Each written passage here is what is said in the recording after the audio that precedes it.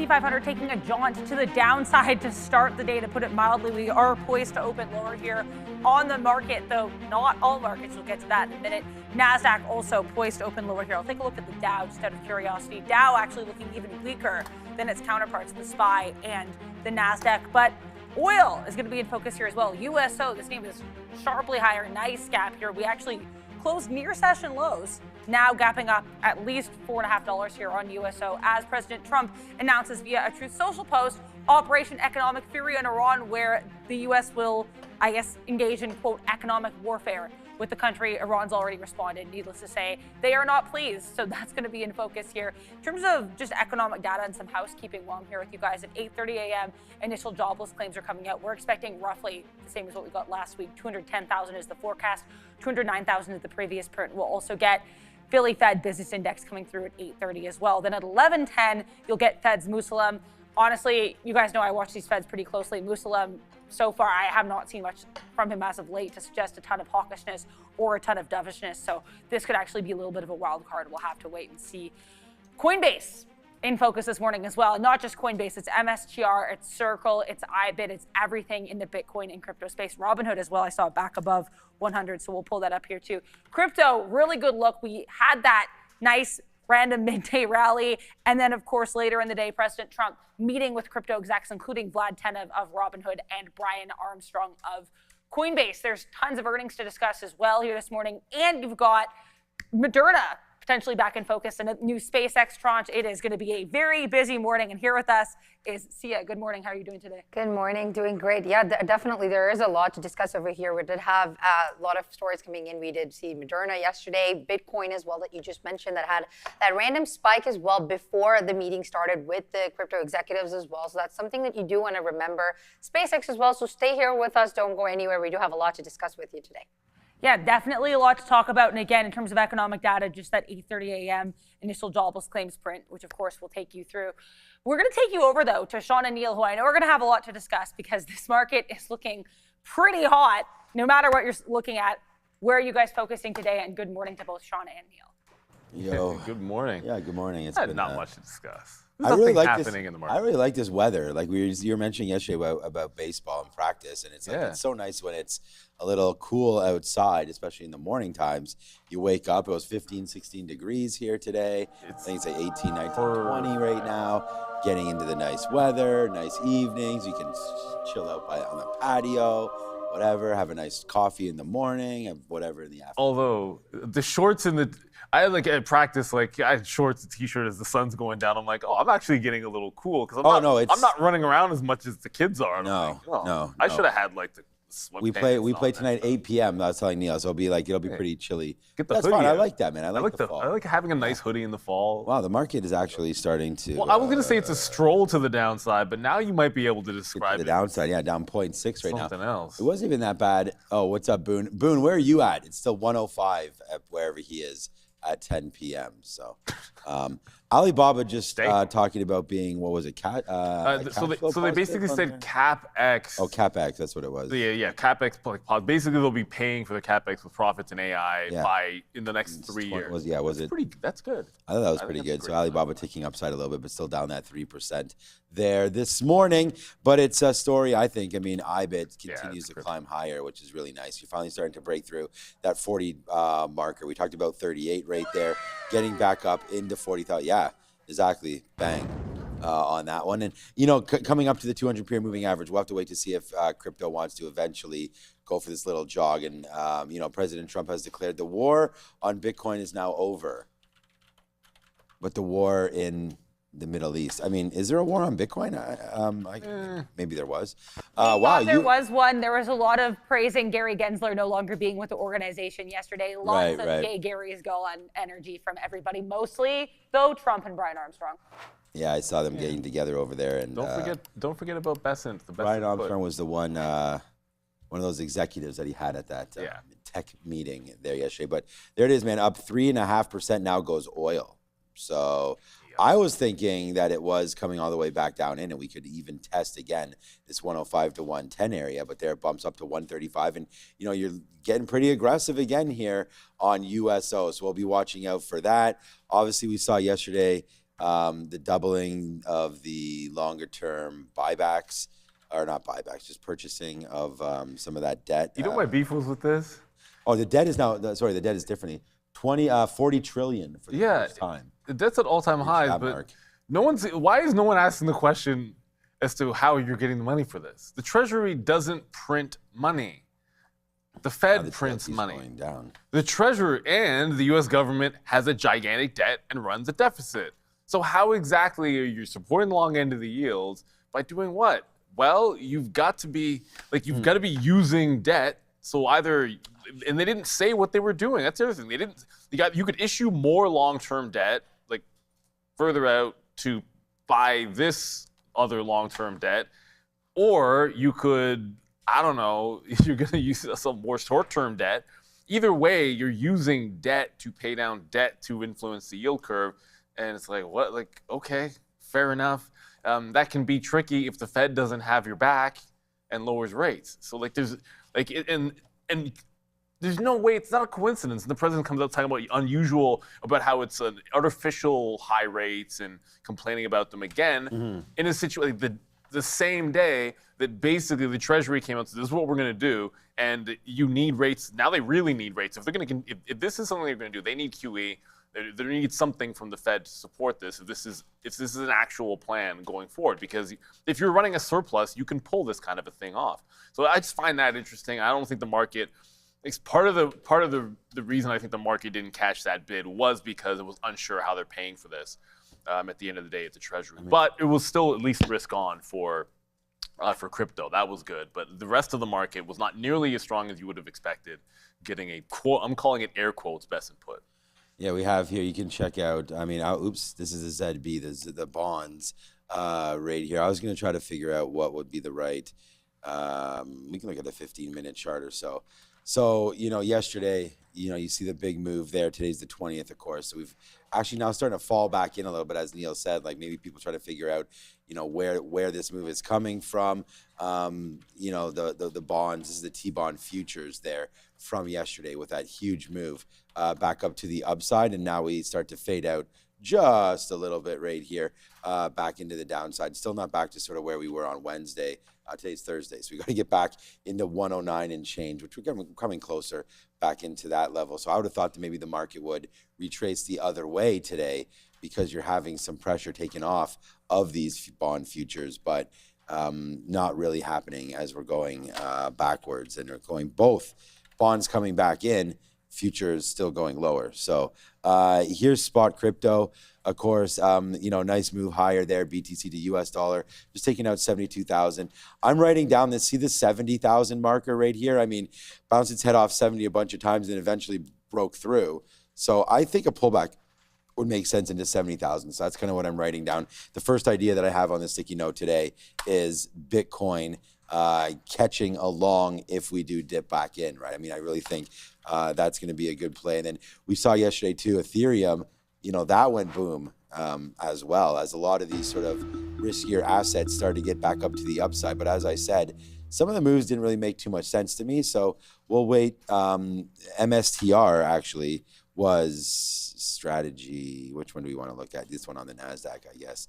13% move yesterday as well, back to the upside. But I did see somebody post, and we have to overlay MSTR with Bitcoin, but they said like the last time Bitcoin was at 72,000, MSTR was much higher than where it is right now because it's gotten delevered a little bit there. So some of the dilution that's happened in MSTR creates a one-to-one weighting. And, the move that you get in Bitcoin, you used to get much more of an extended move there in strategy, but that's not happening Unfortunately not. The earnings call for Walmart. Growth is continuing among higher income households. Well, everyone talks about the K-shape. I mean, you showed the Walmart monthly. Well, that's the other thing is one of the reasons I use the weekly and the monthly is if it's like if you're looking at something long-term and not trying to get like chopped up around in it, also we'll use the E-segment monthly because they went to the NASDAQ and our chart's only going to show New York. Customers under pressure, increasingly prioritizing value and convenience and speed. If you look at the monthly chart of Walmart, like when things got out of hand, it was the last 2 years. I'm not talking about this year because this year I haven't. I haven't found a place that I like it yet this year, but last couple of years, it was an obvious breakout in 2024. But it went $50 to $100 on that breakout. It literally doubled, and then was still bullish on the pullback in last year. Well, now we're in a deeper pullback for Walmart, and the $100 level is where that resistance was in 2025. So that to me, that's like when it didn't hold up here, like you can call it, it's not a bull flag, but when it didn't hold up here, you got to feel like the 100 levels in play.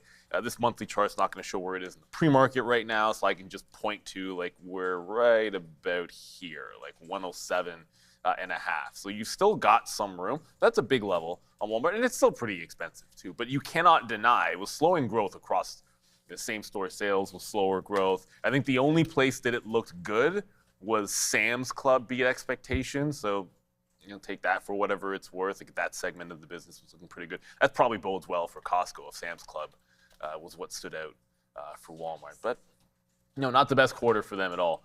And like you're right at, and these are just recent lows here on the daily chart, but obviously, as I said, like that's only going to show up from when it got listed in the NASDAQ. Bit of a bleed here in Walmart. If I look at this and Baba, which one do you think bounces today? Baba, I don't know. Baba had a few good things on that call. I liked what they said on the call there, and I really like the valuation on Alibaba. They're down 3%. They're not down nearly. They're down more now. 4%. Yeah, they're both down 4, 5, 6% here. Like neither one of them's look very good. Good thing you didn't say that next number. We logged in. Oh. We were watching the Jays last night, and of course the score was 6-7. Serenity now. And it's like Gia was trying to get us or getting her older brother to say the score, and he was like, "Oh, it's 7-6 Tampa," But on the board, because Tampa was home, it goes Jays and then Tampa, so it was 6, then 7. Can Gia play left field for the Jays, please? Well, she could, but she's unfortunate. I saw Sanchez there, but she has that fractured thumb, so she could probably still catch it better. That's what I'm saying. But did he lose it in the lights? Lose it in the lights? Oh, come on, man! It wasn't even a high pop fly. Like it was like a mid-range thing. For those that don't know, that was a bad. The Toronto Blue Jays left fielder missed a fly ball that I've never seen anybody. Like he had a great break on the ball. He was right there, and it's like the ball landed here, and he was like here. He was like running. He pulled up like I'm gonna stop. And then he wasn't even on the right track. Like where is the ball? What are you doing? You're a grown man playing Major League Baseball. It's one thing, I get it. Every now and then, like you take 1,000 fly balls in your life, one clanks off the glove because you squeeze. Yeah, that's what I mean. That's why I was saying like he must have not been able to see it. Little mistake like that happened, but like that one, I wanted to. What is this? Anyways. So cost us the game, but we're really falling here. So I think like last night, Trump talking. I mean, we can look at USO. I mean, the market's getting crushed right now. Actually, straight down. Like it's not good. Man, I'm not trying not to check that portfolio again. But straight down 1% here. I mean, last night Trump was like economic warfare on like every single country that supports Iran or basically doesn't support the United States in this Middle East battle here. I mean, I'm actually surprised oil's up this much because we've seen so much of this rhetoric sort of come back and nothing really about it. But today the market seems to be thinking about, oil just a little bit more. I asked everybody not everybody, but I asked a few of you here, what are we looking at today? mRNA was a great stock yesterday. I actually said I thought it would be up today, to be honest. So shout out to Nick Downs.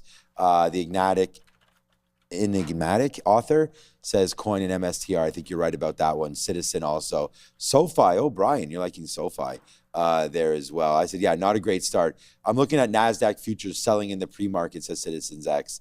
Currently sitting in Nikkei short. Ooh, we like that one. That Kausha, one of those memory names getting hit as well. SKHY next today. We're gonna have to. We're really lucky because Sia now filling in for Sharif. Oh, SKHY is actually up on the day. Yeah, it's okay. It had a strong overnight. Oh, I didn't recognize that. Okay, it's great to have Sia in the back there. We should, as you mentioned, we should have Rahim Alani coming on. Yo, Apple is beauty. It is. I love Apple. I mean, Apple seems like it's just one of those stocks where you gotta. Oh yeah, 318.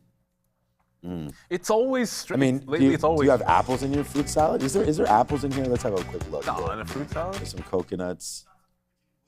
I don't really put I think you could have. I think you could have apple in the fruit salad. 316. No, it's 318. I didn't say 316. It's not at 316. No. It's not at 316. I mean, if it was at 316, we'd be panicking a little bit. Maybe. Who? This guy out of here. Yeah, no, I mean, Joe, actually, you might be onto something, my guy. I like to trade stock off 200 period moving average. That's at 316. I knew it. You know.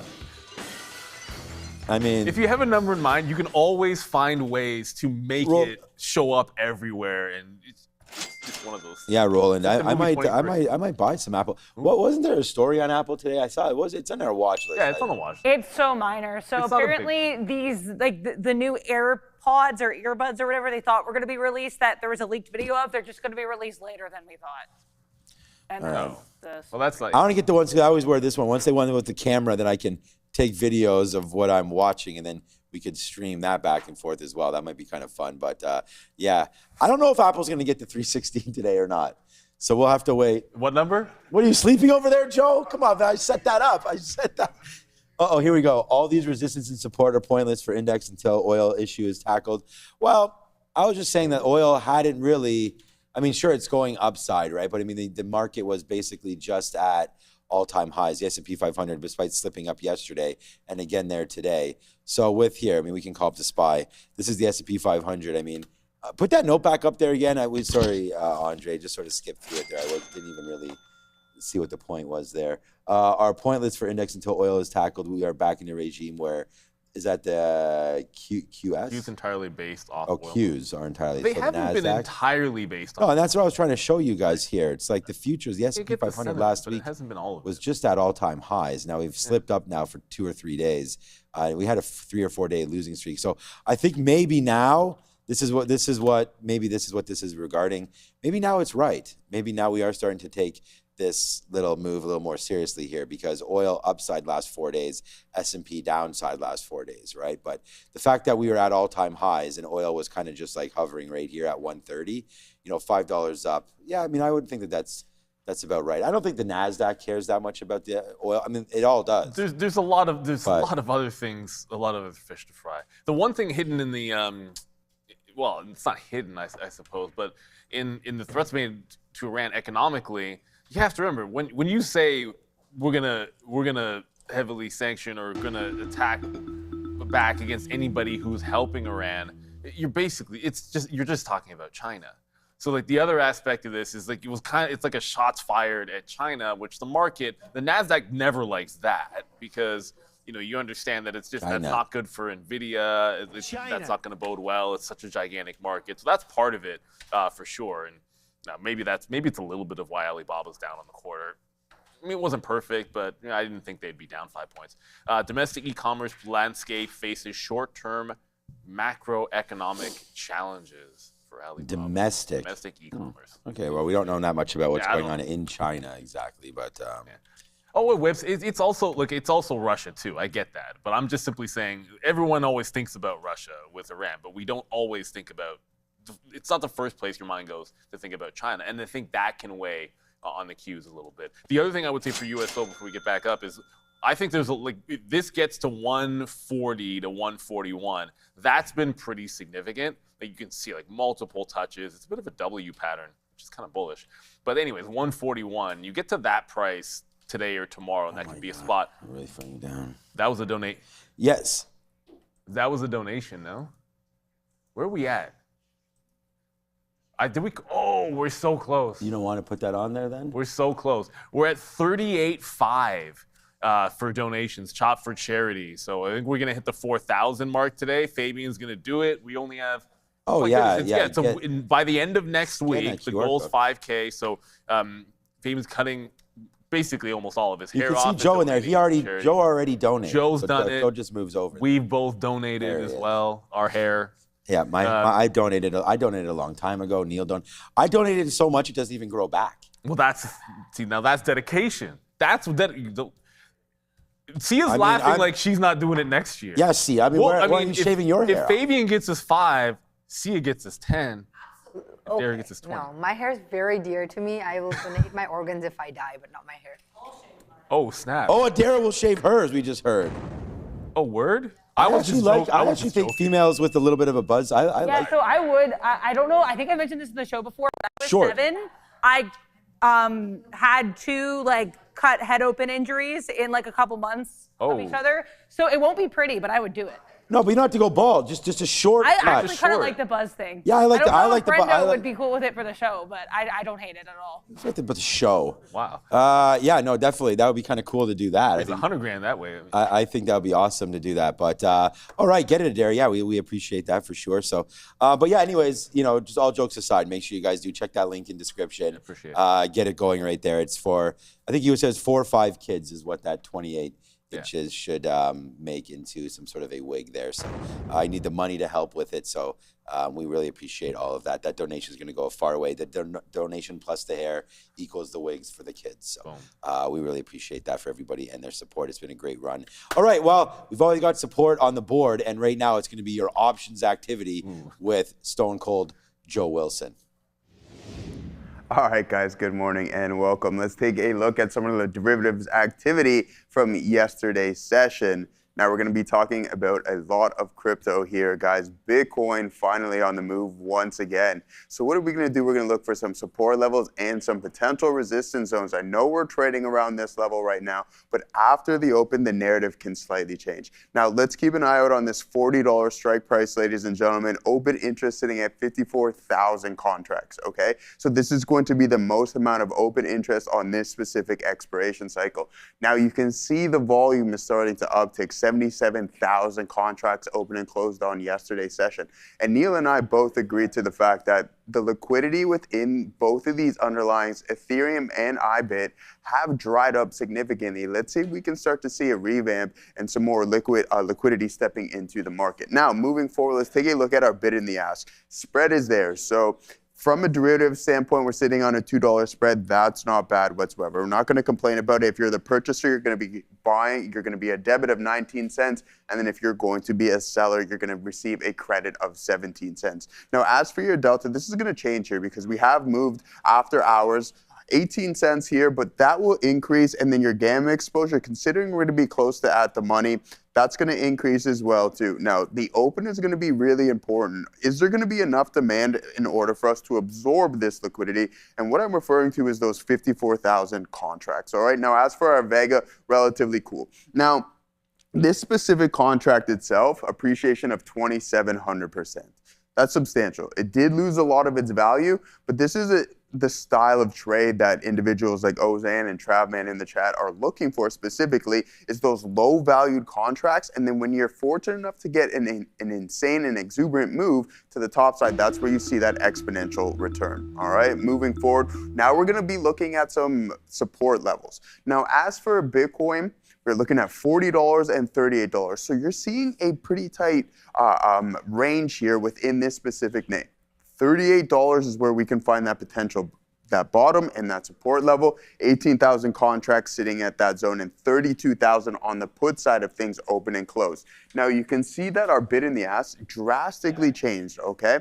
Even though we have appreciated in price, there's still some value in there, and also your at the money IV is going to increase. Now the liquidity issues in which I was referring to not too long ago, you can see that fully displayed within this contract. This is extremely difficult to trade, so that's why I always emphasize the fact that when you are looking at derivatives contracts, options contract, liquidity is extremely important. Now moving forward, your delta exposure, guys, that's relatively high compared to what we just seen on the call side of things. Gamma sitting around 20 cents, and your Vega relatively cool, same as what we've experienced on the other contract. Moving forward, now we have Ethereum at this $19 strike price, potential Ooh, yeah, I know, Katina, man. Ethereum with the potential resistance zone at $19, 23,000 contracts still open at this level with volume around 24,000. Now, the actual contract itself was very low on liquidity. This is the underlying itself. So 8% move in Ethereum yesterday, some strong price action. And then sure enough, you can see our Delta and some of our Greeks here exposure. Relatively cool. That will change after the open, considering we did appreciate in price overnight and in the pre-market. Let's send it back to Neil and Sean. Yeah, we talked a little bit about that crypto play there. I think options might be the right way to play that.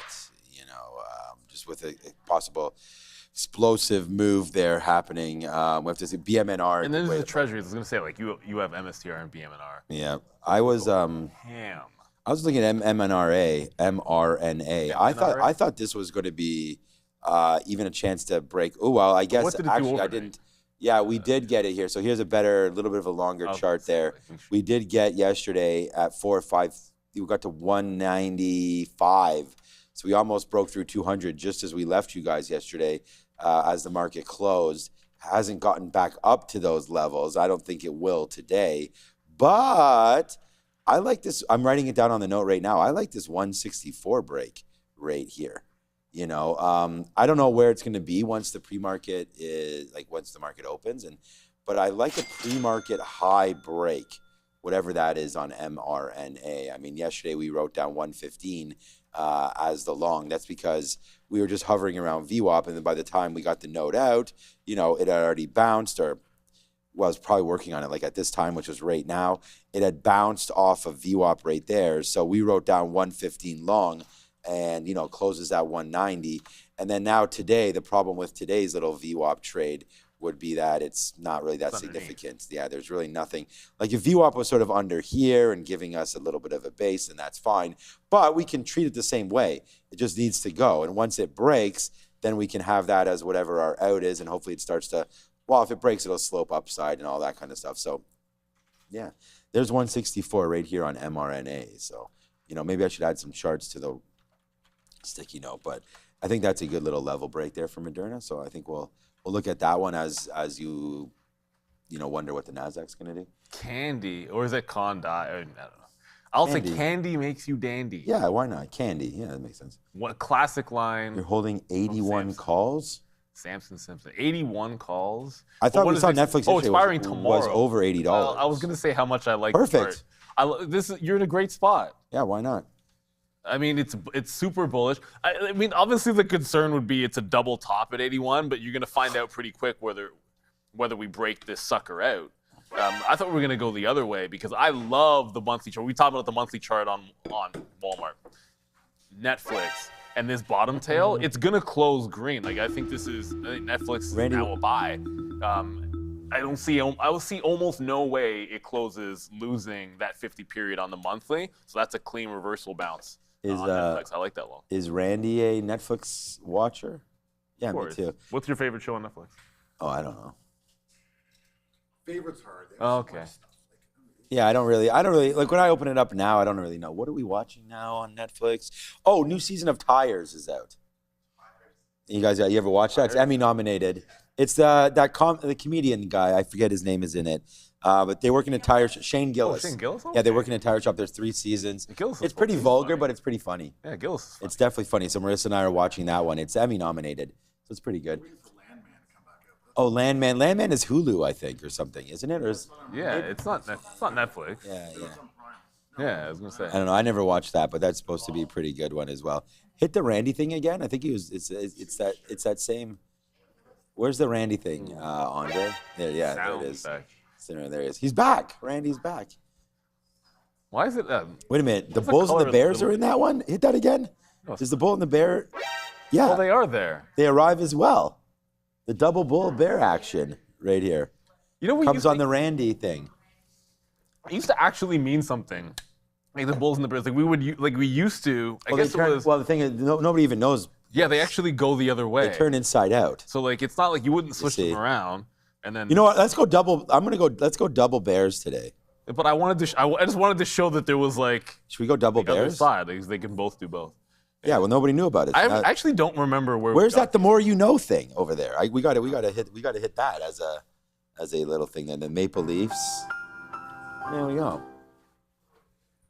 All right, we have jobless data coming out. Who cares about these stupid Bulls and Bears?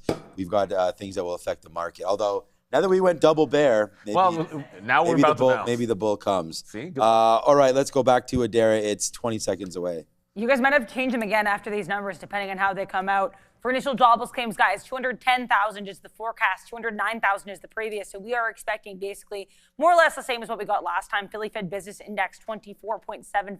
Prior is 41.4. So we're expecting pretty sharply lower than what we got last print. That is Philly Fed for the month of August. Okay, initial jobless claims, 206,000. So that's going to be a little bit below. I'm now, I guess, seeing the previous adjusted to 212,000. Either way, below estimates. The forecast here was 210,000. So slightly better than expected here, initial jobless claims. This Philly Fed Business Index, also better than expected, 47.4. That's going to be well above, nearly double the forecast of 24.75, also above the prior print of 41.4.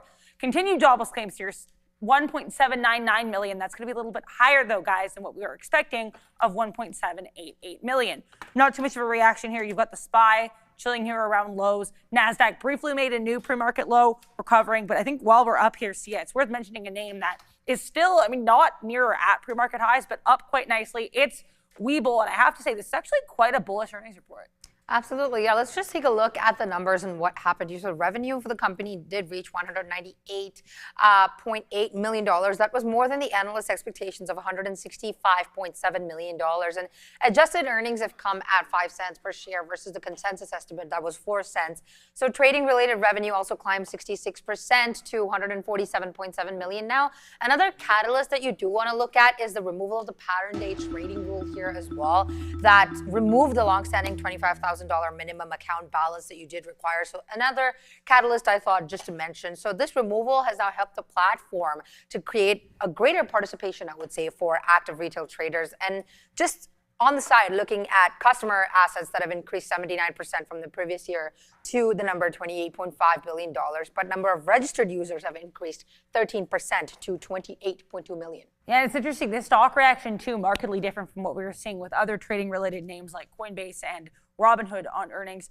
I want to talk here about, this is just this infographic. I haven't posted it yet, but this is just a look here at Webull. As you guys can see, nice revenue. This is going back to when they went public, Q1 2025. So we've got 6 quarters of revenue now, nice revenue growth. I'm also seeing a Micron story, so I'm going to pull that up before we send you back to the guys. No move on Micron, but MU and focused here. The company apparently investing $10 billion in a U.S. memory research lab over the next 10 years. This is not new here for Micron to invest in the U.S. If I get any more details on this lab, I'll let you guys know. But apparently this is going to be called Micron Research Labs. Back to you.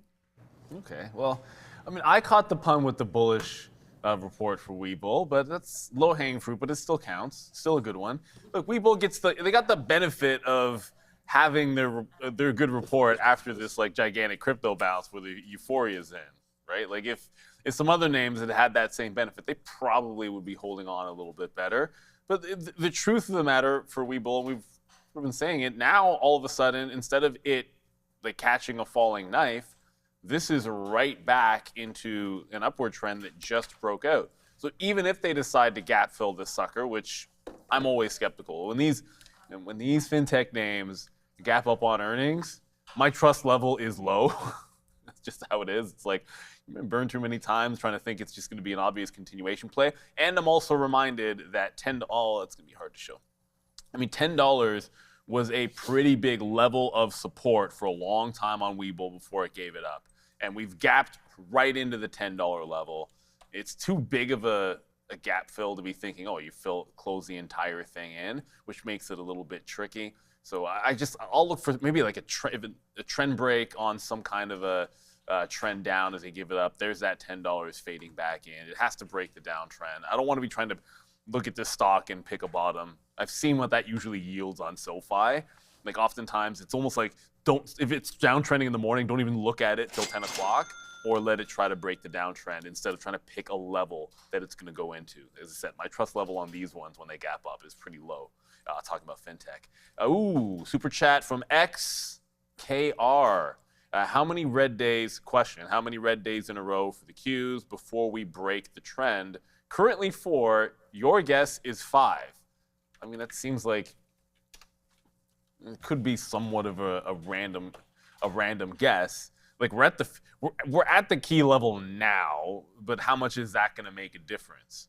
You know, the 50 period, it's a nice area on a chart, but the Qs don't tend to they don't care, the Qs. Like it's going to bounce. If it's holding the 50, sometimes it'll blow past it by a couple of percent and then settle a little bit lower and then go. Like it's more of a loose area. Sometimes you get cleaner breaks on individual stocks. I don't know, we had one bounce day, like, or a consolidative day, maybe even a couple, and then a new leg to a fresh low. I tend to think when it looks bearish like that, it's like short till it's not, instead of trying to guess a day that we're gonna bounce. Just because it's a Friday, I'll keep it a day at a time. If we hold the 50 period today, then I'd probably think long tomorrow, but for now, I'm still saying bearish. Daily says rising bond yields don't give signal for policy. Well, Daly's not helping the case then, because as you saw with Besant yesterday, they're taking a course which you're going to want lower rates, but Daly doesn't care. Just about that, yeah, we looked at some of the bonds anyways. We can have a look at that ZB after this. But yeah, no, just Webull, Neil mentioned SoFi, and that's what came to my mind. And we've seen SoFi up on, a good report as well. I like that revenue growth that Adair was showing. I think that was a pretty cool graphic since their inception in 25 there on the market. 400% EPS beat. I mean, 3 cents to 12 cents. I mean, that's great. And I mean, that's kind of what you're looking for, right? I don't really love the fintech space. I thought it was a little bit too oversaturated, but Webull, Chinese name, looks like there's a lot of room to go. Obviously, it's been hit since its IPO. I mean, we got as high as $65, $70. And so the chart is not the most, the prettiest chart. But if we do zoom in a little bit, I know that there was a lot of people that were throwing it, into the garbage when it was just basically straight down for like 4 straight months here at the beginning of 26. But, we found a base. And I feel like this 5 to 6 to 7, definitely a good little range there. And then you get the earnings report and then the bump goes. So I would like this name back, but I mean, back into 8, fine. But right here at $10 seems a little bit frothy right now. But, these reports keep on coming through for them. They're going to be a higher name. And, no doubt about that, as there hasn't been, we talked about how good this earnings season's been, but, for some of the fintech names, it hasn't been great. We saw Klarna the other day getting hit as well. PayPal, although PayPal is nice because it has that bid underneath it, but I'm not sure how nice it is other than that. There's their PE right now. I have to see. I don't know if it's going to be adjusted or not, but 45 is obviously very high for a fintech name, but we'll wait to see if that's coming through. Current PE 14, that's more like it. So we'll see if that gets adjusted as those numbers come through. Just a market cap of just 4.5 billion there on Webull. So, what I want to actually check out was not anything there. I want to check out what the short flow was on Webull. So there it is, 6%. That's more like what I wanted to check there. So yeah, so not even a huge short flow. I mean, if it was larger, maybe this thing would be up 20+% right there. But we like Webull. And then did you show the SoFi chart? It's not breaking that $20 mark. So this is part of the problem here. And it's just like we were saying at the beginning of the year. A lot of these fintech names, you saw Webull go down to $5. Now up to 10. SoFi gets down to $15 or so, bounces off those levels a couple times, gets their earning report, and then tries to kick it out through $20 again. So that's a key level right there on your 200 period moving average. Like, I think SoFi, once it takes it, that's going to be a great. There's going to be a huge opportunity there for SoFi. I think that's an optionable trade too. Like, once you get near 20, have it break and then just buy something for 24 or something like that. Get a nice little 20% bump up or so. I think that can definitely work out for us there. But okay, yeah. So we already looked at what those bonds were doing. ZB. So we'll just call that up right here. Just have a quick little look just to show you guys maybe what's going on there. So Fed's, I don't see evidence calling for preemptive rate hikes. So we'll see if those, if that mind gets changed pretty soon here. We're still going to the downside right now. And we did show you guys yesterday what was going on with the Fed anyways. So it doesn't look like come September 16th, you're now, a few weeks away. Still have some more data to come, right? But 76 60. I'm just gonna say 66% to avoid the number that's after the Just 6 there. say it. So it's 2/3. How about this? This makes more sense. 2/3, 1/3. That's acceptable. Right there for the rate hike. So it's a 30% chance that we get a hike right there. So we'll figure that out. There's hard evidence that SpaceX will go up or down today. Yes, Ozan, that is. That is you know what? It's like that whole thing where it's like if you guys. This is a mathematical thing, though. We have tested this. Right there. You see, so I'm gonna have to refresh this to see how many people are watching exactly right now. We get into the 10,000s once the market starts to open up, but right now, what the hell? Only 4,000 of you watching.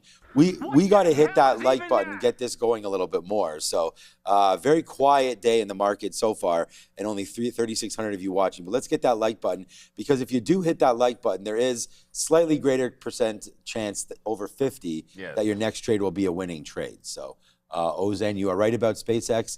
And if you do hit the like button, most likely your next trade will be a winning one. So. And every trader in our chat that hits the like, hits the subscribe, contributes, they all have all of you, you've got great reads.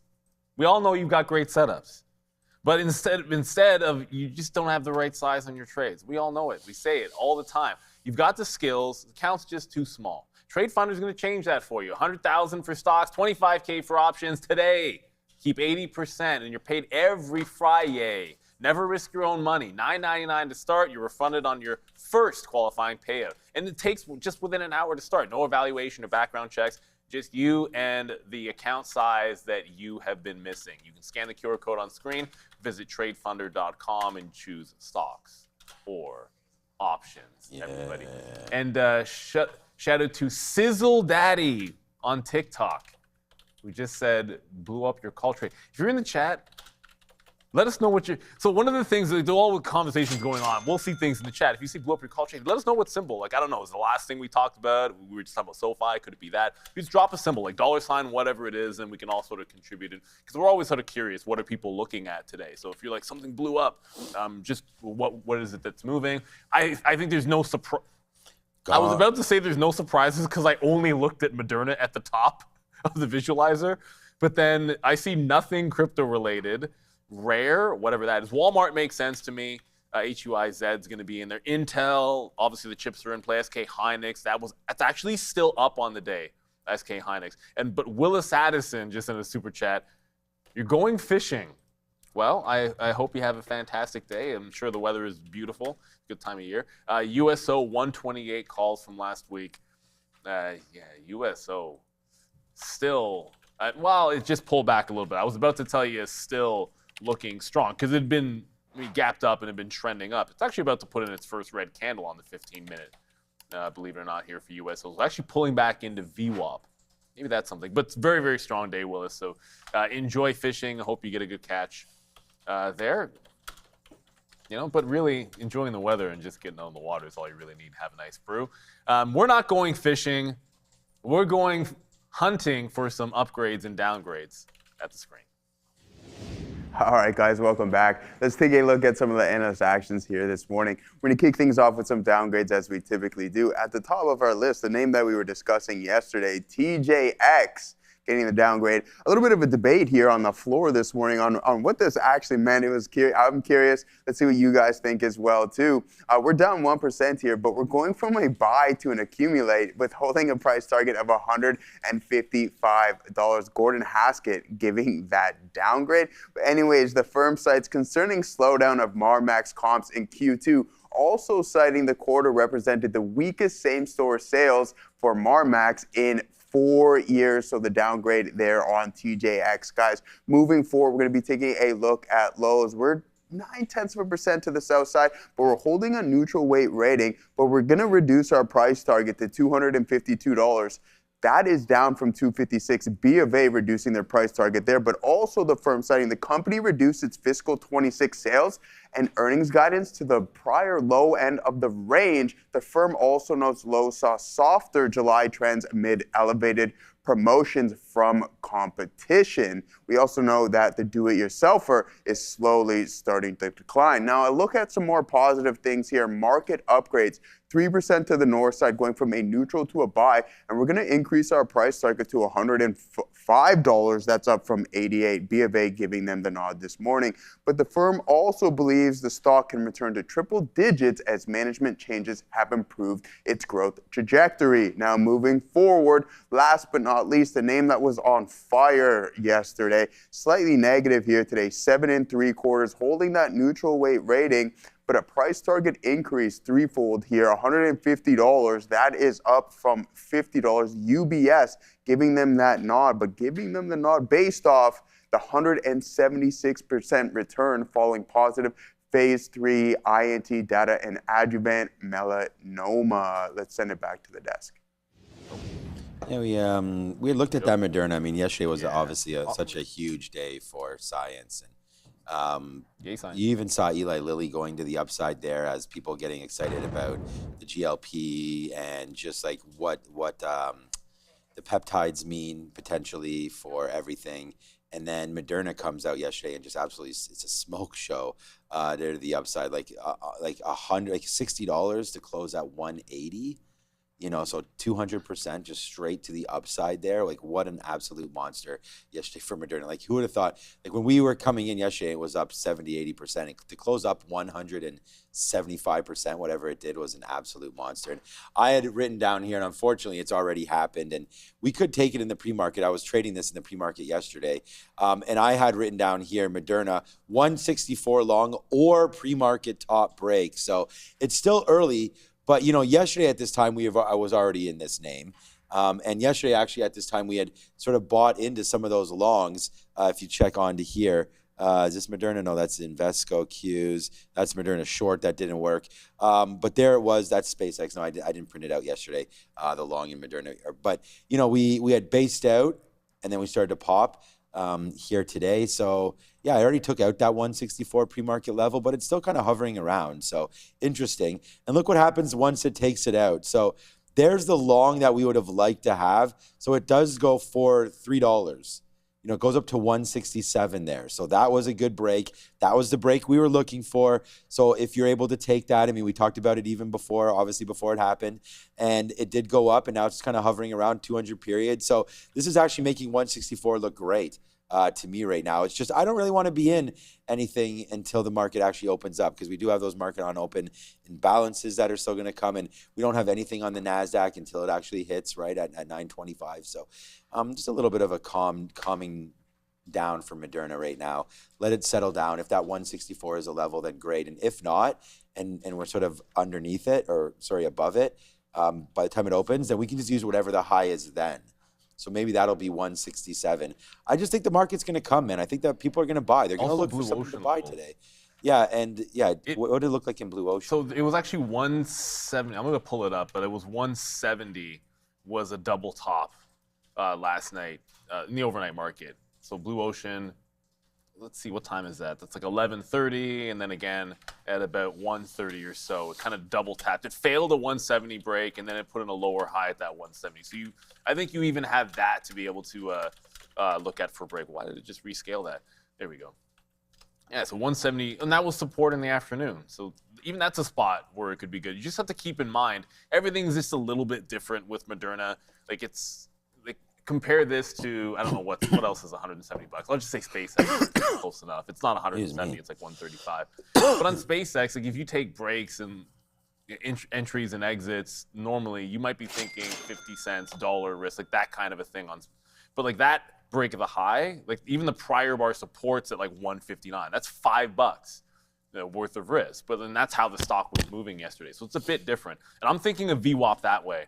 Like if it's holding $5 underneath VWAP, then this stock, to me, like I only want to be looking for a short if it can hold under VWAP, like consolidate like at least $5 under, not like 50 cents or like just barely wick it like it did at the open, and then use any hold of VWAP after the open. You know, I think can be a good one. But David Z. Siamese flipped a lucky coin. It's nice to have a lucky coin. Market opens red till broad rally. 11 a.m. Qs close green 1.5. Ride the crypto wave. Easy money. I just don't know what's going to create. Look, I would like to agree with that. I just down 0.8 right now. I mean, if the market rallies, that's great. I mean, do we have a 2% move, right? I mean, if you're going to say it's going to be up 1.5%, I just wonder what's going to rally the market today, and hopefully something does. You know, Remember, you need to wake up. That's gonna happen.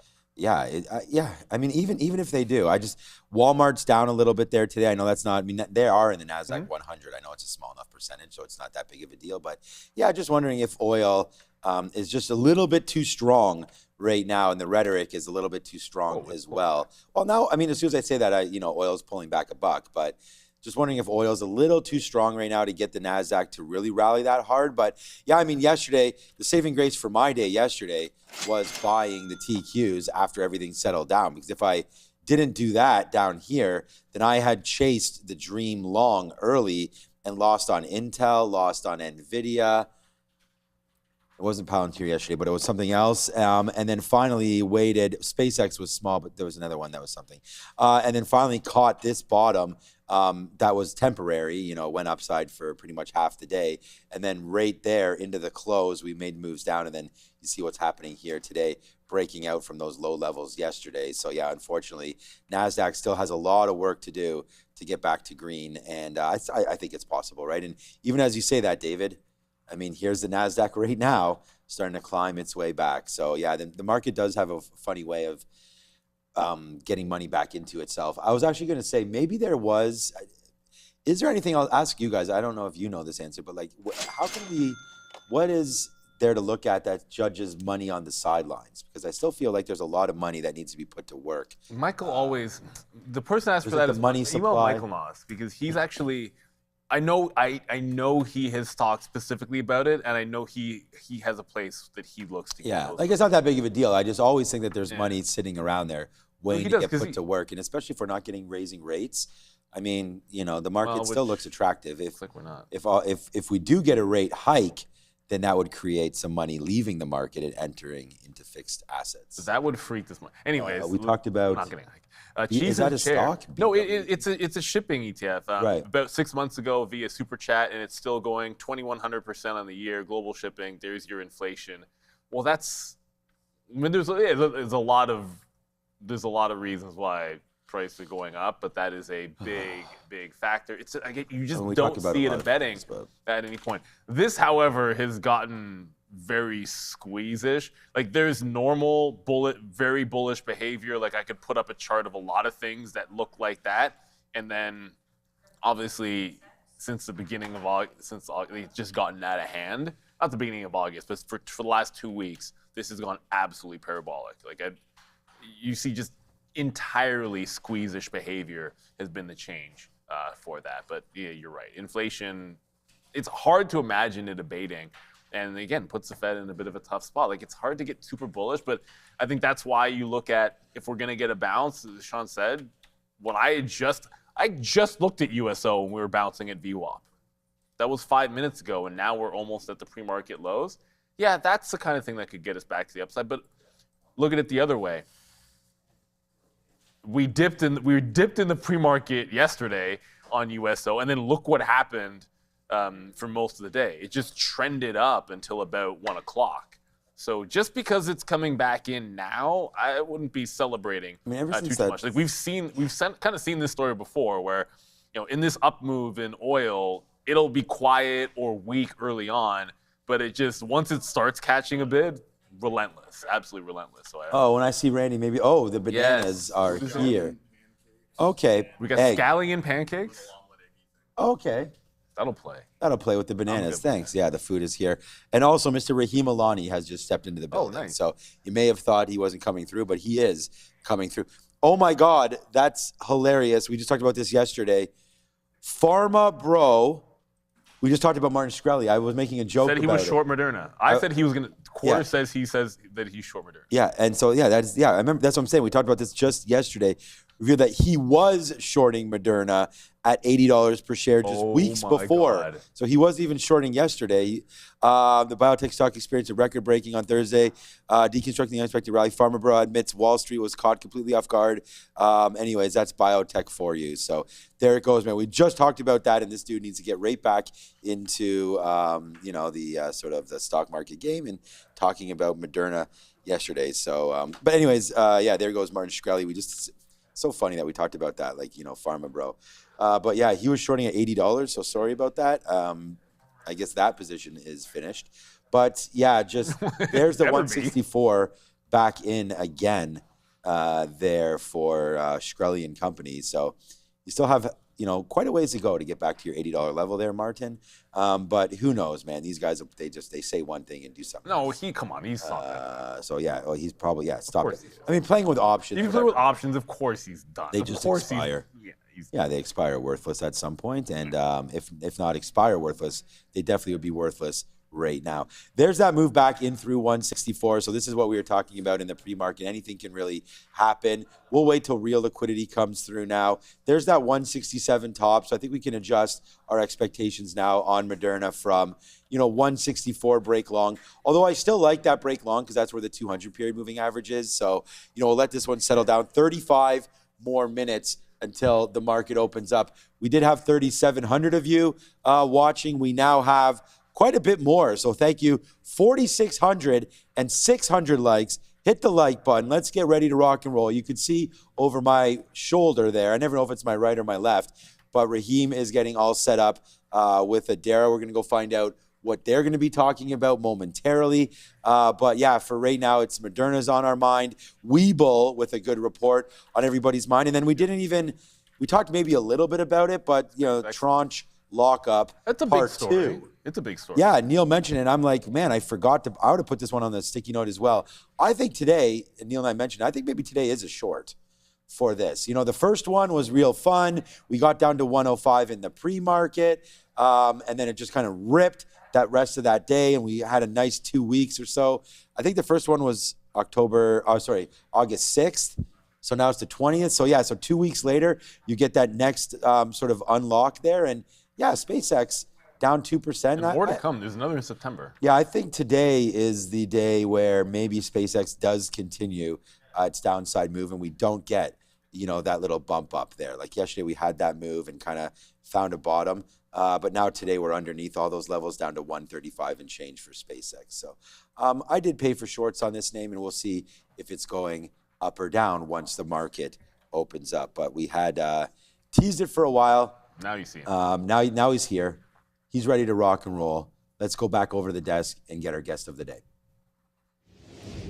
Always excited to have with us Raheem Alani of OCI, here to talk about some Canadian-U.S. trade, a topic that is on everybody's mind. Good morning, Raheem. How are you doing? I am doing well. How are you? I'm good, thank you. Happy to be here on a Thursday morning. And we actually just got a headline in here I was talking about to you off camera. Greer, U.S. Trade Representative Jameson Greer, and Canadian negotiators are going to be meeting here at 12:15 p.m. in Washington, D.C. So I guess a couple different areas we can look at here for trade. I know the energy aspect of CUSMA or USMCA was something you wanted to discuss. Yeah, I mean, it's an interesting time. The deadline was yesterday. It's been extended by 3 days. And in 3 days, we'll have a deal. I believe we'll have a deal. I think everyone believes there'll be a deal done. The government of Canada has promised that a deal will be done. And so a deal will be done. And there are a few areas of, let's call them negotiations, but that the U.S. wants and that'll get done. And it's in the best interest of Canada, I think, to line up with the U.S. because strong neighbors make strong neighbors. Yes. Makes a lot of sense. And I'm glad that they are meeting because it will be helpful. So there are a couple of areas that will be of interest to our that are going to be of interest to people out in our audience. So the first one, like you said, is energy. That's going to be the big one. So I didn't come with any particular names today because there's just too many to discuss. But depending on your belief and what you're looking at and what you want to do, energy and the infrastructure around energy, there will, I believe there, I should preface all this. I believe there will be, I should get into politics. I believe there will be an energy solution created and there will be infrastructure that will be needed for the energy solutions. So look at any of the infrastructure names that are around pipes, pipelines, and infrastructure. That's going to be super important because when the pipeline gets built, energy will come from 37 different places, and the person that builds the pipeline is going to be the most important. So look at energy infrastructure. Yeah, it makes a lot of sense. And I know another area, and maybe the one that I think comes the most to mind, at least for me, when I hear about USMCA, these automakers, right? You've got your Ford, your GMs, your Stellantises. So I guess what's the auto look potentially? What are you thinking is going to be on watch for that potential deal here with the US and Canada? Auto is going to be important because Canada has been such a place for auto. The US has been such a place for auto. And they both want to combat what's happening out of China with Chinese autos coming in. So I think there will be something specific around the auto move and how to keep the Chinese vehicles out. So be very cognizant of that. And then auto parts. Given that Canada is a place that supplies auto parts to a lot of places in the world, like the Magnas of the world, that's, again, a place to look because of what could come. Yeah, it makes a lot of sense. And I think as well, mining is another area that's going to be in focus. Now, I think mining is such kind of a diverse area, if that makes sense. There's lots of different types of ways to look at this. So I guess my two questions. First would be, what's the mining story do you think here? And the second would be, what area of the mining sector would you be looking for trades? So mining, as the audience may know, I come on and talk about mining quite a bit. Yes. And mining will be very, very important. So there are a few U.S. agencies. There's Department of War, Department of Energy, XMDFC that put a lot of money into mining. Now, Canada as a hub is the home for mining, maybe Australia second, but Canada is the hub. And where will the government money come from? And there's Project Vault, there's DIBC, which is the Defense Industrial Base Consortium. All those places have money, and all those places have a need for critical minerals. So DFC and XM cannot currently invest in Canada because Canada doesn't fit the criteria. So let's leave those two aside. But Department of War, Department of Energy, and then again DIBC. There are places for mining. And when Canada gets a deal done with the US, I believe that, I believe that US investment will come into the mining world. Canada is the home and the hub for mining. I hope that the government is taking the fact that we are the home for mining seriously, so that we can take advantage of the opportunities that will come from a new deal. So you look at your coppers, more specifically, copper, zinc are nice. Gold, leave that aside for the specifics of this deal. Leave gold and silver aside, but look at copper, look at zinc, and look at your critical minerals that are related to what the US is gonna need for Project Vault. So do your homework on Project Vault. Everything, all this money that's coming in from abroad is going into Project Vault to secure resources for the things that the world collectively will need. So that'll be super important. So look at your critical minerals that go into Project Vault. Data centers aren't here yet. I don't know if Canada will ever be a place for data centers, but they will co-locate next to resources. I believe that that's the place that people will look. Instead of having your copper, zinc over here and shipping it over here, people will kind of put them close by for proximity purposes. So kind of a parting question here. Yeah. I was going to say we're going to get the deal, or you believe we'll be getting the deal here within the next 3 days. So I guess with that in mind, for these three sectors and other sectors, do you think it's something where we immediately see exactly which names are going to be impacted right away, or do you think that's going to take some time to implement and really realize the full impacts, if that makes sense? I think a little bit of A, a little bit of B. You're going to see certain names, again, on the larger cap side, that as soon as the deal gets announced, a couple of names are just going to come out the door. Like, yeah, we got a deal, we got a deal, we got a deal. And there's going to be the smaller cap names that are all kind of pushing towards, hey, we have a deal now, Canada and US have a deal. Now can we come and play nice in the sandbox together? So it's going to be a little bit A, a little bit of B. Again, I'm glad that it's happening. Yeah. And I think the smaller companies that have been put aside because everyone's waiting to see these deals happen can now get back into the sandbox. Yeah, it makes a lot of sense. Thank you very much for going over the USMCA, Kuzma, whatever you want to call it, with us. Rahim Alani over at OCI. Always great to have you with us on a Thursday morning. Thanks, guys. Nice. Yes, as always, thank you, Rahim. And I like the energy infrastructure plays and things like that. Okay, this fly wants my food. There's some flies happening around here again. But yeah, no, talking about the picks and the shovels and, looking at different names, that could potentially be involved in there. We talked about some of the power names there as well, like Constellation is a pretty safe name. We talked about GE Vernova coming through. Caterpillar has been getting hit recently as well to the downside. So CEG just trying to hold out above the 50-period moving average. I actually kind of, again, I've recently bought this name. I'm stuck in it right around here. First level bought it. I thought it was around 300, but I don't really know why I would have done that. That's why I thought it was about 280. Then we did buy some more at this little dip, but this came a little bit quicker than we thought down there. So we're about flat on this name, trying to get it back above the 200-period moving average CEG. But I think best in class, something like a GE Vernova has really done quite well and actually been holding pretty good during some of these moves down. I mean, obviously there has been an aggressive play to the north side over the last 2 years or so in the name, and now just trying to flatten it out. Like a lot of this space hasn't really moved in months. So, right back to some of these levels of April, and then, talking about the rebuild and what's been happening around the world, Caterpillar there with their turbines. I really think that there's, a great opportunity here in the power space as well. Like if you can get those, the turbines going, then Caterpillar all of a sudden, the energy can be put anywhere. That's the whole point of what they're building for farmers and everything. And now you can see the use for these in the data centers as well as, more power is required to sort of fit the bill here. And Caterpillar does exactly that and trying to get into the 200-period moving average, which I think is another area where we always talk about, you want to sell on the way up, but you also may want to buy on the way down. And 200-period moving average has always been an area of somewhat a concern. That's a great, Caterpillar is one of those charts on the monthly. It is so stretched out on the monthly that it went from the normal stuff that it does to this 400, and if you're in it, you're happy. I'm happy, but if I'm pretending that I expected Caterpillar to move like this in the last year and a half, I didn't. And as it starts to come back in, it makes it a little bit trickier in terms of buying the dip. It's at the 200, but the last-ish area of consolidation was 700 bills on that. But on another note, just if you're looking at some of the materials names, man, FCX is just dying. It's this long breakout that just doesn't want to break out yet.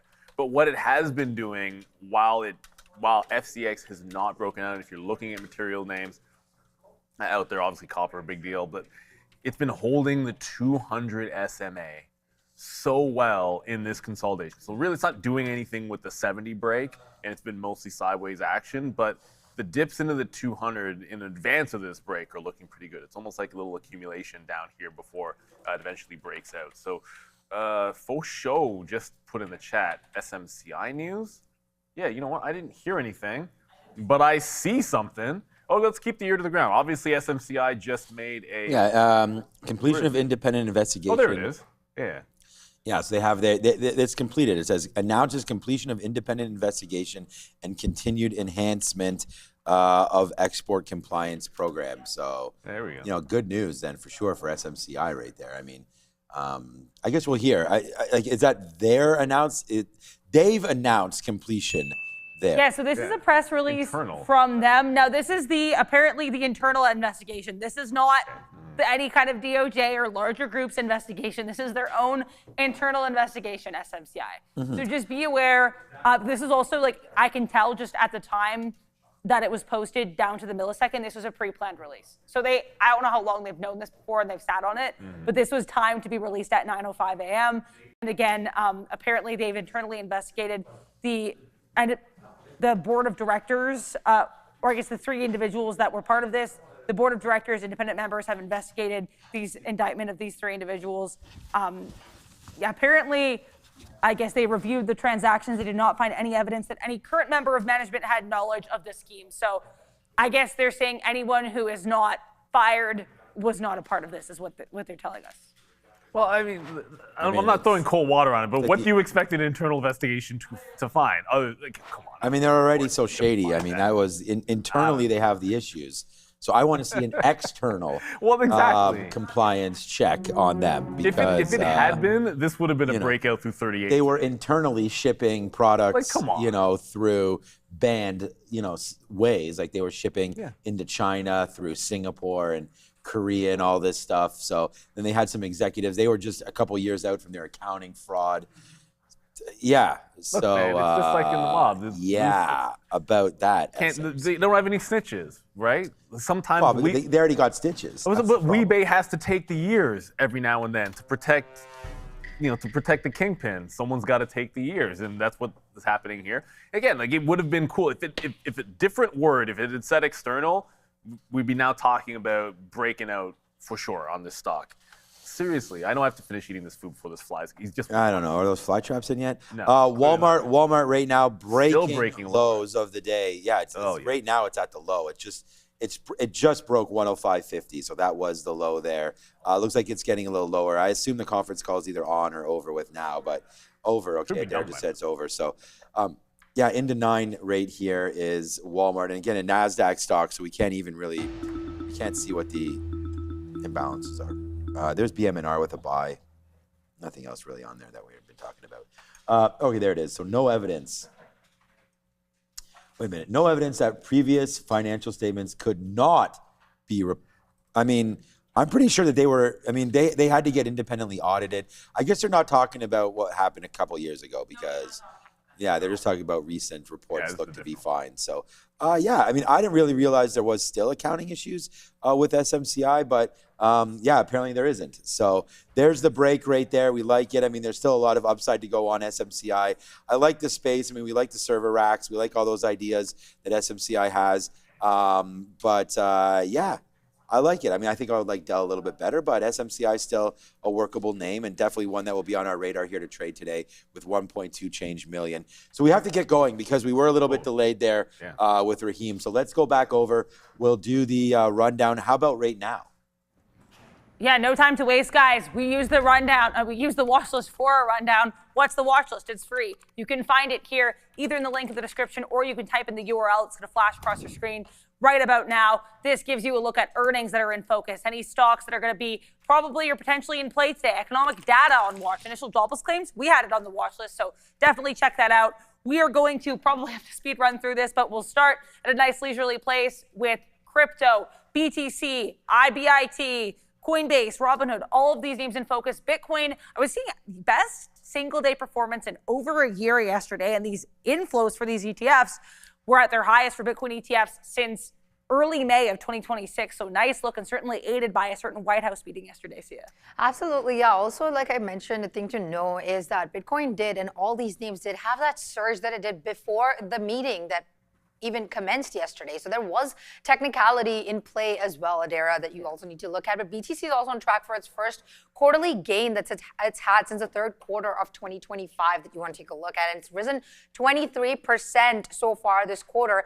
On the other hand, I do want to take a look at XRP because it is the winner here. It is up over 7.5% out of all the 4 crypto names that I'm looking at here. BTC is up close to 4%.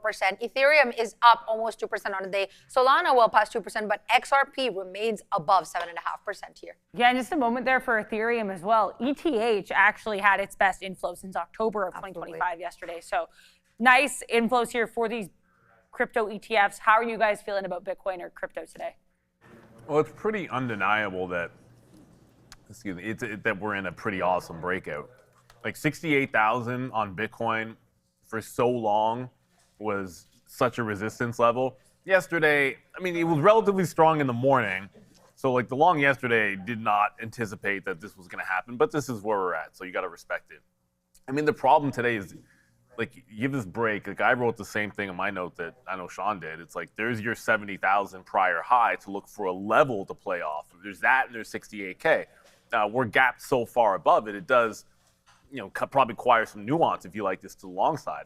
And so I'm going to have IBIT up, but, I'm going to be staring at Bitcoin. If we do retest 70,000, that's kind of a go zone, unless it's some sort of a VWAP hold, right? Because once you think about, it was very explosive yesterday, but in the morning, it did do a little bit of a pullback, and then there it is regaining the volume-weighted average price in here, and then ramping. So I'm kind of thinking the same thing. It tries to chop up a little bit, and then it forms a bottom, and then look for the VWAP reclaim would be a good play on IBIT.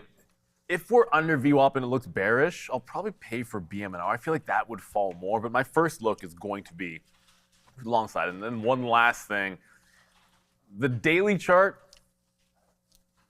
on Bitcoin, this is the context of the move. Like, it's not, when you zoom out the daily chart, it's really not much of anything. It's good, we've got this nice little base, but you put in multiple lower highs here. The good news is you at least have a level which is holding. But if you're not back above even like the 75, 80 hump area, you haven't even broken this downtrend on the daily chart. So this is more of a short-term thing until proven otherwise for me, but yeah, I do like it today. I mean, look, this crypto rally came amidst President Trump, meeting with executives from Robinhood, Coinbase, and just declaring, honestly, they don't like Gensler, and now that the war on crypto is now over. Yeah, I mean, people looking to put their money to work, right? And they did yesterday, and they're doing it again today, back into BTC. So I recently bought some at 66,000. I wrote down on the sticky note today that we'd be looking at 39. This has not pulled, right? So as the NASDAQ was pulling back in, this didn't really pull that much. I mean, we went from 41 back to 40.60.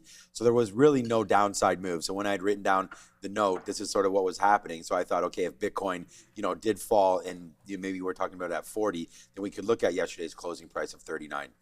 But I don't think that's going to happen. So we always look at the 200 period moving average. So any kind of a dip into 40, I think you want to stay long crypto today. It's bucking the trend.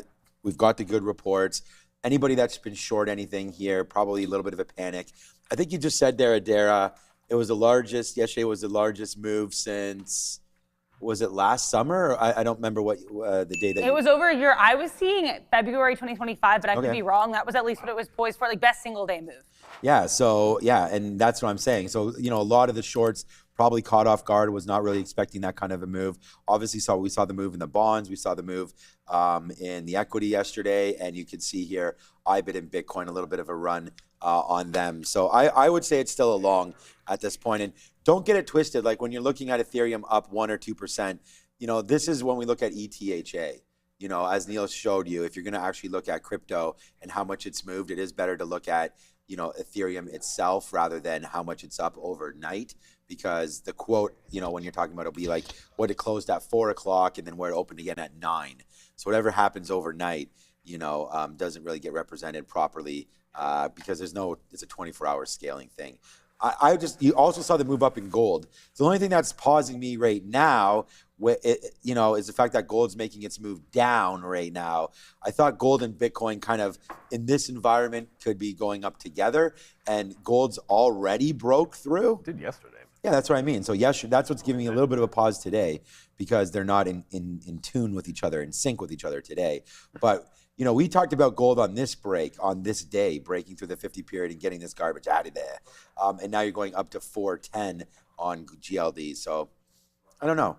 Crypto or gold moving forward, I mean, I think they're both different. You can't really classify them together anymore. But I think this move, they'll probably go together. So I like both of them, BTC and GLD. Let's go back over to SpaceX talk. Dump it. You've got a new tranche of insider shares that are going to be unlocking today. That's 319 million, or up to 319 million shares, roughly 7% of the overall insider float. Absolutely, Jara. You were discussing, and I were discussing off camera. This is following the already larger release of 911.5 million shares that were rather unlocked on August 6th of this year as well. So 319 million restricted shares that are held by employees as well as early investors are becoming eligible for trading, which is the second major, like I said, release since its IPO. Now, one thing that you want to look at is everyone's talking about Starlink and considering the business and everything. So this is coming after the company has pushed its Starlink constellation closer to 11,000 satellites in orbit. But one thing that you do want to consider, although SpaceX has launched more than 12,700 Starlink satellites since 2019, is that roughly 1,700 of them have deorbited. Is that something you want to keep in mind? Just a catalyst. Yeah, that's pretty significant for sure. Yeah, I think today, though, the real thing on watch is going to be this unlock at 9:30. Yesterday, or not yesterday, but last time we got this 2 weeks ago on the 6th, it defied expectations. Do you guys expect we'll get a sell today on SpaceX with this in mind? Well, the good news, I'm thinking the first time it had the rally in it, this time I'm looking short. In terms of just levels, instead of just finding trend once it establishes, 140, like the prior high and then previous day support, 141. I wrote in the note 41 to 42 because it's a bit of a gap, and you want to give some leeway. But if we get enough of a pop, that's the area that I'm looking for the short. I'm gonna favor the short in a general sense too. Like if the first thing that happens is, we can't hold prior day low and we're jumping under VWAP, that's gonna matter as well. Just keep in mind we will get the imbalances on this, and we did see the first tranche. We were seeing. You'd see an imbalance. You actually saw size all over the place. It was moving a heck of a lot more. With big size walking it down, and then it exploded at the open on the first lockup. You're not seeing that happen today, which means it's a little bit more orderly and calm than the first one. So I'm not really expecting it to go parabolic or anything. I think you can trade it sort of normally, but I am leaning short that 141 to 42. SpaceX, same kind of a thing here that I was talking to you guys about earlier. And that is just that we saw that 105, we saw a huge flush. I could have been more prepared and actually showed, it's days and days and days and days and days. Yeah, I'm not prepared enough to go all the way back. Our charts are going to take forever to do that. So let's just forget about it. But you could get a flush on SpaceX right off the open. We did get that 105 push and then it just ripped the rest of the day. So when that imbalance hits at 925, I just think it's a look. There's 135. That's down $2. I don't know. Even if this comes out, it's already done 4.2 million. Even if this SpaceX number comes out like 2 million to sell or something, I'm not sure it's actually going to take down that 135 level. But, it's a lot different of a story when we talked about where SpaceX has come from. The IPO price was 135 that everybody's in at. That's where we're at right now. So you've seen your shares. So if you're that holder that got SpaceX in your account, pre-IPO, so you're an employee or you're early investor, and now your day is today. So now your shares have now freed up, right? And I don't know exactly how. I think they just went by in order of when you received the shares is when your lockup happened. So now you're in the second tranche, and it's a lot different decision to make at 110. Like if your tranche opens up at 110, you're like, nah, man, I've already seen this thing at 210. So I'm not selling at 110. There's no way. I've just lost like half of my unrealized profit, basically, right? But now it's come all the way back to 135, and now basically you're able to sell at the price that everybody's in at. So I think psychologically, I feel like the sell could actually come in today, as traders will be a little happier selling their position at 137 than they were at 110. The last time it got unlocked. So I still want to remain bearish, but at the same time, like if I had SpaceX shares, let's just say I had 100 shares, maybe today might be a 20 share offload, something like that, just to make sure that you capture some of those gains. But remember, you still have to pay taxes and all that kind of stuff on any of those, profits that you've booked, right? So I'm not even sure people will be selling at these prices, but the market doesn't need to know my opinion. It's just going to do whatever it does. So let's wait for those numbers to drop, because you know what? We can't fight whatever comes out. And if it comes out 5 million shares to sell, this thing will sell off. If it comes out to buy, it's going to go higher. Yeah, you'd have to be off the offer if it comes out as a buy and balance. Yeah, so I would just say, hold tight on this one. But for me, I am looking short initially here on SpaceX today, especially if we get back near that 140 level. Well, it looks like the Walmart short has basically been in since the report. You had EPS here of 81 cents above estimates of 74. Sales, 187.937 billion, beating estimates of 186.794 billion. So that's a nice double beat here for Walmart. However, their Q3 guidance missing on both EPS and sales, and sharply missing, but they also guided lower for this quarter as well. So guiding lower is kind of a thing for Walmart. Maybe not too concerning. They also hiked their fiscal 2026 adjusted EPS guidance. That's still going to be below estimates, and they hiked their fiscal 27 sales guidance, which is also going to be well below estimates. So guidance a concern for Walmart, as well as the comparable sales, which were at their slowest growth level in over 6 years here. Absolutely. One thing that you also do want to take a look at is that the revenue was up 5.9%. And this is another catalyst to consider, is that e-commerce sales have jumped 23% globally. That could also be a contributor here. Gross profit rate has grown 25.4%, boosted by the tariff refund benefit as well. And now, as you mentioned, U.S. comparable sales grown by 2.6%. However, the setback in this particular sector was from the headwind by health and wellness division by just a minute number, 0.8%, but that is just something that you do want to consider. And Walmart also said that company-wide membership fee Revenue has jumped 17%. Net adds for Walmart Plus as well that have hit a high for the second quarter. Now, during the earnings call, this was also mentioned that growth is continuing among higher income households. Customers are remaining under pressure, increasingly prioritizing value, convenience, and speed. And you have CFO John David Rainey, who has said that Walmart also expects to incur just over $2 billion of incremental cost headwinds related to higher fuel prices for the year. So we do know fuel prices are disrupting this business models for quite a lot of companies these days. Yeah, and it's interesting too because Walmart's comp sales, including fuel, were actually not bad. It was the comp sales without fuel, that 2.6%, that were the issue. And I'm seeing a lot of people attribute those comp sales to the reason we're selling off in WMT. Yeah, that makes sense. But it's also been the valuation up here has gotten stretched and some rotation aspects of it. But I'm relying on the monthly chart for this. I feel like Walmart's that kind of more of an own, not try to trade too much. But on the monthly, 100 just feels like a good gravitational spot for it. Tons of resistance, a half a year of resistance back in 2024. At that price, and we're at 105 right now and trending down. So I think that's the spot to look for after earning for a pickup. You get there today, that would be 10% down. So it'd be like an SSR, maybe like an SSR bounce out of 100 if it gets there. Otherwise, I feel like this is more of a this report. Give it a couple of days, first bounce spot at 100, but understanding that even lower than that, like you're just trying to catch up on the monthly, this 50 period. And that maybe that joins around like $90, and that could be a better price for a dip buy. But I do like that 100 if we see it today, just for that little rebound trade. Yeah, I mean, when you say something like 100, it kind of scares me a little bit because I'm thinking like Walmart doesn't need to go down another 5%. Like it's already down 8. So for this, like it just bounced nicely off 104. Not that that's really. Oh, well, there you go. And as I didn't even notice, it's 925. So there's Walmart with a buy. I was just going to say, like, why is that bumping right now? And I looked down and we just had that. So, there's the buy imbalance. So I do. The other thing to look at when you look at some of these imbalances is like, and there's the chart. So I just actually want to look at it while we keep the imbalances on. Like, that's a nice bounce, but that it was already starting to go. That to be $1 million there, I thought it actually should have maybe even gone a little bit more. So I think this name fades off the open. It's getting falsely bumped up into 106 right now. It was continuously downside. I don't know if someone got early word on the imbalances. What is the Nasdaq? Yeah, the Nasdaq's also going up. So, nice little move higher right there for. There's SpaceX. What? It's a small. See what I'm saying? We were just talking about, it comes $2 million to buy, maybe $2 million to sell, maybe $5 million. Literally 157,000 shares. Did people there? It's even going lower.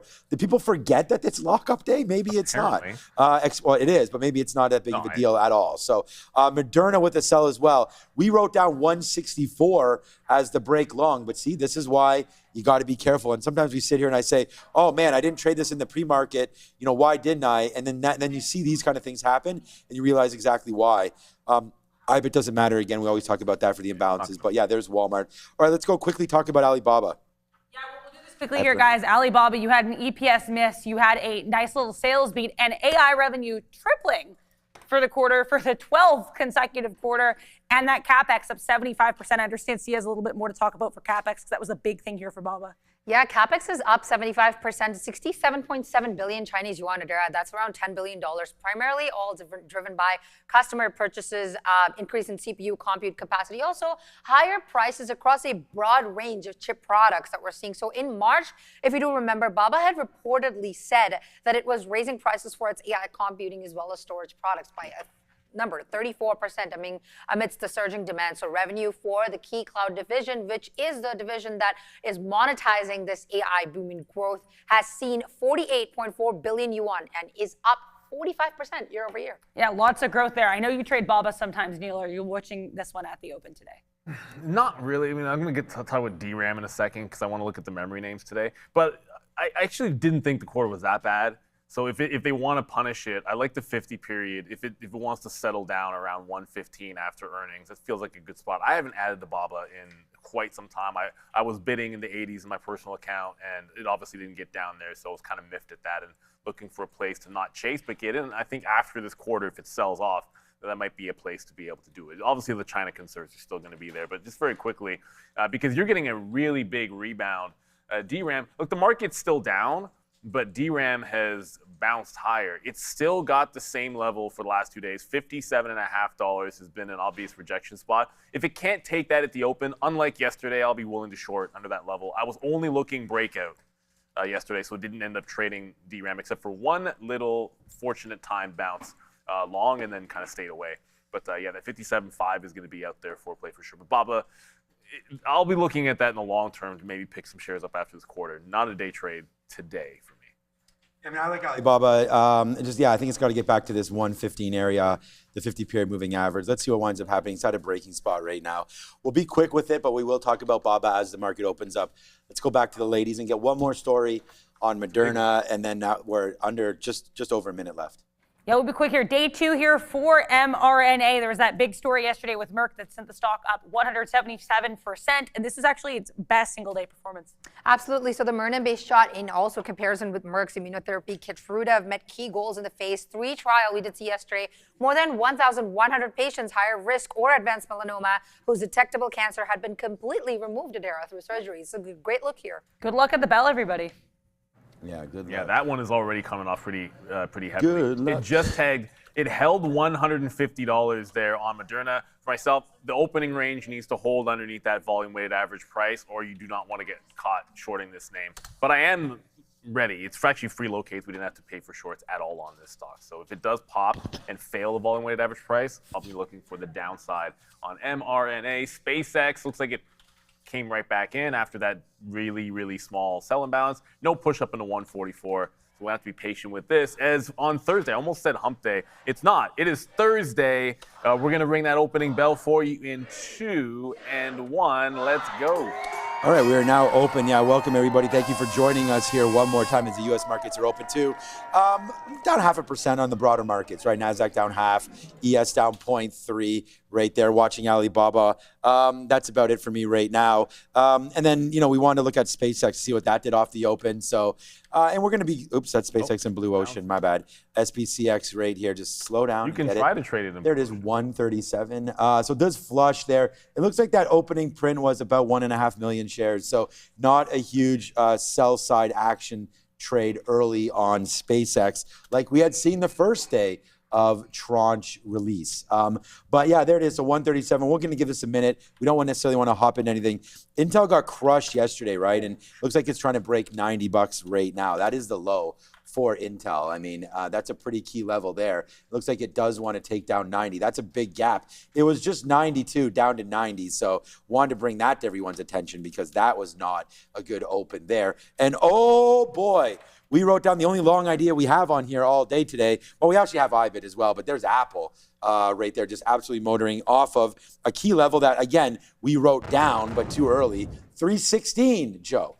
We just went down to 316 right there, right off the open. It just started blasting. That was at 925, so must have been a little bit of an imbalance there, sending that lower, and then boom, right up to 319. There goes Apple, and then there goes SMCI. I was going to say one more look on Moderna, but yeah. Yeah, the external investigation. Sorry, internal. Well, I wanted it to be external. Yes. The internal investigation for SMCI was positively and showed nothing. Everything is good, and it's breaking out heavily here. The market is absolutely flying. DRAM's going, SpaceX is going. The only thing on my board that's not going upside is Moderna. And Walmart. Oh, yeah, well, Walmart on earnings is getting pumped. But Moderna is well under view. It didn't retest the volume weighted average price. It looked like it was about to, and then got to 154. Thought it was going to pop in here. Next thing you know, it just dropped $7 in the last 30 seconds. So it's obviously moving pretty Marvell? quick. I'm not even sure it's going to give you some kind of an upward candle. Marvell's going. Yeah, Marvell just started. I mean, thanks to everybody in the chat there. I mean, there's a few of you there in the chat. We want to say a big shout out to T-Money right there. And there's a few other of you talking about Marvell going off right now. I just see RBC outperform. I mean, we've seen it was ratings. Yesterday's news. I mean, yeah, there was yesterday with Google, but there it goes back to 246. I think this is yesterday's levels, yeah. So watch out there for Marvell. Maybe top heavy at 247. That yesterday's high, 247.30s. or sorry, 13s. So yeah, maybe Marvell getting near its high again. So we'll have to watch out for that. We wrote down, of course, a TQQ 7150 as a short. I was sitting there. We got as high as 7140 as there's your 200 period moving average. I've been caught trading the Qs too early and just gone on the wrong side of it. So I'm still going to be patient, wait for that 7150, see if it comes through. If I miss that, I miss that, but I don't think so. It's still early days. So there it is, man. The NASDAQ, well, I don't know. We'll see. We'll wait. Be patient with it, my friends. All right, Robinhood as well, up on crypto news. And just strengthen the crypto space. And obviously when President Trump is meeting with Vlad and all these guys there, it does make a little bit of sense that Robinhood does get to the upside. Remember, the Trump accounts and whatnot all being affected there, and Robinhood involved with those as well. Not much else happening that I'm seeing right now. I don't want to be too aggressive early. Oracle. SpaceX just came back into view. Okay, that's the thing. I like SpaceX for the short, though. SpaceX just bounced off of the pre-market low, back into the volume weighted average price here. So like it ends up being a fail break. It's not at that 141 that we're talking about, but if it's not going to go with the market, then let's see if it can scalp back into this 135.5 bottom. It already just sort of took out, just took out this one through the half right now. Let's see if we can get through the low. Oh my goodness. DRAM is really trying to go. Like the market just got up to VWAP in a hurry. We're thinking bearish. We flipped these. Well, I mean, we don't use the bears and the bulls anymore, but we did flip them to bears, and the market's saying otherwise so far today. The market just touched VWAP. Darn it, man. I mean, that's that trade. Like, it went right to VWAP. That's where we were sitting. We missed it by 10 cents, but we could have got a little bit more aggressive. I'm not going to worry about it. It's only 4 minutes in, but the market is bouncing right now off VWAP. We can have a quick look at USO. And again, Neil's in position. That should be a good one there. I'm waiting for 137.50 as SpaceX getting lower and maybe taking out the low of the day right now. That's going to be a good one. USO 3% and not really moving around right now. The earnings play of the day that many of you are probably looking at is Walmart, probably in a lot of traders' accounts. Obviously, it's in the NASDAQ 100 as well. We do have our first halter right now, PFSA. Oh, I know. We know that stock. Yeah, so this is one that we've seen many times before. So PFSA now going lower as well.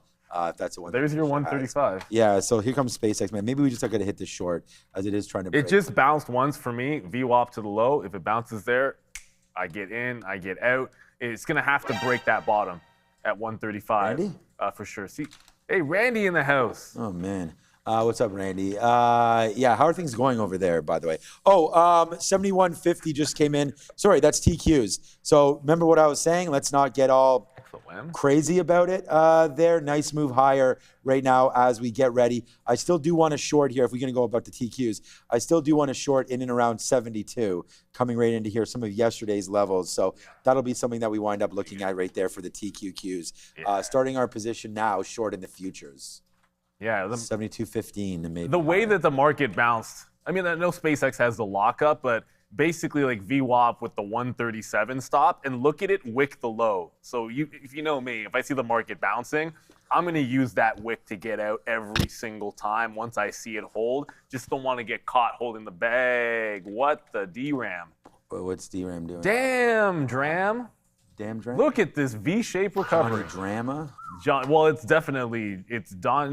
Johnny Drama something. Whatever. Victory is not there, though. You can't yell victory unless it breaks 57.5. This will be 3 days in a row we've rejected this level. So let's try to be patient. Look for the next trade. Don't chase it that close to resistance. Oddly enough, that market bounce, I bet's coming down. So money is going back into the Qs and some of the big boys, and they're selling off IBIT. So if we're going to fill this gap in, we're at 71.2. That's nowhere near the 70,000 level yet over here in IBIT, but we are getting close enough that it's going to be on the radar. I still think we can catch a turn at 70. I took another fill short on the Qs, so we just have 3/4 of a unit now. It's not going to be like a crazy violent mover, but still waiting for that 72 to get a little bit more. And I was thinking 72.30, maybe my stop zone. I'm not going to give it all the way to 72.50, just basically right into here. 72.30 if we break above this level, if this gets real nasty with us. That's what I'm kind of looking at. So we'll average it up into 72, take a little bit more. If it does get to basically 72 exactly, we'll try that one. Meta not really moving. Let's check if Apple's made a move back a little bit, actually. Apple, this could be, can I go short the market in long Apple? I guess so. I mean, it hasn't necessarily been, combined with each other lately. I mean, Apple's up 0.2, market down 0.2. But yeah, Apple coming into that 316 level. I mean, I actually think this is a decent long opportunity if we do get back into 316, which is right there. But even starting it at 317 off of your 200 and your 50 period moving average isn't the end of the world there. So I don't mind that as a potential look for Apple longs. And I did want to always look at SpaceX. I was sitting there. Okay, I'm sitting at 137.50. I'm not sure, like that little flush may have been the flush there. I was sort of thinking that, we would, I'm going to back away from SpaceX for now. Maybe if we can get back, that's 137.50 was a 200 period, which is why I was there thinking about going against that level. But if the market is going to go higher, we should sort of let things just sort of settle down a little bit. I liked Moderna long, but the market doesn't. So after a huge day yesterday, Moderna pulling back in, I sort of thought that this was more what was going to happen today with a little bit of extension move. But yeah, Moderna is actually extending its losses to the downside. So Pharma Bro hoping that it gets back near that $80 mark. Eli Lilly. Yeah, it's not going to happen, Mark. No, that went to 1280 yesterday or so. Eli Lilly. And higher than that. 1292 new all-time highs for Eli Lilly. Back into 1250. I really like the peptide business there. And I think that with their, their upcoming releases, I think that Retatrutide? That's in phase 3, I believe. So that's going to be released soon on those results. And all early indications is that's going to be flying high. So we have to watch out for that one very, very soon. Apple, Moderna, TQs, and IBIT was the only other look. But I can see IBIT right here. It is pulling. So it's right back in. You're in it yet? Bounce 71. Yeah, bouncing right 70. There off of 40. So my bid right now is still 39.50s. That's not going to happen. So, we might have to look at IBIT right here off the 200 period moving average. The futures are starting to think about coming back. I think we should put something at 71. Okay, here it comes. Nice move here. There we go. Let's go. Maybe this short is. There we go. Let's go. There it is, man. Yeah. An early little 50 right there as the market's starting to move down there. So we did it, man. We had, we just talked about, we had unit there. Actually, we only had 3/4 of a unit, but still not too bad. Let's see how low we can go. Bouncing now off the 200. Let me put another bid there. And then, okay, there it is. We just got 20s as fast as we like there.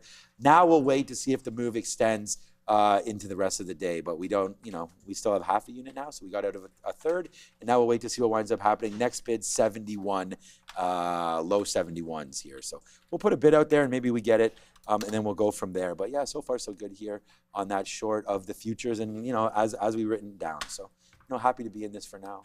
Yeah, exactly. That's what it's all about. Like I'm not getting back into SpaceX just yet. There's a line that I like. If it doesn't break the low, there's only one place to go. When you bounce off the low, I want to be pretty cautious about re-entering that trade if we don't have sellers through the 135 zone. It could still, because SpaceX might not care what the market does here. I do feel like SpaceX is the kind of name the market could go down and it could absolutely not give a darn. Oh, what just happened on DRAM? Oh, I know what happened. I misplaced my stop. Okay. Fine. I just got in at 20s. You know what, though? I might have just saved myself. I basically got in, but my stop was underneath. If you put a stop, you can put a stop in before your price. So I put the stop in underneath my price, so I got in and then punched out for like a 2-cent hit or whatever it was. But you know what? It actually just saved me money because it would have run the top anyways. So I was going to have my stop at the top. That actually just saved me a few pennies. But it's this level on DRAM that was like, don't celebrate until we're breaking out above 57.50. And we're not there just yet. Like, see, we're still putting in topping tail candles. As a matter of fact, this looks like it's setting up for another rejection. If this bar closes, which it's going to, it looks like it's going to close underneath. I'm going to hop back in. Stop at the high, not anywhere else. on DRAM. So we're just gonna hop back in. The stop is meant to be at the topping tail candle on DRAM. I would love this if it's gonna be a breakout. That would be fine, but this is 3-day resistance over there on the memory chip ETF, obviously, memory ETF.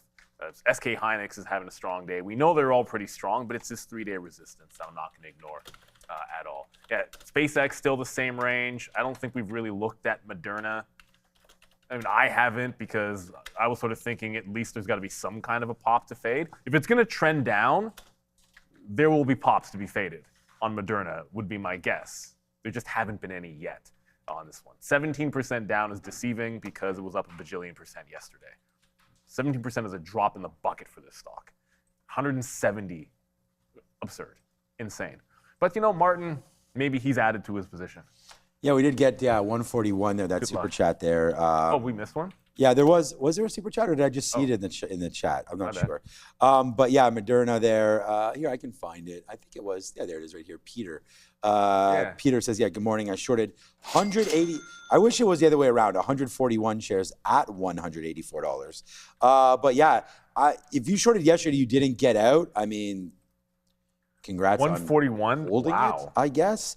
There you must. You had that $150 against yourself. Hero hold. And I don't know. It just bounced basically off your level. Like, I don't know what was up with that level of 141, but that was the low of the day there. So basically went from 160 right into your price. So I would say that's it's risky, and you may know more than I do, obviously, about what's going on here, because you know, it looks like it may want to break lower right now, Moderna. So I guess here is the 141-ish. I'm not, maybe there was some gathering there is when you shorted it, or I'm not sure if that's your average price, but here we go, man. Yeah, I think you might be into something if you break this 140, because breaking rate here, 136, does create, you know, a waterfall action potentially into 110? one and a quarter or something. I mean, who knows how low we can get from there. That PFSA has opened back up. Oh, no. Light volume. Yeah, it doesn't look like it's doing too much. PTLE. I thought it was a halt up. Archon. Wasn't this a name my from? bad. No, Arc. We had an R something yesterday. That's a halting right there. Sorry, here's one again. JZ, depending on which side of the border you're on. 180 up to 4 and change. This looks like there's, as Tisha and everybody likes to say, clear skies ahead now, because you've broken out through that 450, 420. Right now, memory back up to 6 for JZ right here. So, you know, I don't know if Beyonce's involved in this trade or not, but there goes JZ right now to the upside right there. This rock is in the building. 108, 101 down to 96. Right now, J-Hove. Robinhood downside. Webull. That's what I was going to say. We didn't even look at the bullish one there today. Down. Flattish. Hey, but that 10 break is looking awfully interesting on Webull, but we're going to go to a dare. Oh, just, okay. There goes the future. We just got VWAP on the retrace on DRAM, so VWAP to the low and the high to the volume weighted average price. Going to keep it simple, but we're going to the desk. Adair, what do you have for us? The financials, what I have for you guys. VIRT, Virtu, and Focus after Bloomberg reports that the company is considering exploring a over $3.5 billion sale of its brokerage unit. Again, Bloomberg reporting that Virtu Financial is considering selling its brokerage unit for over $3.5 billion. Back to you. Sell the whole thing. Sounds like a good business. Sell a piece. Sell it all. Yeah, Virtu. So we can. That'd be a big one. They're not. They don't have a. What is their VIR? Is that what? Oh, VIRT. Okay, so we can have a quick little look over there. I thought it was VIR. Oh, yeah, volume is Virtu. non-existent. Right there. Yeah, moving around a little bit though. But nice look move. at the But volume. yeah, well, look at the spread too, right? So 60 cents or so you can't trade. on the spread. So getting a little spready over there. So we did take advantage. We didn't take enough advantage to get reshort right there because we were uncertain of what was going on. But now here's it. Okay, well, the future's very, very choppy early right now. So we'll have to sort of hold out on that one. We said the market, I mean, again, we said this yesterday, it's no excuse for whatever this market wants to do, but volume is a reason sometimes to stay away or not expect huge moves to come in. Look, lack of volume could also mean there's no buyers. So if the market does want to come back in, you know, there could be a fall here. I don't know if it's going to be an epic one or not, but right now we're 40 cents in the money, looking to get some more out at 71.05 is where my bid is right now. We still have 2/3 of this trade as we are short the NASDAQ as we go back to the futures with this call right now, and watch out what's going on with this name. We did always want to check back on Moderna because I do think that 136 break is something else. That's one. Actually, you know what? I didn't pay for shorts. There it is. We just got it right there. Yeah, let's go, man. Right down to 71. So again, a name that we talked about. We had written down here today. At least this is good to go so far today. As we actually follow our rules and we don't worry too much. But we didn't get into it till 25. Till 5 minutes after, but that's Intel the other day, so there it is. We put that out yesterday. Here it is right here. TQ 71.50 short, give it to 72. That's why we only had 3/4 of a unit. Should have probably had 1 unit there because there is room higher on this trade. So there it goes, downside. We are now, I'm gonna get one more piece at 09s. There it is, we get it. And now we'll just wait. So I'm out of base, I have half left, exactly half left now of this trade. So far so good. On that one. It looks like Bitcoin bouncing off 71, not 70. And then what else is there in the chat that you guys want to talk about? Meta. Yeah, ZTG. What's ZTG? I don't know. This is another halting one. 2.4 million shares. Looks like some downside on ZTG right now, underneath VWAP, underneath the 250, and so on. And it's underneath the 50 right there. Now it's like anytime we hear 316 or anything 50, now we got to go with that one. And then you're on DRAM, so let's have a quick look at Micron. They're 936 and change. Wow, futures are getting low, shorty get low right there. Nice move there. Apple bottom jeans. Apple has Apple bottomed. There's so much pop culture in the stock market, of course. All right, there it is. We are going to get out of some more. Give me some more. Busta Rhymes, you see what I'm saying? Like there's some, I don't know the clean version of that. But there it is, nice downside play there. Oh yeah, let's go. This is a good trade there to short. People saying Uber, it better be going up, my guy, because I didn't sell any of Uber yet. Market down, Uber, Netflix, Apple are usually up. Okay, good. So here we go, man. TQ is now falling, now 65, 70 cents in the money, obviously, on this one. And if you're trading on the futures, that's a 29,450. It's at now 29.3. So it's about 100 handles downside in the NASDAQ. We're trading it using the TQQ, so it is not the futures, of course, but same thing. Yeah, same thing, sort of. It's going to move. If it doesn't move the same, we've got bigger fish to fry, and that's a big opportunity itself. The weird thing is, shorts have obviously been the only thing that's worked so far, but the next thing I'm looking is long, because Bitcoin or IBIT, Bitcoin doesn't matter. We bounced 71K, but that VWAP retrace trade is looking like it's looming. It's just the market pulls back. It made the low. I just want to get that bit of a bounce. Obviously, DRAM goes a little further than VWAP.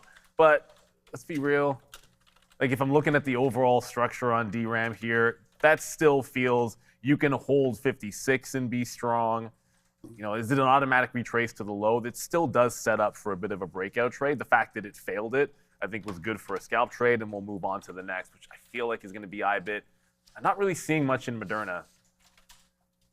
Like I actually thought, like it got a little boring down there. And I thought it would like snap back up and give you these like really big topping tail that you could get back underneath 150, like break 150 and then take the short back through. But I don't think you're getting any of that on Moderna. It might just be a 140 break of the low, which it's SSR. So my gut's telling me it's going to be difficult to get a fill if it breaks the low, but we'll see. We're definitely going to play it by ear. But I still feel like IBIT has to be the way. It's going to break VWAP soon. One close above. We'll try the first long of the day, but it's got to go. I'm not going to try to get in early on this one. Got to stick to the rules. Above volume weighted average price, Neil. Maybe they don't like this Virtu news here because yeah, it just fell all the way back in. So 63 back down to 59, now down 2%. Oh, yeah. $5 down. We were looking at this and we were saying, well, we didn't really want to trade it. There wasn't the right spread and liquidity, so on and so forth. That's what happens. Anyone that gets punched, if you try to chase a move in a stock with no volume and it starts to sell off, well, you're in trouble because who are you going to sell to? There's no one on the bid. Yep. Next level of concern here is we are now, 150 or so handles in the money if you are trading the futures, as we talked about. Nice little bid there at 80s we just got. So on the next level right here in the 60s. So we'll take that. Then we'll see if we can, retrace back into the 40s. So I'm just going to put a bid at 70.40 right now and just, capture a little bit of profit. Something in the 60s, something in the 40s to go. Ooh, nice to see this one as well. We'll bang on J&J right now. Another one of those positions that, we started adding near the lows and now it's just taking out the highs on the daily chart. So J&J obviously with a big day yesterday. I mean, a lot of this space had big days with the emergence of that Moderna story. So There it goes, upside J&J. You know, good call. Like I'm trying to get maybe into some Walmart because I don't own any of that, but definitely diversifying into XPI, into Eli Lilly, into J&J. And those have been the recent sort of moves that I've made outside of, you know, the data center space. And actually, remember I bought Intel at 98, which has been horrendous. Wow, Intel's going to break 90 right now, actually. INTC That doesn't seem good. lower right now. Not good, man. What about just a 90? Wow, decent size there at 90, a 90 clean break. There it goes. You know, we didn't think that the size would have been anything there, but it's a move down right now for Intel. Let's wait to see what's going on there. No, I did not. Rob asking me right there. Oh, Adam. Oh, no, sir. God, thanks for the would super be chat. great. That's Rob's sucks. bringing more coffees, it looks like. Okay, here Got we go. actually wrecked 930. Check SGLY. SGLY. Oh, Shablamoed. Oh, no, you don't want that to happen to you. Got in at 923 and Yeah, see? Shablamoed. So that. Oh my goodness! What? By the way, the market heck? is These Shablamoing small right to the cappers- downside right now. Oh yuck! And it didn't halt off the open. Yeah, remember the conversation we had about the halt bands? Nonsense, utter nonsense. They turn on at 9:30. I don't know why that stock wouldn't have halted. That's trash. Because the thing about it is, it's like if it halts, it might give you a chance to get out and like right away. It's kind of silly that it didn't halt, but obviously that one not looking good. SGLY is pretty ugly. I hate seeing that because how many times have we seen a stock, it's like, oh, they don't want that one to run, so it halts up right away at the open after a small move and then kind of calms down. That one, they don't give you the reprieve when it's downside. IBIT, we're in the long now because it's holding above this volume weighted average price. We're just giving it, the prior bar is the current because I didn't actually let it confirm. It's going to close above instead of letting it close above, but same rule. Prior bar, which is the current one I got in, is going to be the out, so just under the $0.50. Play to 40, 41 is the high on IBIT in the pre-market from when we chart it, so that's where it's going to be all out, but I want to see 75 and then probably 85, and then we'll go from there. If you're looking at other names in the crypto space that we have not been paying attention to, like it's very choppy in a Coinbase. It's up, down, in and around. I just find like IBIT was kind of clean, bounced, and now starting to make some higher lows, so a little more sense of that name. Moderna still not doing anything. SpaceX, well, they did really sell through that 135. It's now at 133, so it is continuing to go down. I wanted to go short. Yeah, there just hasn't been, I don't know, since that first exit point, obviously you haven't really had much of a bounce. Before it gets to 130 and a half, want to look for some kind of a re-entry into this stock. There's a bit of a gap to fill if it's through 133 where it's at right now. So SpaceX, this time the lockup means sell. First time it did it. I mean, some of the market's coming back. I mean, Intel's bouncing off 90, but, you know, we just talked about Marvell early, and it was like, wow, Marvell's up 3%, but now it's flat and all the way back into the 200-period moving averages. This looks like it wants to get a little weaker. I only have a third left right now of the Qs. I just took a little bit out there at 85 as it started to go back to the upside. They're a little nervous about that because it just touched out through VWAP. I'm going to put another bid low 80s. Maybe we'll get it there, 83, and we'll see if we do get some love there. But it is Marvell to the downside. SMCI went for a jog, and it's all the way back as well. This could be a long right now, just bouncing off 37. I actually do not mind maybe testing out some SMCI right here, right now. Good little level there, 36.80. We just bounced off of it. That's your 200-period moving average. I like that, I think. So for SMCI, let me try a small bid right here. I mean, I'd like to get a little larger if it does come back in. We just missed it. Oh, we didn't. We're in. So right there, little early here, just half a unit. You know, could wind up being a problem. But 37, let's give it to this 36.80 where we sort of just bounced off of. We can obviously give it to 36.50 maybe on the downside for SMCI. This is another one of those names that we've seen really go hard when it wants to. You know, either way. So today, with good news, completed their own internal audit and didn't find anything. I'm glad that's true. For shareholders. So we'll test it out here. It's coming back in. Remember, I was just going to say maybe we don't want to take too many shares because we have to see what happens around this 200-period moving average. But that's still, either way, it's at 36.80. So I don't think we need to worry too much about how far this name's going to drop. But I'll take another piece at 36.80. We'll build into like one unit. And then I do kind of want to give this to 36.50. And I know it's not a great stock to like, you know, hitch our wagon on here or anything with SMCI. It's been a tough go when it wants to, but yeah, we're long right now. We just get a little fill there. We're long at 05s. So that's it. I'm going to build that. If we take a 50-cent hit, we take a 50-cent hit. That stop is already in 36.50. So if it breaks it, it breaks it. Meanwhile, the market's coming back in. We just get another fill on the futures. So far, so good there. I'm also bidding high 60s for this one. That's like basically been the best fill we've gotten was 65. So we'll bid another 65. Hopefully we'll get that. And if the market crashes in, we have this. But then SMCI will be a problem. And then we have no and then. And we'll see what winds up going on there. So I'm going to put an offer now, 37 teens, see if we get something out on SMCI in case we go for a rip. So yeah, just waiting on some of these positions to go through. You've got IBIT. Well, a name that wasn't on the radar, but now is going to be because it's a Chinese ADR that just popped, halted. Oh, stop.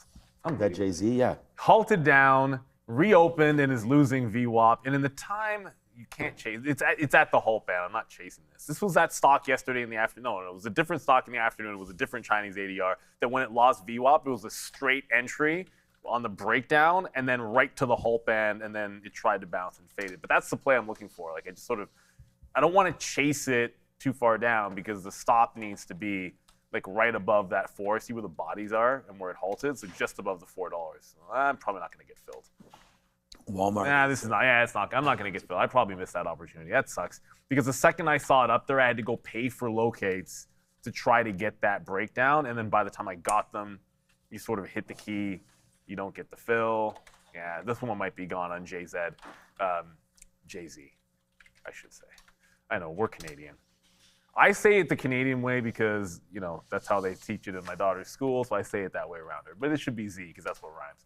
You are getting a nice bounce on DRAM. So remember, even though I liked it short, this is still very much a breakout level on DRAM. If it wants to V-shape, 57.5 goes, the plan is to go long if we break out that top. So that's still going to be my plan of action. But here comes Moderna. Wow. Apparently, Moderna just did I did hear something about Google and some sort of a espionage threat. That's a VWAP projection. It doesn't spend any time to the upside, Moderna. Like, I'll look over, I'm like, oh, it's at VWAP. But if I can call up the stock, it's already down $5. Let's go to, go back to 10 o'clock, yeah, put it there.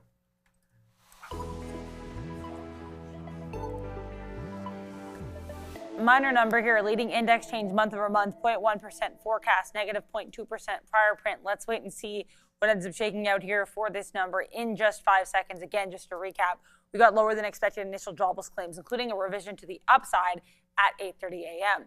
And the CB leading index change here, 0.2%. That's going to be above the forecast of 0.1% and the prior print of negative 0.2%. Here's the NASDAQ, just shopping around here. I would say definitely keep an eye on crypto today because we know IBIT, all these other crypto plays in focus after that meeting with President Trump and crypto executives. But crypto actually got that move higher before that meeting. So nice look there. I think certainly some positive momentum in the Bitcoin space.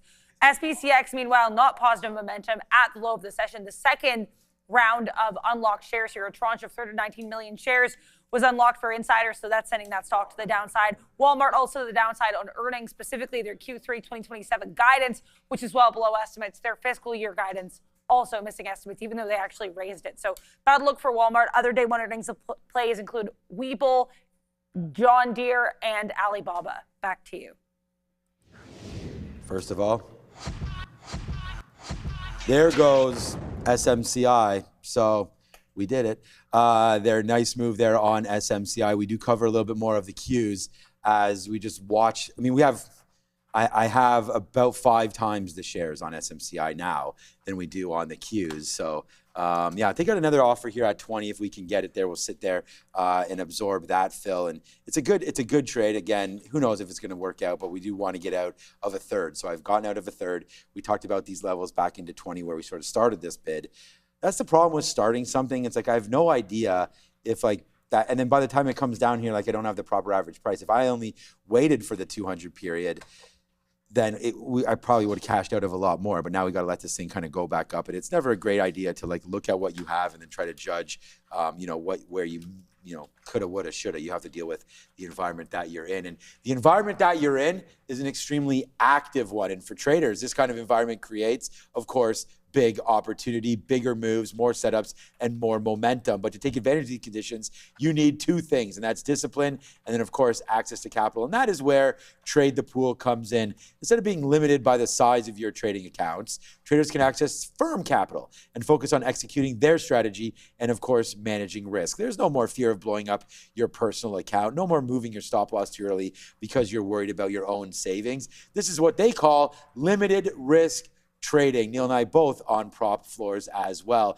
If you want to take advantage of this volatility in today's markets without risking your own capital, please go ahead right now and visit one word. It is tradethepool.com, and you can also access their website via the QR code on your screen and link in descriptions. We want to thank Trade the Pool for their continued, sponsorship of the show. And if everything goes according to plan, today's Andrew Rader we have on Trader TV Live. I keep thinking it's Wednesday for some reason. I know. I was just looking at the calendar myself. Weeks Like, going fast. what day is it? Where am I?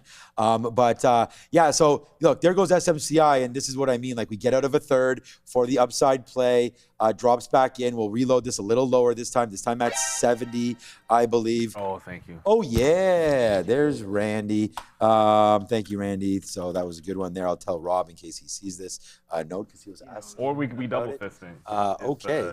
Yeah, there it goes. Randy, a name that we hadn't looked at today is Tesla. So let's have a quick little look over here at Tesla, 344. Not really doing a whole heck of a lot. Why?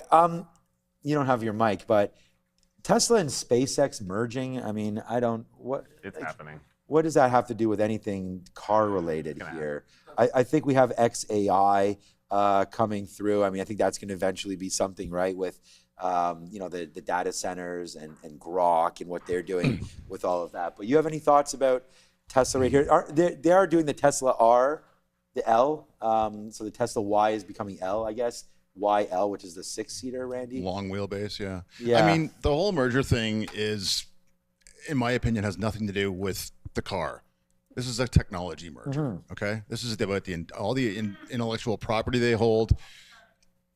Right. That's okay. And Adair's agreeing with you. It's the Musk empire, okay? Yeah. So let them do their technology merge. Maybe they'll have self-driving rockets someday, or maybe they'll have rocket-propelled robotaxis, or who knows what he's up to next.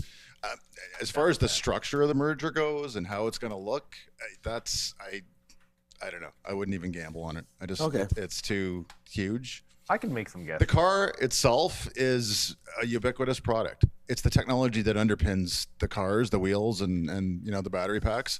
It's a robot. That's all it is. It's a type of robot, which is a type of technology that's just out there. Yeah, and I was in it with my parents the other day, and I was just like, yeah, just a computer. It's just like, because they're like, oh, wow, this FSD is like just so crazy. And I'm just like, yeah, you just tell it what to do and it goes there. So to your point, just a technology, right? But that's why I wanted to ask you about the long wheelbase, because I think that, like, even for our family that has 5 people in it, that extra row gives that little bit more comfort. There's the 2 captain seats and then the 2 in the back. I think that could be a little bit of a needle mover. I don't know. I think they kind of screwed up by not having that exact SUV. I think also because the demise of the Model X, which is gone. Right. No more third row. Yeah. And think of big robo-taxis going to airports. You're hauling luggage. You're hauling, a football team, or hauling hockey players, or hauling soccer teams, or hauling more than just 1 or 2 passengers and a pile of luggage. So it's useful. Is it Cadillac Escalade-ish? Probably not. But I mean, there's a big, Doesn't have to be. Yeah, the no, price exactly. discrepancy. There's a need for a third row. That's not. Yeah. Are they adding? Is that going to be $5,000 more, $10,000 more? Have you heard anything about that? I haven't seen pricing yet. Yeah, I know. We have to look. Well, price point's gonna matter. The consumers are getting strapped a little bit. It will. My question is, what are your thoughts on the fact that the initial move was a drop on the robotaxi announcement? mRNA broke How 140. much robotaxi revenue is it committing to their entire bottom line? That's what we haven't seen yet. They're out there. They're selling robotaxis. The service is there. But is it really committing a huge chunk to their bottom line? We don't know yet. Yeah. And until they break that out, until we see the revenue streams from that, I don't know. All right, good. Thanks, Randy. We will go. I still want to have like a Randy's Hot Corner or something like that with as far as. Well, we used to do the auto. Well, because there's so much involved in it, but then you know what? We can't talk to him at 10 o'clock. From now on, the day after Tesla earnings, the day after automotive earnings, we should just do a segment. Specifically, Tesla earnings, Rivian earnings, I think it's forward really earnings the day after, we should have Randy on. Yeah, I don't mind that idea. I just Or think maybe it's, the day before, I don't know. yeah, I mean the one that really it's really just a Tesla story. So, but Some people care about Rivian and other names too. do they? Yeah, okay. But Maybe they don't. I don't know. What a name? Yeah, maybe, Maybe they they don't. don't. I have no idea. I think that's a good, and that's why I keep saying like it'd be nice to have that in the middle of the day. They sometimes talk about it. I just meant like there's a lot happening. So like there goes Moderna right there breaking 140. That was that level. That are you short, Dara? I am. I am good, nice. So there goes Moderna to the downside right now. We talked about that 140 break, and there it goes, right? I mean, it's finally losing that bid that we'd sort of thought could. No, the coffee's no good. No, you know, sometimes, you know what? I sipped mine a little bit, but not as much as you not- did there. So I have to test. Sometimes there's that chemically taste, right? But yeah, downside right now. Look for a potential bounce, almost right where it is. I mean, we didn't even get a chance. So I was reacting to Neil's coffee. I thought right there that this is coming into a zone right there that we've seen. You know, was the high about this 135. We bounced yesterday 135, 136. So maybe a potential bounce zone there for Moderna, but you know, I'm just waiting for SMCI to do something. We just got back up into the 90s there. Maybe we should think about taking some out if it does get back up. I'm stuck long 84s, so this could be a 35-cent hit if it does break through 50s right now on on SMCI. And the futures are working, right? I mean, this one is actually, you know, we've just been covering some of these TQQs down here. A couple times there when we had Randy on. So yeah, it looks like SMCI will break lower, which is fine, man. We have just over that 1 unit now. It would suck to lose this 30 pennies, but you know, at the end of the day, worth a risk. We already got some out on the upside, so not bad. Next time we'll do better getting some out around 90, but we're only long at 85. So trying to make this a winning trade, not just scalp out and then look back and say, what have we done? But look at the market though. Well, I was about to. At least you're on highlight the IBIT. same Is that thing. moving at least? Here's what I like. This is what it was doing yesterday when the market looks weak, because obviously it does for now. IBIT's still doing the holding the higher lows. Now I'm going to zoom out and show you yesterday. Obviously yesterday was kind of an outlier, but in the mornings, yeah, it was dipping and then it started making higher lows and it held VWAP. It's doing the same thing. It just took a while before it broke out the top.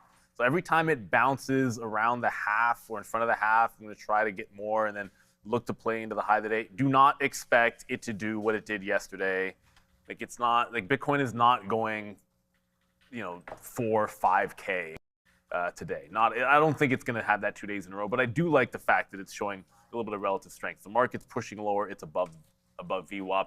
DRAM's holding up pretty well as well. Like if I had tried to reshort this under VWAP, I would have lost because I'd probably try to grab this candle here and throw a stop there. So if I try the reshort, I'm losing for sure on DRAM, so I'm glad we didn't do that. But it's just really IBIT for me. I was digging around at that, not Robinhood, Webull. I was digging around at Webull, and as it was starting to get to the upside, I threw in a break long, like the 10 break, because I thought 10's a pretty good breakout level, and you can see what happened. Like Webull just took a right turn, now it's headed lower. So that trade isn't happening. You know, maybe this is a breakout tomorrow for Webull. They can take their profit today on the earnings, and tomorrow tomorrow or next week or 2 weeks from now or something, the 10 is a big level on the stock. You get back there, take it the second time when nobody's looking, and that could be the break day for Webull. But yeah, that's the second breakout order that I have canceled in the morning because the market just doesn't seem to want to let you have a breakout trade. No, I was actually looking that SpaceX short seems to. Oh, by the way, yeah. So coming right back up. Now we did take some more outs there on SMCI. It did what we thought, not that what we thought it would do, but we did what it likes it to do right there. And that was, of course, a move higher into 90s. So that was the cover there. I'm going to put, okay, I was going to say, let me put something out right there at 98. And then there it is. Oh, it stopped at us on 98, but that's okay.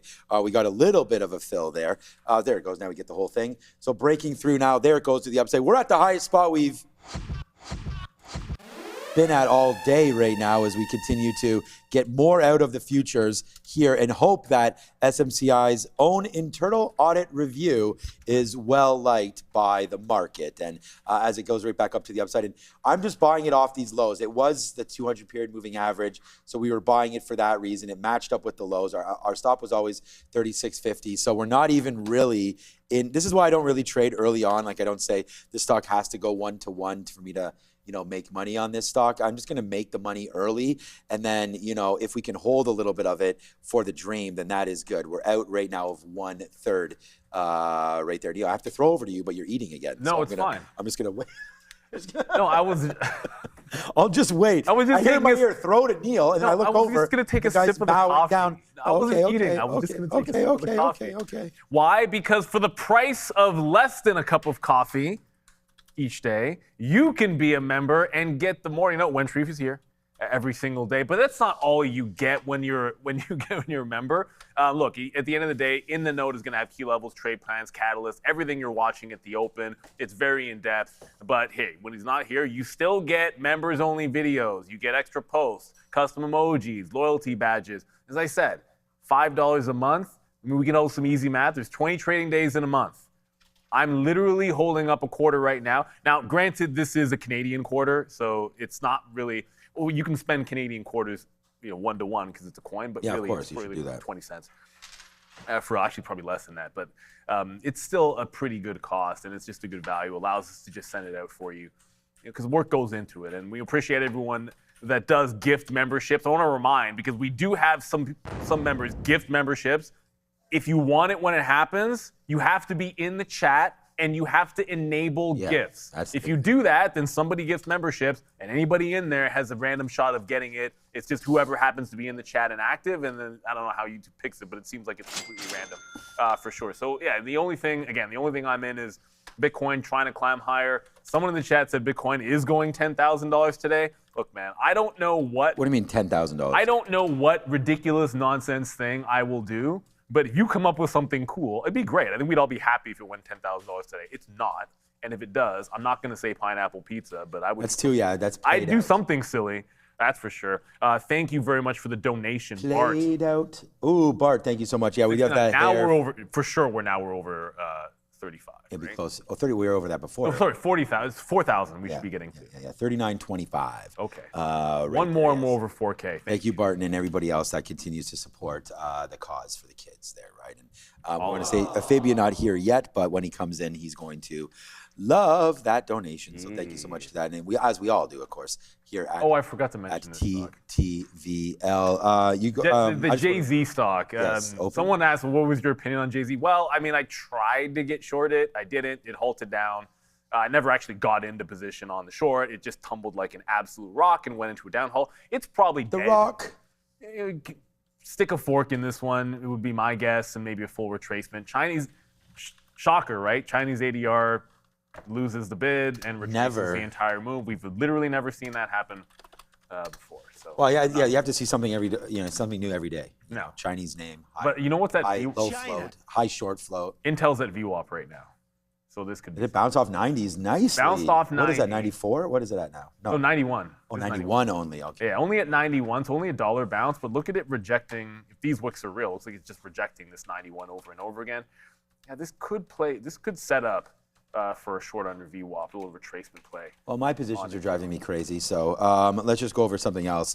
And the reason why I say that is like, I'm out of half now of SMCI, but I really thought we were going to go higher. So I'm actually expecting to get stopped out. I'm not going to get back into this. I want to hold it because it's looking like it wants lower doesn't mean necessarily it is. So I'm not just going to punch it all out right here, right now, but it's not, this is where I'm in at. So I'll actually, let me take off a little bit there. Got some 73s. Let's take off a little bit of risk there on SMCI as it's not looking overly healthy right now, and especially with this market coming back in. Look, we still do have the short. We've been covering some of this short as well. Just look, happy days, right? I mean, we're making money. It's just not as much. I was expecting a little bit of a greater move right here in SMCI. We didn't get it. So, all right, what else, as they say? I mean, I'm wishing that there's something else is moving around, but honestly, guys, you guys put it in the chat if there's anything you want us to look at. Of course, we actually have that stock. You can put in $,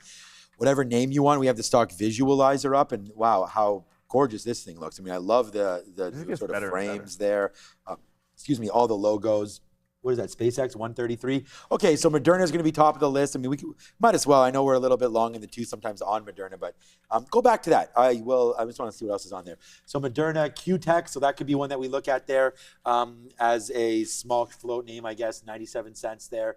Walmart right there as well. SMCI, we're already on that one. Walmart 100. Weedo is back on there as well. Now that I actually see this, I got to tell, it's a little hard to see the symbols for me. It's a little it's bit. the font. So maybe the font needs to be switched up on that little one. bit But tricky. there it is, Intel, NVIDIA. So some of the names that we have been covering obviously are on that list right there. So let me just go over and just quickly look at SpaceX because today is the lockup day for them, and they're near the lows of the day right now for SpaceX, down 5%. So with the market relatively, it's not flat, but not doing a whole heck of a lot. SpaceX does have, that downside push right there. So yeah, SpaceX not doing the greatest for itself right now. And as soon as I talk about it, of course, there's another, I shouldn't say of course, but there's another leg down. What about just a short right there? Breaking the low of the day on SpaceX as the market doesn't look super healthy at these levels right now either. So I am going to take an opportunity to get some more out of SMCI, which we just did, and then also take an opportunity, in which we just did as well, to take some out of the short. Look, man, the shorts have been printing. They've been off of VWAP there early. We haven't added to it. And then, okay, here goes SMCI. I'm going to try to be a little more conservative with the positioning here, just because the market's not doing a whole heck of a lot. And we can look at USO. We didn't have too many USO's numbers. coming. This is the thing. Jobless claims as expected. If you're looking at USO as a guide, it's not seeming to matter. Like, we've been dropping, but the market doesn't seem to care and want to bounce. Oh, okay. Well, we just broke the low on a little bit of volume there on USO. So it's still going lower. You would think that would give the market a bounce, but it's just not happening. I'm pretty close to. So far, it doesn't look like yesterday. I'm trying to be patient with IBIT and understanding that it took a while for it to get going off of the open. But I don't know, it feels like it just wants to stop out. BMNR is heading back in, like ETH, same thing. Like the shorts have worked so far, and we flipped to our first long, and it just doesn't want to move. Not making fresh lows, so it's not getting me out, but it's also not doing anything. Pranet says, check silver. Hey, maybe that's moving. Maybe the metals are just moving a little bit more. The market now is hitting the new lows. Yeah, look at this. That's the thing. There's the relative strength. It's actually an SLV. Man, I can't not see this. It's impossible for me to not draw an obvious trend line. But look, if we hold the trend line, I think silver could be along, but that's also a bit of a trend break as well. We're going to go up to Adara, see how the non-JZ small caps are doing with the small cap recap.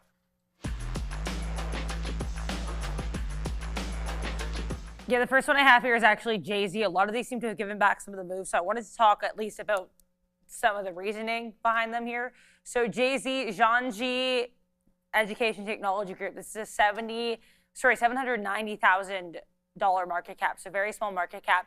This actually had a reverse split as of July 6, 2026. No news on this, and it has given up the move. You also got BTCT, a name that I remember Sean trading once pre-market, going back well over a year ago at this point. BTC Digital, this is, of course, a small cap Bitcoin crypto play, $16.5 million market cap, 8.5 million share float, and a 25.6% short float, pretty significant here. Last but not least, this name gave up the move, but I want to talk about it because I saw a lot of people in our chat mentioning it. So Singularity Future Tech, they entered a non-strategic or non-binding strategic development framework agreement with this company in South Carolina regarding an industrial site in South Carolina, $3.14 million market cap. Except then at 9:30 a.m., they announced a $5 million offering, 1.563 million common shares. So I apologize. This is not a super rosy small cap recap, but I wanted to explain some of the give back and some of these moves here that did move significantly. Back to you. All right, under 5% Sedera. Yeah, I mean, a lot of small cappers and a lot of different names happening. And that's why we always got Adara. If you have any questions, tag Adara. We can throw it back to her. If there's anything moving that you need some explaining about or anything like that. Yeah, 5% left, man. Bang, bang, bang, bang. That was a good idea. Getting out there at the lows. And then there goes SMCI as well. Still have a third of that left. And we got an out at 37 as it started to climb higher there. So again, just reviewing some of the trades that I'm in. It's not like they're actually doing anything. Just enjoying that move up there in the futures. All right, man. 316. Apple is right at this level right now. I'm There it is. Yeah, Joe's in the building again. You're going to be in for a treat. It's going to be the Joby show again. Will they be flying through the midday as they may or may not trade some Joby? But okay, there we go. We are now there. We just got another extension there on SMCI. Let's go, man. We'll start to blow that up in Canada right now as why not celebrate some Canadian as a tariff talks start to heat up a little bit there as well. But there goes SMCI up to 37.10s. We get it right there. So that was a good move higher for that. Look, we're well up. We're 2 for 2. We're not doing too much right now, but it's been a good day. So, we'll celebrate it and see what winds up happening now moving forward as hopefully SMCI can climb to new highs right there. It's been now almost an hour of open market, and we'll look at NVIDIA for the first time. So, I looked. I just didn't have anything to say. Yeah, exactly. So flat-ish. A nice move up 220. I mean, I still think NVIDIA does have, the goods and will eventually get going again. And I just think it's been a nice 4-day downside move into that 216 here on the daily. Bounced off there again this morning in the pre-market and bouncing basically again at 317 now. We'll see if it gets a little higher. We're starting to climb. We're doing real good now as SMCI is now 40 cents in the money. TQ is now 40 cents in the money. But yeah, NVIDIA. Oh yeah, Walmart. Just hearing in our ear that they're at their lows right now. So sorry about that, all Walmart shareholders. But this is a good time to buy some more maybe for Walmart, down 9%. You had mentioned there one of the price levels of 100, and that's sort of coming in. It's a level on the monthly chart. Yeah, but that's what I'm saying. I mean, it might be. I looked. It's 40. But look, let's just be. Neil and I talk about this all the time. Let's just be completely honest with it. If you're going to buy Walmart at 100. And you don't mind the price action there today. We always like to say, earnings +3, something like that. Give it a couple days to settle down. But if you buy now at 104, I know it's 4% lower. Well, don't get me wrong. It's not the might 4% not be a bad spot. It's more about the fact that that level is a level on the monthly chart that as resistance it held for half a year. So I don't feel like it's a spot that it would just get. I just don't want people to miss. Clean. Well, I don't know. Let's just say it gets to 104, and then tomorrow it's 108, and you're like, oh, man. I'm willing to be pretty patient with things in the long term. Yeah. Because if it held that level for 6 months before it broke out, then I think you can at least wait for a monthly candle that's going to be good. So, I got out of IBIT, but I'm staring it down to get back in. It's a tight stop, but it won't be like yesterday, because yesterday didn't have any losers, but today, IBIT for now is a loss. I got a fill on Intel where it just picked me up. Thankfully, I didn't leave a lot out there, and I didn't add to it down here, but there's the break of VWAP. So I did get it. I probably could have scalped it out for a little bit, but I'm usually looking for the bottom end of the range. But this now feels like a bit of a breakout. So I'm going to look for my spot to re-enter the Bitcoin long. I still like silver. I know we were just talking about that one, but I don't want to chase that at the top. I still would rather play some kind of a catch-up trade.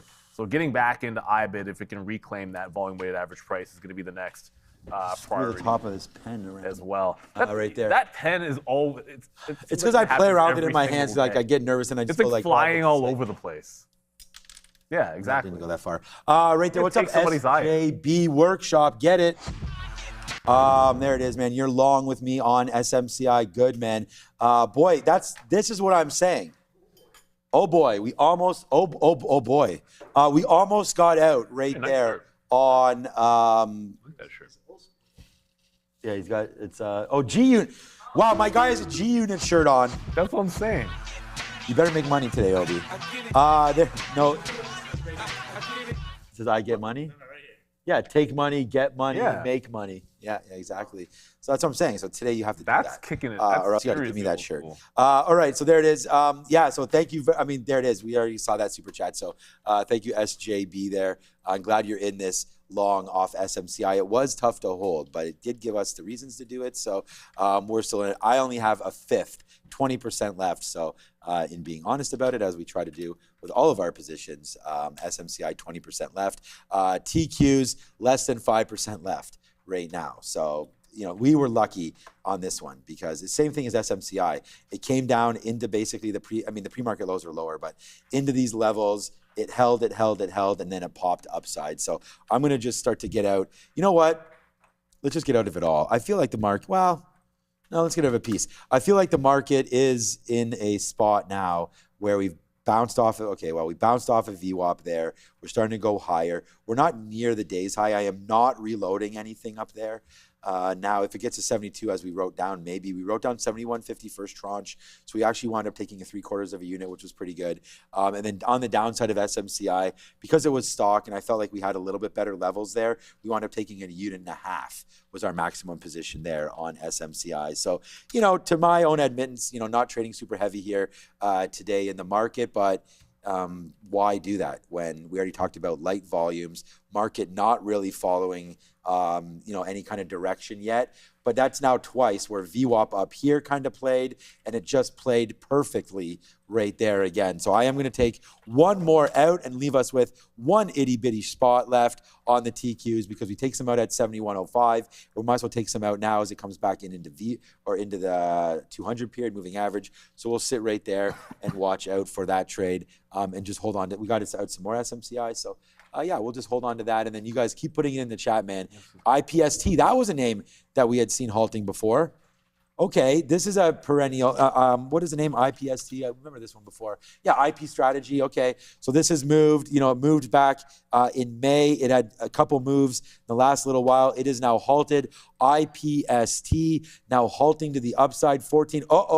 Tisha and everybody else in the chat, if you're here right now, this is right at a level. So that's 1480. We had seen that. That looks like a reverse split to me back there in November of 25. So let's call it 10 months ago. We made some of these highs into 1480 right now on IPST. So let's give that one a quick little look out for now on IPST. I was wondering why my imbalance scanner wasn't picking anything else up, because I had it covered and I was looking at a closing imbalance scanner, which is pretty useless at this time. I'd be very, very careful with the ones that cannot stay open for any amount of time. Remember, if you're holding through a halt, there is no real discernible risk on those stocks, which is fine if you're in the money, but it gets a little bit hairy if you're trying to trade it with stops.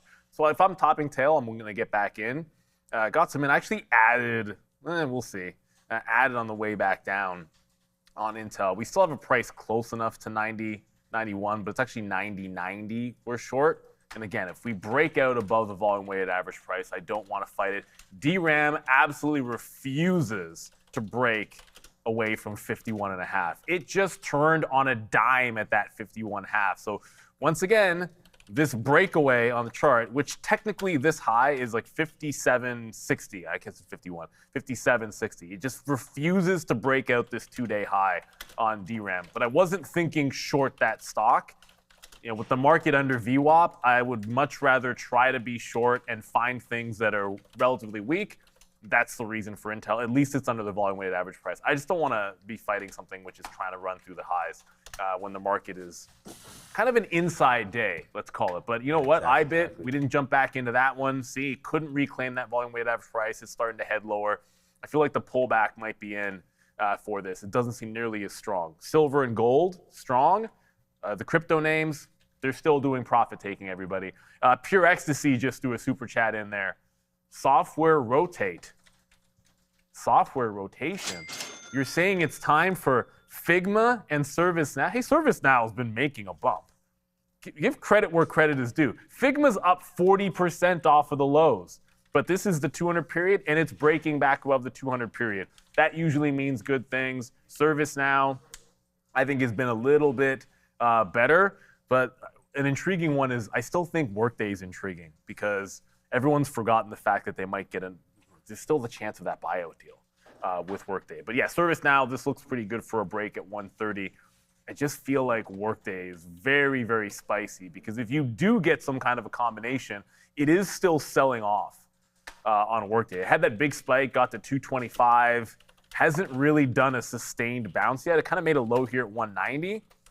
Right? If they do announce some kind of a deal, you get that kind of a bump, but the software rotates and there isn't a deal, you kind of get that jump as well. So yeah, I think that one is an interesting name on Workday just because of the deal speculation, but they're all starting to get a bit. Yeah, so I think that's definitely with that IGV, we saw Palantir move up. Adobe had some we haven't good even looked at releases Palantir in recently as well. CRM, another decent name to look at, and that's bounced off a little bit. So is Shopify there. Oh, today because of Weibo, we talked about some fintech plays earlier, but yeah, Shopify is still down that 1%. But look at the move that they've had as well, and this is a name that I hold in the account. So Shopify is nicely cooking back there to the upside as we just wait to see. They got a couple upgrades recently. Yeah, that's what I mean. It's been a good level break there. 135 up to 155. Although you don't get out, you lose that $12 back in right there. Who is that over there? Oh yeah, of course. I was gonna say it must be Fabian over there on the ones. And oh, Neil's eating. That's why you want to try to. Is that what we used to say? We want to dox Neil right there for eating. Yeah. So on the way back in here, just slow market, get some more out of SMCI. If it falls back in, it falls back in. What are we gonna do about it? Moderna, mRNA, the top name on our visualizer. Oh, Fabian, I wanted to say that when you put the visualizer on the screen, I almost think that those fonts. They're a little hard to read on the names with the dollar sign. So I was just going to say maybe something there, but I'm an old man with bad eyes. So that's just, wanted Fabian to look at it. I have good eyes. So to see what Fabian thinks. Yeah, so Neil with good eyes thinks it might be a little off as well. But have a quick look, Fabian, if you don't mind, on that one. Yeah, I think the old version is... Oh, there it is. Yeah, is that what it is? Yeah, for me, that's easier to see. Oh, Emmett. But you know what I like, though? On the other one, I liked the... border that was around the stocks. Well, one of those stocks I just saw, MMA. Feels like the kind of stock that Joe would trade. MMA? Yeah, TKO he likes. Yeah, well, MMA is halted to the upside, and it's a penny stock that wants $1. Halted at 82, tap is 82. Oh, it's an Amex stock. So .am means the tap is never going to tell us anything. We don't get any lead info as to what it's going to open up at, like we do on the NASDAQ. Dr. Fauci recommends This Moderna. feels like maybe hilarious. The $1. Look at the 90s 5-cent level double top. Dollar break could be very spicy on MMA. I haven't checked the news on this. I suppose we always should, because at the end of the day, if anyone's going to be trading this, then you want to at least have an idea if there's anything going on. Do you see anything, Adair? No. Float's 21 million, not Big Short. Anything? Sorry? She said no. So no news. No news. The float's not super tiny, but it's small enough that it could get some juice. I'm not really sure why. It's mixed. Yeah, whatever. Maybe there just isn't anything going with that story. I've had enough of this futures trade. I'm out. I was waiting for a lower. It just didn't come. So I'm going to get a VWAP right there and just say whatever to this name and just work on something else right now. So that's a little play right there. Out now of the TQQs. Yeah, I just moved there it is. Thank you so much. $69 again for another one from Bart. It might be the same one, but at the end of the day, thank you so much for throwing it out because Fabian's just here now, so maybe you didn't see it. Either way, when you're $4,000.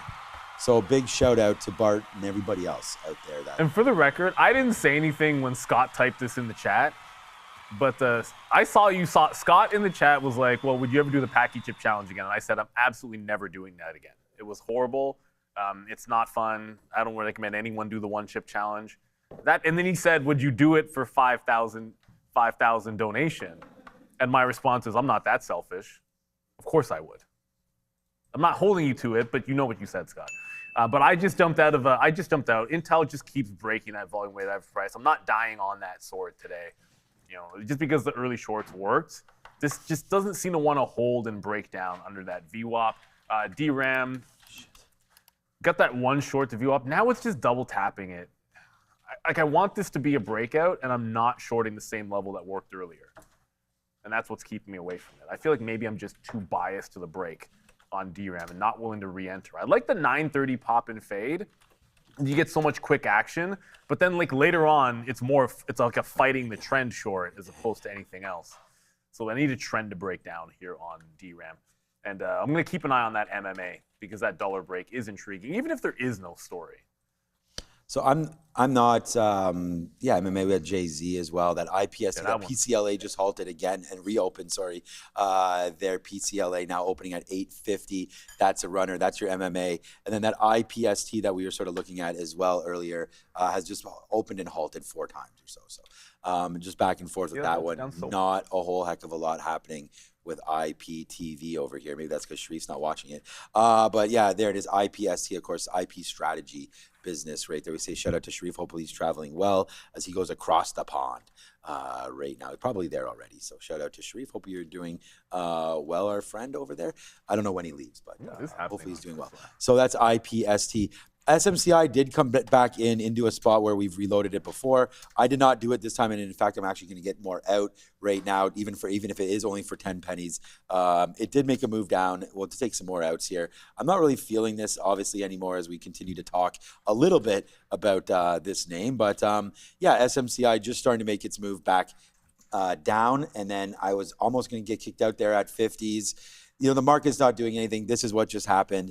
So let's cover it right now and get very, very light now on on SMCI and just give it a go.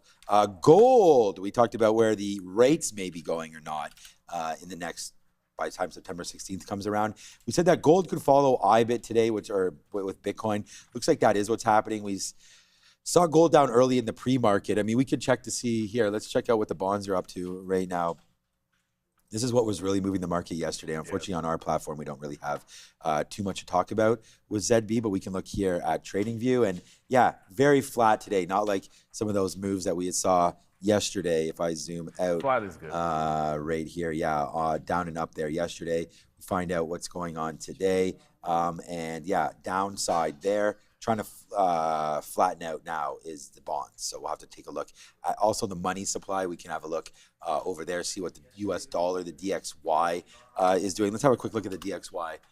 Because generally speaking, if the dollar is starting to head higher, we could see NASDAQ start to go a little bit. But right now you can see the dollar pretty flat as well. There's yesterday's close when we start to make the move lower right there on the US dollar. So nice move lower right there. We'd like to see it a little bit higher for some of those tech names, but $99, they got to repatriate that money back in. So a stronger US dollar gives them more money on, if you're buying the iPhone in Japanese yen, you'd like to see a stronger dollar so that when they bring the money back, 1,000 yen is then worth, 1,500 US as opposed to 1,400. So that accrues on Apple's balance sheet as it does on many of these tech names. So that's why we like to see that try to go upside a little bit there as well. CDTG, this was one that I think you were looking at maybe even yesterday. This one's just opened up after halting down. It got to $4. We said this one sort of That's a review up, right? Looked like there was some memory right there as well at 750. So yeah, no, it's low. Now it's right here. This was the one. This was the short in the afternoon. Yeah, exactly. So that just opens up now at the 200 period, maybe getting a little bit of a bounce action here on CTDG. Bitcoin not really flushing, man, 71.5. So give that a little bit of a go there so far. But yeah, we've gone. It's still I'm not giving up on Bitcoin. It's just not moving. No. And Apple bounced off that 3. I'll get back. Apple's at an interesting level if you think the market's going to go. I mean, I think that this Apple zone here of 316 has been good. I just don't know if I want to go with Apple right now, but the market could tick up a little bit here. So we're still long into SMCI. Maybe Apple's worth it. If we get a little closer to 316, where we can put our stops maybe. I never want to stop out exactly. We've done that mistake a couple times where we get out for 5-cent break and then that's the low, and then it rips back up, and we say, what have we done? So we'll look at Apple at 316 if it gets a little bit lower. Before we go to Videra, one quick look at SpaceX near the lows as well. One quick look at Walmart, and they're at the lows. So SpaceX at lows, Walmart at lows.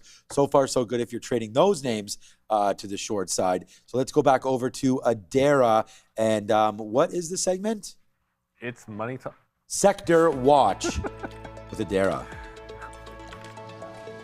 I almost want to close my eyes instead of watching the sectors here because this is not a great looking board unless you're a bear, in which case this is a great looking board. Consumer durables, really weak. We talked about TSLA, could not find any news on this, but we know auto tariffs are on watch, so that's probably going to be a potential catalyst here for this sector. Tesla leading the group to the downside. Health tech, bad look after having a really strong day yesterday. You've got a lot of these names sharply to the downside. Merck giving up some of its move from yesterday on that positive, well-received drug trial. Moderna, which is not on this index, also trading sharply lower. Retail trade weak. Walmart, I was thinking this is going to be one of its worst days in a very long time here for WMT, down almost 10% on earnings day one. That guidance for both Q3 and fiscal 2027, rough. Amazon, Costco, Home Depot, and TJX also to the downside. And then you've got a lot of sectors that are just kind of flat. Tech services relatively flat. Electronic technology kind of spotty here. You've got Marvell and some of these names in the memory space like SanDisk and Seagate to the upside, but a lot of the other names basically gray here. Finance, same look. Same with consumer non-durables, transportation, health services. But then you have energy minerals. Trump promising, quote, economic D-Day for Iran. You know, they have that Operation Economic Fury. He's continuing or trying to continue that. So you're going to have some strength here in energy minerals and weakness in a lot of the rest of the names in the market here. We'll send you back over to Neil. Thank you, Adair, as usual. And yeah, the market does seem like it wants to try to break out. But if it worked yesterday in the afternoon, then it's the same playbook, not nearly as clean on CDTG. So CDTG in the afternoon, it broke the trend. Can we come to my chart for a second? Because Hey, Fabian, can we come to the chart? Thanks. It's all good. It lost VWAP yesterday, but it was opened back up and was an instantaneous right under the volume weighted average price after it broke trend and then just sold the whole day. So I'm going to risk what, effectively, because I didn't get the whole move, I only got it to the halt level. I'm only going to risk as much as we made yesterday on it. So, and it's also too far away from VWAP to try to give it more risk, and you have less potential downside because the low is down here at about 250. So it's really offering you like a 50 to 70 point range. Hence, I'm going to go, I don't know if I really got bad wick out. I didn't want to risk, as I said, didn't want to risk as much on this. Want to explain why, because there's not as much room. The other thing is the halt band is at 71.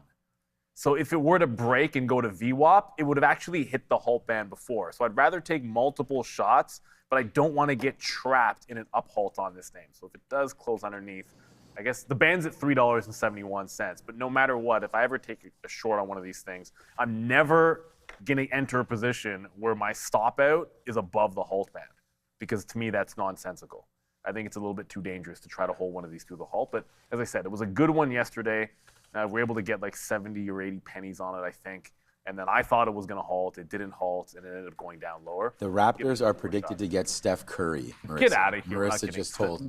We're not getting Steph Curry. Well, there is no well, chance. is it because Kawhi, like, is that there falling apart? There is no chance in hell that Why? the Raptors, Steph Curry's going to come to Toronto? He loves Toronto. His wife's Canadian. Yeah, I don't see it happening. Why not? I just don't.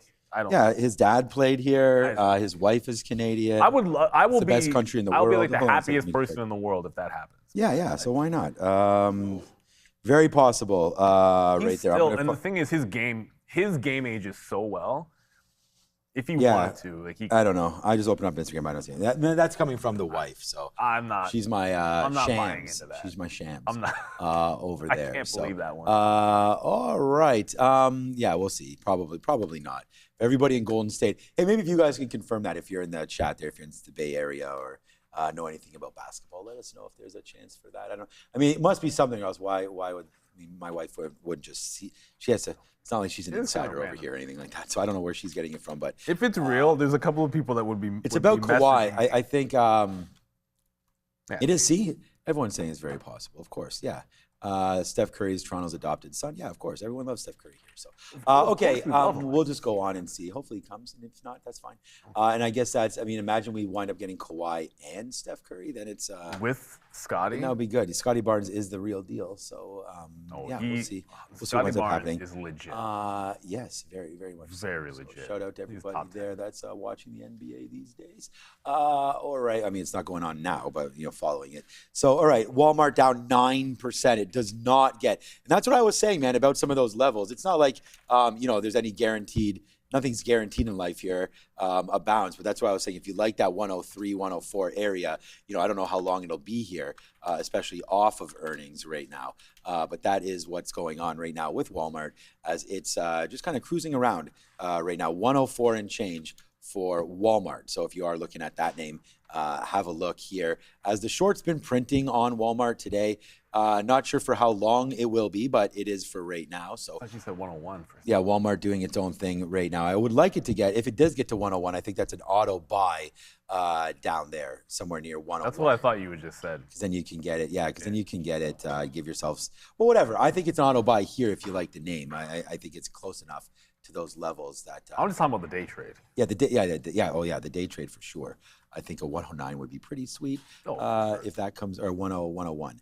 And then short, anything short, like if you get it back to VWAP 105 and change, I like that as a trade as well there. So SMCI not really doing too much. We did get out of the Qs, which looks like that was a good idea as well. And then the other play would have been Apple. That IPST just halts again. It opens back up 1350, 1250, 1150, and I'll give you one guess, tapping now 1060, so close to that 1050. So $1 gapping every time. We'll see if it opens up down here. That's where it's supposed to open up right now, 1060, which would just be under VWAP, which would be at your 25 period MA. So a little bit of a look there if you were so inclined to have one at IPST. Coming right back in and around VWAP. A $10 open would probably be a decent sign here for IPST early on here today. So we can have a look over there if and when that trade starts coming through. Right now, I did like SpaceX short today. This is the second lockup day that they've experienced. Not like the first at all. The first, it was basically crushed in the pre-market down to 105, then made its move back up and basically just climbed the rest of the day. Today, we're just hovering low.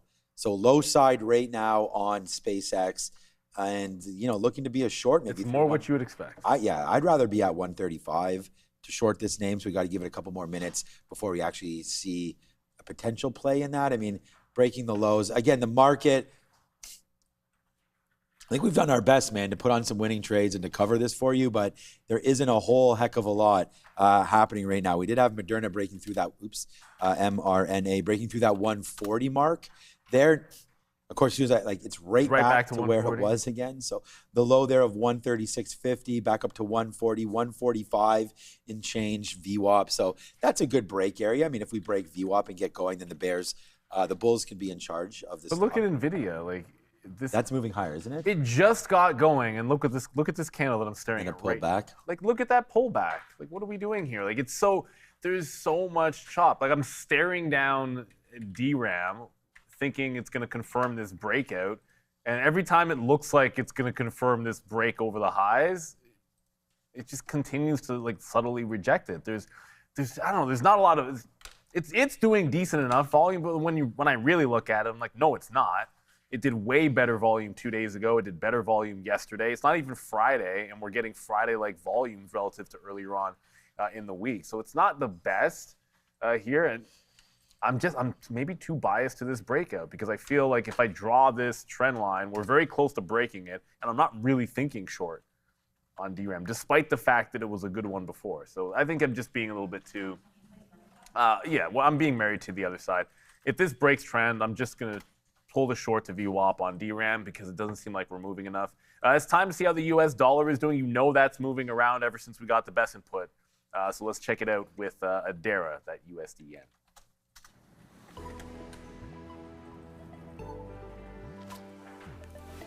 We're going to talk about the U.S. dollar. I want to mention SKHY first, though, because this is actually dropping a little bit here. Unsure if it's related, but Yonhap, which is South Korean media, reporting that the president of South Korea met with the chair of SK Group on Thursday. Now, obviously, SK Group, SKHY, they are connected, so just be aware here, guys. We're going to take a look at the U.S. dollar, which is not super rosy. And I was speaking yesterday about how interesting it was, this technical breakdown of that 99.4 or so level on the DXY coincided quite cleanly with the announcement, as Neil said, about this treasury move here. So basically expanding the maximum for the amount that can be dealt with in these operations. So I thought that was an interesting look here. We did have that sell-off yesterday. Today, we're red on the day. Little bottoming tail candle action, though, so we could go green here for the DXY. I'll take a look here at the CME Fed Watch tool with you guys before I let you go. The economic data today was light. We had initial jobless claims pretty much in line with what we were expecting. And if I can get the CME Fed Watch tool to load, still 35 here, so 65% chance that we get rates held, 35% chance of a hike. If you look forward here on the probabilities, we're still seeing we could get a hike before the end of the year. And as of late, that hike has been expected to take place in December. Time will tell if that comes to fruition. In the meantime, what will come to fruition right now is us going back to Sean and Neil. Okay. We're here. Welcome. Nice. Thanks, Adara, for all that. I have a new position at least. Enough is enough, honestly. I only have half the unit right now. We're into Apple.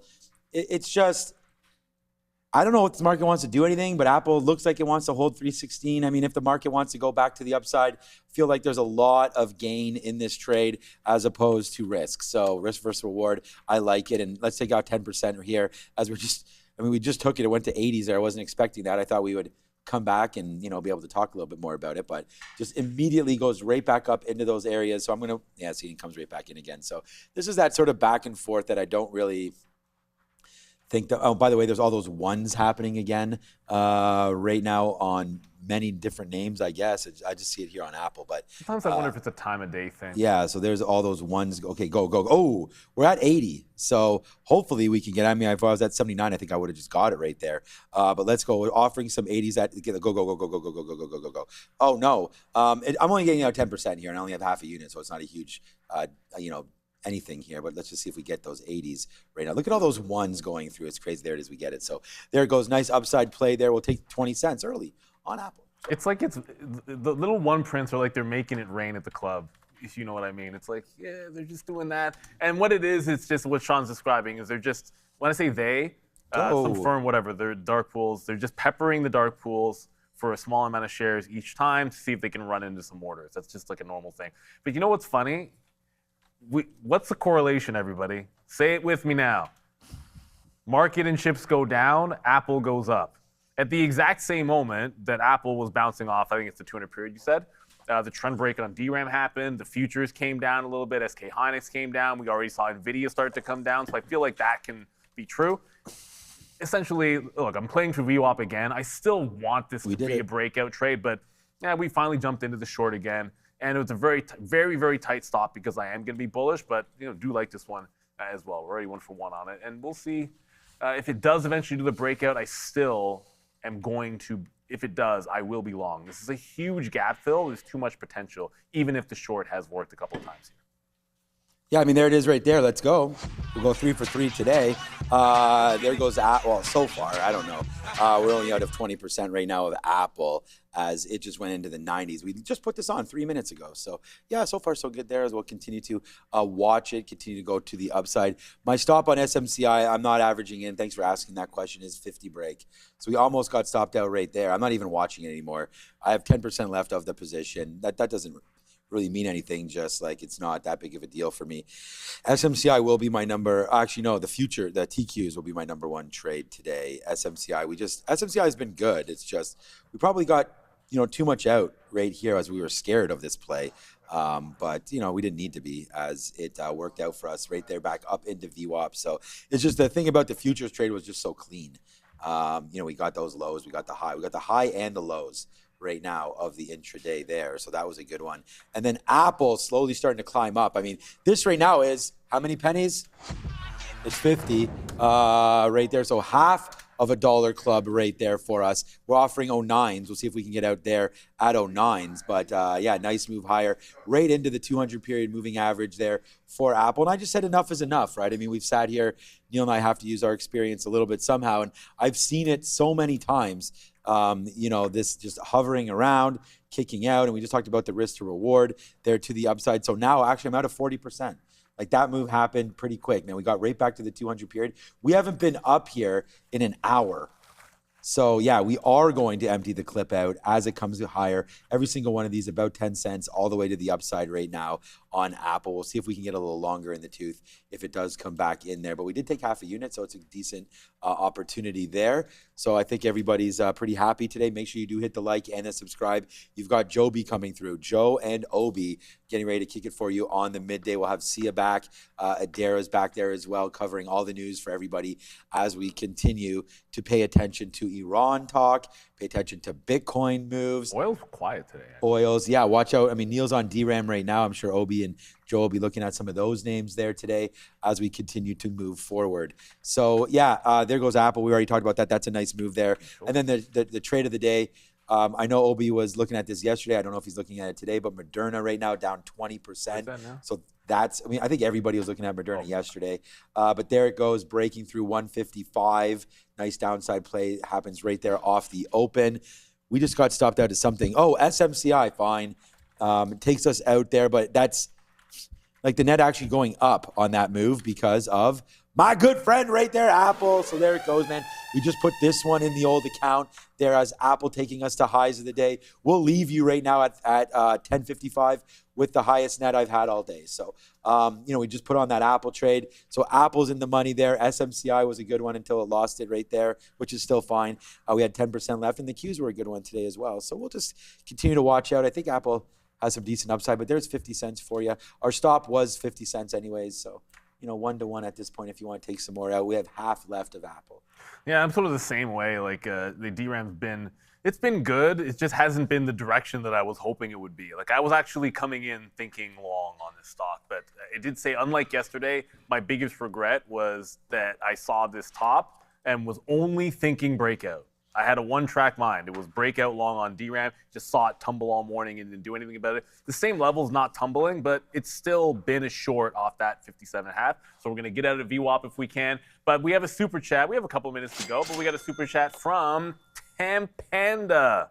Important to be aware of the market you're in. Not a very directional day. Lures newer traders into getting chopped up. Must be patient.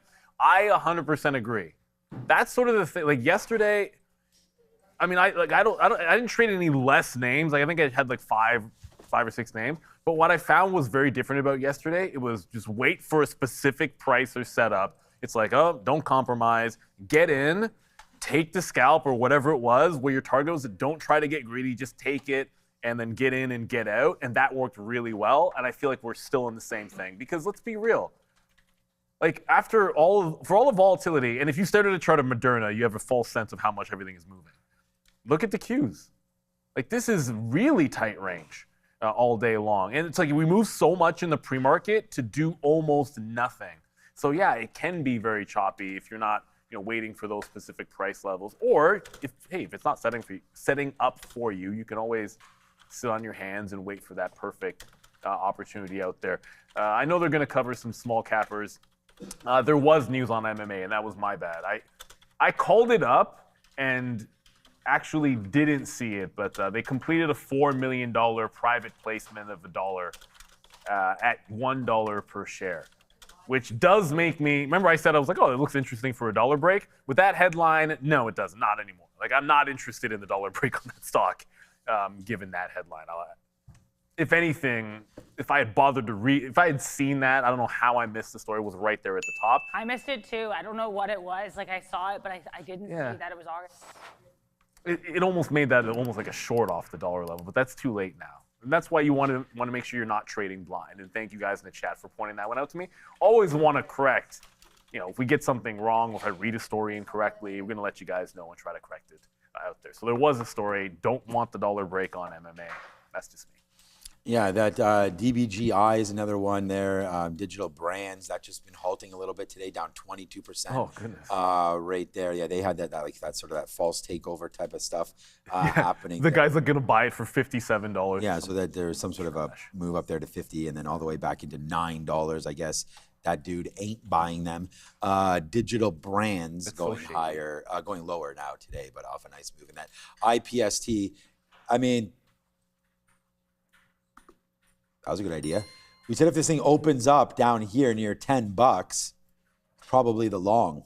So yeah, man, should have been probably looking at that. We're still now 80 cents in the money on Apple as that's starting to go higher. So, we're really happy with the way that one's performing. But there's IPST halting at 12.50, looking like a 12.50 right now. But there's Apple. Let's take out, I have 40% left. Let's offer some 38s right here. Take it out if there it goes, it breaks through it. So we get those 38s right now up to VWAP again. Pretty much boom, boom. Those trades are definitely working out for us right now on Apple. So, we're happy with those plays as that continues to go. Obviously, we wish we held the whole kit and caboodle, but we didn't, so that's okay.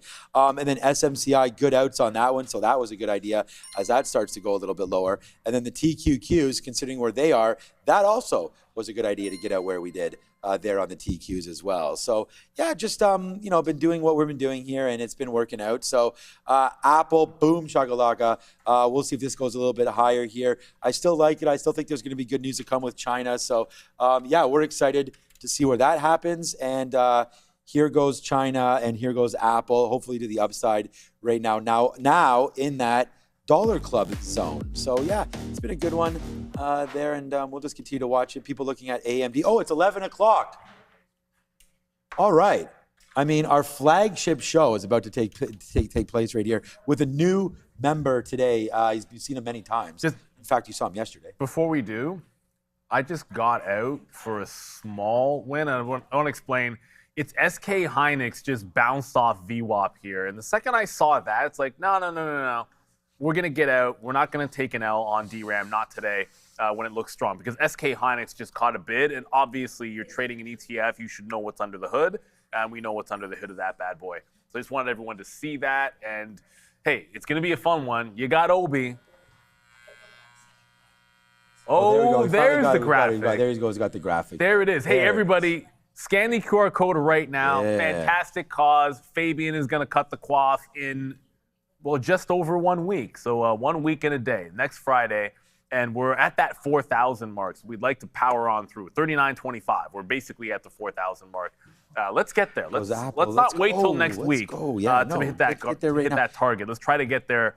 We can get there tomorrow, and it'll be a heck of a lot of fun. Thank you guys so much for all of your contributions, and we really appreciate you. Even if you don't, everyone give what you can. Yeah, whatever. And pay it forward. Like, let people know. Yeah, let other people know. Yeah, let people know. Let everybody know. Every we little took bit some money out there on Apple. We do got to go to Adara. So see ya. We'll be back at 2 p.m. Midday show incoming. There goes Apple, $1.10. What's up, Adara? Google is sort of bouncing here a little bit. They already gave it up a bit. But Waymo, apparently, their rides are surging by 10x in 2 years. They've hit 1.4 million monthly rides in California. This reads very much like a press release, and it came out at 11, which also reinforces my belief this is probably a press release. So be careful. Uber not reacting to this. Sometimes they react often negatively to Waymo announcements. No reaction here for UBER. Without further ado, time to fly over to Joby. There. Oh, well. Breakout on Bitcoin. Oh my God. Yeah, there we go. We'll see why I'm shaking my head here momentarily. Bang, bang, bang, bang. Why are you SMHing? Because, dude, all right, we'll get into that here. We're going to do a roll call quickly. First and foremost, we're going to head over to TikTok, see what everybody's got going on over there. Bitcoin on the move here, guys. Positive 5 1/3%. Ed Traveler, King Jong-un, Madame Do It. We got Darren Morris, Chip. Couple more. Frankie Bumps. What's up, my boy? Frankie. What's going on? Lee. I hope everyone's good. Joseph Orozo. Runes for Ranger. Prem. Oh, okay. I can't repeat that. I almost said that. But bleep, pay me. Okay. That's not very nice. The Lords of Kobol. Sunflowers. Jay. Mindfulness. Sebastian. Kim. IKA. Yanni. Charles Tolliver always in the chat. Jason. Kira, Nan, Dragon Fluff, and Chicken Stuff. One more, last but not least, Joshua Wright up in the house here, ladies and gentlemen. There goes. I was following the price right here at 60s, and then now we're starting to get a pretty good breakout here on IBIT, ladies and gentlemen. We'll get into my prior trade here momentarily, but the volume most definitely starting to support this move. Not too bad of a look, but let's get into what we were up to bright and early this morning. Oh. Hold on. What's going on? Forgot to introduce my boy Obi before I got into all my trade. He's here as well, man. You're enjoying yourself. You're having a great time. You're focused. The man is in the zone, guys. He's in the zone. He's focused. But what's also in the zone now is look at this breakout on Bitcoin. Oh my dude, wow, days. Neil, look at this trend line break. I'm posted up, and then sure enough, off to the races it goes. So what a missed opportunity there. Now it's I don't want to chase it. Anyways, that's in the past. Nothing that we can do about it. All right, we got to take another pause here, Obi, before we do our little breakdown here of what we were trading bright and early this morning. VinFast reported strong Q2 momentum, delivering more than 70,000 EVs globally, up 96% year over year. First half deliveries reached nearly 129,000 vehicles, up 78%, reinforcing the company's growth trajectory across its expanding EV portfolio. By mid-year, VinFast had already achieved approximately 43%, both its 2026 4W and 2W deliveries targets, putting the company firmly on track across both growth engines. Beautiful stuff. Thank you for that. All right. We're going to get to Bitcoin momentarily, but as I mentioned, we're going to run through our trades really quick here because I think we have to keep our eyes out. We're not going to be chasing this, but if we're going to have any form of continuation here on IBIT, I'm going to be looking for a pullback, all right? So SGLY, UGLY, that's for sure. Who's got no alibi? Yeah, but apparently this one. Now, listen, as I'm reading in the chat, paying attention to what everybody's doing. We know Bowen, Adam, James, everyone here. I've seen multiple people write in the chat, I got destroyed on this name. All right. Now, I emphasize the fact how important it is to have something where you have direct access, time and sales, and level 2, especially when you're trading these small cap names. All right. It's really, really important. Why? Because this is no coincidence that I get out 2 minutes before this. Right? Like we see this all the time, and you see when I follow momentum, it's the exact same thing. And especially leading into the open, I'm out before it even breaks. Why? Because I'm reading the tape. And as soon as I seen the weakness step into the tape, I'm like, I'm out of dodge on this name, and there's no way that I'm holding this into the open. All right? So there it goes. We get all out of that one, and then it proceeds to drop 50, 60%. Not too good of a look. Let's send it over to the desk. We'll break down our other trades momentarily. So you have U.S. Secretary of the Treasury Scott Bessent making a couple comments here. The market's falling. There was a bit of a volume spike right now as well. These comments are saying that they have a strong resource set for the Treasury's market, and Bessent also saying that U.S. yields do not show true fundamentals.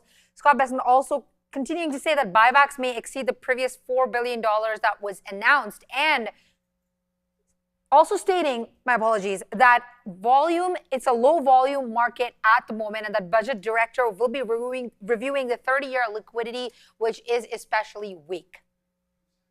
Perfect. Thank you very much for that, Sia. Now moving forward, second ticker of the day, Webull, reported earnings last night, up substantially. Let's see if we can get any form of continuation.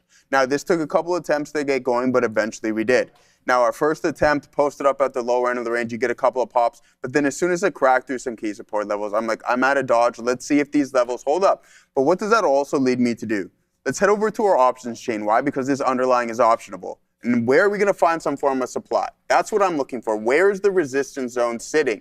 And I notice it's at $10. So what do? I post up anyways, just in case it's absorbed and you punch through that level and you take that next step higher. That wasn't necessarily the case. But I was fortunate enough to get in. But the exact same scenario happened with Webull in regards to what happened with SKHY. I see the tape turn and the hedge funds just really start to push price lower, reasoning for me to get out of the trade once again at these highs. All right, now Obi's like, yeah, good out. Yeah, like we're just reading the tape and we're reading what the options chain is telling us, and then look what happens right after, okay? Price is just pushed all the way down. You're now trading at $9 and whatever cents, $9.05. All right, so we get out of there. We shoot 50% on that one. Last but not least here, Obi, IBIT, bear with me for a second here, ladies and gentlemen, is Bitcoin. Now, a little bit different scenario because we do have some supply. But the volume has most definitely ticked in. So this is why I'm posted up at these levels, all right? Anyways, one entry. I see Neil was involved in this as well too. Pullback right into the volume-weighted average price. We post up, and then sure enough, we were fortunate enough to take some partials off here and then got stopped out the remaining 40% break even, okay? So 40% right there, we got stopped out. It chops around the lows. I did want to post up at 45. That wasn't necessarily the situation I was sitting in, but now we have multiple orders here. My top one got filled up. The way I have it structured, this is my largest size. Why? Because look what's happening. We have a support system. So I posted up right where our key pivot level was before, all right? So the polarity within this name, what was once resistance can act as potential support, so that's why I stepped in right there. Now 10 cents ITM. All right, guys, I just want to give you guys a quick reminder. Trader TV Live members only, get Sharif's daily morning research note every trading day. The big market stories, key levels, trade plans, catalysts, and what we're watching into the open. It's only $4.99 a month, and you also get members-only videos, posts, custom emojis, and loyalty badges. Hit join below the video and become a member. Don't forget to hit that like and subscribe as well, guys. So some great trade reviews by Joe there. Some solid opportunities, some misses, some good outs there as well. But where's the next trade? Where's the next opportunity? Trying to stay in the game as well. And survivability is the name of the game. Market taking a little bit of a pullback here. I didn't really get involved with too much today, guys. And the ones I should have gotten a lot more aggressively involved in, I didn't really do that either. So kind of just a I would say, sitting on my hands a little bit. Nothing too crazy. Walmart, I'm holding a little bit of the position here. You can see some solid, solid earnings reaction right there. I don't want to say solid earnings report. You got to remember, when I'm talking charts and stocks, like, I don't care whether they go up or down. I just care whether there's volatility or there's a move. And this is a great move. This is a solid move, gap down. I'm not a long-term investor. I don't care what Walmart does in the next few weeks or months. I want to trade it today. Gap down, selling off, looking for that continuation off of the open. Guess how I tackled it?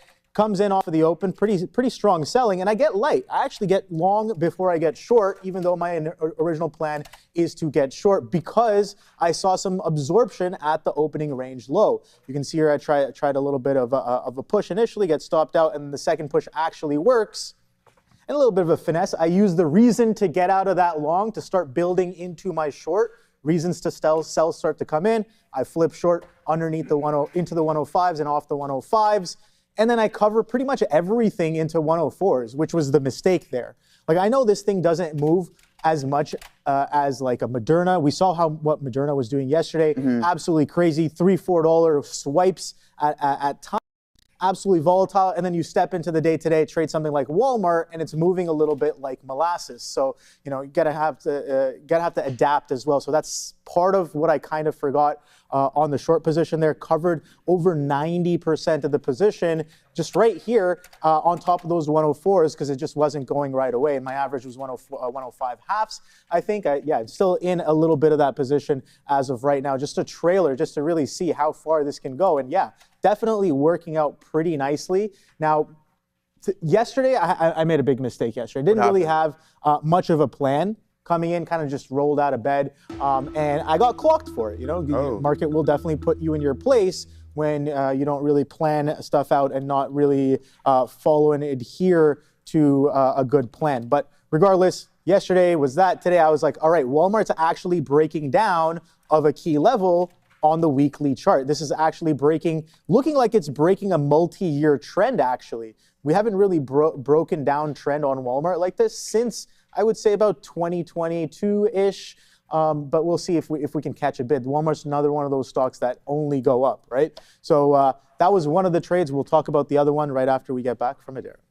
Take a look at USO. It's climbing a bit right now. U.S. Secretary of Treasury Scott Bessent still speaking, saying on Iran now that oil markets are misinterpreting what economic pressure means, and the actions will curtail Iran's ability to take action through proxies. Also saying that this will be a coordinated economic isolation and that we can continue getting ships out of the southern lane when it comes to the Strait of Hormuz. And finally, that maximum economic pressure means likely not a kinetic restart. Thank you very much, Sia, for that. But yeah, going back to Walmart here, I see some of you guys kind of talking about that Walmart only go up. Yeah, exactly. It's one of the stocks, bigger picture on the monthly. It kind of only goes up, but today, it decided to go down. Last quarter, I think it decided to go down as well. So this is kind of back-to-back hits onto Walmart. As we see, retail kind of all over the place. We saw Costco just a couple of months ago. Their earnings report in May, they got pretty rocked off of those and kind of been chopping around in and around some of those areas since then. So retail is pretty solid here. Walmart, one of my top names on the day. And guys, there's a lot of stuff going on. There's a lot of stuff going on in Walmart, but.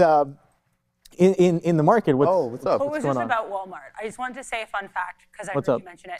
You're correct that they dropped sharply the last two earnings. This is the first time they've dropped to that magnitude twice in a row since at least 2001. Shout out to Bespoke.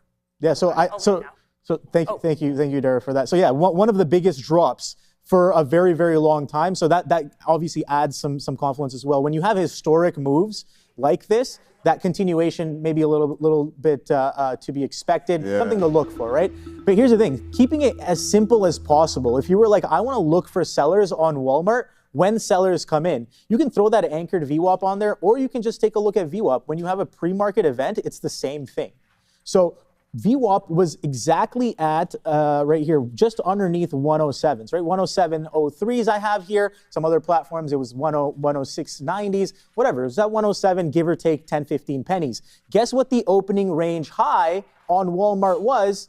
106.96. So as soon as that bid came in off of the open, we talk about reading the tape off of the open. Yeah. Those sellers came in instantly and slammed it off of VWAP. So I was like, all right, I have my answer. I know exactly who's in charge as of right now. The market has told me. Now it's my time to listen and get involved. So Walmart, one of the best, I would say, short continuation trades on the day today. Sure, there's a lot of other opportunities, but this one was very, very straightforward. Something like a Moderna, SpaceX was another one. SpaceX was a great short off of the open. VWAP, not as clean, kind of choppy, but you could have taken opening range low, which confluenced with that 135 level, which was a bit of a support level from a couple of weeks ago. So some solid opportunities in this market, Joe, man. Yeah. Some great stuff.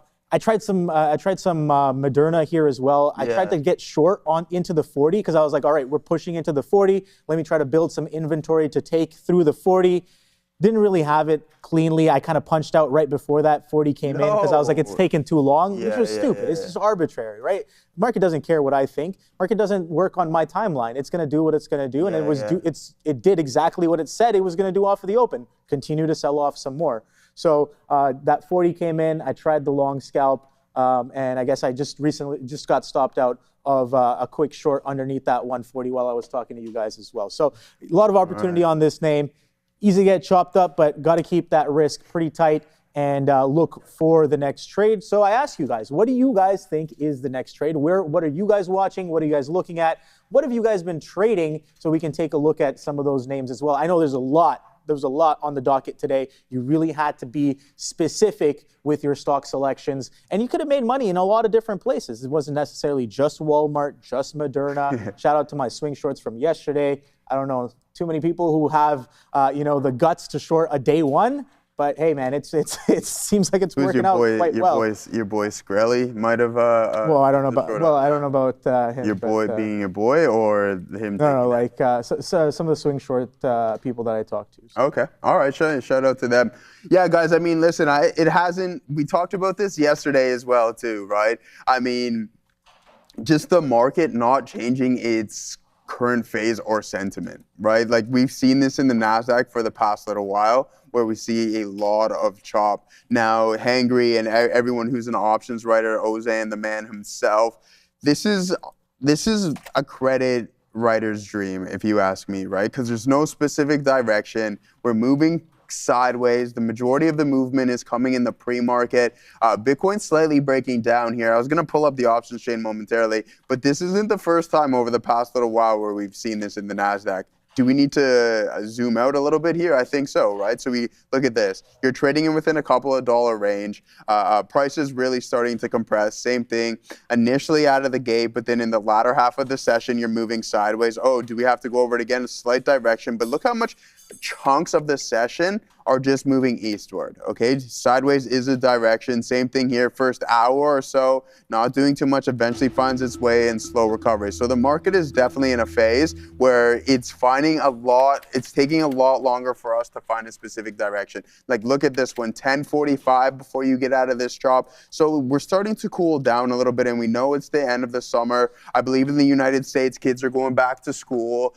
People are getting prepared to go back to work, whoever's been in the Hamptons or whatever, the Wall Street boys. So things have definitely been on the snooze side, and I understand that, right? Let's just not get that twisted. Be patient, because you know what they say, October is just around the corner there. I know it's a couple of months away here, Obi, but other than that, some good times in October. And I wonder if Bitcoin is going to follow suit. We're still in this position right now. 40.76 is what I posted up at. We're now at 90s. Let's see if we can head up into that 41 level now. I pulled up the options chain to see if there's any open interest or anything standing in my way. I'm not seeing it. The contracts that we were talking about this morning are currently already underwater, $40. Now we can push south of 40, but I don't know if that's necessarily going to be the happen considering what we've seen from a volume standpoint step into these underlying assets themselves. So 41 bucks can most definitely be absorbed. Would we like to have some more size? Yeah, but that's just not the world that we're sitting in. 41 and change is where we got. These were my orders, and as I was talking to Obi, price was literally at 40.68, and I posted up at 67, and the bid never tapped into that. So I'm like, okay, we're really strong. Let me put an order a little bit higher at a previous pivot, And then sure enough, that's exactly what came into play. We were fortunate enough to catch this bottom wick, and then now off to the races we go. We'll definitely, I know Sharif's not here, but we'll definitely get into some small cap momentum, but I'm not falling into the narrative of yesterday when I was done trading around 8:30, and then we proceed to give some back, messing around on Moderna, all right? So we're going to really, really size down here, and then maybe look for some form of continuation via the crypto plays. Now, before I send it back to Obi, let's head over to our watch list and see how the leveraged, or the treasuries, I should say, are performing today. BM&R, and how is Ethereum outperforming BM&R? Anyways, that's the question on it. And then here's MSTR up 7% and Bitcoin up 5.5%. So not too bad of a look. And we pulled up the options chain on those plays, and they're not as liquid as they used to be, I should say. Yeah, definitely not. I think it's interesting to me the move on Bitcoin, kind of a bit of a front run. We saw the market kind of picking up when we knew Trump was kind of meeting with some of these CEOs to discuss on crypto matters, and it's interesting that he just swipes up that aggressively again. Bitcoin's back, maybe. We got that 75 on the horizon. I don't know if we actually clocked 75 today. I haven't even looked at it since the pre-market. But let's take a quick look. 72.5. So we got 72. To add to your point too, Obi, is that it's not like the first time we've seen this. Like when you have a space in general that's just been beaten up for so long. Like think about it. Bitcoin's been in a downtrend since last October. So almost 12 months of consistent selling pretty much without any relative strength. You have little sparks that can ignite the flame, and you have participants. All the buying just shows up one day. Exactly. No, I think it's gotta love Bitcoin moves. We talk about some of the best trading historically in all markets has been in unregulated markets, and right now crypto is absolutely. I mean, not right now, of course, over the past I would say 10 years, but you have these periods of time where you get such a banger trades. You could have taken that. I think it was like the 65 to 70K breakout or something like that. It was like a 5K move, or 60 to 65. I think just a couple of days ago. Easy money, technically sound, technically beautiful. Just taking a breakout on something like that. And I was watching some of it happen. Unfortunately, didn't really participate in it. But beautiful opportunities to say the least. Speaking of opportunities, Moderna slowly creeping back up to the upside here. So it's a good thing I got stopped out of my 140 short. I was looking for that 140 to potentially continue to the downside right here. So mRNA is pretty interesting story here on this one. Now, last night when we were doing a little bit of the after show rehearsals, I came up with a graphic for Moderna. Oh yeah, and it's really cool. So I want to kind of show it. Yeah, pull it up, man. As well, because going forward we're going to try to be working maybe on some more visuals as well. So this was just my first iteration of potentially what we could be talking about. But I'll get into that in a second. But let's talk about the chart first. You're gonna make us wait now? Of course. Come on, talk about the chart, talk about the technicals, then we can move on to the story, right? More important stuff first. Less important stuff later. So at the end of the day, we are trying to trade here as well, right? So bigger picture story, definitely very, very significant. But Moderna, let's talk about it technically right after we get back from Sia. Yeah, a couple more comments coming in from Scott Besant here saying that we don't want people to trade headlines in a thin market. We're trying to keep market in equilibrium. The SPY currently bleeding at the moment. And also, he just also mentioned that the US dollar has been stable and we continue to have a strong dollar policy, which when I did check, the dollar was ticking up. Right now is trading around 98.3 and is still up 0.07% on the day. I just want to take a look at the market again. Comments are pouring in right now still as we speak. We have another comment that just coming in that I am trying to look at is corporate investment will also boost productivity growth, and on US bonds saying that we would think about companies issuing more 5-year debt. All right. Thank you very much, Sia. 5-year. So Moderna right here. Interesting story about the debt though. But we'll have to see if that brings in any sort of volatility into this market. I'm watching nothing right away on that's really reacting. So let's continue with a little bit of Moderna here. Absolutely beautiful. We talk about a rounded bottom, smiley face pattern, whatever you want to call it. This is kind of one of those, you know. And it didn't give you a lot of time to get into that gap up, right? You had to kind of been building into this. Shout out to Wayne, by the way. He's got 57 calls on this thing. So on Moderna. Yeah. How? Prior to the news. How? I mean, there's technical setups here that are happening that that precede news, because price almost always precedes news. How does he? How though? Just lucky. He got lucky. Do you know how much those appreciated? Oh, probably a lot. Like 4,000%. Well, maybe not the 50. So the ones that went hundreds of thousands of percent were the $100 calls and the 150 calls and stuff like that. But yeah, no, they didn't go hundreds of thousands of percent. Yeah, I saw some of the calls were up like 120,000% overnight. Zero DTEs. There's no way. No. No. Well, maybe it's just some people on X that were trolling. But regardless, let's talk about Moderna, right? Why is this thing doing what it is, right? I was unprepared for this yesterday, so this is a good kind of a rep for me too, to kind of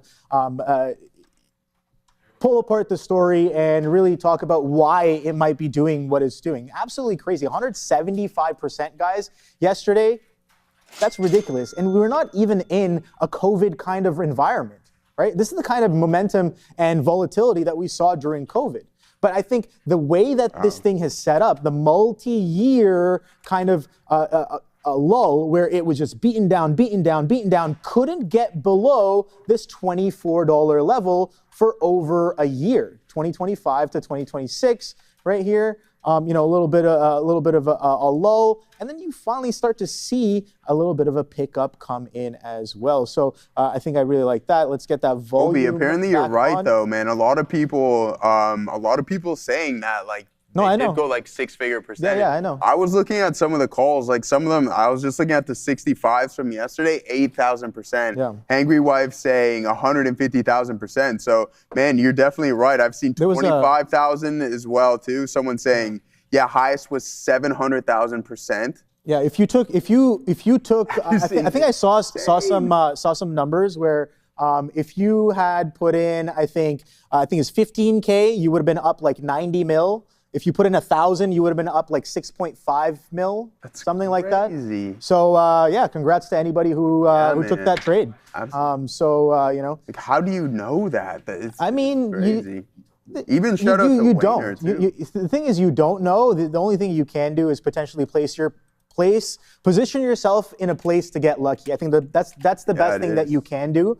And you can see already the chart was already curling up. The chart was already stepping up, the $50 hold. And something interesting, this is a daily chart. This low, this 1 year low, was exactly the same range that we held in 2020. So this is where buyers were before. And guess what? This is where buyers were again, right? Aggressive buyers to say the least, right? So that's last time from this area is where we got all the way up to 497. I think split adjusted or not, I don't know. But regardless, we made that kind of move from this area. So buyers are definitely here. Very interesting story. Now, cancer research, pretty solid. Phase 3 trials, you don't really see that a lot. So that was a bit of an outlier, kind of a catalyst here. On top of that, Joe, the biggest thing I would say if I were to take a gander at like what the buying pressure really came in from yesterday, I would say 50% longs and 50 to 60% just straight up squeeze. Yeah. Because absolutely. It was 30. Some of the sources I was looking at, 30% short float, right? Yeah. And some of those people are not getting out until the open, so they're getting absolutely blasted as well. So I think pretty aggressive move. Wasn't really expecting it to, go from 115s, 120s all the way up to 160s, let alone 195s in the after hours, but absolute craziness. So this is kind of the graphic that I have up here. Bitcoin breaking out. If you guys want to take a look. Now, I want you guys' feedback as well. Is this too busy? Is this something you guys want to be looking at? While on the show, it gives you something to kind of, look into, zoom into while we're talking. So this is kind of the oncology breakthrough that Moderna kind of had yesterday. This was the main news. So what are they kind of doing? Personalized medicine, right? So they're going to be sampling your tumors, doing custom sequencing of your DNA, and then designing specific mRNA to go with your specific DNA, and then manufacturing some. I don't want to say a cure.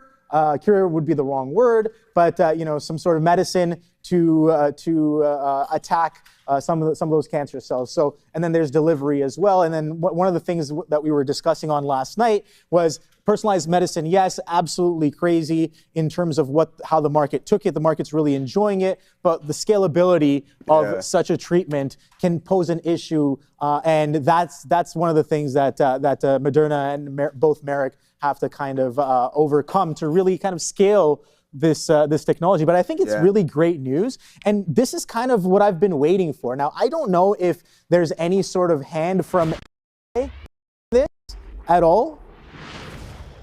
Stock blitz, nice. I don't know if there's any sort of a hand for AI in this at all, but this is kind of what I've been waiting for. Leaps and bounds when it comes to scientific advancements. Is this it? That's the question I want to ask, right? Yeah. Is this it? Are we going to start seeing more and more? Now, I also think that we're going to start seeing a lot of small caps try to take this cancer story and try to pump their stock and raise some money on it as well. But leave some feedback. What do you guys think about the graphic? Is it too busy? Does it need to be more simple? I just want to get a quick test from you guys with that. But quick little blurb on Moderna as IBIT makes new highs. Yeah, Sean's in some Apple as well too. There goes Bitcoin breaking the high of the day, ladies and gentlemen. We tried a little move on MMA. Boom, that didn't work out for us, so we'll avoid this. Man, Bitcoin really, really on the run here. Should have took the advantage, should have re-entered, but anyways, that shoulda, coulda, woulda. Who's shoulda, coulda, woulda, I should say. Who's involved with this Bitcoin? Put it in the chat there. I'm not seeing anything from a small cap standpoint, ladies and gentlemen, for me to be really attracted to right now. Nor is my scanner really doing what I want it to. For some reason, I think Sharif can confirm this as well, is that it's mixed up. So I would go by volume. Now it's percentage change. UNEH. There's no volume here, and it's at the top of the list. We need to get volume on here somehow. So I do have to mess around for that. BMNR says candlesticks, nice. Yeah, I mean, there it is, guys, ladies and gentlemen, a big-time breakout. This was the move to get involved once again at the lower end of this range. Posted up, tried grabbing it, but I also didn't want to chase price too aggressively here. We'll wait for an additional pullback. Again, polarity, if we run into this 40.90 level, that could be a good opportunity for the continuation in the trend. Considering how beat up the space has been, I wouldn't be surprised if we go on a little bit of a run here. We zoom out, we can see much more, but with much more, we get Juan and Adara over at the desk. Do you want to know what the Euro segment or the Euro market did at the close? We can find out with Juan, who's here to take us through what looks like an incredibly red session in Europe. Thank you, Adara. So European markets edging lower as rising oil prices, as well as higher German producer prices, fueled some inflation worry in Europe. So we take a look at the stock 600 right now, down by 0.05%. They're hovering near their two-week lows as retail as well as tech trims balance that of energy gains. Over in Germany, the DAX was also down. Weakness in software and telecom stocks offset that of gains in auto as well as chip makers. We saw Brenntag leading the losses, dropping 3%. That was followed by Rheinmetall, down by 1.7%. Infineon and Continental led gains, gaining by 1% each. Germany's 10-year bund yield is also at a 15-year high amid expectations of increased defense spending. So watch out for that. Over in France, they're currently on a losing streak for an consecutive eighth session, down by 0.41%. Auto stocks led the declines with Stellantis down 4.4% and Renault down by 2%.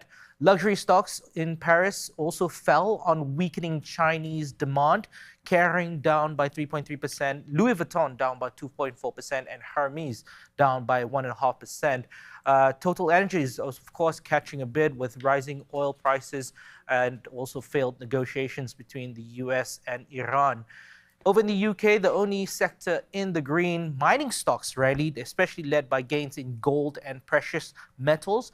Fresnillo up by 4%, leading the tape in the UK, while Endeavour was up by 2% and Rio Tinto up by 0.8%. Oil majors also offset that of some retail liquidation, with BP and Shell gaining more than 2% each. And the biggest laggard in the United Kingdom was that of JD Sports. They led the declines with a 14% drop, reported reduced profit forecast, citing challenging trading conditions. What's interesting to note, though, Goldman Sachs have upgraded the European EPS forecast growth projection from 10% to 15%, citing strong corporate profits, foreign inflows, and higher capex, especially in sectors such as defense, power, and AI infrastructure.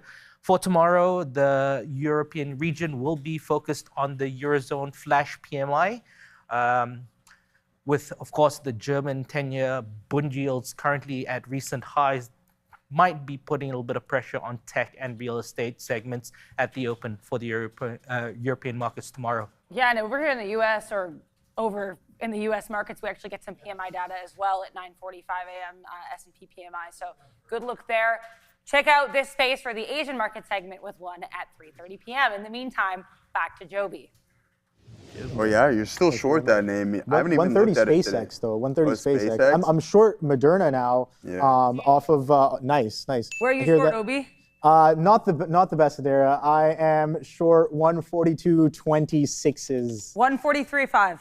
Nice, good entry there. VWAP rejection, right? Prior highs right there. VWAP rejection, kind of similar story.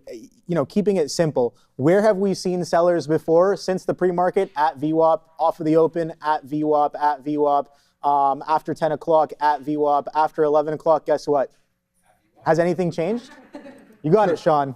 At VWAP. So, you know, sometimes you don't have to complicate things. I understand trading is hard enough as it is, but sometimes when you just listen to what the market's telling you and not try to get too smart with it, it's perfectly fine. You know, just quick little scalps, and you know, getting out right away when you're wrong as well. I tried the short underneath 140, didn't really work out. Came all the way to 146s, didn't really see it there, but I do want to get involved a little bit here. Let's see if this one works out. I don't know. I'm a little bit impartial as to whether this one works out or not, but something I am watching a little bit closer, guys, is SpaceX, SPCX coming into that 130 level. Maybe not as important as the 135, but definitely important nonetheless. So watching this one, 135 was a little bit interesting. For what reason, you may ask? Going to a higher time frame, you can see right here, prior low from prior week, Friday's low, that was the prior support level, and we broke that today and broke it pretty cleanly, might I add, on the 135 halves for a beautiful continuation into 130. Now 130 is the next support level. A bit of a double bottom here. Not only has it been a support level, this was also that earnings reaction high right at that 130 and some change. We're hitting that level right now. We're testing this area right now. So I'm watching the tape, watching the book, see if the buyers show up again, or is the sell side actually you know, very much in charge, and we're gonna get that breakdown through that 130. Adam James Abroad, thank you very much for the super chat. Obi, any chance you can share a story with us all? Dude, we've been sharing stories all day. You tell me, give me a topic that you guys want to hear about. We can talk about that. Why not? Stock market related or not? The or not will decide if we want to talk about it or not. Theus Lanes. What are they saying? Oh, the donations. You obviously know what's going on with thank the you. donation. Thank you very much the for the donation donation. $69. This lane's nice. Yeah, all right. Bitcoin, guys. Let's see if we can get. Listen, you guys know I haven't been trading this for quite some time. Yesterday, I do believe. Seriously. Angry wife is like, how about confluence and reversions? Yeah. Well, oh my God. You don't want to get me started. We don't have enough time. Joe's like, no, stop. We don't have time for this. There's not enough time. I can sit here and give like a 5-hour lesson on confluence. There's definitely not enough time in the and day. reversions. We do like a five-day boot camp for reversions. Come on. You look at, yeah, exactly. Man, yeah, no, it's you're making me laugh here. We don't have enough time in the day for that. We would have to start at 7:30 tomorrow. We probably have to start at 4 a.m. actually. And then just hope there's no earnings. As Webull is putting a new low of the day. Don't forget, guys, next week we do have NVDA earnings as well, too. So looking forward to that. I mean, here it is. IBIT. Ozan said he's done for the day. Congratulations to you. Let's see if we can find some. Oh, there it is, right? So again, there's the level that I'm talking about. So so what we've seen on multiple occasions here now is the over-under play. So what was once a pivot and a resistance zone acting as support. Now I'm going to be looking for the exact same thing right here. I don't know why I'm hitting like I'm on TradingView there, OB, hitting the keys like I'm trying to draw a trend line. That's not necessarily the case of what we got going on right here. So what I'm going to do is post up at 40.90s, actually no, 40.85s to see if we can get an opportunity and catch a fill there, and then the continuation. Why? Because on multiple occasions I've seen the buying pressure step in, all right, and the volume supporting it. That can give us a little bit more conviction in the direction of the stock. Does it mean that it's going to go that way? Absolutely not. That's not necessarily what we're doing. Just trying to put a probability in our favor, all right? So patience is extremely key. It would have been more ideal because I would have been sitting in this trade still if I posted up at these lows. And then as soon as the volume really started to uptick, guys, so you can see, look at our volume by time profile. Right around as we started to break out, 11:02, 11:03, we've seen massive upticks in the volume, all right? So that means participants are stepping in, they're buying this, sellers are selling at higher prices, they're not willing to let it go at any lower, and sure enough, there it is, $40.90. There is no real massive supply zone. It's only south of $40 here on IBIT. So let's see if we can catch an entry here on Bitcoin, Obi. Yeah, for sure. Market taking a bit of a pullback here. So watching that as well. A bit of a confluence for anybody who's sitting short in pretty much anything right now. SpaceX being one of them, 130, kind of bouncing off of that 130 a little bit. Didn't quite get all the way down there. So I'm going to be a little patient on this one. But both the ES and the NASDAQ trending a little bit lower. The NASDAQ a lot closer to its day/session. I guess it's already broken down its session low. The SPY or the ES hasn't broken its session low, but I'm talking about this little wiki action right here from 8:30 on the NASDAQ. We're pulling into that low as of right now, just below that 29,250 mark. So let's take a quick look at what may be causing some of this sell-off here. We got NVIDIA coming to the downside right here. I'll pull up a chart just in the middle so we can take a look. The future's right here on the right side of my screen. So NVIDIA breaking down through its lows right here. This is a 15-minute chart, guys. So each bar 15-minute, breaking below prior day's lows and intraday lows now as well on NVDA. So that's the one I'm seeing here out of the Mag 7. That looks relatively, I guess, the most sold off. Let's take a quick look at Meta as well. Meta's kind of selling off as well. Everything else kind of sideways chop, so not really crazy. It seems like the selling is coming in from maybe some other side of the market, and to see that come into fruition, let me just pull up a map here. I did have a market map open earlier, but I guess I closed it. In this right here, boom. All right, so yeah, let's take a quick look at the map here. What's really catching a bid today? You can see here. Oh boy. All right, cool. Seems like it's only gas and maybe some credit services. Yeah, I did have something on Visa earlier this morning that sent me a signal. Interestingly enough, it's one of the ones that's being bid.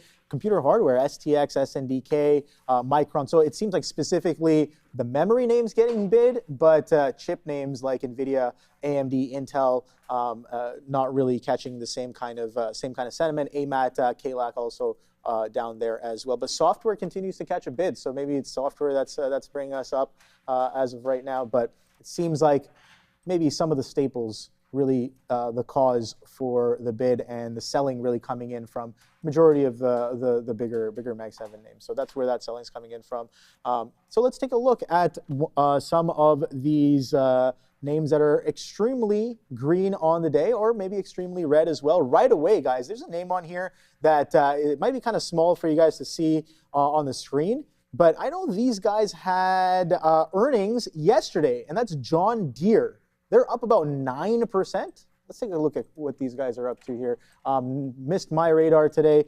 DE, John Deere. Let's see. Wow. Okay, some pretty aggressive. So they had earnings this morning. Sorry, not last night. They had earnings this morning, and pretty decent opening drive on the pre-market high breakout here. So 10%. Not a lot of stocks doing 10% today, Joe. No, there isn't. It's not like yesterday's scenario here. Sorry, I'm just trying to look at I thought it was Wednesday. Yeah, so Wednesday, August 26th, ladies and gentlemen. A little less than a week away at 4:20.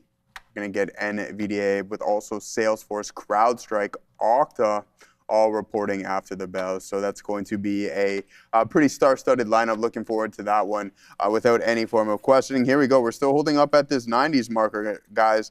I posted up. I actually removed it from 88. What I'm going to do is go with 85 just below the zone in case we do want to find any form of continuation on today's trend, which I think we have the chance, especially if there's a rotation out of some of these tech names. We'll head over to our watch list momentarily and see what we got going on. To Obi's point, pretty strong session for a couple of names yesterday. I mean, the crypto space, that is. And not necessarily the case. Not too many double-digit winners just yet, but I mean, we still have plenty of time throughout the day. A lot of red. CrowdStrike down another 4% here. So we're now about 15% off of that previous high, the all-time high. A little bit tougher of a look, but hey, guys, we know the narrative of the market. When you go up like this, I mean, what an absolutely monstrous run that you go from $91. So you get your double up more than that. 142%. You're going to see yourself in some form of a pullback here. Now, we're going to get a fill momentarily on IBIT unless it bounces off this level continuously. Yeah. Already halves on SpaceX? A lot of size, yeah. Okay, all right. A Warner Brothers discovery here as well, too, ladies and gentlemen. But a lot of red over here. SMR, a guy from work, that's his tag in there. I think we just need to avoid it. It's now down to $8. Oh my God, I didn't even know that. That's crazy. Robinhood 94. So this name is stuck kind of in limbo as well. A lot of sideways price action. After it broke down, it just hasn't found its merry way just yet. Crypto picks up, even though we don't like to correlate the two. I think Robinhood is so much more of a platform. But here's CoinL up 13.5%, but that's a leverage product. And then Coinbase up 6%, BMNR up 5%, so starting to fall back. Now, I just don't understand because we look at this as a leverage play. Yesterday, up 13 or 14%. I think around 15 at the highs. Now you're only up 5%, but Ethereum's up 9.5%. I don't know how that's going to work. Now, MSTR is holding up pretty well, still slightly ahead. There's no direct leverage, right? Like you can't say that it's a 2-to-1 or a 3-to-1 play. It just moves how it moves. And I don't know if anybody else knows from a correlation standpoint why the ratio can be slightly skewed at times. And please feel free to let me know. But other than that, definitely a quiet one. Let's see if we can catch this order on Bitcoin. Why market down?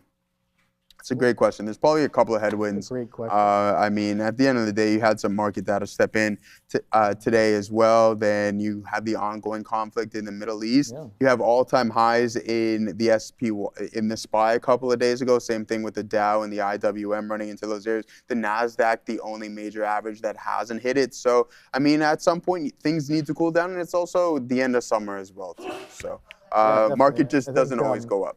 I think there was that statement by Bassett just a little bit earlier as well, and we saw some of that aggressive selling come in. I guess following that message here as well. So it could be a factor of many different things, but just as a joke, I usually like to say when somebody asks me, why is the market down today? Because there's always. Someone always has a really smart answer. Someone always has, a really simple answer. And the fact of the matter is, no one really knows with 100% certainty. But what I am always certain of is why is the market going down? Because there's more sellers than there are buyers. It's pretty much, it's a pretty good reason. What would you say, Neil? Yeah, pretty valid. Yeah, I know something. How about the lunch too, though, Neil? How's that lunch going? That looks good. Got the. What is it? Is that chicken? Butter chicken? Oh, okay. All right. Go right down your alley there. I'll be the judge of that. Ooh. Yes. Sia and I will be the judge of the butter chicken. The butter chicken. We can hold down the butter chicken and the biryani tasting. No, literally, How about I that? think we can, and I can 100% rate it because I think, and this is the one thing that I stand on, is that no one except my mother makes better butter chicken than me. Yeah, and no one except my mother makes better Hyderabadi biryani. So, so there you go, boom. So I think two good candidates to do the litmus testing on any of the Indian dishes that may be coming through from the caterer. But yeah, no, they did a vegetable biryani, Sia, one time. I was like, what is this? Yeah, exactly. It was literally vegetable pulao. I was like, you're literally gonna call vegetable pulao biryani? This is blasphemy. This is a disgrace. You know, who are you people? Where are you? I will find you. And it's fun stuff regardless. But yeah, that's kind of the funny explanation that I give every now and then. Some of my trader friends hate me for it because they're like, Obi, can you stop stating the obvious? Of course, there are more sellers than buyers. But I'm like, you know, sometimes the obvious is the best answer. It's that obvious, though, Obi. Ed Clark coming in with, Ed Clark, thank you very much for the super chat, saying, sorry for my childish drunk super chat earlier this week. I don't know. No worries, man. Maybe some more of those. Do you remember what it was? I don't even remember. I have no idea what that is. Yeah. All right. Hey, man, I appreciate the apology and thank you for that super chat. I don't know if anybody remembers. If they do, please feel free to let me know. But yeah, maybe remind us. Maybe you got to have a couple more drinks. Don't drink and then recreate the experience so we know. How about that? Could be something. It's almost Friday. There you go. You know, it's Friday somewhere. I think that's how it works, right? No? Yeah, I think somewhere it's definitely in, I believe. There was a guy on the floor one time. He was just like, it's like a Monday or Tuesday, and he was just like, it's Saturday somewhere, you know. He was dead serious about it too. It was pretty funny, but yeah. Well, I mean, that one's re-educated him about the orbit of the Earth. Friday in Australia, that's for sure. TSLA, what is Tesla up to here today? We're just sitting in this IBIT trade. Once again, it's slowly starting to work for us. Now let's see if we can get the high of the day. Now my larger order is at the post up below. I'm like, you know what? You're just going to keep just bouncing up. There it is, a strong uptick, Obi. We'll take it. Nothing crazy, but it's better than nothing. That's for sure. So I think at this point we will head towards the high of the day. Just need some more buyers. Oh, as Obi would state, we need more buyers to step in here than sellers in order for us to reach that new pivot high. So we'll keep an eye out on that one. Now, what is everyone looking? What is that? Beer Fest is earlier in the summer in Toronto. I don't know if they have Oktoberfest. There's Oktoberfest as well too, but isn't that, I don't know, does it go crazy in Toronto? I don't know. We have some beer fests around that time, no?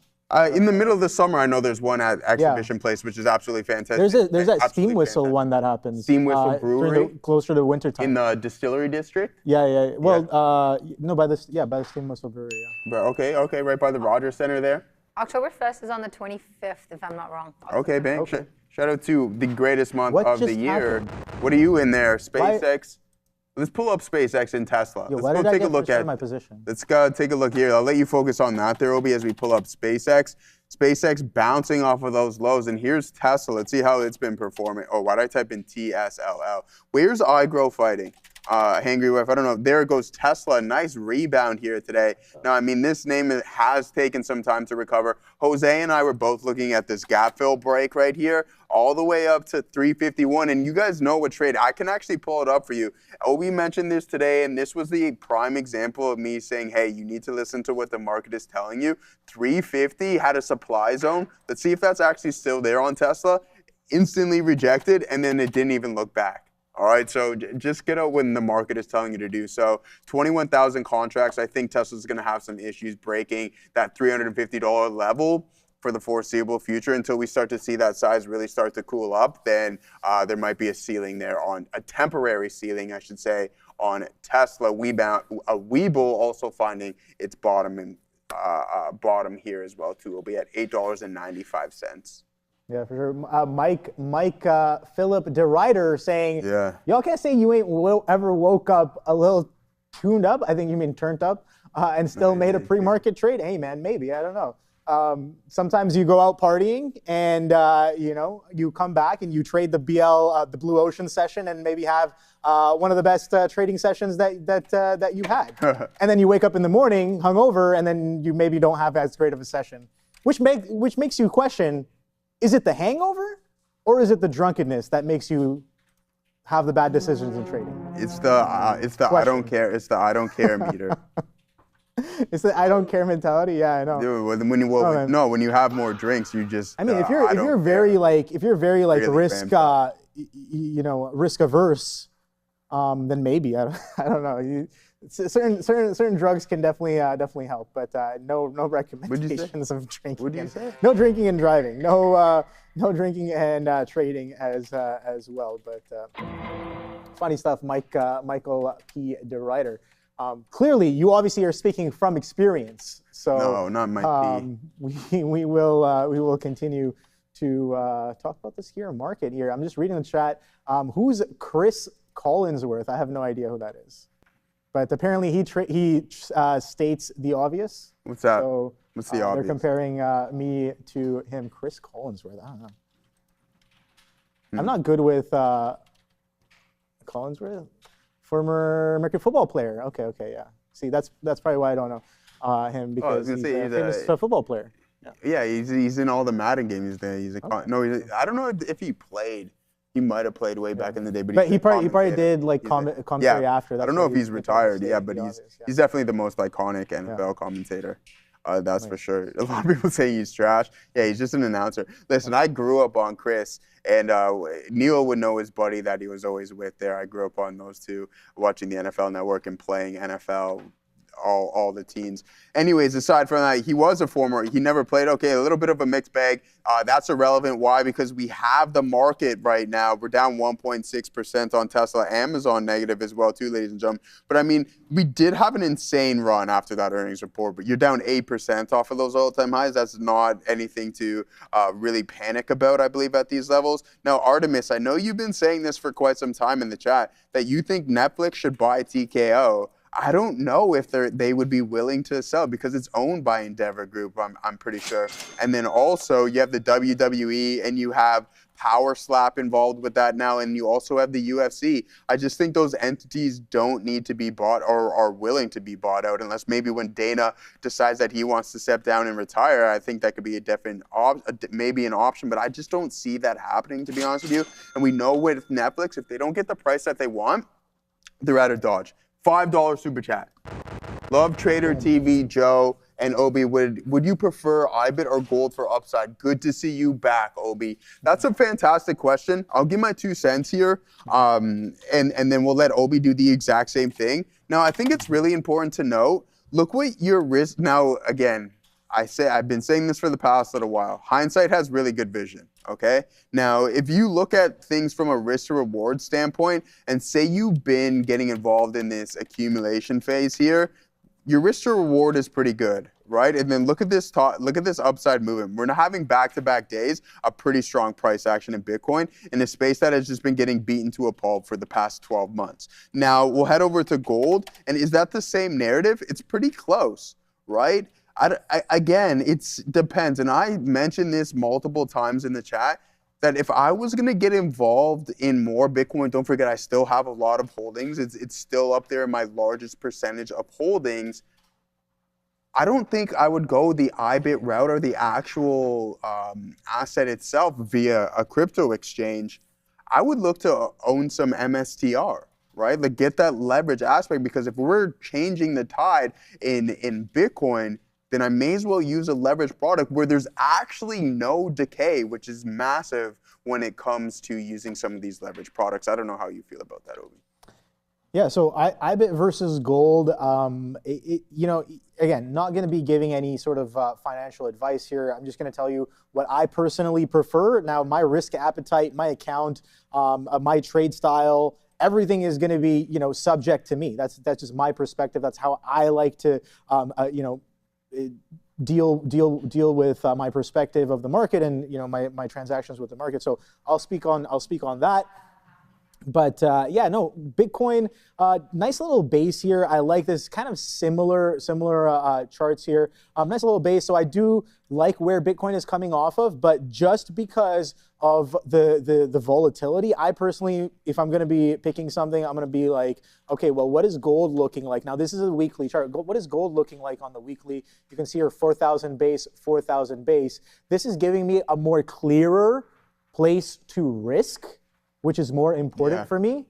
So I can risk here on the chart. Therefore, I personally prefer this one. Now, there's a lot of vehicles that I can use if I want to trade gold. There's the miners don't really move with it as well, but there are some other vehicles on gold. But yeah, so that's my little my opinion, my little 2 cents on that one, gold versus BTC. But my trading time on BTC would be very, very short. I'd say a few days to a couple weeks at most. Of holding it? Of a holding. But yeah, it's 12 o'clock, guys.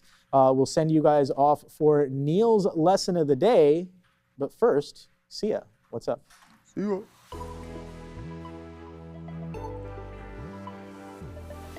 Let's take a look at the markets and what they're doing before we dive into happening now. So you've the SPY that is down, closing to 0.5% mark. The triple Qs are down over 0.5%, 0.65 to be precise, and the Dow is down, inching closer to 8% for the day.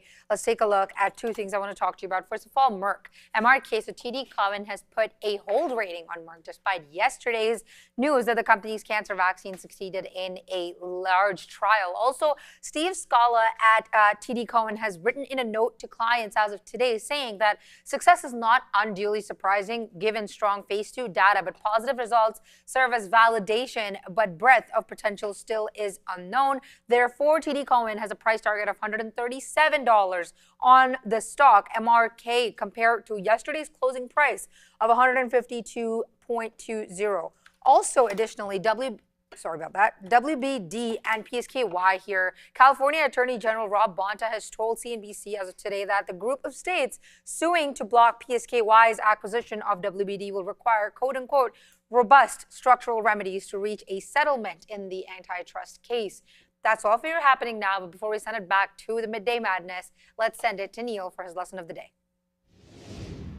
Thank you, Sia. And because I'm a kind of a bio guy, I have to throw in there, they might have to pay that ticking fee, those states, and there's precedence for that, because if the deal doesn't close, the WB deal, by October, I think it's October 1st, there's literally a ticking fee per day that that they get paid out. So it's actually a pretty safe deal, which is fantastic. Like Warner Brothers gets 1% per month, which is, and that could add up if it's over the course of a year. So Paramount Skydance wants to make sure they don't have to pay that. But the lesson of the day is, it's going to be about a phrase you hear a lot of times. Like you actually hear it in different contexts.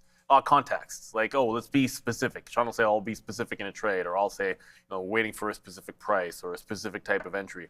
And you have to remember that to each person that might mean different things. So, or being patient, like it might mean different things. To me, being patient doesn't always mean sitting out the opening range. It could be, I'm looking at 5 different things. If one happens, I'm only going in for that trade, and for better or for worse. Or it could mean I'm waiting to execute at a key price level or a specific setup. And you know what? Like today, I think it was almost a perfect example. I was determined to still wait for the breakout trade on DRAM, but this time, unlike yesterday, which I think it's a weird one, because you wouldn't have heard me say anything about having a perfect day yesterday, because all I could think about was pegging the level on DRAM and not being short off of a resistance level. I was only thinking breakout in my head. So it's like, yeah, winning trade here, winning trade there. But then what was probably the best potential trade of the day, and that's how I am on myself, it's like that was the best potential trade of the day, and I didn't have it. So I don't really care how the rest of my day went. If what set up, I knew the right level, I just didn't have the right direction.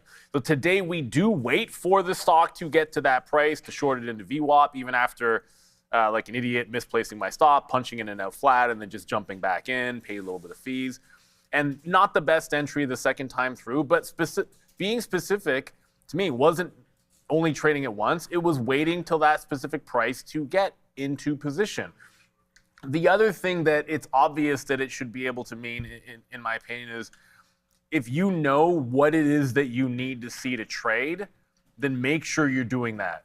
And I know for sure, yesterday Moderna was, it's a little unprecedented. Like it's the kind of thing where you'd see stocks doing this during like the meme craze. 2020, you saw a lot of that during COVID, where you'd have a stock that was as absurd as Moderna. And ultimately, you look at a chart like that and everyone's like, oh, dreams come true. What I also know is a stock doing that much volume with that much movement, and I've seen it time and time again, subject to over trading. Just you get all the kinds of FOMO in your eyes that, oh, if you're a reversion trader, like let's just say right here, like at 10 o'clock when it's in front of the 150, like VWAP is $25. That's googly eye stuff if you're looking for a reversion. When it's bouncing into VWAP, you're like, oh, if it bounces back into the high, that's $25. Like you're gonna start seeing huge opportunities everywhere, and that can get you out of pocket over trading, maybe risking too much, and then it's not always the best thing for a day trader. Sometimes like that kind of a thing is better for like a swing trader mentality or options traders. But if you're being specific about it, at least have a notion of what it is that you wanted to see. Now, admittedly, I know what I wanted to see yesterday. I didn't get a VWAP trade. I didn't even touch this sucker yesterday. I was able to get NVAX a couple of times because that actually set up shorts. It was, if it fails VWAP, I can't price this thing, but I'll treat it like a gapper. If it fails VWAP, I want to short it. Give me a short set up off the volume weighted average price. It didn't give it yesterday, obviously not. And then today, I did miss at 10 because we were looking at other things, and that was so fast off the volume weighted average price. It's a difficult entry because it wicks up. Unless you're just sitting there waiting to get run over, which is a difficult thing on Moderna, it's not my style, you almost can't get into this. However, when it comes in and you know what it is that you're looking for, it's a failure at the volume weighted average price. That's a tricky entry on a 3-minute. It's a topping tail wick that goes up to 149. By the time it's already $4 or $3-4 back in there. Like, to me, some people are all about it, short 144, give it that room and try to scalp that into the bottom. That's not for myself. I'm looking for that higher probability. Okay, show me there's a false break, right? And the next candle, topping tail at the same high, and then we close with a wick top failing exactly at these prior bars on the 3-minute. Like that's what I'm looking for. I didn't see anything that I liked on Moderna yesterday, so didn't trade it, didn't want to get caught over trading. Missed the one chance it came to view up, but when it gives you a more traditional view up, set it right there. And then right there for the scalp trade. And again, it's just, it doesn't really matter what because your style could have been, I just want a flat bottom break on Moderna. And then maybe 150 was your jam. Or you wanted to just sit in front of VWAP and give it $5. I actually don't, it doesn't matter what you were looking for. But if it was something very specific for an entry strategy, it helps you to avoid when a stock has this profile, completely over trading it, having like 10 trades when maybe you should have 1, 2, or 3. And then what happens is if you have 10 trades instead of 1, 2, and 3, you might have 1 or 2 fantastic ones, but it's like the other 6 or 7, what the heck are we doing moments, and then all of a sudden you're not making money on it. And that's what happens to a lot of traders. Over time, in 20 years, you would be surprised on a prop floor how often there'd be a stock like this, and it's like everyone's all frustrated with it. Unfortunately, that's just how it happens to be. So, I don't care what specific means to you as a trader. I just feel like it has to mean something. Either when I'm trying to trade in a certain direction, this is the setup entry that I want, this is the indicator, this is what has to align for me. Or it could mean this is the price that I want to trade, this is the indicator or trend line, whatever. It just has to be something that gets you away from over trading. Because oftentimes that is the death keel, especially when you have FOMO-ready stocks like Moderna, ready to make you think every trade is going to be the greatest trade of the year. It's possible. That's the kind of stock it was yesterday. But it really does lead to over trading, and a lot of people succumb to it. So, yeah, just make sure specific means something to you. I would give you guys a grade. I would tell you what I feel about the butter chicken, which I've only finished half my meal, then I had to come do the lesson of the day. But I just heard that I'm not allowed to say anything about the butter chicken because the only people that can grade the butter chicken are SKHY and Obi.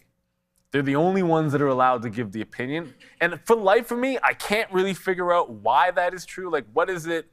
I don't know. What you guys tell me, I'm not really sure. What is it about SKHY and Obi that makes them, the more qualified than the rest of us on butter chicken? Neil, I don't know what it is. I never said that. You're more than welcome to give your opinion. Well, I'm just trying to figure it out, SKHY, because I'm not sure. I'm not sure what it is. You know, because everyone can give their opinion on jerk chicken, right, Joe? I don't say that only Joe and I can talk about jerk chicken. I don't say that. I'm just saying. So I'm not gonna grade it. It may or may not be good. We'll throw it back to the midday. I'm just messing around. I'm sure they legitimately know way more about butter chicken than I do. I just think it's always tasty, so I have no clue. Peace out. Good luck the rest of the day, everybody. Obi, Thank you very much, Neil. Game your game, brother. Game my game. Yeah, I like that saying, Yes. man. Game your game. Yeah, That's a good one. 120%, almost 121%. We're halted tapped now at $4. We're halted at $3.91. Bubin, I know you're going to hit the boom. Congratulations to you. I don't know if you've been trading this MPD, but who I haven't seen in the chat here today, KC526, where you at? All right, I just hit my 95th halt on the year. Game your game. Yeah. All right. Hey, you know, the fact that you actually Someone's a trader. Yeah, and the fact Someone's a that you real trader. document that is absolutely amazing. So yeah, there you go, 95th halt of the year. And how many more months do we have to go there, Obi? So I think there's going to be plenty of more to come. Oh, and I was actually reading a bit yesterday that small caps, now let's not get too ahead of ourselves here, all right? Let's not get too ahead of ourselves. Small caps tend to outperform the market in the month of October. Don't shoot the messenger, all right? I understand that in Sparta, even a messenger is accountable for his words. But at the end of the day, you know what that's from, Obi? Of course. Okay, all right, good. We're open now, guys. 300. Yeah, 100. There it goes. It's probably going to go here. Okay, I got to get it out this quick. Now, you see how we opened up a bearish candle? By any chance, if we don't halt down here, and this, I think we're too far gone at this point, but if this candle turns from red to green, there's a good chance that it continues and then decides to go on a little bit of a run. It might do it here, Obi. I'm too slow on the keys for this right now, but let's see if that's going to happen. Red to green, there it goes. Let's see if you get any form of continuation, and that's exactly what I'm talking about. Now you're going to see some more movement here potentially, unless it completely breaks down. But look at the immense. You're not plugged into Unity there, Obi. Assassino. He said, yeah, man, you better watch out now. But no, in all seriousness, guys, a lot of volume stepping in, selling pressure stepping in here. So be cautious on this one. Game your game. Definitely going to make you step up your game here today, just in case. Guys, be careful because we know how these can run at sometimes. This gap may potentially be filled. You have the tap up. Now you're starting to bleed a little bit here. Up once 120%, now back down to 86% positive. Yeah, absolutely wild there. So shout out to was it Mike? Philip the writer, I think. Yeah, MPD, man. He was the one. Yeah, I mean, buddy, you were already into that initial hold, so I'm gonna assume you got in maybe like twos, maybe on this, maybe you're part of some groups that potentially are doing some of this volume. I don't know, So I don't really like to. You guys already know. I don't really like to trade these that often, especially I would say, especially on the show. Just due to some of the underlying market mechanics, because some of them have very low floats, and literally, even a beginner trader with a few $100,000 of buying power can move some of that stuff around pretty aggressively. So, what's up, Adira? But I thought halt bands would make a dance. I thought that's what the halt bands did. Come on. Yes, that's that is very true, and that's something you only see on the small caps. But no, only dancing when I'm stuck in those halt bands, in the right direction, right? Big smile here coming in with ignore this super guy. chat. Ignore this guy. Why? No. Wait, ignore him? Why should I ignore him? No, I'm only joking. It's Spile. We don't want to give him too much attention. We don't give the bullies too much of it. What, has he been bullying? Has he been? Has he been bullying? Dude, I can't go a day without this You guys guy are getting bullied? a little bit. You guys are not standing up for yourselves? Ignore him. No, Come on, bro. Byron Harbor. I'm Come on. being sarcastic. You gotta tell the Understand teacher or the something. tone of the voice. If Are you ready? in the sun soon. I'll let you be start able from to. top. Can I read it? It's appropriate to read, Yeah, right? it's Okay. appropriate That's to all. read. That's what I'm All right, making sure. you can read it. Yeah. All right, cool. So if Joey doesn't get out in that sun soon, he's only gonna be able to give his opinion on saltine crackers. I hope Sharif got his sleepy time on the plan. No one wants a grumpy, wumpy boy.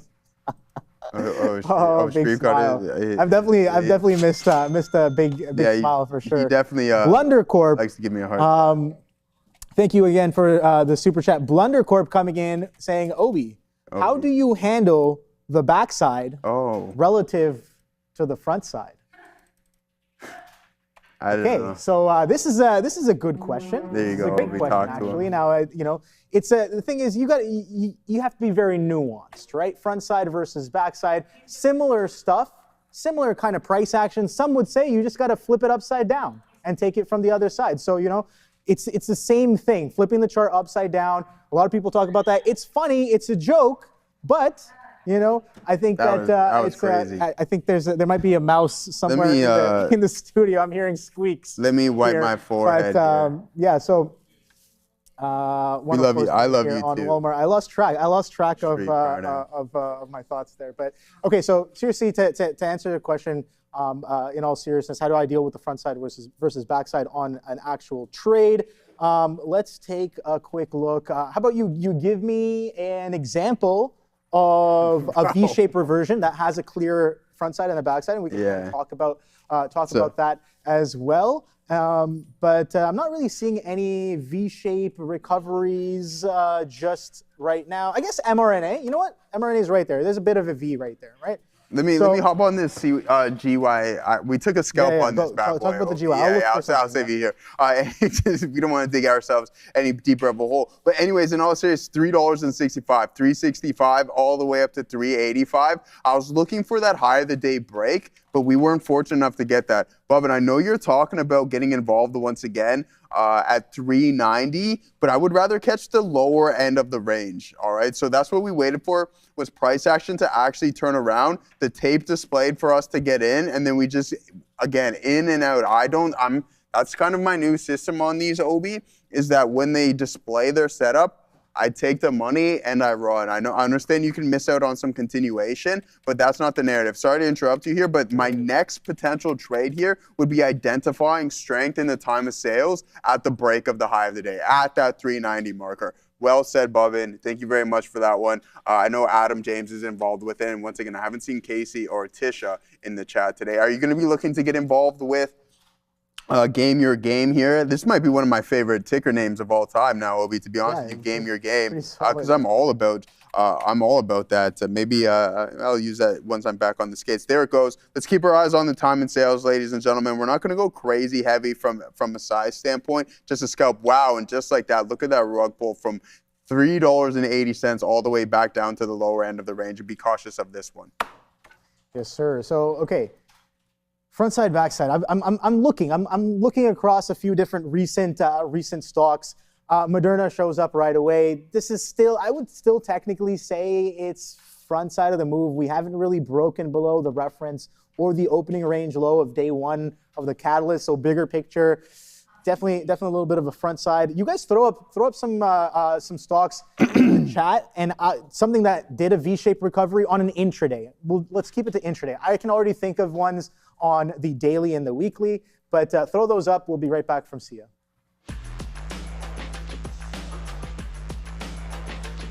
The IWM is currently down 1.2%. Let's take a look at two individual tickers. You have CDNL, that is Cardinal Infrastructure Group, that is down over 4.5% and over market cap of $1.98 billion. They reported earnings. Strong organic growth has driven a 114% year-over-year increase in the second quarter revenue. Adjusted EBITDA up 43%, and backlog has now climbed 35% to $866 million. And at the same time, you have 2026 guidance that has been raised between the range of $880 to $900 million. Secondly, let's take a look at KSS, that is Kohl's Corporation. Now, the company is set to report before the bell on the 26th of August, but their earnings estimates are now out. So let's take a look at that revenue estimate at $3.32 billion and EPS anticipated at 58 cents. The ticker is now down over 9%. All right, there. Kohl's. Yeah. That thing came right back into $3. I'm still looking for stocks. You guys haven't been leaving many in the chat. Joey saying Intel maybe. Keep on throwing up some stocks. We'll take a look at them, and then I'll genuinely go in and be like, all right, this is how I look at reverting and being on the right side of the move here. But Right now, we got some housekeeping, guys. there you go. VFS, that's VinFast. They reported a strong Q2 momentum, delivering more than 70,000 EVs globally. That's up 96% year over year. First half deliveries reached nearly 129,000 vehicles, and that's up 78%, reinforcing the company's growth trajectory across its expanding EV portfolio. By mid-year, VinFast had already achieved approximately 43% of both its 2026 four-wheel and two-wheel delivery targets, putting the company firmly on track across both growth engines. That's our friends at VFS. Here it goes again, Obi. Be careful. Yeah, I don't know if it's done just yet, but yeah, I'm still looking. I'll take a look at that Intel as well. You know what, Baba? I like Baba. Baba's going to be one of them. Baba's going to be one of them. The Tune Guru Vault. Thank you for the super chat. She's so fly. Ooh. No lie. We ballin'? You know this. You know this. All right. So maybe Baba, Intel, someone said. Let's take a quick look at Intel. Okay, perfect. Yeah, boom. Intel. Intel is great, I would say. Intel, nice little V-shape recovery. The thing about Intel, though, it is very, very choppy, and it can be pretty aggressive and I would say predatory in its price action because it gets a little wicky around the extreme. So if you're kind of risking to an extreme of a pivot point on Intel, I think the likelihood of getting chopped up if you're risking too tight is pretty high, but it's my opinion. Okay, so let's say front side, back side here. This is a little bit different. The front side here is going down, and then the back side or the right side of the V, if we kind of draw like a V shape here, is bidding up, right? So you can have that at the other way as well, where the front side is bidding up and the back side is selling off. So keeping it simple, front side on this specific move, again nuanced to the sell-off, is going to be just keeping it very, very simple. Going to be dictated by lower highs and lower lows, right?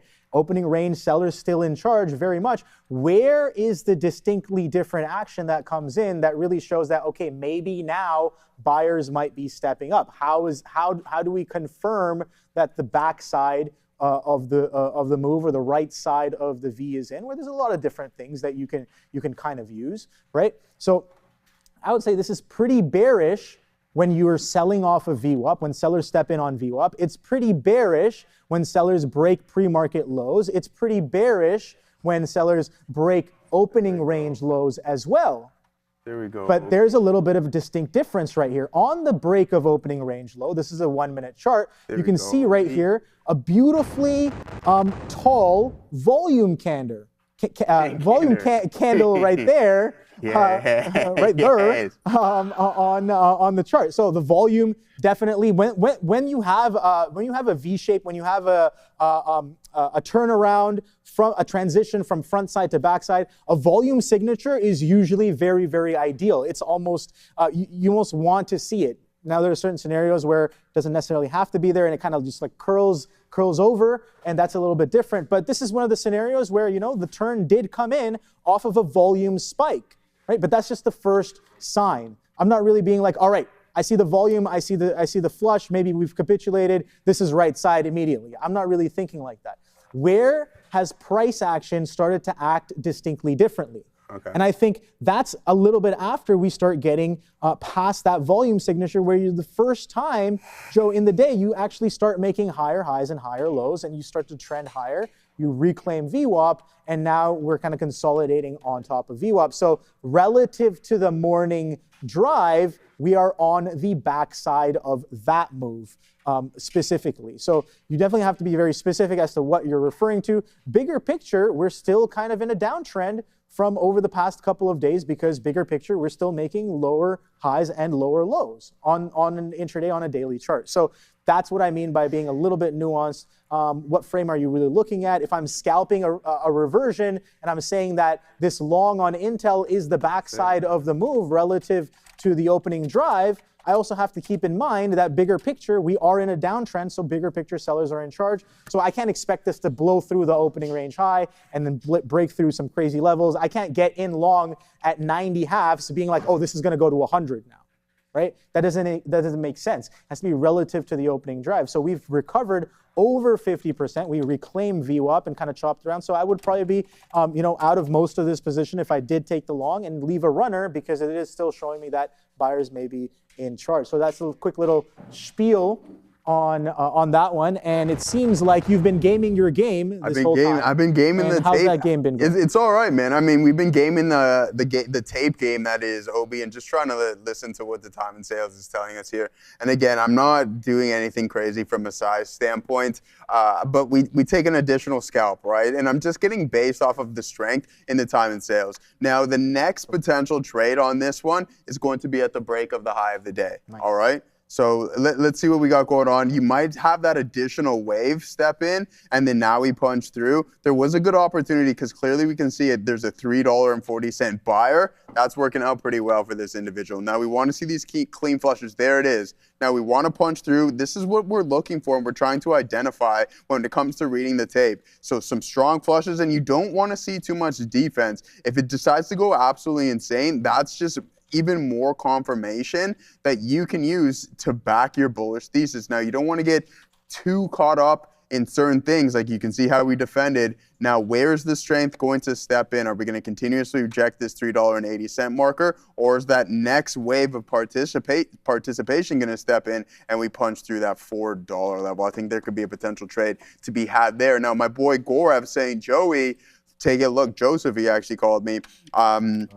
Prefer that, but anyways, it is what it is here. Bang, nice move off of those lows. NVDA, nice little print. I'm sure you're long off of this 5-minute candle there, so congratulations to you. I seen that we were down to 215.68. I'm like, oh, I didn't hit the buy trigger in the personal account, but no, I do believe at some point we're gonna head into 214.89 and potentially fill this gap.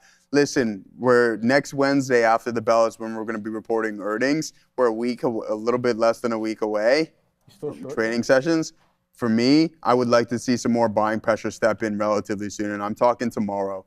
Like if we don't see buyers step in and then Monday and Tuesday, I wouldn't be surprised if it gets pretty ugly here in NVDA. But with that being said, if I'm thinking one way, who knows what's going to happen in the other. The float is still massive. I still stand in that camp that they need to really ramp up their buy program. Who was it? Chris Arthur. Chris Arthur, you and I were having the conversation, and I enjoyed it. You said you would rather see the company continuously invest in others. I said, hey, never mind the dividend. Let's increase our share buyback program, just like Apple did with $100 billion.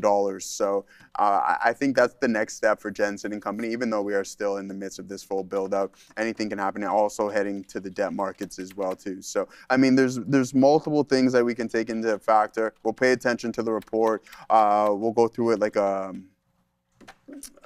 comb essentially, and make sure we don't miss anything in which the street may react to. Fine-tooth comb, I think is what I was looking for there. $3.36. Let's see if we get this move. It's been choppy here, guys. And now I haven't been trading Bitcoin, but we're starting to form a shelf, which I'm not in love with. Even though polarity here, holding that level, what was once resistance, clearly acting as support here, ladies and gentlemen. So keep an eye out on that one. Let's stick with game your game, because it has been gaming for us here today, Obi. Yeah, dude. While you've been gaming your game, Moderna is kind of getting a little gamed here, but we'll talk about it right after we get back from Adara, who I know is still in a little bit of a short. So shout out. Thank you. I got out at 136-ish, full transparency. So yeah, 143.5 to 136. Definitely got out a bit early, but not going to complain about it. This mRNA though, yeah, right now at 133s. I did not find any news on that spike. I checked. If there is an offering, I'm not seeing it on social media, and it's definitely not on Benzinga. Social media is just a lot of people being like, oh, it's down, whatever. Like, there's nothing concrete to this. But if I do get any information, I'll keep you posted. The reason I wanted to talk to you guys, though, and thank you, Obi, for the shout out, I appreciate that, is RTX and BA, LMT, all these defense plays. Keep an eye on these defense plays. I'm getting a report suggesting that the Pentagon is cracking down on defense contractor costs, specifically targeting profit margins. Now, this is not shocking.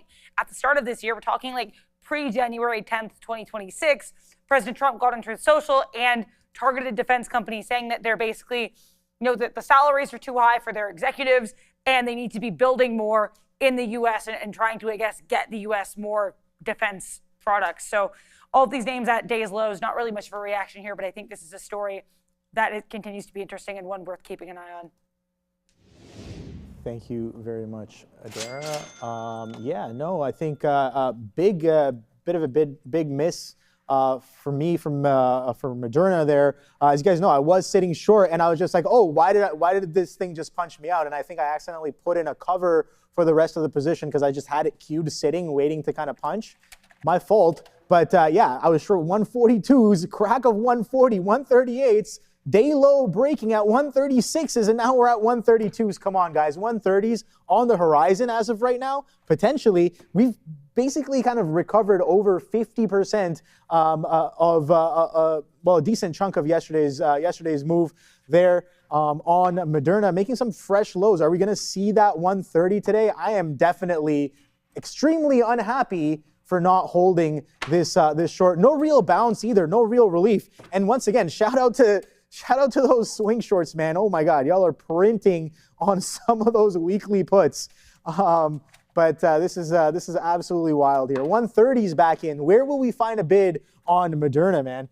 Cheese and a chair. Thank you very much for the super chat saying there's some interesting sell-off stats about options expiration dates close to midterm elections. Tomorrow may be interesting. What do you have to say about that, Joe? Any interesting stuff on that? Yeah, we can take a look at it momentarily. I didn't see anything crazy. Yeah, Chris Arthur, no, I think we both have valid points, which I was about to type in the chat. Much easier said than typed, I guess. We can use that phrase.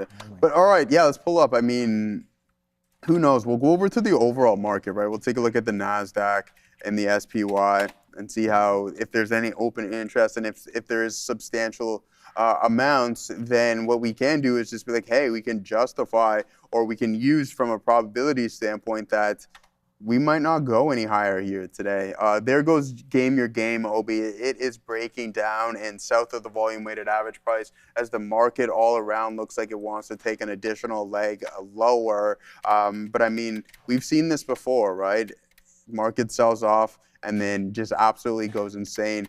Brian Shannon and I were discussing this the other day. It's like, okay, you drop 10%, and the next thing you know, in the span of a month or so, you're up 20% from that pivot low. So again, I would prefer if the market sold off a little bit more. That would give us some good buying opportunities. Clearly, this is going to be a resistance zone at $720. Now, how that came into factor today? We can see with around the high of the day or yesterday's session. No coincidence there. You can see 121. There was a little bit of a zone, but even in the post market, 721 and 719 most definitely. We'll take a look at the SPY because it'll have the most contracts, which I think we can be able to identify maybe a couple of more things here. Say, hey, this is where our potential ceilings are. But considering there is, like when you see 3,000 here, and the open interest is what I'm referring to, 5,000, 3,000, 30,000 is something that I would be keeping an eye on. Where is our high of the day? 769. Where's our pre-market high? Oh, 769.29. So unless this is absorbed, this is clearly a supply zone that keeps pressing. Like you have the hedge fund step in and we push price lower. But I still don't believe that it's enough to change the complete narrative. Now here's a massive, like this name at one point was just surpassing so many other contracts. 217.5s is another supply zone. So Ozan would be looking at this level to say, hey, we're going to be chilling south of this. Now we'll go over to an expiration date that is going to be correlated or relatively close, I should say, with the earnings report. 240, definitely not going to be in the works, but anything can happen. You can see that's where we have the most amount of size. And it's relatively small compared to what we've seen before in past reports in regards to NVDA. Like I remember 2 or 3 quarters ago, you would see hundreds of thousands of contracts, and every time it just continuously rejected. All right. So, and this is when we were in this kind of accumulation phase. Boom. Just we weren't doing anything, and after the report, it would be immediately pushed down. So you traded it within this range here, and this is why. Again, I don't know if it necessarily plays a major factor. So you can see that we were trading within this $25 range, right, Chris Arthur? For me, just because it's the largest float in the market, I would like to see some of that absorbed, why it gives the company more control, and then you don't have so much of this push and pull. So before Apple actually upped its buy program, look what happened. Now, there was a couple of headwinds. You have the the antitrust with them and Google.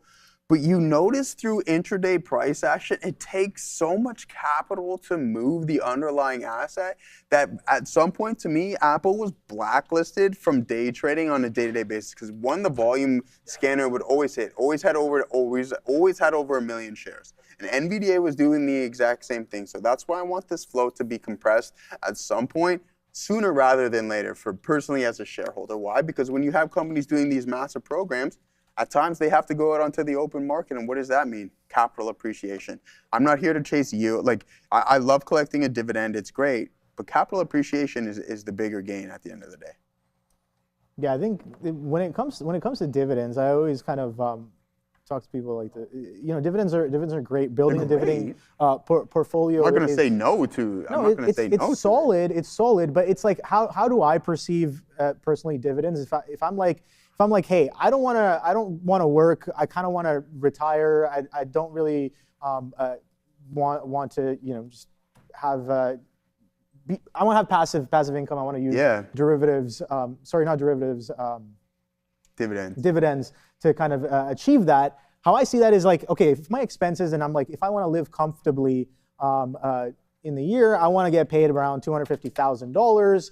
And then you'd have to go in and look into all of the dividend stocks and be like, how can I build a portfolio that'll actually pay me back $250,000 a year? And how much is that going to cost me? That's probably going to cost you at least a few $1 million. I'd say about 3 to 5, depending on how you kind of push into that. So it's like if you want to chill, do nothing, make $250K a year, it's going to cost you, I would say, again, don't quote me on this. This is just a random number, but it's going to cost you like under $5 million, right?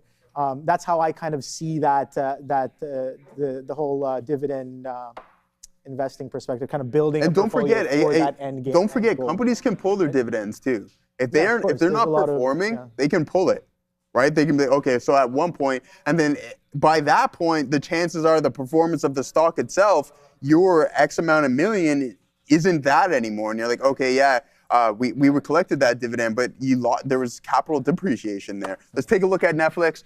Up 6%. Short float says Adam James. I have this one, but there's no real volume. 5 minutes just halted right away. We'll get into some more detail. Then we'll pop over to what Gourav's got going on. Okay, nice ABCD pattern here. Now halted at $2. We'll figure out what the tap is momentarily, or do I feel like telling Adam what the tap is? I'm sure you can find it another way, but. Netflix, yes, Gaurav, don't think I forgot. Let's take a look at Netflix. How has Netflix been performing today? I sold my whole stake, and stake is crazy because I think that means I would have such a significant, like maybe when I hear someone sold their stake in it, I think like you had a pretty large percentage, not my, anyways, you guys understand what I'm getting at. But yeah, Netflix, not too bad of a day, especially off of that low. Oh, okay, I like what you got going on. Double indecision right here, bang, off to the races. And then sure enough, $80.44. If there's anything specific that you guys want to go over, SSPC, so that SpaceX short that you were talking about not too long ago, still looks like it's working right now. Obi, is this going to be a good opportunity to buy a little more? I'm going to avoid this name right now because you can see this is clearly a breakdown pattern. There was a $151 supply zone, couldn't break through it. That was correlating with this one. Like, look at this over-under play, man. The polarity there is absolutely insane. So, yeah, crazy stuff. 150.47. There was a lot of open interest on the options chain. We're now trading $20 lower than that level. Let's see if we can maybe grab a little bit more. Let's send it over to Adara.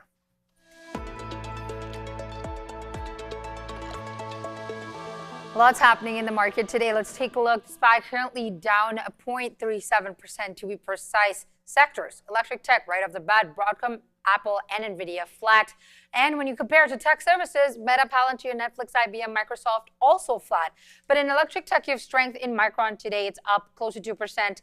AMD, Intel sliding a bit, GE, RTX as well. You have SCX that was up 3% a bit earlier. Now it's 2.5%. SNDK Marvell also up 2% and 1.5% respectively. You have tech services in which now is up close to 3% and CRWD is down 3.7%. Finance, bit of a mixed sentiment across the board here. You have BRKB, sorry, wrong sector. BRKB that is flat, Visa, MasterCard, and well in the green. Just want to check Robinhood here. Yeah, Robinhood towards the red. Coinbase is up 7% on the day. MasterCard, Visa are in the green as well. Retail trade is a bit of a bear, along with consumer durables. First name you see there, Tesla, that is down close to 2% on the day in retail trade. Amazon, Walmart continuing to slide. Reported earnings is down 9%. Costco, Home Depot, TJX also joining the pack, where Walmart is leading the names. Producer manufacturing, again, a mixed sentiment. So is utilities, process industries, transportation, where Uber is up 1%. Industrial sectors as well. Health services, more than half of the sector are flat here. Latter half of the sector a little bit in the green. Consumer durables, however, one more name, Ford, down over 3.5%. Energy minerals is strong today. XOM, CVX as well. And then you have COP that is up over 3% on the day. GEV in producer manufacturing lagging a bit behind, down 3.5%. And in consumer non-durables, you have KDP that is up 3% on the day. Health tech, Lilly and J&J continuing to slide a bit towards the downside. And then you have, sorry, I'm just trying to check MRK, flat on the day. And BSX Myrna today, that was soaring well above 120% yesterday, is now down over 24.5%. Thank you very much. Just one quick thing before I send over Dawn. Thanks for that, all right? Yeah, that's my bad. So anyways, November. So I don't know if there's going to be any size. Let me know. What expiration cycle? I mean, October 16th, this is NVDA. I feel like we should see some more expiration dates here, but that's not necessarily the case. They might step in a month, but you can most definitely, there will be an increase in activity, but November 3rd, I believe, is when the midterms are. Right now, we're not seeing that. I don't know if the derivatives market is thinking that far out, and I mean the larger concentration of participants, that is. So that's where I stand, and I've never personally looked at it. Bitcoin breaking out here, a nice bull flag that I was just talking about to Obi. Volume slightly stepping in, but nothing crazy. I wouldn't be surprised if we see some form of a pullback. Good luck to my guy Los Pollos as well, too, on the additional NVDA long. Thank you very much. Stopped out of my Moderna there. I was chasing. I'm like, oh, I missed out on this move. I'm gonna chase this a little bit, keep it light, and then light and tight as well. If I'm looking for it to go, I'm looking for it to go right away. Kind of chopping around here. Maybe I take the 130 itself, but it is creeping up into here as well. And another name that's also creeping up into that exact same price level is SpaceX, 130 incoming here on SpaceX as well. So I got a question for you guys. Maybe we can get a poll going up there as well. Who is going to get to $130 first? Is it going to be SpaceX or is it going to be Moderna? They're both roughly about under a dollar away. Got Moderna here, 131.50s, and then SpaceX kind of hopping around this 130.5 area. This was kind of that prior low as well. Only about 50 pennies for SpaceX, so it seems like SpaceX winning as of right now. But don't forget, Moderna can slap around $2 or $3 in a single bound as well. So that 130 could come in real hot, maybe even hotter than that 50 pennies left on SpaceX. So I want to ask you guys, who's going first? We got one person so far, Peter. Peter saying that mRNA first.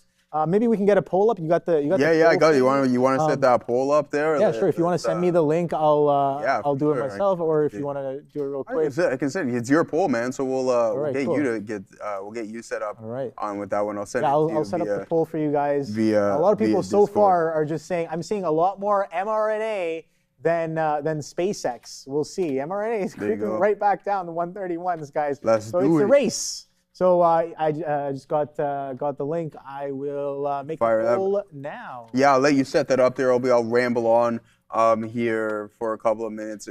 Where's my guy Mike P? Listened to some Fool in the Rain not too long ago. Man, what a beautiful breakout here, Obi, as you would say, beautiful stuff on this IBIT. And I was just talking about this bull flag that was being formed. So what was once clearly resistance, now acting as a big-time support system.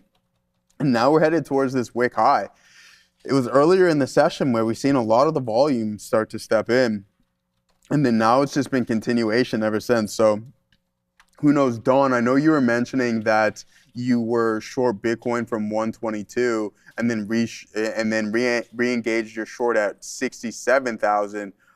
So, I mean, listen, I'm not one to tell you anything or what to do, but just to make sure, just in case this thing starts to squeeze, we're having some pretty back-to-back strong sessions here. I don't know what, it's none of my business, but I don't know if it breaks this 46.53, and I understand that's a ways away.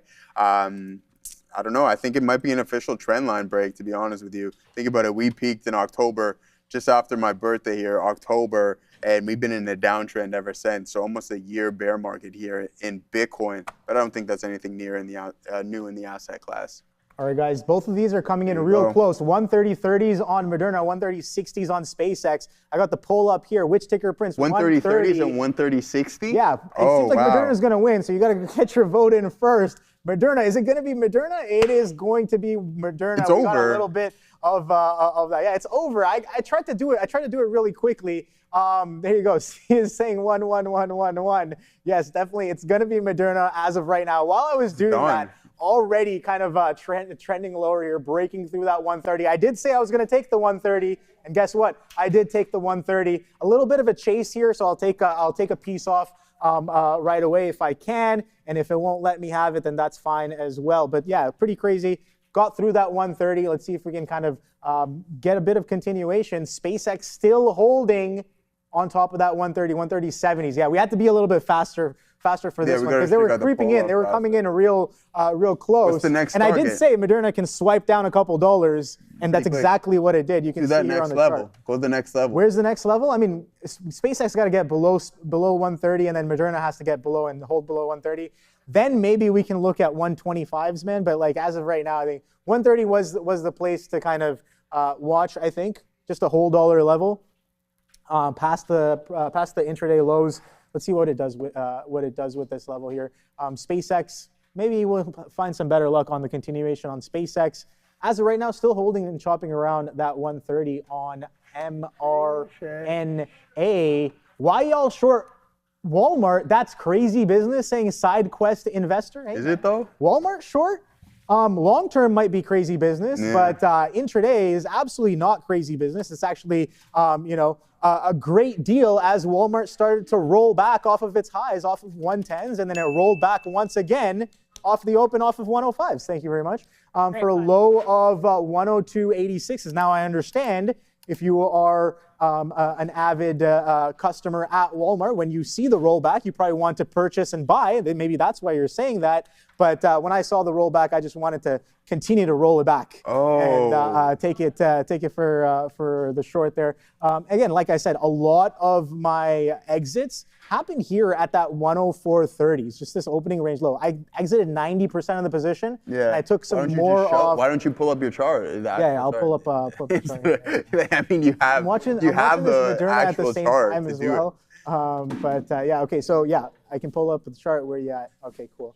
So just gotta make sure I have my stop in here so that doesn't mess with me. Sometimes how many votes when I'm watching it, I don't really put in the stop because I'm there with the trigger on the stop. Nice little curl here on Walmart, so I covered a little bit more of the little trail that I did have left. But you can see here, this is what I did off the open, a bit of a long. I did want to go short, so I used reasons to sell from the long to flip short into the short here, and then didn't really stick with it. I think that was the big issue for me today was covering too much too early, one, and then, okay, cool, you made that mistake. Now how do you fix that mistake? Continue, re-engage, right? Re-engage when it's showing you, hey, look, 104 halves double top, underneath the opening range low, underneath pre-market lows as well. That's pretty significant. Sellers holding it down, support acting as now resistance at that 104 halves, stepping down. The only real trend break comes in like right here when you cannot break 103s. I remember looking over at Joe just like 30, 40 minutes ago at 12 o'clock being like, yo, this thing cannot break 103s. If it starts to bid, like I don't know, it's got to break 103s for me to really hold on to this. And you can see nice little break of that selling happening on Walmart right now. So yeah, maybe good dip buy down here at 103s, but bigger picture weekly is what I'm looking at for a potential continuation to the downside. But yeah, I think that Walmart, good short intraday. Bigger picture, yeah, maybe craziness in the bigger picture. What's it look like when you zoom out, man? I mean, it looks like we're breaking down like a monthly trend, but like the multi-year trend is still very much intact. So I think that's. Let's show the folks back at yeah. home. Show them like a monthly, weekly. Yeah, let's do that right now. On Walmart there. And see what we got going on in Wally's world. Yeah. So yeah, that trend break. That's exactly what I'm looking at right there. So a bit of break of that. Like, look, that's straight line up. Yeah, right? 100 Walmart bucks. went straight line up from $60 to $140. Yeah, right? it did. I mean, at some point you're gonna see somewhat So of it's it. like Like you're that's gonna get a 30%. I mean, a little bit more than that here. 28%, I guess, off of those highs. Anything south of this zone, I mean, I think it's a good. They missed long-term last investment. earnings. Well, they didn't miss last earnings, but they also gapped down and sold off last earnings as well. From a this is just continuation. From a PE standpoint, it is relatively expensive, but again. Oh yeah, like but that's been the story on Walmart since forever. Yeah, Walmart has almost always boasted a ridiculous PE, but it's the change in PE over time that was kind of interesting. I think we talked about this in the past before. I remember talking about.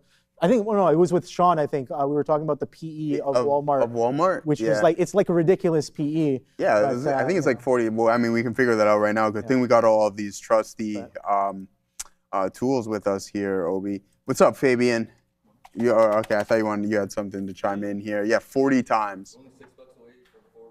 Ooh, whoa, let's $6 go. away. Where's? Oh. Yeah, I mean, man, oh man, are you Dang. excited to do this? When are you doing it? It's the 28th, right? $6 away. Okay, so 2 days after NVDA earnings report, which is going to be a Friday.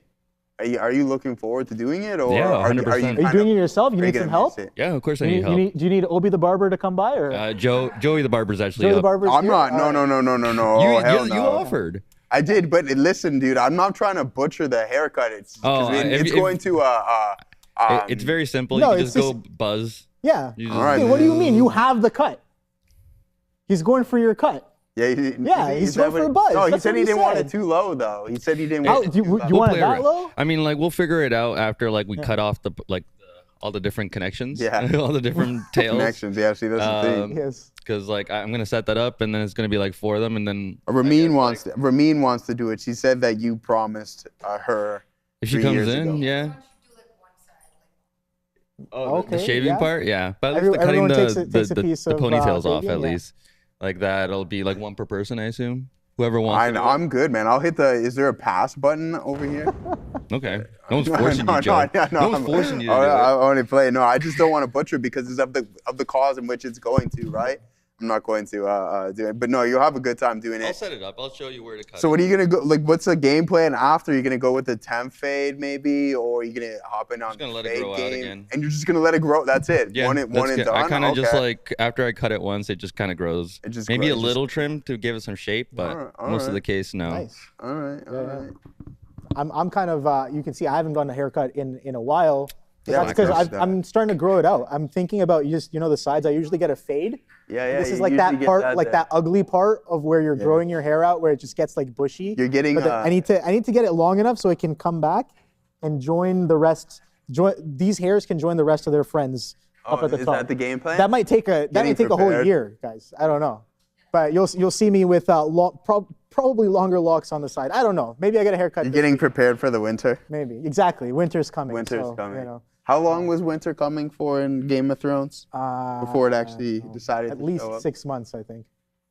At least 6. In Game of Thrones? I don't know. I'm just throwing it out there. It was years, wasn't it? Yeah, it was. I think it was a lot of years. Yeah. Anyways, I get Walmart that. came Man. coming right back Did you into watch? this, Did you watch House of the Dragon?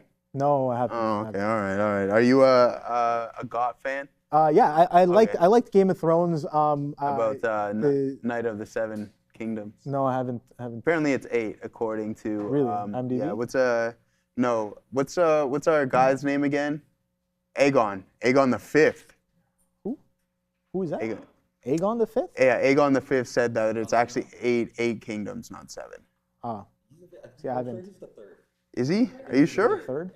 Okay, he's the third. I thought he was the 5th. The Conqueror, the second one's the crazy guy. Oh. Yeah. And then he's the grandson of that. Is he? Okay, all right. He's the third. I looked at the. And then that family. other guy is the monkey's uncle, right? Yeah. Okay. That's cool. right. I thought he was the 10th one. The monkeys. Yeah, it's crazy. Yeah, whatever. Okay. Okay, all right. So I think, thank you very much, Chris Prasad, for the super chat here. $10 US for the good deed. Thank you very much. So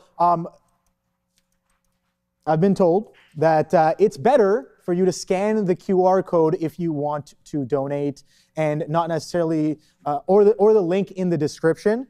Yeah, if you want to donate for the Chop for Charity, please use the QR code or the link in the description. Yeah, so that's what I've been told. Maybe not the YouTube donations are, I think, maybe a slightly different stream. Get 30%. Yeah, so if you want to donate all of your 100% of what you're giving to the cause, then definitely use that QR code and use the link in the description, please and thank you. And soon enough, we'll see those beautiful locks on Fabian get cut off and go towards a good cause there. So shout out to Fabian for setting that up for. Thanks for that, Don. Yeah, Gorev, let's see. Netflix, you're out there. Bitcoin very strong today, yes, ladies and gentlemen. I mean, we had 2 scalps here today on Game Your Game. Now that it's south of the volume-weighted average price, I don't think there's going to be very much opportunity. The game's been gamed. It's been, yeah, exactly. Well, the game right now, guys. The campaign mode is over. It's been a short. It's been a beautiful short. What's this Game Your Game thing? Is this like a lifestyle? Is this a stock? No, GYGY is a stock. It's called Game Your Game. Yeah. Okay. So great name there. But you know, a little bit of a pump, and after we saw that pump happen, it's been absolutely beautiful. Backside. That's what happens when you camp.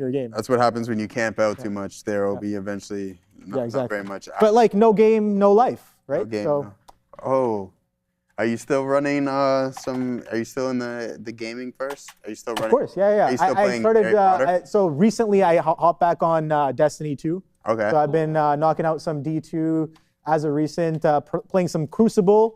I love Gambit. For those of you who know what game mode. This is different game modes.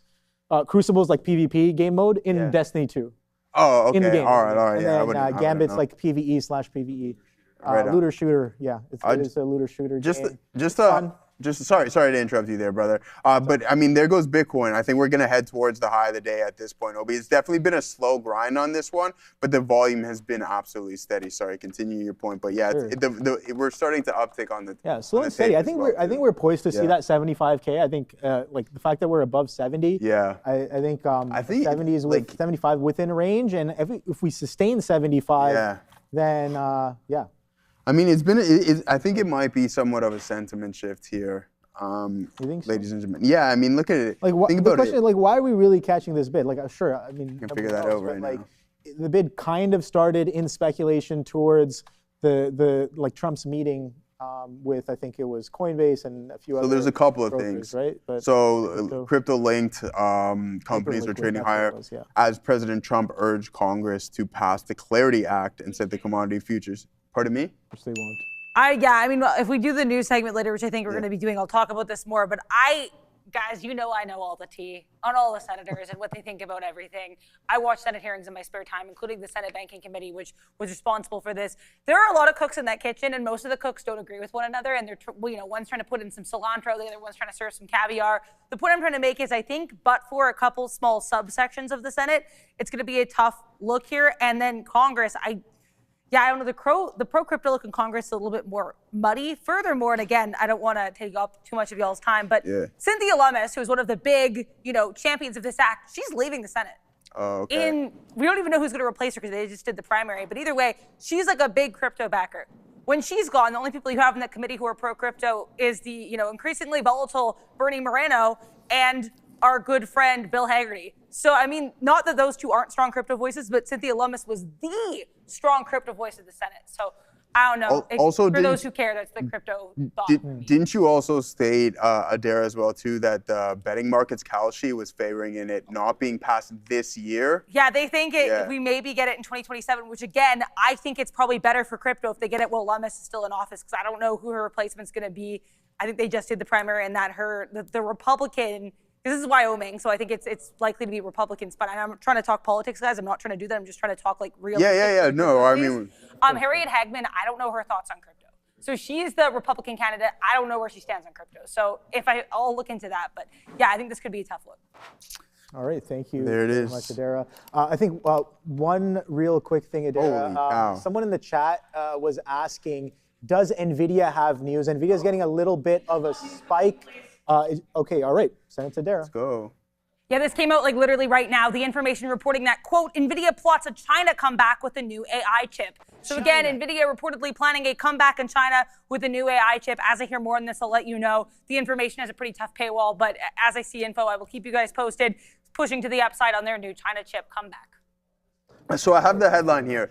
Adara, you can even chime in whenever you want because you and I have had the conversation between the back and forth with the regulators in China. It was actually approved in the United States, but the Chinese regulators who are the one who kind of put the kibosh on this. But also saying, just to add to Adara's point there, NVIDIA plans to begin small batch shipments. I believe we were talking about this yesterday. Sharif brought up this point of an AI chip specially tailored for Chinese customers by the end of the year. So custom chips coming there. China's way, and a company which we know. So I think a major question here for me now, considering if we're actually planning that, we've heard this before, okay? Until they physically receive them, I think that's going to be a narrative. And I don't know if Jensen's going to do this or not, Obi, but if they guide with China integrated into the forward guidance, I should say, the outlook, then who knows what can happen to this name. It could definitely go on a little bit of a run here. Don, yes, you were short you added your short at 72 and a quarter. The real driver of BTC move is the economic war and sanctions uptick. I think there's multiple, I think you can definitely classify multiple potential tailwinds here, Don. Let's not forget the point. We did see some upticks when Iran themselves asked to be paid by the United States in Bitcoin. We've seen some movement there. But I think if the real sole driver was an economic war quote by Donald Trump himself, then I think a long time ago we would have seen some strength step into Bitcoin, especially after the start of the whole conflict. All right? Yeah, nice. Good look there on that. A little bit of a loop back to the conversation we were having earlier. I actually got a proper answer. We were talking about how much money would you need to make $250,000 passively in the market. Well, it actually depends on your average dividend yield. Obviously, there were a lot more factors that were required. But yeah, this is I guess a GPT response. I was just like, all right, how much money would I have to put into the market if I wanted to make $250K a year passively via dividends? Now, it really depends on your average dividend yield and how aggressive that is. If you're doing a modest 2% average yield per year, then you have to put in $12.5 million, right? Now, if you say you run a very aggressive portfolio, that's very, maybe you're taking risks as well. Don't forget that initial capital is also at risk on some of these. You have a 10% average dividend yield, then you only need $250. But, something more along the lines of reality, 4 to 5%, maybe even closer to 3%, you're looking at spending anywhere between $5 to $8 million. That's around what I said. If I make $250K a year passively and sit on my hands and do absolutely nothing, it's going to cost me $5 million to roughly make that portfolio. So that's Ben Affleck says 12.5 ain't ish, bro. 12.5, yeah, exactly. So that's just when it comes to I'm not an expert on dividend investing, but that's my perspective of how I view it. So it's like, if I want to make this much, how much do I have to pay for it? Then I got to go figure out how to make $5 million first. And then if that, so before we send it over to Adara, you have $5 million. So now you've hit that goal of $5 million. Is your first thought here, okay, I need to throw all of this in there to collect $250,000? At the end of the day, listen, a lot of people wouldn't complain, but now you've just reallocated all your capital into one name. So talk about concentration risk to collect a dividend. No, not only in one name, but in one portfolio. Oh, and right? Okay, the total portfolio brings you fair. 4 to 6%. So you do make a good point there. Yeah. You're going to be locked in, and that's an issue there. I think did we get a call for Darren? I think so. We'll be right back. Yeah, I would like go VOO. I think sorry, don't go, but I would look into VOO. Pays a little bit higher of a dividend. Adara. PayPal in focus here, guys. Once again, we have another report on basically what we already know, that Stripe and Advent want to buy PayPal. This is at least the third different time we've heard this exact same piece of information. Semaphore are now reporting that Stripe and Advent, same parties as before, are in talks to acquire PayPal at roughly $53 billion, more or less the same valuation as before, with the sides not far apart on valuation. Now, that prior price was about $60.50. That's what we were seeing the bidding price likely to be. We're actually dropping here very likely, again, because they're trying to pay only $60.50 for this. So keep an eye on PYPL, not a great looking chart. Also, GOOGL, let's take a look at Google here, because Google announcing that Google Gemma has surpassed 1 billion downloads. Now, I had to look up what Gemma is. This is a Google DeepMind project, and it is a collection of lightweight open models built from the same technology as their normal Gemini models. So we're going to send you back over to OB. PayPal right away, very, very interesting to me off the bat. We know that recently they had a potential takeover bid. I think, pretty sure it was these guys right here getting slapped back down to the downside here. It seems like maybe they've called off the deal. I don't know what specifically the details. Oh no, it's the exact same. We're just hearing the same parties trying to negotiate the same deal. Like, so no extra details? No new details. Which is why it's so odd that it reacts so strongly every So time. is it just the news that they're now trying to negotiate more? Are they having troubles with negotiations? No, apparently they're now not far off on valuation, because the biggest issue that I don't know why Intel. PayPal? The biggest issue that PayPal's having, the intel is that the biggest issue that PayPal's having is the valuation. But now apparently they're not too far in it. But again, if you guys saw, like, PayPal did a really similar move on a really similar story on Friday. For my money, I can't really tell what the difference is. All right, thank you very much for the details on that PayPal spike. Yeah, recent news. I know it was a buyout rumor, so I'm like, all right away, gotta put eyes on and get involved for potential opportunities that may show up. It seems like the dip down to 61 is getting bid back up. 61.60, 61.70 is happening now on PayPal as the market continues to curl a little bit to the downside here. So I'm gonna be patient. Not really what I want to see right away, but I do want to pull it up. When something like this happens, I want to pull it up right away to kind of observe and get a feel for any potential opportunities. We heard what the news was as well, kind of looked into it. Thank you, Adara, for that one. But yeah, PayPal doing a little bit of a dance. Dude, this happened again. Why is Moderna continuing to do this? I don't have covers out, and it keeps covering my position partially. It's something, I don't know. I gotta check. Do you have any orders out? No, I don't know. Maybe scroll through. The thing with me though, I keep my orders queued up on the book. So if by accident, if I press enter while doing something, the order is just gonna go in, and then I'll go click something else without knowing it's there. I think that's what's happening. But yeah, maybe I should not have my orders queued up here while I'm half distracted. What's up, Adara? Well, I was going to say, for one, I am sorry. I'm genuinely sorry that happened before I make this pun. But number two, maybe the P8 and your subconscious is trying to inoculate you against trading losses. No, but in all seriousness, I'm sorry that's happening. I see what you did there.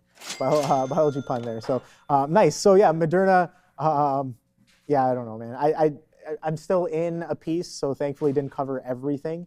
But yeah, I got to stop queuing up for partial positions and not hitting enter, and then hitting enter when I don't realize when I'm doing stuff on other screens. So GG's on that one. Peter Hope in the chat with the super chat here. Favorite D2 class? Okay, I see you. And question, will mRNA public offer soon? I like both of those questions, actually. And I did a bit of a deep dive on Moderna. You know, I just want to get out of the rest of this right now, because that's really dumb. What are you doing? 131s. Oh, yeah, what's it at right now? It just spiked up to 131s there on that one. So I'm just like, all right, I'm not even, my stop was up here 132s. Don't even need to let it get there if you're going to do some shenanigans like that. Bro, what the hell? I'll just come back to it later. But okay, getting back to the question, will mRNA public offer soon? Honestly, I think they can. But when I did a little bit of my AI deep dive last night or yesterday, the probability of an offering definitely there. They do need to raise capital, but you got to remember it's Moderna. They have their cash flow, they're positive. They make money. It's not like they need a significant runway. But yes, of course, the stock's up over 150% overnight. And they do have filings in the pipeline. They do have some offering deals, I think, if I remember correctly, and I think they have something for $100 million as well. So yeah, they can definitely offer, and they have done that in the past, and it does make sense for them to do so. But the question becomes, is it a good thing to offer on day one or day two of the move? What kind of message does that send to investors? What kind of message does that send to anybody who's positioning long and looking at this Moderna move as a potential, this could be a potential episodic pivot where the whole story kind of is shifting around, and maybe Moderna is going to become a stronger oncology story now, and that's what's going to start moving the stock and some of the associated sectors and themes as well. So I think it's a very valid question, well within range for Moderna to do so. And yeah, if you want to get lucky for a potential offering, and that's kind of the line of thought that I've been going down as well. I want to be in when and if that offering happens. So how can I put myself in a position of being lucky? Trying to find reasons to short.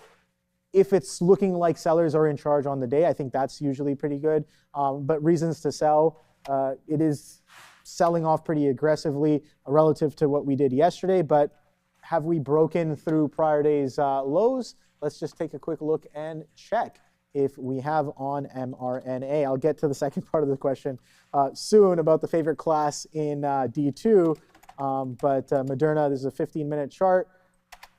Boom, prior day lows all the way down at 114s, right? So we still have a ways to go, 130. So we can still do $15 in the next couple of hours before the close, well within range on something that's done over 200, easily over 200% overnight there on Moderna. But yeah, that's kind of what I'm looking for. And it seems like the short is coming in nice. Like I said, got a few buddies who are already sitting on this thing short from the after hours, especially from the pre-market as well. Banger entries on some of that stuff.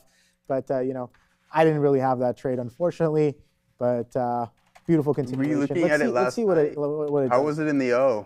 Nothing too crazy, I think. I was more kind of sitting on the sidelines last night. Up like $4. Yeah, so it did have a little bit of a move there in the blue ocean session.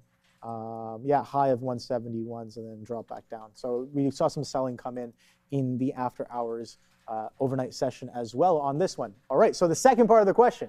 Sorry for the long roundabout. I like Hunter. I like Hunter Void class. Hunter Void class, I would say, in Destiny 2 is what I like to main. I know there's other ones like Titan. I think one of my buddies definitely likes Titan as well. There's Warlock. I know Warlocks are kind of OP with the magic, but I like my Hunter. I like a strategy and kind of being a ninja. So you know, Hunter's more my thing. We'll be right back from the tip. Someone's saying, listen, hold on. Before we send it over to if I look at it and it's not gone parabolic, then you in trouble. No, I'm being sarcastic. Send it over to Adair. So I'm saying Dogecoin is going crazy right now. Is it now? The resurgence of the Doge. All right, Adair. Adair?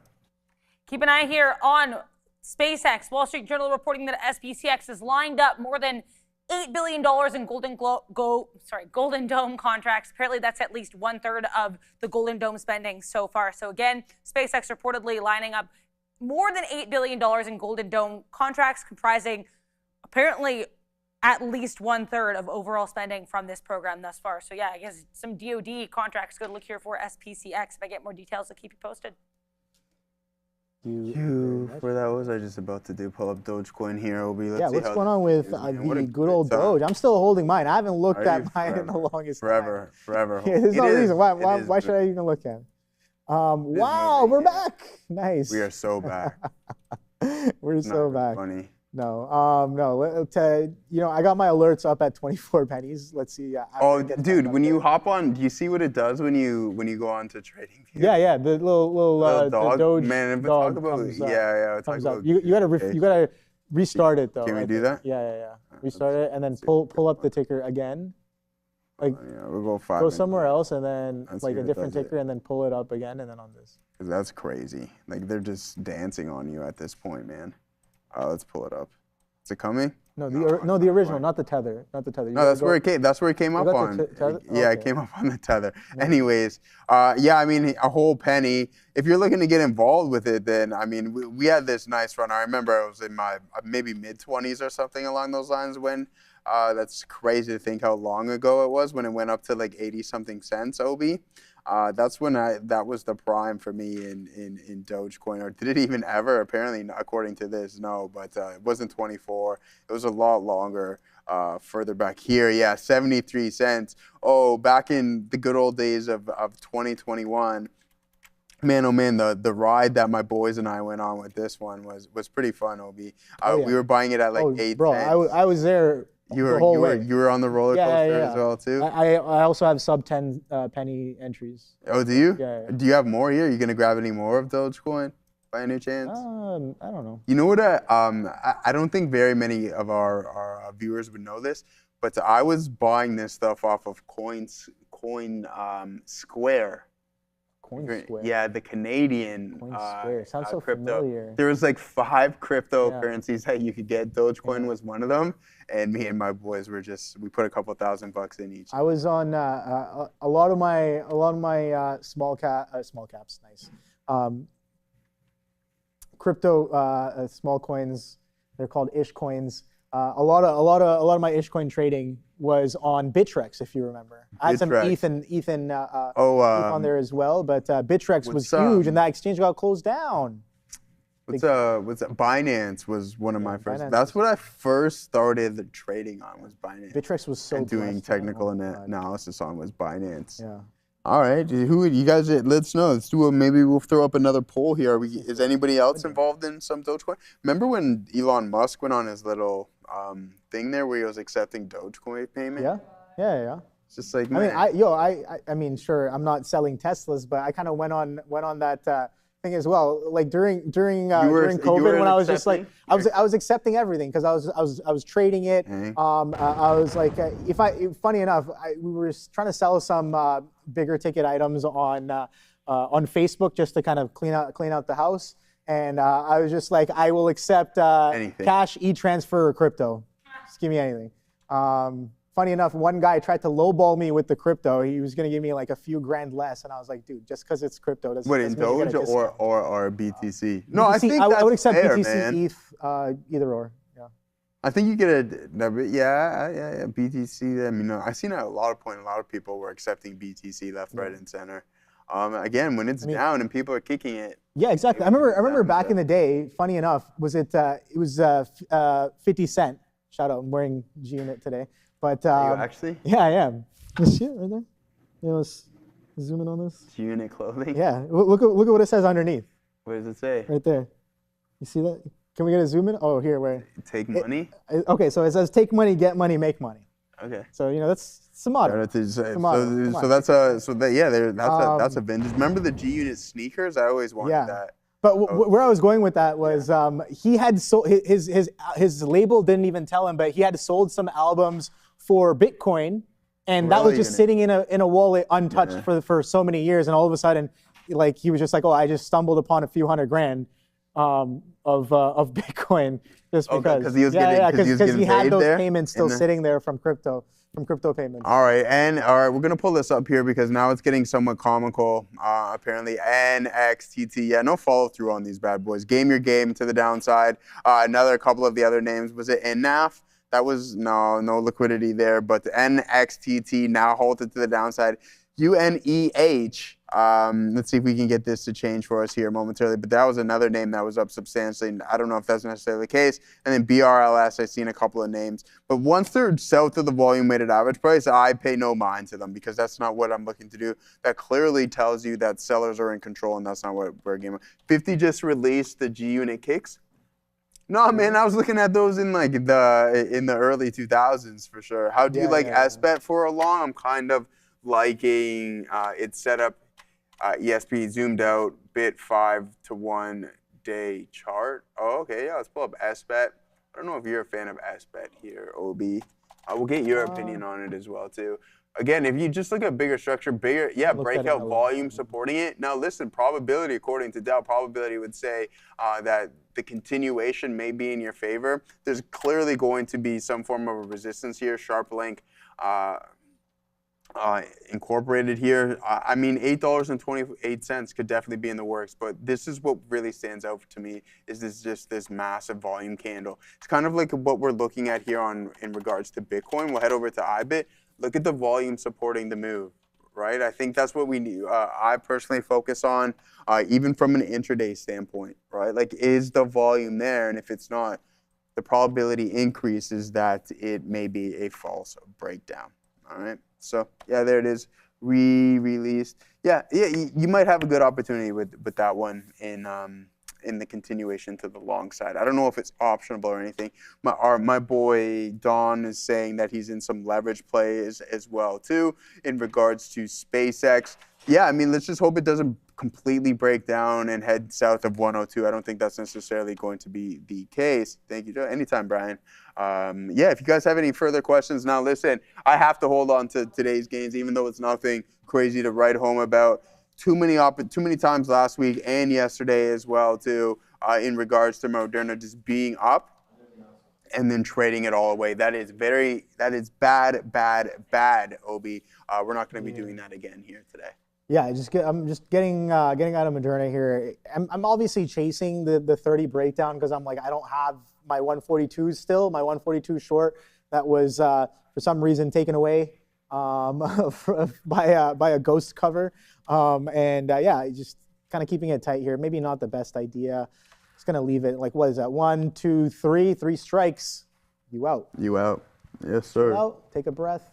130 could break, could not break, but I'm obviously getting a little too chopped up. You try. Okay. Because like I had this, right? I had this short from earlier, 142s. I had that one. Yeah. Here. You added. I added a little bit, and then this was that whatever like. Unintentional. I think I just had an order sitting there. No way. And then boom, look, my stop out was here originally at that 142. If we got back above 142, I was going to stop out. Okay. And then the whole point was to take inventory into and through the lower day. That's exactly what happened, but I wasn't involved. Now I'm getting a little bit of FOMO, a little bit tilted, a little bit cheesed or cheddared, maybe Goudaed, but bit of a chase, and I find myself doing that. So I'm going to step back and be like, all right, you don't need to do that to yourself. How about provolone? Take the next trade. Yeah, provolone definitely making me feel a little alone without this position on yeah, Katina man, we know you're back, baby. How's that? Love the provolone. Are you ready for this one, Katina man? Ooh. You ready for this one? Okay. So what we do is we grab one of the nice Kaisers from Farm Boy there, get the meatballs with some nice fresh Farm Boy tomato sauce. And then we make the meatball sub with the provolone on there from Farm Boy. The classic. I know you're a Sandy guy, so some good steaks. You did or no? Oh, okay. Oh, they didn't have them. No, that's how. Joey ads. No. Where do I know you from? Cleaned out shop. I don't know. Maybe the show. Where are you from? Is the real question. Let me see if I know you, because I actually don't know too many other Joes. Yeah, I have no idea. Joey AIDS. Joey AIDS, man. AIDS? Yeah. Adez. Maybe. I don't know. Where do you know me from? The gym, maybe? Whose mans are these? Whose mans are those? Yeah, it's Come great. get your mans. Come get it. All right. So what's going on? Kind of a bit of a lull here. I think if you're in winning positions, you're in winning position. I'm not really seeing too much kind of happening here. Should be in. I'm doing a short, but I'm just gonna wait for another entry. I'm obviously getting in and out at the wrong places here in the chop, getting in on the low of the range, and then range of the chop, getting out on the top of the range of the chop. Not the best. Not in line. Not I guess what's the word I'm looking for? Honed in sync with the ticker there as we pull a little bit lower back down into 129s. PayPal didn't really do too much, guys. We got that flush off of the news and sideways chop consolidation. So it seems like price is being accepted around 61 halves, give or take a dime here on PayPal. So Interesting look there. Didn't really continue, no follow through on that one. Let's take a quick look at some of the in-play names that I was watching today and see how those have been panning out throughout the day. SpaceX obviously being one of them. 135 breakdown, boom. That was the trade on SpaceX. Sure, you could have had VWAP, you could have had all these other things as well. 135, that was the level. Boom, clean, goes right away. One of the best trades on SpaceX. What else did I have on watch? Nebius, NBIS. Shout out to one of our members in the trade pod. He was pretty aggressively short this one off of the open. NBIS been selling off pretty aggressively here. Bigger picture story kind of going on where we've broken a bit of a shorter term uptrend. And you can see here Tuesday, Wednesday, strong selling off the open. Not the same kind of selling, but definitely selling nonetheless. Pretty aggressive as well. 220s all the way down to 212s day low. So that continuation was quite nice there as well. I was watching DRAM here. We know that Neil was trading this one in and out earlier this morning as well. Didn't really quite see too much on this one, but I have been borrowing shares pretty much every day, waiting for the right time. And the right time has not come just yet. Maybe it won't, or maybe it'll never come. Who knows? But that was one of the names I was watching. Now, of course, if we're going to be looking at DRAM, also watching Micron and SanDisk, SNDK, both of them catching a bit of a bid here, some relief from some of the selling we've been seeing in the overnight sessions and in the memory names as well. Over the past, I guess, couple weeks-ish. We did get a bit of a bid coming into the beginning of the week, but sellers seem to have stepped back in. mRNA, of course, everyone was watching that one. We know what that one's doing, continuing to push lower without me. Thank you, GG's. Walmart here, Walmart, sideways action, but, you know, sell-off of epic proportions. We haven't seen this kind of a sell-off down day on Walmart for a very long time. In the pre-market, they were saying we haven't seen a sell-off like this since July of 2022 or something like that. But coming in off of the open, we haven't seen a sell-off like this since the early 2000s or something. Adara was mentioning on Walmart. So yeah, epic proportions of that selling on Walmart. Webull. Again, I wasn't really bullish on this one, but even though it had that gap up. So I stayed away from this, and rightfully so. Those sellers stepped in pretty aggressively. This ticker has been beat down for a long time, right? So $10, sub $10, sub VWAP, and then breaking through that opening range low at 939s as well. So seems like a lot of the stocks that we were watching, some opportunities showed up in one way or another, but you had to be a little bit of a sniper. So those were the only things I was really watching off of the open, and even now intraday, don't really see anything else that's popped up. I know that Game Your Game was pretty nice on for the short side. If you had borrowed, I don't even know how much borrows. Yeah, were, I'm sure you can figure that. You can figure that out too. No? Yeah. I'm sure I can figure it out. But the short is done. Like that thing reverted 100% of the move, right? If you want to see one of the better reversions on the day, then you just had to kind of, game your game. Yeah, the long side was good now as well. Thank you for Mike DeRuyter for pointing that one out on the first halt up, and then the flush back down. Look, back through halt. That was great. Back through initial halt close. That was also great. Back through that $3 gave you $2. Not every day you get about a 30% move within about 30 minutes. It's a minute per percent on the downside on the break back below $3 on Game Your Game. So great look there. I'm curious to know, Mike Philip DeRuyter, oh boy indeed. Did you take the backside as well? Did you flip short or were you only long? That's my question for you, because honestly, I like the short a lot better. I like when bids kind of get really aggressive and boom, boom, boom, boom. Everyone's piling in, everyone's chasing, everyone's looking for that continuation. And then it does absolutely bupkis. Yeah. And then it does a stall. And then buyers can't hold it up anymore. And then it starts breaking down reference prices. And then it starts breaking down VWAP. Alrighty. I like that a lot. So shout out to Mike for pointing that out.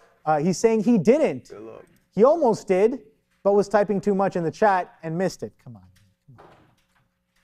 I know the chat's a fun place. You got to take the trade first, and then talk about it in the chat. I'm posted up. What do you got? I'm going to see if we can catch an order here on NVDA before it breaks down. It's very tight risk. Like I'm talking about a couple of pennies. It's either it's going to work relatively quick or it's not at all. But yeah, see ya. We're ready when you are. I know we got a half an hour left. We'll send up to you. Oh, we were going to fire up the news here. Ooh, okay. Yeah, and see what we got going on with that. A couple good stories here today. All right. We're going to start with just taking a quick look at Walmart. We discussed this earlier as well, but Walmart is now at the moment down 9% on the day. Stock is continuing to sink here. So it's raised its outlook for the year, yes, but EPS has come in at 81 cents adjusted and revenue at $187.94 billion versus the expected number of $186.77 billion. Net income at $6.37 billion compared to $7.03 billion a year ago period. And another thing, well, there are a couple things to take a note of. Adara will definitely fill you in on it, but I do want to touch these particular points that U.S. comparable sales have grown 2.6%. A setback, however, has been seen in the earnings report from its health and wellness business by just minutely by 0.8%. Net sales are expected to increase 4 to 5% for the year. An EPS estimate is $2.80 to $2.87. CFO John David Rainey had also said that Walmart also expects to incur just over $2 billion of incremental cost headwinds related to higher fuel this year. And finally, in their earnings call, we saw quotes saying that growth is continuing among higher income households while customers remain under pressure and also are increasingly prioritizing value, convenience, and speed. Adara. Yeah, so I think it's worth noting that those comparable sales, that actually is a setback. Comp sales growth, 2.6%. That is the lowest growth in U.S. comp sales that Walmart has posted in over 6 years. Let's not understate that, because I was seeing that as attributed to the main reason that Walmart even dropped today, or at least to the extent that it dropped. The other issue, of course, was guidance, but the actual report's not bad. It's me, I comparing infographics. Let's get into them. So here, this is a look at Walmart's revenue. Now, what's interesting, Walmart U.S. revenue, down quarter over quarter. Walmart international revenue, flat quarter over quarter. Sam's Club, up sequentially. And it's going to be a bit of a pattern, so go Sam, go. Let's talk as well here about the year over year revenue growth per segment, right? You've got membership and other income, I think well outperforming, at least on a total basis and on a US basis, versus net sales growth. This is just pure growth. But then again, you've got Sam's Club, net sales up 8.8% year over year. Now, let's talk here about these comp sales. Now, these numbers are including fuel, which is why this Walmart number is actually just above 3% versus that 2.6% number we mentioned, including fuel, it's a bit better. But I want to talk about the Sam's Club US comp sales growth, because this is just an upward trajectory. You kind of flatline a little bit here, Q3 2026, slight growth in Q4 26, then up like a rocket here, Q1 27, Q2 27, Sam's Club US comp sales growth. That might be the positive story here for WMT, so something that I really wanted to flag and highlight. Perfect. Thank you very much for that. See, now there's a couple of things that really intrigue me in regards to this report. Now, Adara brought us the information about the Sam's Club aspect. Now, the e-commerce side of things is going to continue to grow.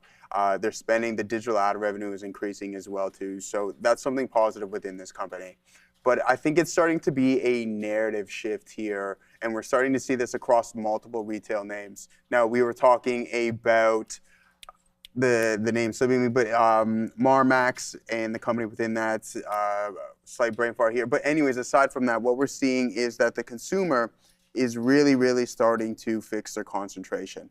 All right. And there's also a couple other things that are coming into factor, I believe, as well. Now, people are now focused more on the necessities opposed to those luxury goods, but also the increase in gas. Now, the CEO stating here within Walmart that $4 per gallon that is in the United States threshold is what is really starting to exhaust the average consumer. Now, individuals who are couples, families that make $100,000 or more, you're starting to see increase in transactions there. But that's not necessarily the case here with Walmart in the lower end consumer. $4 does seem to be within per gallon the threshold, and you're starting to see people really, really only focus on the necessities and not spreading their capital too thin or getting too heavy into debt in regards to the expenses because they have to spend so much on gas. Yeah, I think the story on Walmart's pretty interesting. We're talking about like some historical sell-offs here on Walmart. And I think you bring up some good points in terms of the consumer. Because the question is, even if Walmart, which is arguably one of the most defensive consumer names, they're starting to see some slower traffic, and then discretionary spending slowing down as well. Is that a signal that the consumer is finally kind of starting to take a big hit?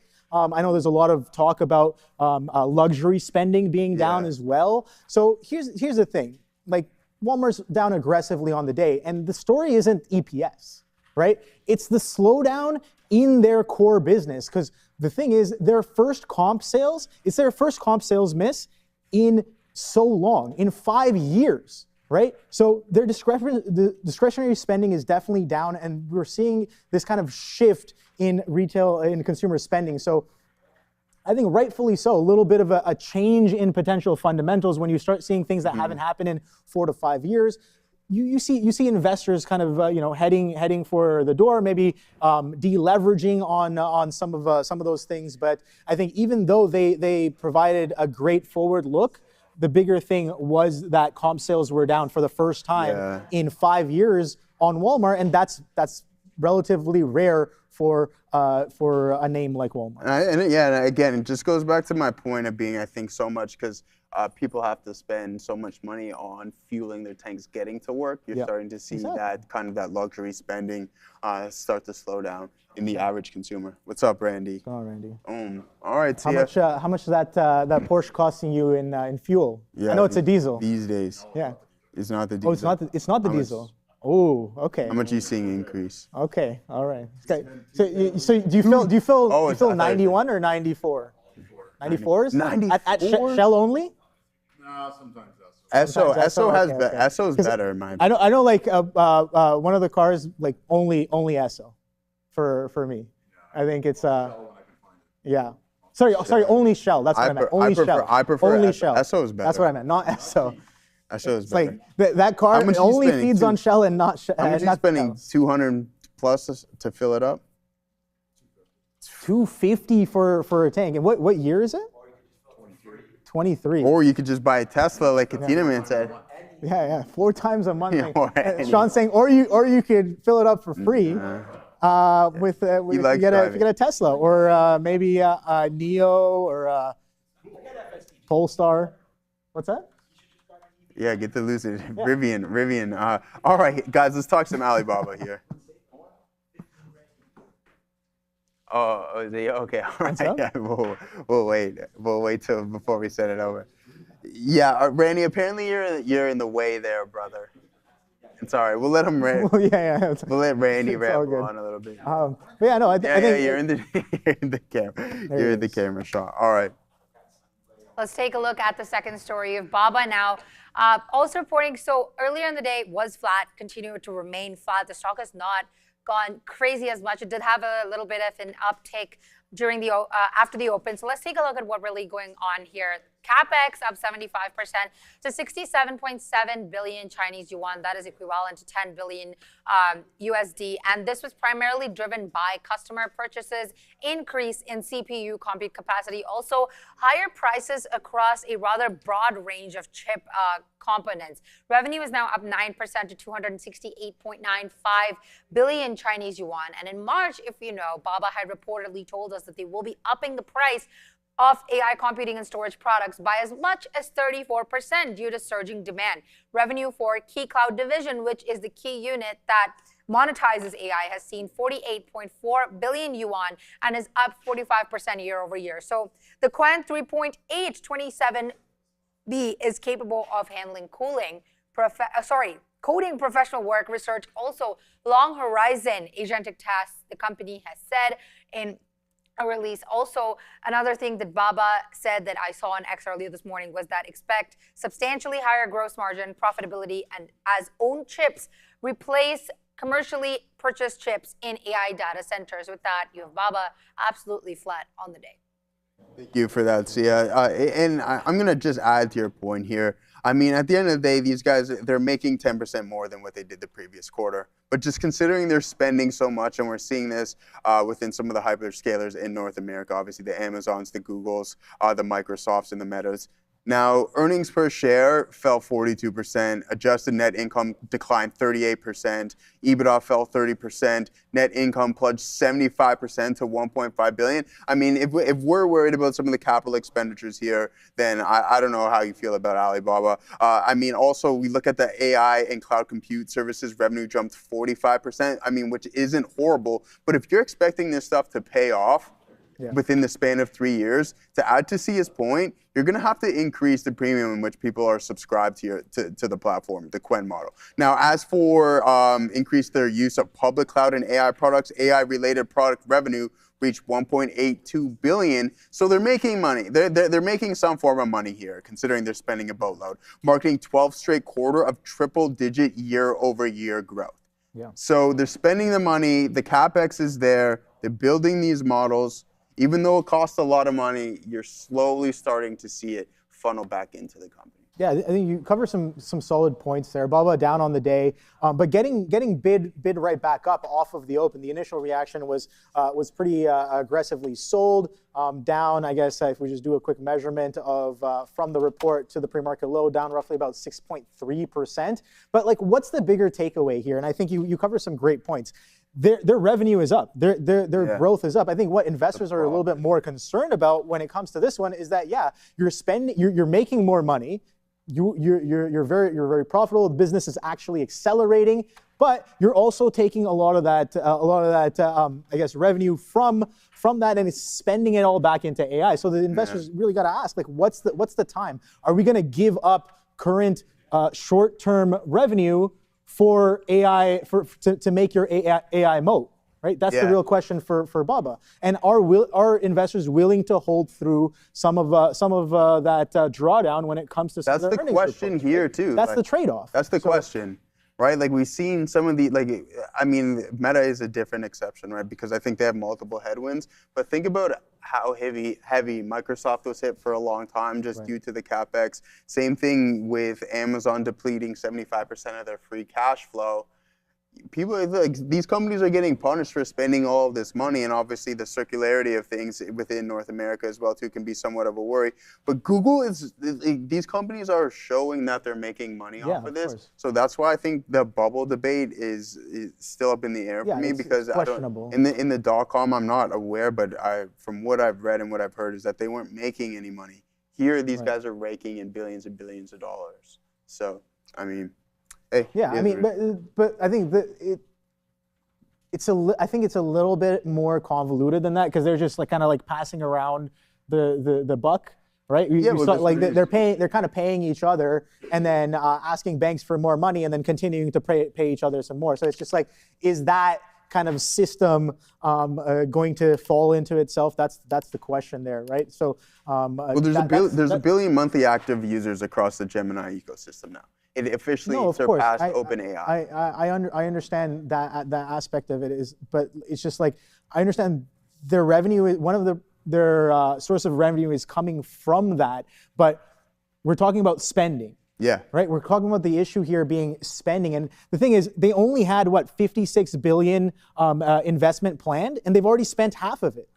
They've already spent half of it. I understand it's half the year. We've passed half the year, but they've already spent more than half of it. So I think maybe potentially investors are getting concerned as to okay, well, why aren't we seeing the results that we're looking for? Is it really worth a 75% cut on your revenue, blowing all that money on AI infrastructure? Because that's what happened. They cut their revenue by 75% because they had to spend on AI related things. Yeah. So I think that's the bigger question here. It seems like getting bid up in the open session, kind of flat. Yeah, how does it look on the daily there? On the daily chart here? Okay, so we pull up the daily, boom, take off that VWAP. It's kind of sideways chop here. Still lower highs there though on it. Yeah. All right. Kind of sideways, but nothing crazy. I think I think I always like to look at the Hang Seng as well whenever I'm looking at some of these ADRs to get a picture of what their futures are doing, and you can see pretty healthy sideways consolidation. I don't know. Right on. Let's talk some John Deere. Ooh. Some John DE Adara. Now you want to talk about this EPS at $5.10, beating the consensus estimate between the range of $4.69 to $4.72. Net income has come in for the company at $1.38 billion for the quarter that ended August 2nd. In total revenue, net sales and revenues, $12.61 billion, up 5% year over year. Worldwide net sales and revenues have increased 5% to $12.608 billion. And another thing that I just wanted to throw in here is that production and precision agriculture sales have decreased for the quarter as a result of lower shipment volumes, partially offset by favorable price realization, also foreign currency translation. Yeah, we'll get into that production and precision ag in a second. I want to talk about just the quarterly revenue. This is honestly, unironically, one of my favorite infographics here that I do. And this is just, John Deere revenue. And it's very, very choppy. This is like, if this was a stock, I wouldn't be trading it. It's just, it's up, it's down, it's up, it's down. Slightly down sequentially, but as Sia mentioned, up 5% year over year. So, take it or leave it. Not a bad look here for John Deere. Now let's mow our way down over to this other visual. This one has not yet been released on X. It's going to be coming out tomorrow, very likely. But yeah, as you can see here, that 6% drop in production and precision ag, that's the largest year-over-year decline per segment revenue, so not a bad look. You also have smaller decreases here in the other revenue and financial services categories of 2% and 3% respectively, but not too rough. Then we should talk about some of the strength, because small ag and turf is up 12% year over year. When I say ag, I'm saying agriculture, just shortening it here. And then construction and forestry, that's up 18% year over year. So it seems like really those two sectors buoyed this entire group of results, because these are, I would say, like two of the larger revenue sectors here, second and third largest revenue sector here to that production and precision agriculture. So on the one hand, yeah, it sucks their largest segment is down year over year. On the other hand, nice growth for their other two large segments. So yeah, I think it's kind of a toss up here. Not a bad look for John Deere. I have to say, just from a trading standpoint, this thing is violent today. And I like a good spready ticker, more than the rest of them. You guys know me, but there is some stuff on here that I've never seen spready tickers do. Be very careful with this thing. Definitely wild. So as we dig more into this report here, Obi. Oh, God, that one. All right. Anyway, Deere expects large agriculture industrial volumes in both U.S. and Canada decline 15 to 20%. Now, my major issue with this is we often talk about sympathy plays. I thought we would see much better price action and more interest within this name across the board, considering all of the construction and the major capital expenditure that we just rambled on about for a little while there. So production and precision, we talked about that. Construction and forestry net sales jumped 18%. Small turf net sales 12%, $3.3 billion. But what we're looking at, cash flow and special items, operating cash flow totaled $3.2 billion for the first 9 months of the fiscal year. Deere ended the quarter with $8.9 billion in cash flow and cash equivalents. Now, my issue being with this company is I don't understand. So in comparison to Caterpillar, you have the grid. They have the ability to take these massive plants, these data centers, and put them onto their own power grid. Mm-hmm. John Deere doesn't have that. It's significantly smaller. But as from an equipment standpoint, I thought that we would see a much better performance in this company than what we have over the past X amount of months. And it's unfortunate to see that, because in a time like this, and if you're going to forecast that you're going to lose 15 to 20% in agricultural revenue in Canada and the U.S., what does that mean once the build-out starts to slow down? It could get even uglier here for John Deere. No, I think that's a solid point there. Yeah, their biggest strength in their I guess earnings report came from their construction and forestry unit. So I think again, being led by a lot of AI data center building. The question I'm asking is that this is supposed to be a farming company. Right? They're supposed to make like tractors and mowers and excavators and excavators and stuff. Well, dozers, right? Stuff like that. But now, this used to be a farming story. Is this becoming into the next kind of AI picks and shovel story as well, as they kind of shift? Literally, they're making more money with building some of these AI data centers. Now, you make a great point as to when all of that cools down, will the revenue kind of come back from some of their other sections where it's been kind of beaten down, I guess. I just thought the performance, right? Just like the need and the demand for the equipment to have this massive build out, right? This AI infrastructure. I thought that this would be a good sympathy play with Caterpillar. It's not even comparison. There's no comparison really in between the two companies. I understand there's a little bit of an advantage in regards to Caterpillar, but when it comes to the actual physical equipment itself, I'm surprised that it hasn't found any form of participation. Yeah. No. Which is unfortunate, because if things slow down, then it could get even uglier. So yeah, unfortunately, we'll have to see what happens when and if things start to slow down. But I don't, as of right now, with the way they're dishing out some of these data centers, it doesn't seem like they're slowing down anytime soon. Eventually, though, increasing capexes. Yeah, you know what I mean. We're still kind of. It seems like a lot of these businesses are still very confident in spending all this money to be the first ones, because it's a race. It's basically kind of like an arms race. Who is going to be the first one who basically potentially reaches some sort of AGI? Yeah. So just a couple of the comments before we send it over to Adara there. Unless it's breaking, then we'll send it over. But anyways, Jason Deerick says, Joe, well, it doesn't really take that much equipment, but it takes more equipment than what has been previously used, right? Because these are new data centers, and you have this mass build out where they're popping up like they're going out of style almost at some point. I understand some states aren't allowing them to do so, but you needed more than what you previously had, and it doesn't make sense, in my opinion. If you can rationalize it, let's get out of this NVDA short. I forgot I even had this order posted out as it continues to move a little bit higher than what you had before. So I'm just surprised that it hasn't had an uptick in actual sales in some of the equipment. So that's it. Keep an eye here on Kratos. KTOS bouncing off the lows. Daily Caller reporting that the Trump admin, or at least an official in the Trump administration, is urging Taiwan to invest in defensive drones. They're warning that any delays would be, quote, a concession to the CCP. Now, why KTOS? Because apparently they're actually co-developing a Taiwan-specific attack UAV with Taiwan's Military Research Institute. Therefore, if the U.S. is saying, hey, Taiwan, invest more in drones, it's very likely that a potential drone investment would be KTOS. So nice look for this stock. Let's take a look at our final story and talk a little bit of crypto, shall we? So I know, Adara, again, you want to chime in on this. Please feel free. Bitcoin is trading at its highest levels since June. A total of the crypto market cap has risen by 13%. Adding $291 billion. One of the reasons this is also happening is the push from the White House and crypto industry leaders to get the Clarity Act across the finish line in the coming weeks also. The price of Bitcoin is up over 5% right now, and it's trading around the $72,800 region, highest level it's seen since the 1st of June. And this brings its two-day gain to 12%.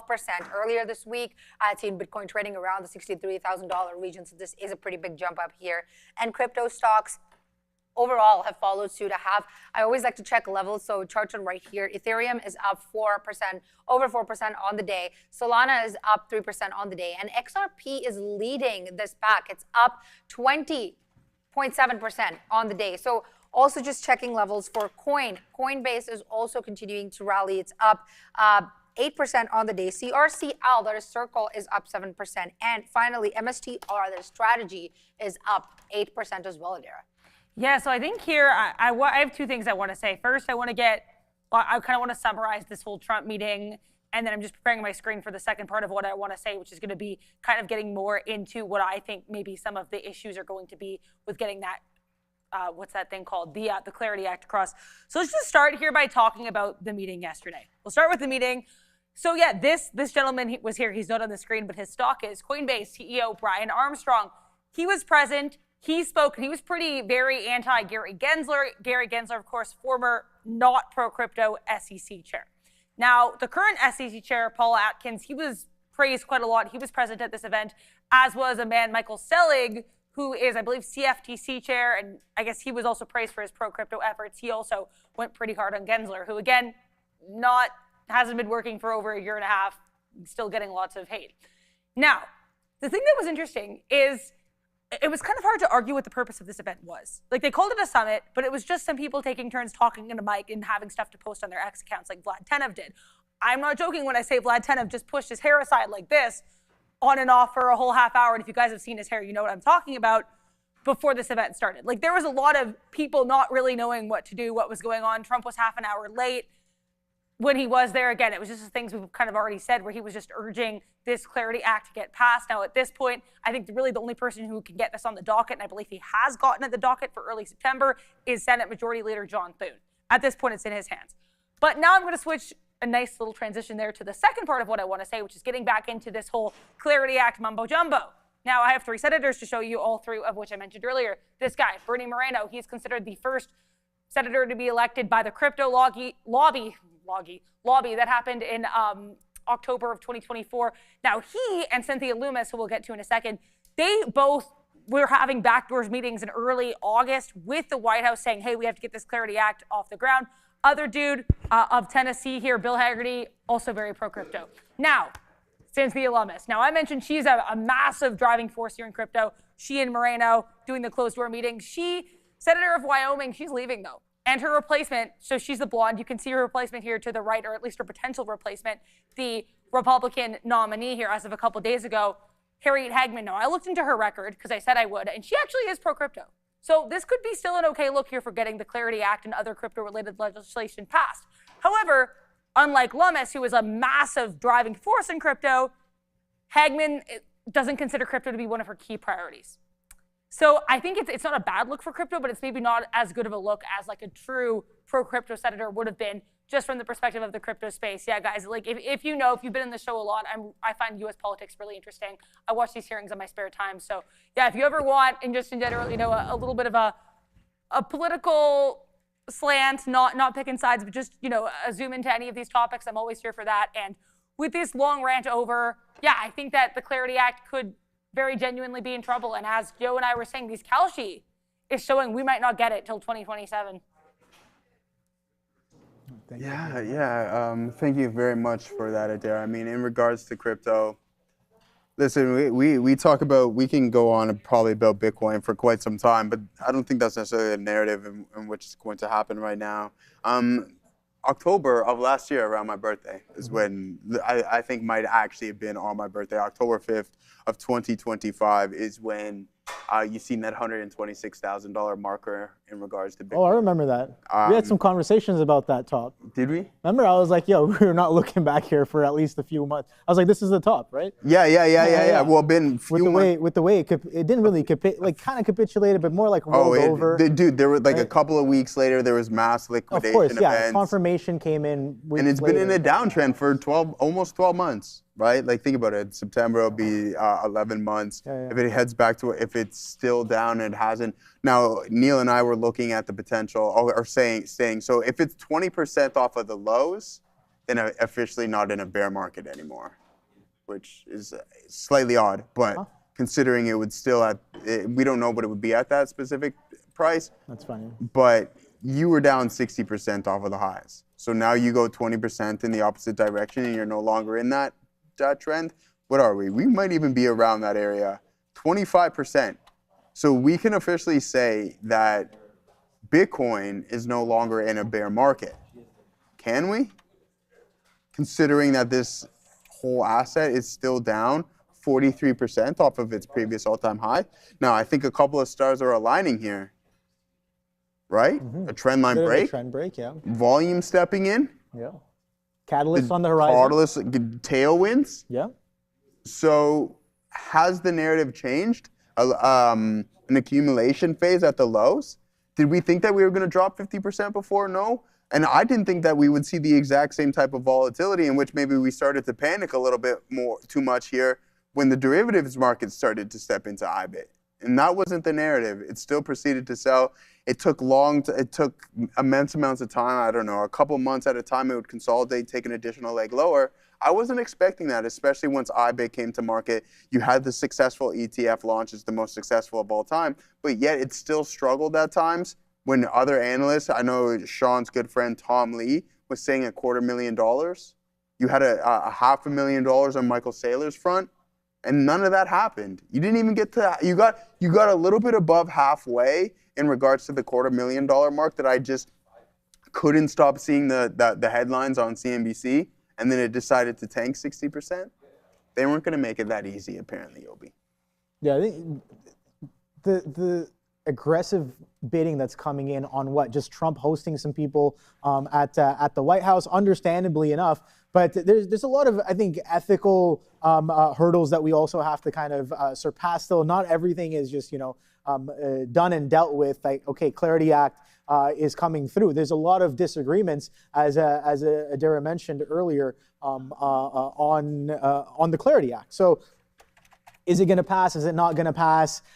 Is this a lot of just posturing? I have no idea. But there's two stocks that I'm definitely watching to see if the Clarity Act actually passes, and those two are going to be MSTR and Coinbase. Coinbase especially, because I think Coinbase stands to benefit a lot more with the passing of the Clarity Act. Now, taking a look at this on the weekly chart, we can see that it's been kind of consolidating, basing around.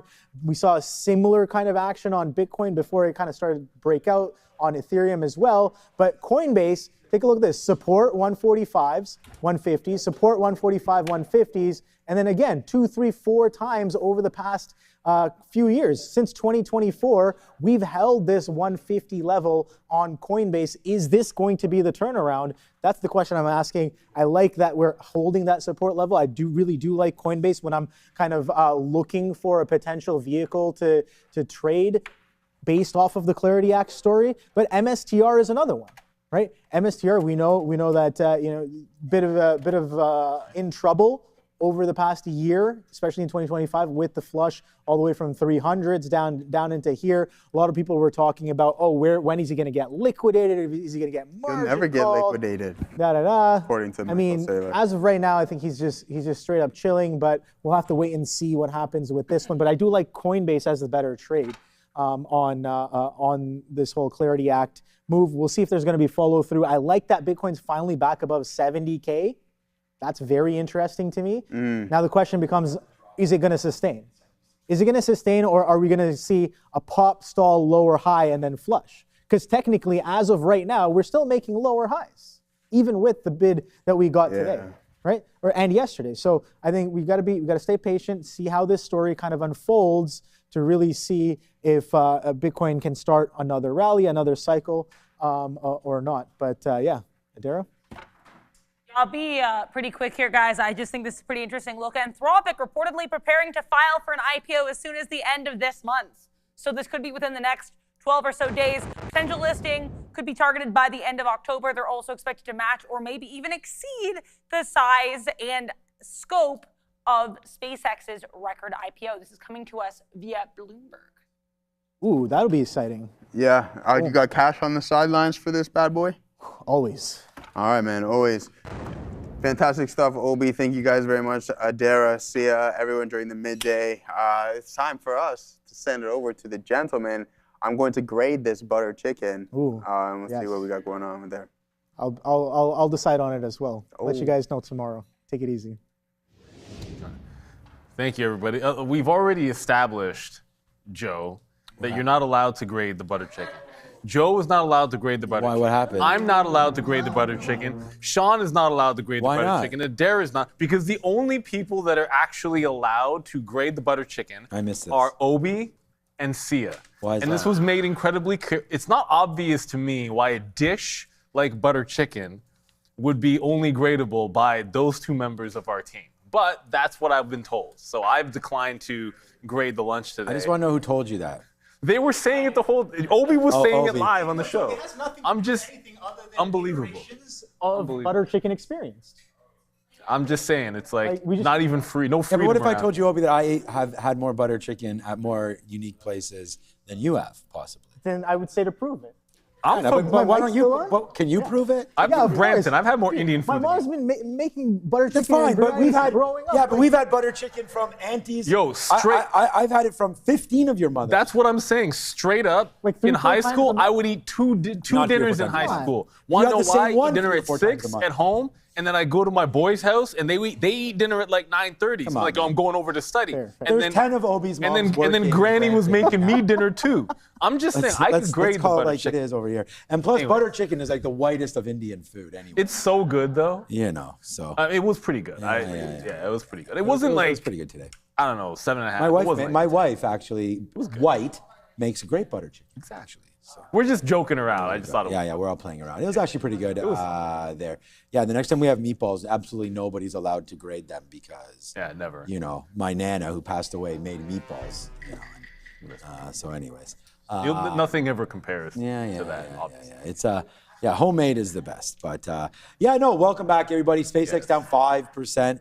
You know, for me the biggest surprise today still remains to be Moderna. Like I thought this name was going to have a chance to go again. You know, I don't have any trades on it today, but I was just, you know, to see it basically at the lows is a little strange for me. I mean, obviously yesterday was too far, too fast. We had, you know, big move there in Moderna. And even if, you know, you found out yesterday that it was $60, went to 200. And even today, like, you know, 3 days ago, you would have taken 130 on Moderna, you know, so it's not like it's a, you know, bad move coming back in. And just for me, it's the biggest surprise. I really did think that Moderna did have a chance. I even wrote down on the note, like a pre-market high break, which never happened. That would have been the long. And since then, I know the boys, I think they were, Obi mentioned taking out of a short, but the idea anyways is that they were short there. It was a good short at that. I think there was that 140 short. There was a good VWAP, but I saw the VWAP. The mistake was, but the problem is, there's never a problem. Well, the problem is it scalps to the low, held the low forever. I don't know what happened. What happened at 12:21 on Moderna?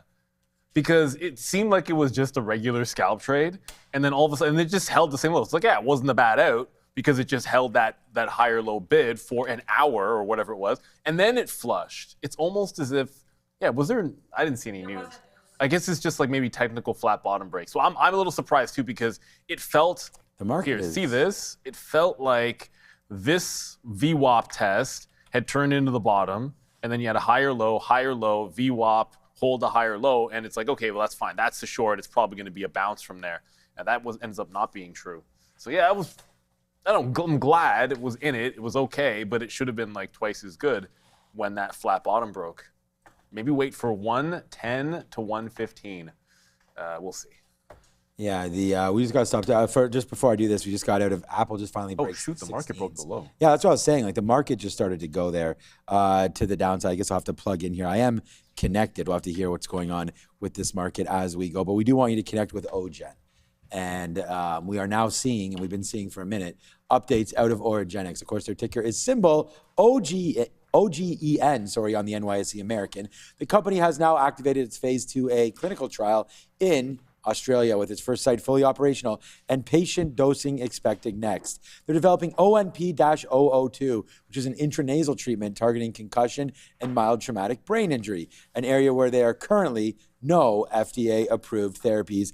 And alongside that, Origenics has spent the past year strengthening its balance sheet, raising capital, resolving liabilities, and restoring exchange compliance. The focus now shifts to execution with clinical progress underway and additional CNS assets under evaluation. Go check them out.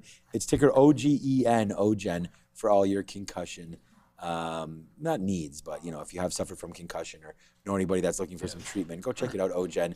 They are working on something there. We talked about clinical trials. They're in phase 2.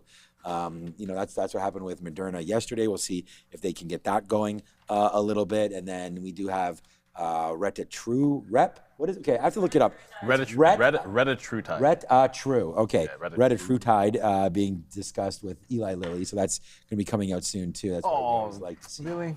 The IBB and the XBI, the biotech space, always an interesting one for sure. So what just caused the market to break the low of the day? That's what I just saw. So I just turned on all my my Not oil. squawks.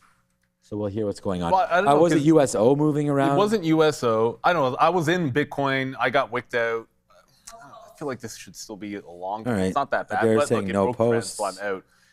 DRAM just broke the volume weighted average price. That's headed lower. So maybe it could be like technical. What's NVIDIA doing? Got to check under the hood. NVIDIA's been, wow. Look at the short the pop scenario here on NVIDIA. Pop that's a drop, good one. pop drop. I don't want to short NVIDIA, but Yuck. What's AMD doing? Just going through the usual suspects. Yeah, that just made a bit of a right-hand turn. Because, I don't know, this is, it doesn't feel, maybe it just feels like paper cuts for the NASDAQ, but this is another 1% day where when you consider the bounce back off the low, okay, it's not bad, but then we come lower. But yesterday and today, the difference would be we're retaking the low in the afternoon. That didn't happen yesterday. Like, we kind of just held on and went sideways. So there's a different, I'd say a bit of a different feeling here in the overall market. Yeah, I don't know. It feels like it's just a few tech names, some of the chips punking us here. And someone just said SMCI was recovering. Oh yeah, SMCI was off the bid. Look at the red candles here. And Bitcoin's holding up better than most, but I don't wonder if eventually it gets dragged down.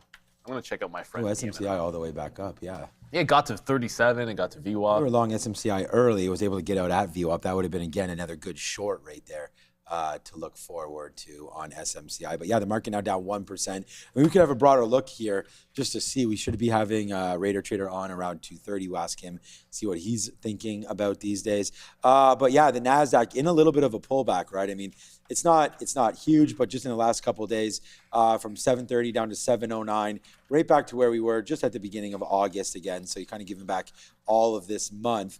That happens quite often, man. I mean, the NASDAQ has been actually looking pretty weak. It always has battled back, but will it battle this next time? Who knows? Down to 670 not too long ago. So there is a path to the downside here for the NQ, and pretty smooth one, right? I mean, the biggest P&L for me today is going to be Apple, but right behind it, dollars behind it, is the NASDAQ. And, you know, that short really never worked against us at all. It came back up there. We were out of it already. We could have reloaded it. That was right at 11 o'clock. We were leaving you guys, and there it goes down into $70. So one of the top trades of the day for me, as we written down right here, was 71.50. I don't know where we come up with these levels, but we wrote down 71.50 at 8 a.m. That's 71.60. This is 71.50 in the NASDAQ. So that has been the graded high right there. So I don't know. Now it looks like it's getting lower. Maybe now it's time to switch over. We talked about the long end. We could check out what bonds are doing. I mean, that was sort of the dog that was wagging the tail yesterday in the market. I wonder if the market, oops, I don't mean to put that a little quiet. Yeah, if the market's going to come back in for an IBIT, maybe. I know you're just talking about it. Maybe that's a pullback that winds up happening. You can play off some of those highs right there. Looking at gold. Palantir, we said some people were yelling at us about that earlier today. 175, that feels like that's a pretty common price for Palantir these days. It feels like it's been here forever. Look at this. Like, what are you even supposed to do?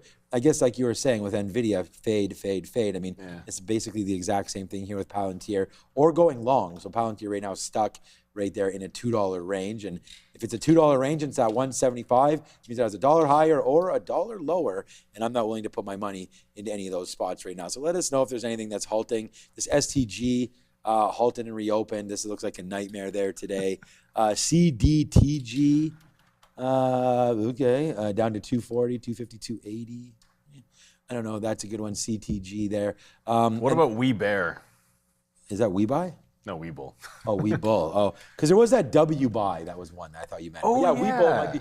See, it did go to Neil's chart. Webull did a SoFi. It did a SoFi.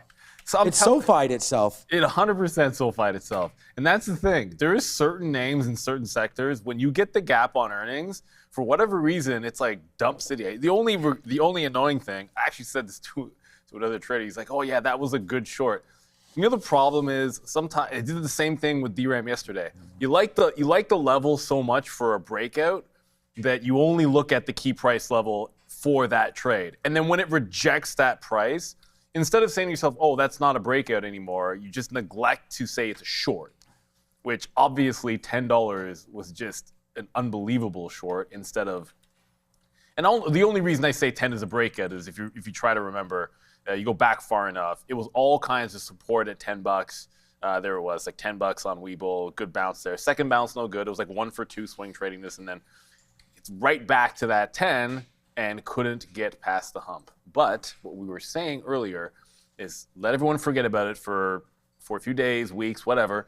And if it can hold a higher low, hold the major moving averages in here, retake that 10 later, it'll probably be a good break. I just saw the grossest thing in the chat I've ever seen. What? Someone said butter tilapia, because we were just talking about butter chicken. I never want to see a piece of tilapia again in my life. Pretty much, man. This place has ruined. Too much. This place has ruined me for tilapia. The farmed fish. I think that's fair. I'm gonna stay away from that. That's too much. And my boy over there, Mike Peter Ryder, had no idea what it was. He thought it was chicken with butter in a pan. Yeah, you can definitely eat too Yeah. much. So what's up, Mike? What's up, Mike Peter Ryder? I ate too many Whoppers. There was like one summer where I ate way too many Whoppers, and and never again. I just couldn't even touch them. I haven't been to Burger King since it was like 2005 or something when I was in Florida. I like the Junior Whopper. Is a good. That was the jam because I was down. Yeah, my brother was going to so school in cheap. Florida, so I was spending my summer in Florida. And I couldn't work because I didn't have like a green card or anything, so I was just chilling out, eating a lot of junk food. And now I think it's just, even like the smell of it was so good. Yeah. But tilapia, Whoppers are nice. if you're just tuning in right now, here in the studio and in the back office and what was the trading floor, we get like a catered lunch, and very often, well, it used to be like once a week we were getting tilapia. Well, no, it wasn't that. Yes, it was. I don't like. It was. No, it was once a week we were getting. Just once a week. Yeah, at one point it felt like it was once a week. If Adara says we were getting it once a week. She's not. At least once every 2 weeks. Okay. I refuse Okay, so to now say it's already once every doubled. 2 weeks. So here we go. But more anyways, important things. however much it was. Yeah, so to your point, yeah, it got to be two. Well, the minute I saw the sushi tilapia that one day, I passed. Now I'm off. I'm off of that. Yo, $50. Thank you so much. We are now moments away. We are officially 8 days away from the cutting of Fabian's lovely locks, and those go. Rain, you can scan that QR code. If we have, we have the thing, we can play it. I don't know the number, but yeah, sure, let's do it, man. Let's show people what they got going on right now, and this is the animation coming up, and it is there it is. Right, almost the chop for charity there. 4,200. Let's go. That's a nice little number right there. We're getting pretty close to that one. We're getting it tomorrow. Yeah, it looks like we will be getting that. And there's another one, Chris. Thank you so much, Chris, for that as well. And what it is Angel Hair Donation. They're a foundation that makes wigs for kids. There's a whole write-up there. If you do scan that QR code, it will take you to the GoFundMe page that has a description on there, but everything that's going down. Fabian has over 28 inches of hair that he will be donating on his behalf and of all of your behalves with the money there. So we want to thank Fabian for doing that. We want to thank all of you because it just takes, there it is. There it is. And there's a scan QR code. So it's not, it doesn't really, it's almost, you should almost have a Fabian there. It should be. With the thumbs up. But at the end of the day, it's a great cause. Go scan that QR code. If you're interested, look, if it's not your thing, great. But if it is, man, just throw a little bit there and we really would appreciate that. And we all get to enjoy it live. Yeah, no one's making any money off this. This is something that we want to do, obviously, for charity. But we all get to feel good I think about it'll be fun to the watch great too. I think it'll be a good thing to do, and knowing that you contributed. And I don't know how GoFundMe works as far as tax credits and all that kind of stuff. No, you get a receipt when you do GoFundMe. Yeah. But I know there's a certain amount. Right. Everything goes right to the foundation. Yeah. So there's immediately donated there. So nothing that we have to do. What I mean by that is like we don't get the tax receipts. That comes from the website there. So. Okay, that's good to go, man. We're really happy with that. So that story about Anthropic, right? So the two biggest the two biggest publicly owned companies that have, or publicly traded companies that own Anthropic. Number one, I think, is Amazon. Number two is Google. It might be the other way around. But Google and Amazon both definitely interested in that. Amazon already booked, I think it was 94 billion or something in profit, one of the largest bookings of all time from a public company making money in the public markets. I guess that would be the private markets with Anthropic. They've already booked it before it became public. So Amazon already kind of realized that profit.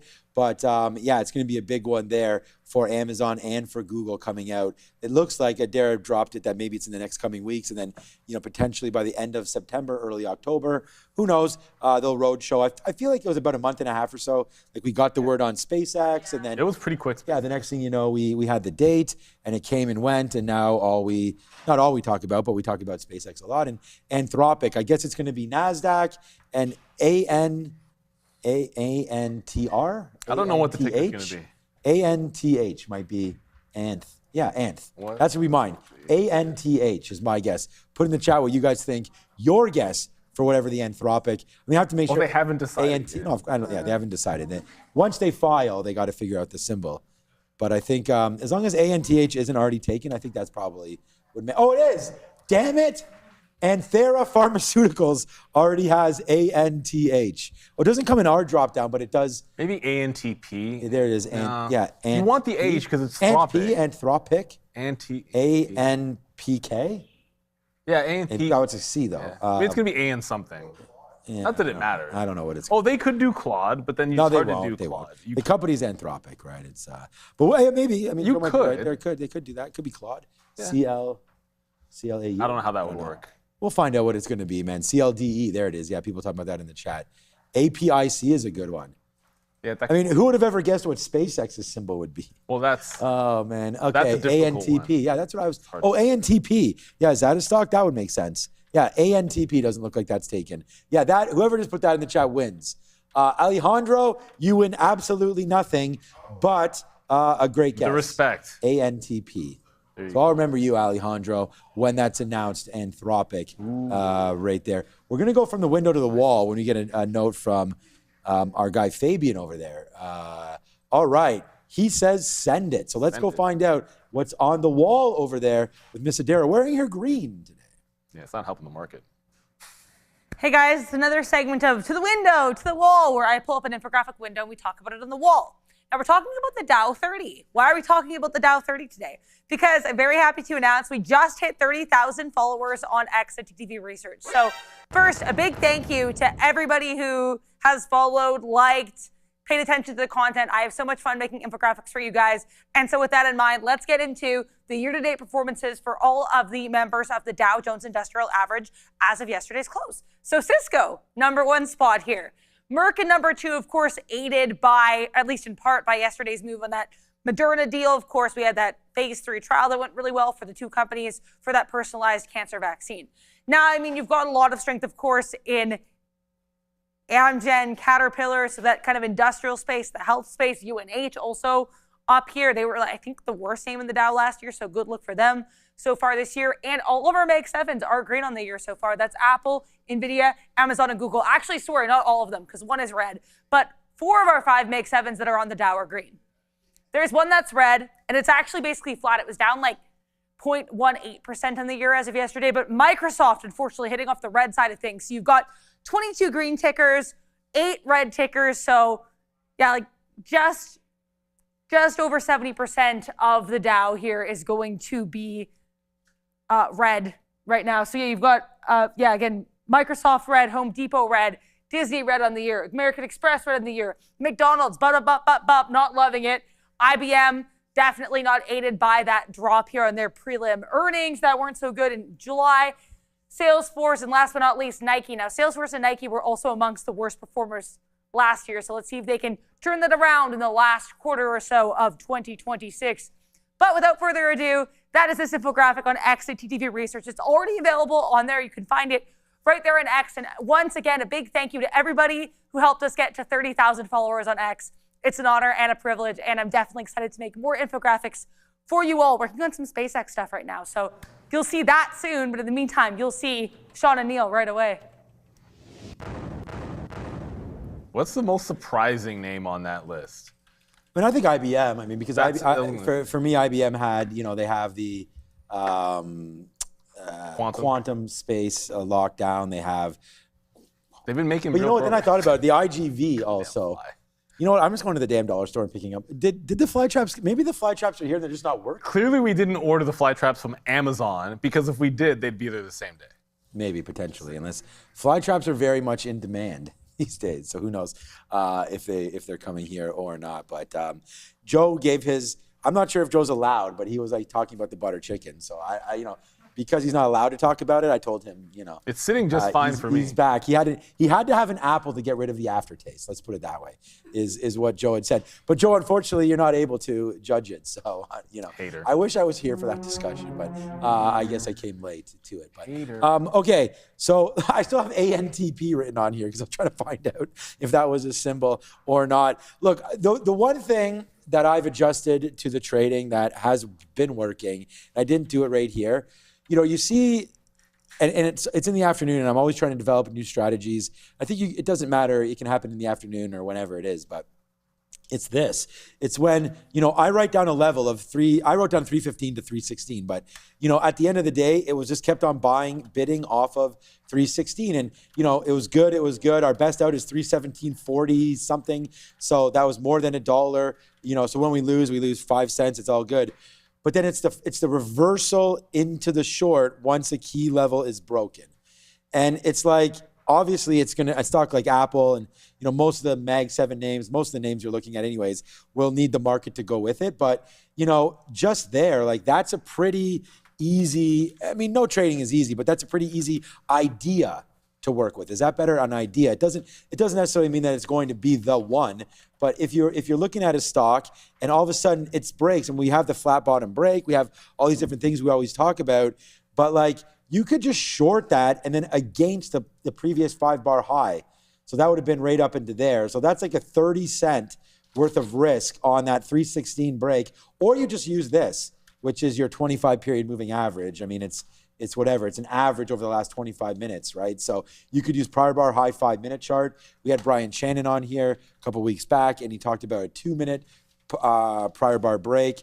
So that, even if you use a 2-minute prior bar break, you would have been in it until right here, right where that last 2 minutes, because you got to go 1 minute, 2 minutes. So you would have got out at 50s. So that would have been 50 cents worth the risk against maybe 30. So, you know, just thinking about stuff like that when levels break, and then, you know, you sit here and you're saying, well, I don't have a trade. Yeah, you know, when you're looking for trades, sometimes you need to be actionable when they're at those levels. So just a little bit of a look there. And I think, let me go over one more example, and then I'll throw over to Neil in case he's looking at something. Because you guys brought up Palantir, and I said that, look, I'm not looking up here anymore because the market is down here. So if any kind of a break is going to happen, it would be down into this area. So that's 174 clean. So why don't we look at that? If it does, I mean, you still have a little bit of time before that happens, but if it does get into 174, that would be worthy of a try on that strategy. So thank you so much. I mean, William Devine, everybody that continues to put it out there, man. We want to thank absolutely everybody. You have the website up. It even shows people's donations. We just hit 42. We're just past the 4,200 mark, and thank you. I mean, Anonymous, whoever it might be. Holly. Thank you very much as well, Matthias. We got Brian, Deborah. Like, there's been so many recently donating. 85% to the goal, obviously. Or what kind of math is that? It's clearly 84%. What kind of rounding is this? Okay, GoFundMe. We got. I don't know. It grinds my gears a little bit. It's 4,200 out of 5K. It's obviously 84%, not 85%. And I don't know what rounding kind of. up. Are you rounding up from 4,204 to 4? Like, come on, son. Anyways, it is what it is. Well, thank you guys so much. But there was a comment from our good friend Mike Philip DeRider, who was mentioning how strong DXYZ is. Now, I'm going to remind everybody of some things. Obviously, this is moving today because Anthropic, which is private, is going public, and the Destiny 100 fund is 18% Anthropic. So 18% of this fund is a stake in Anthropic. What I would like to remind everybody of, which I did in the chat, but I didn't remind everyone in the chat. This is what happened to DXYZ in the run-up to the SpaceX IPO, which was that was their biggest holding at the time. It made a double top at 72. This was not when the IPO was. By the time the SpaceX IPO dropped, this had been cut almost in half, and on the day of the IPO, it dropped from 42 to 30. So it had already pulled back like 40-something%, and then on that one day, it lost another 30%. So just keep that in mind when we get closer, and you're all excited. Ooh, Destiny, this is going to be fun. Nah, it's probably going to be pretty bad for DYXZ for sure. Well, the two things I'm looking at. One of them is if this bleed that's happening in the market continues to crypto, which it doesn't look like it's happening. That's probably not the greatest exit on Bitcoin, but I see it making a lower high. I'm looking at BM&R short because that's weak. Like, you already have a hard top at 21. Look at that resistance at 21.75. So lower high in here. If it loses VWAP, I want to try to grab it short under VWAP and trend that. Is West Palm Beach trades tikka masala or you spelled it wrong. Yeah. Oh, you mean masala or butter masala. chicken? I mean, for me, I'm a butter chicken guy, but I do like tikka masala as well. I'm a butter chicken guy too. I do like both of those. And my daughter would hate on me if I didn't say, like, butter chicken is she loves it. It's one of her favorite things to eat right now. You gotta have like the garlic naan beside it and everything. Yeah, too, I can't say anything else. We don't have all that coming into here, but yeah, butter chicken. I heard Sia said tikka masala, I think. Yeah, she No, said of tikka course, masala. But the only opinion that really matters is Obi's. So we gotta find Obi's not here right now because his mom makes it. So we gotta make sure What was it? that we check him out. What were you guys Somebody showing sent on? it, somebody what were you guys sent in showing on- donuts, I guess. Oh, old videos of donuts. See, Neil? Now Neil's pissed. Someone better send in some Krispy Kreme ASAP or the rest of the You know stream. how wrong that is? The rest of the stream is not going to You go know well. how wrong that is? Or send in some Dutchies or some apple fritters. No, because obviously you do that. I think, oh, wait, someone's doing like the live camera feed Exactly. on their phone, and they're in the kitchen because we just got donuts. That just wasn't So I'm right. thinking I'm about to eat some donuts That on the was afternoon show. not That's cool. You don't Fabian. do that. That's what you don't. Who was it? We're sitting here in a market responsible that's for not doing anything. Who's responsible? Fabian's responsible. He's the It's only not- one it's not- over there at the Andre board. wouldn't do that. Andre is not like Ramin's not here. Tiffany's way too nice. That was Fabian's fault. Probably. What's this? What's that about? Oh, that's from before. What? Yeah, that's, look at that. There we go. That's when we had, Oh, that's when I had yeah, hair. we were celebrating something. That's before Neil donated his hair, you see. Yeah, now. Yeah, now so, see that? oh, 500K subs. What's our subs at right now? I mean, we got his, 500 and I was gonna make a guess. Don't yell it out loud. I don't know, guess. I was gonna say 587, but I don't know. I know it's under six. It's over 570, but I just saw the number, so I can't. anyways. No, it's 585, pretty close right there. So if you guys are watching right now and you are part of, first of all, hit the like, hit the subscribe. I mean, we are looking for, I mean, believe me, I'm always looking up. Like I'm looking at SpaceX right now as a potential short there. 4,200 of you watching. There's the chop for charity there. Make sure you do like what I'm doing right there. 40. You didn't hit hit the like button. Oh, you didn't hit the like. Yeah, on purpose. I'm trying Oh to show shoot! people how to do I it. haven't done it either. Smash it, destroy it. Boom, I just Take hit the like care. as well. You know, get that like button out of here. Hit it, get it out of here. Was that your fault, and then the you donut can, thing? like I said, it's about 51% Yeah. chance their Did you next do trade that? will be a winner. I was just looking at SpaceX there, and I thought donut that video. SpaceX down into VWAP here of 133 could be potential was live. trade coming through on SpaceX. What's up, Fabian? As he's fixing our battery right now, and just to make sure that we're all good over there. 133 and change there for SpaceX. That could be a good short area, so I don't mind doing that. I think he's waiting for you to stop Why don't you talking just say that so then? that he can fix you. So right now Fabian is fixing our battery, so I had to not be talking so you can Thank you, do mine. Fabian. And then I just quickly took over for a second, interrupting Sean so that his mic could get fixed. was just and now you standing can there. finish the thought. No, I didn't have any thoughts. I thought I was just delaying as he was fixing Oh, the mic, goodness. but I got to fix my You were delaying until he AirPods fixed the mic. because That's they're exactly on what was happening. noise canceling. So it's a little bit hard What's wrong for with me to noise hear. canceling? No, nothing. It's just silence is absolutely everything around. That's what they're supposed to. Yeah, no, it's these AirPods are actually fantastic. Yes. Okay. All right. So Ethereum, IBIT, right now, something, people talking about that. Okay. IBIT right now, 72.6. Looks like it's trying to take out the highs today again, right? So 41.2. So I think this could be, the next trade to look at. We've just bounced off the 200 period moving average. I don't want to put on, I think some of the worst things you could do as a trader is to sit around here and just put on trades just because we're trying to find something. I don't, I think you got to look at names that are actually moving around, which brings me back to SMCI, maybe, as a potential break. I mean, underneath VWAP, the short would be good on SMCI. That could be a trade that we look for. As the NASDAQ continue to go down, we want to look for stocks that are red, but I mean, SMCI is up, but definitely with a red sort of feel to it. Oh, it's definitely Webull with earnings, that had a red feel to it today because it was up at 1.13-15%, something like that. Look at that $10 marker. You don't get much better than that. It's now breaking off of 9. So I think this could actually be a long right now, holding out on their 25 period, holding out there. But really, am I going to look at this stock when it's moved 10 cents in 10 cents? It's moved 10 cents in, you can go all the way back to here. This is since 1030.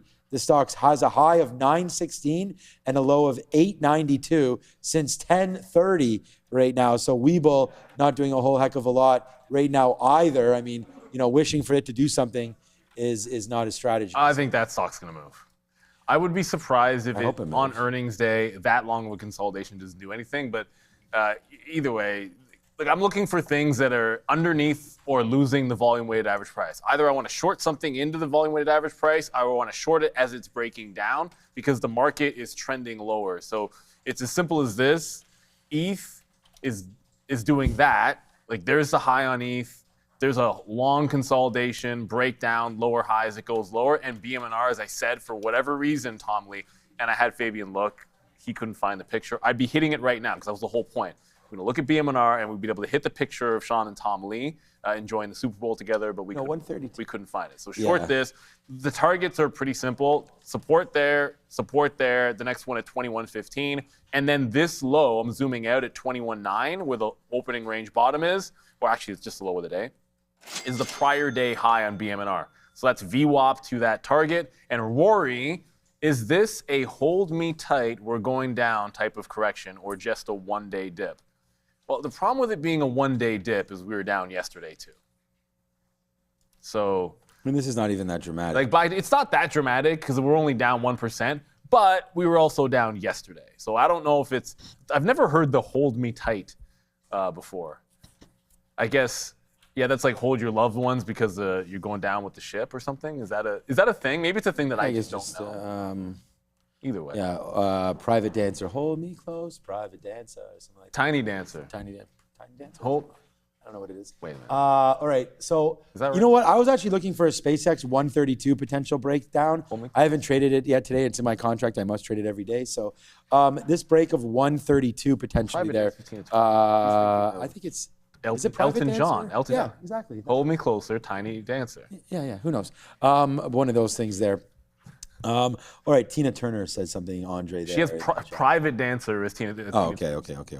But yeah, what about SpaceX right now? Break finally. I mean, we've been at this 50 period moving average for a minute. Once we broke it, we went higher there. It's been hovering around. We've played around with it there around 3180. I mean, again, not really moving right now as SpaceX, but this is an interesting level, to say the least. Right there at 132, we could maybe break down. I feel like I'm drawing at straws here, looking for something. You were in DRAM earlier. This has been one that's moved around. I guess we could look at Moderna. I sort of left that one there. DRAM at the lows. It hasn't moved enough. Yeah, I mean, actually, this is a good short too. I think DRAM to continuation short play for DRAM. That's not a bad one. What's NVIDIA doing? NVIDIA was at yesterday's lows, and yeah, 216, that was yesterday. We actually were trading off at this level yesterday. So if that breaks lower, there could be something there on NVDA. So that's going to be a trade to be talked about maybe and looked at later on. So that's an NVIDIA trade there, something about that. All right, so that's that one. And then, so I think DRAM actually, now that I look at this, I just like the fact that we're underneath everything. You're underneath VWAP, you're underneath the 25 period. You are starting to range down a little bit, even though it's up 2.5%. Looking to break right there. We could probably go short against, but do we really want to worry about getting stopped out? Highs there, we broke lower, made a new high at your 200 period moving average for the last hour. Then we fell off of that. DRAM, I could be convinced take a short around 65s right into there, play it against 75, and then maybe bring it back down? Or do we just be a little smarter about everything and maybe we just wait to see if there is some sort of a news piece that comes out at some point here? Like we have Adara in the back, she's parsing through everything. I'm checking the news wires right now. There's actually nothing hitting whatsoever. I just restarted mine. It was so quiet. Yeah, I've restarted it already as well. Even Moderna, the name that was up 190% yesterday at close, maybe it was 170, this is since 144. So you're talking about the last hour, really hasn't moved. It did touch down about 50 cents lower here into the 200 period. The 50 period. Looks like we're trying to break there. This is not a horrible idea short. I can't believe it's down this much. Do we have to pay for shorts on Moderna? I think we try 100 shares. Okay, it's free. Yeah, you guys are right. So, this could be a breakdown short through the 50 period right here. On Moderna, I don't mind trading that. We can trade that light. Thanks Will 10. Will 10 broke? I don't know how to. Broke? Yeah, bro. I mean, bro. I don't know. Bro. But thank you for the donation. Swiss? We just keep getting more and more and more. And okay, we just literally have the best. We have the best. Holly as well. We have the best. It's like when we do these things, I always feel like you never know how they're going to be received, but this has been very well received. We've done a couple, and they've been so amazing. Thank you to everybody for that, man. Every 20, 30, 40, 50 bucks is $10. Doesn't matter. That means a lot. It's all going directly to charities. So if you do have that in you, we would definitely, really respect that. So, Yeah, you guys, thank you so much for everything that you're doing for that cause there. Put the names in the chat. Okay, PCLA, here we go. Just opened back up right now. So PCLA just opened itself right back up there. This is a halting name, and we kind of nailed one of these names earlier when we said if it opens up near VWAP, then it could be a long. This one opening up right near that 200 period moving average, which is 830 right there. That's where we went to. We fell to 830, and now it's just doing this, bouncing in and around. Watch out for PCLA right now. Just on 4 million shares, but just off back-to-back halts right there. Could be, someone looking to do something here in the afternoon. PCLA could be your huckleberry, a line that Neil always used to use. I haven't heard that in a while. The other one was CT. I said it too much. Okay, yeah, CDTG. TG right there, halted a little bit. Good mover there today. Not a top volume name, but 15 million shares. That could be something that's looked at there as well. Again, SpaceX. This is exact price I looked at it 5 minutes ago. So yeah, we'll just continue to look at the chart there. DVLT, is that Data Vault? We've had that a couple times. No, this is WISA. Does it used to be Data Vault? I don't know. WISA Technologies here. Nice move higher there. Penny stock. Yeah, okay. What was this Hyper one? There's Hyper Liquid or something? Hyper Fine. There was something about these guys today as well. Oh, that's only 640,000. Maybe nothing there as well. Okay, there it is right there. What's up to, we got another super chat. Is the bottom in? Is that what you're talking about? Oh, who thinks the BTC bottom is in? Thank you for that $5, man. We really do appreciate that. Anything that comes in from super chats goes right to Google and then to us. So there's not much we can do about that, but we will, thank you for that. And anything that goes through the GoFundMe, it goes straight to the it just goes right to GoFundMe. Which is not to tell you, we appreciate super chats, not to tell you not to. I mean, we can look at the Bitcoin chart and have a decision on that one. I know you were looking. I mean, I always think that 50,000. Yeah, my problem is I'm trying not to. There's a lot of things about the last couple of days that makes me think that maybe I'm off about it, but I'm not. For me, I'm not changing. I'm not yet at the point that I'm willing to change. Why is this drawing a trend line? Take that off. Whatever. Okay, now we go. I'm not yet ready to think that we're busting out of this. I'm going to give it a couple of days because my thought was a retest of at least 50,000, or it'd be more important to see next year we get more bullish when you start thinking about the normal cycle. So I'm still of that mind, but this is a pretty good low, and it is technically not really. This would be a confirmation of breaking the trend, I think, if we hold on to this 68,000 level and it can consolidate here, but. Yeah, it's been pretty good. I just want to answer a question because someone asked me what the stop was. It will be now a trailing stop. What the stop was on BMNR. So on a VWAP trade like this, pretty much 99 times out of 100, unless there's something egregious happening, it's like the entry here and the stop goes right above that topping tail, which is the reason I got in, is that topping tail and VWAP. So it was at 21.5. It no longer is because it just broke down a couple of levels of support. And if it hits the low, great. I'm going to throw, if it gets back above this level, which is about 21.25, then I would just hop out of it. You have to remember that crypto has been, in a general sense, pretty bullish. And the other thing that I will be looking at or acknowledging is ETH. If ETH just bounces off of VWAP here, there's a good chance it starts rising again, even though BMNR is weaker overall. So I have a target of the low, but I have to keep an eye on ETH. If it bounces off VWAP, then I can just manually punch out instead of having my trailing stop in there. So yeah, that's just what we're looking at. I don't really see much of anything else that's moving. So like scalping opportunities or what it's going to be, whatever we can find that gives some defined risk to reward. Yeah, I was. I just went back to the sticky note here, and then one of the ideas that we had was shorting the TQs, longing IBIT, longing Moderna. I mean, that was wrong. We talked about we never got in because it was never there, or the pre-market top rate. Both of those never happened. When the 164 broke for the first time, it was good, but that was in the pre-market, and then we never got back to 167 again. So I thought the day two story was holding there, and then the Apple 315 to 316. It's stuck in the middle of that range right now. Apple. But here's so I put on the TQs. There's Apple. We said 315 low. I mean, that was the low. Bounced up 50 cents. We could have traded that one. But I'm just going to get right back here. Wake up, everybody. We're going to get back in to the TQQ short. So, again, I want to play it off of this 50 period, we haven't broken it, right? I mean, we broke it there. We tried to test up. It failed it again. You know, right there once we had finally broken. So it's basically been since 115 or so. It's been a nice little downside trend.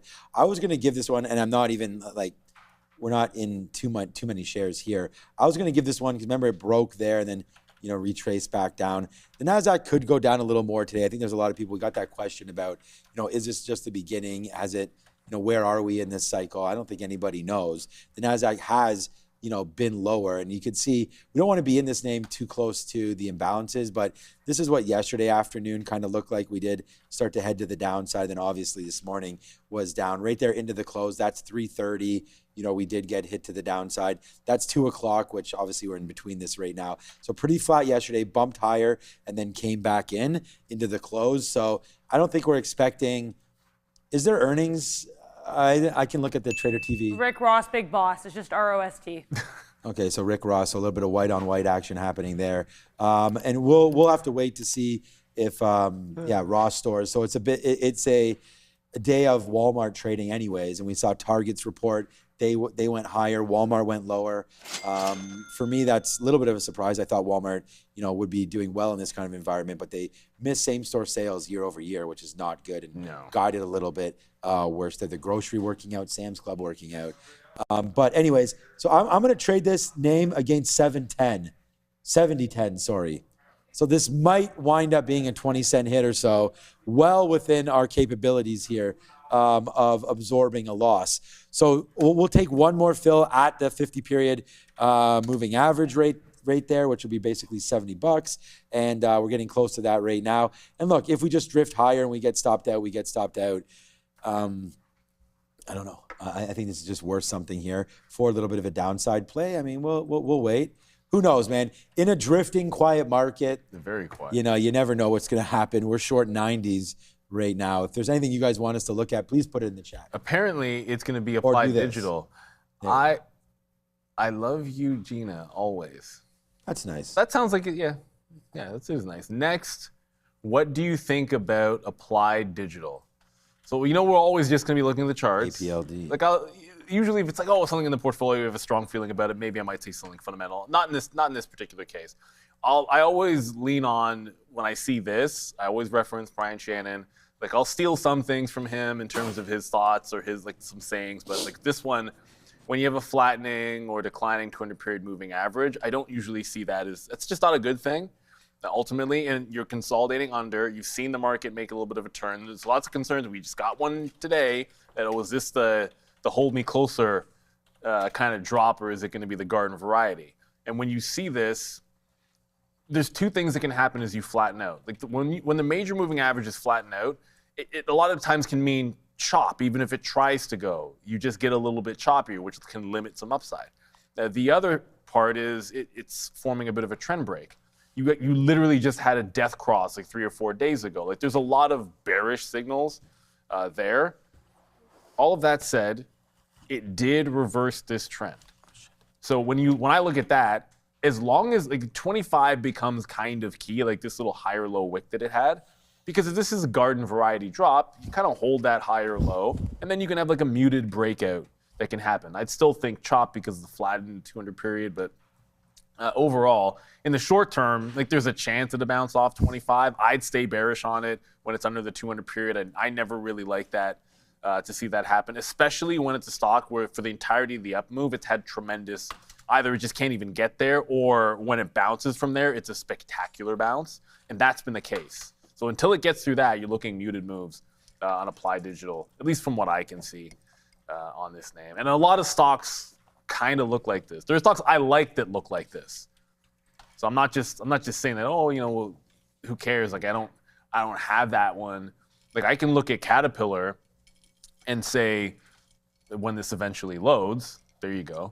Like this is starting to get concerning. Like I'll say if Caterpillar breaks the 200, I'll say the same things about this stock. And this is one of my bigger holdings, and I never really trim more than 10 or 20% at a time up the top. When you do that, you're like, and it pulls back 25%. You're like, oh, well, I wish I'd trimmed half of it, but didn't. But that's what you hold these things for a long time, and sometimes it looks like that. But that could get concerning under the 200 period if it can't bounce this time. That's the troubling thing with this market. There's a lot of stocks which have broken the major moving averages, and then others that are really concerning you that they could. When names like this, like if Caterpillar does it, you get in a lot of trouble here. Before we get into the super chat, I see that. G Vernova would be another example where, hey, it's been holding the line after starting to get parabolic.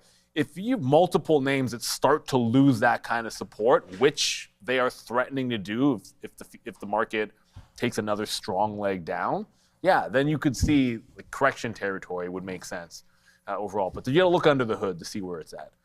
Ooh, David Zed Siamese. Kalshi now has 15-minute market on the hour. Sorry, market every quarter hour, gold and silver. You can live trade in and out above or below the last 15-minute close. Good chart, order book reading, practice with real money. It's fun. Man, you're gonna have everything. Kalshi just taking over. You literally are gonna have everything. I mean, that's part of why the Nasdaq, like they started thinking about going. Well, they will be going that 20. Yeah. Starting at 9, I think it's 9 to 4. They're going to try to be. They know they have to. That gate. They have to offer more. Because it's things like that, right? I mean, now people are taking their money elsewhere off the books, and it's not regular. It's partly regulated, but not really. So I don't know if that's going to last there on Kalshi. When the NYMEX and all that kind of stuff figures out, the oil, then they're saying, hey man, you're taking money away from us there, and all these kind of markets, and all just feeding into Kalshi. I mean, no reason why Intercontinental Exchange and some of these other places have invested in Polymarket and whatnot, right? It's because, they're able to offer a lot of these things, and they could do it sort of outside of the regulations that a lot of the other, DraftKings and whatnot need to fill, right? And especially with, opening up Robinhood accounts and know your customer KYC, like I don't know exactly where that all fits as far as Polymarket and Kalshi go. I think it may be different by state, but federally, I'm not sure. There it is. Yeah, Andre Arnett, thank you. I mean, we're starting to get up there now. That's really nice, man. Is that 42? Yeah, 42.57. I mean, a great number, and we want to thank everybody, for their continued donations there as well. NASDAQ giving it to 70.20, so it looks like we will wind up losing this 25 cents. If it does wind up going up to the upside there. I don't know. I'm not going to average into this now. Sean had a good point there, Sean Hogg, in the chat there. And I've said this many times myself, so I'm not even sure why I'm not really following this. But often, slow markets, they can put you to sleep a little bit and they'll kind of drift a little bit higher. So, maybe we do eventually get stopped out of this trade just because the drift just happens and, comes off that low and just continues to go higher. But also, I don't mind the sell. Like we just went down to 7. We just could have taken that out at 03 or 04 there. Then the move goes a little bit higher. I think the problem with this kind of trading right now, and that's why I'm going to stop out. The order's already in. I'm not averaging in. It's like one little headline, you're going to get wicked one way or the other. So it's like if Trump comes out right now and tweets something positive, obviously about the market, then or just about oil or Iran or something that affects the market positively, then this could just jump up just because people have nothing to do, and the algos can hit this low volume trade, and next thing you know, you're out of the money on it. But Moderna's the one. Moderna might be the safest short because it's underneath everything right now. It's underneath VWAP. It's safe is it's a tricky word with that stock. Yeah, maybe if anything, there right now you do have a breakout higher, maybe. Yeah, so look at 35. Take that back. That's not looking that safe. Yeah, look, when I look at that mRNA, I don't know. Thank you to Daniel K. I feel like that could really just so much love that we get from this thing. I know, and by the way, we are now officially at 85%. Nothing to do with us. You guys are the ones doing all this. Everybody is so generous. We're just trying to spread the word. Doesn't that look like 135 could be a bit of a breakout there? But I feel like, I might, the trail on BMNR, like it breaks VWAP, goes down, hits like this higher low, about like a point down, not letting it get back to VWAP. You're seeing a very, very slow grind up or back up in ETH. Like it's not much, but it's almost got to VWAP. It's kind of breaking trend. You've seen it before, like it'll just be slow, and then it'll build up. So I do have the tight stop is pretty close there. I just don't see anything that's moving a lot right now. Like I pull up what's ADXN? Addicts. Oh, this is no volume. Like there was a halter like 3 minutes ago, but it's done 68,000 shares.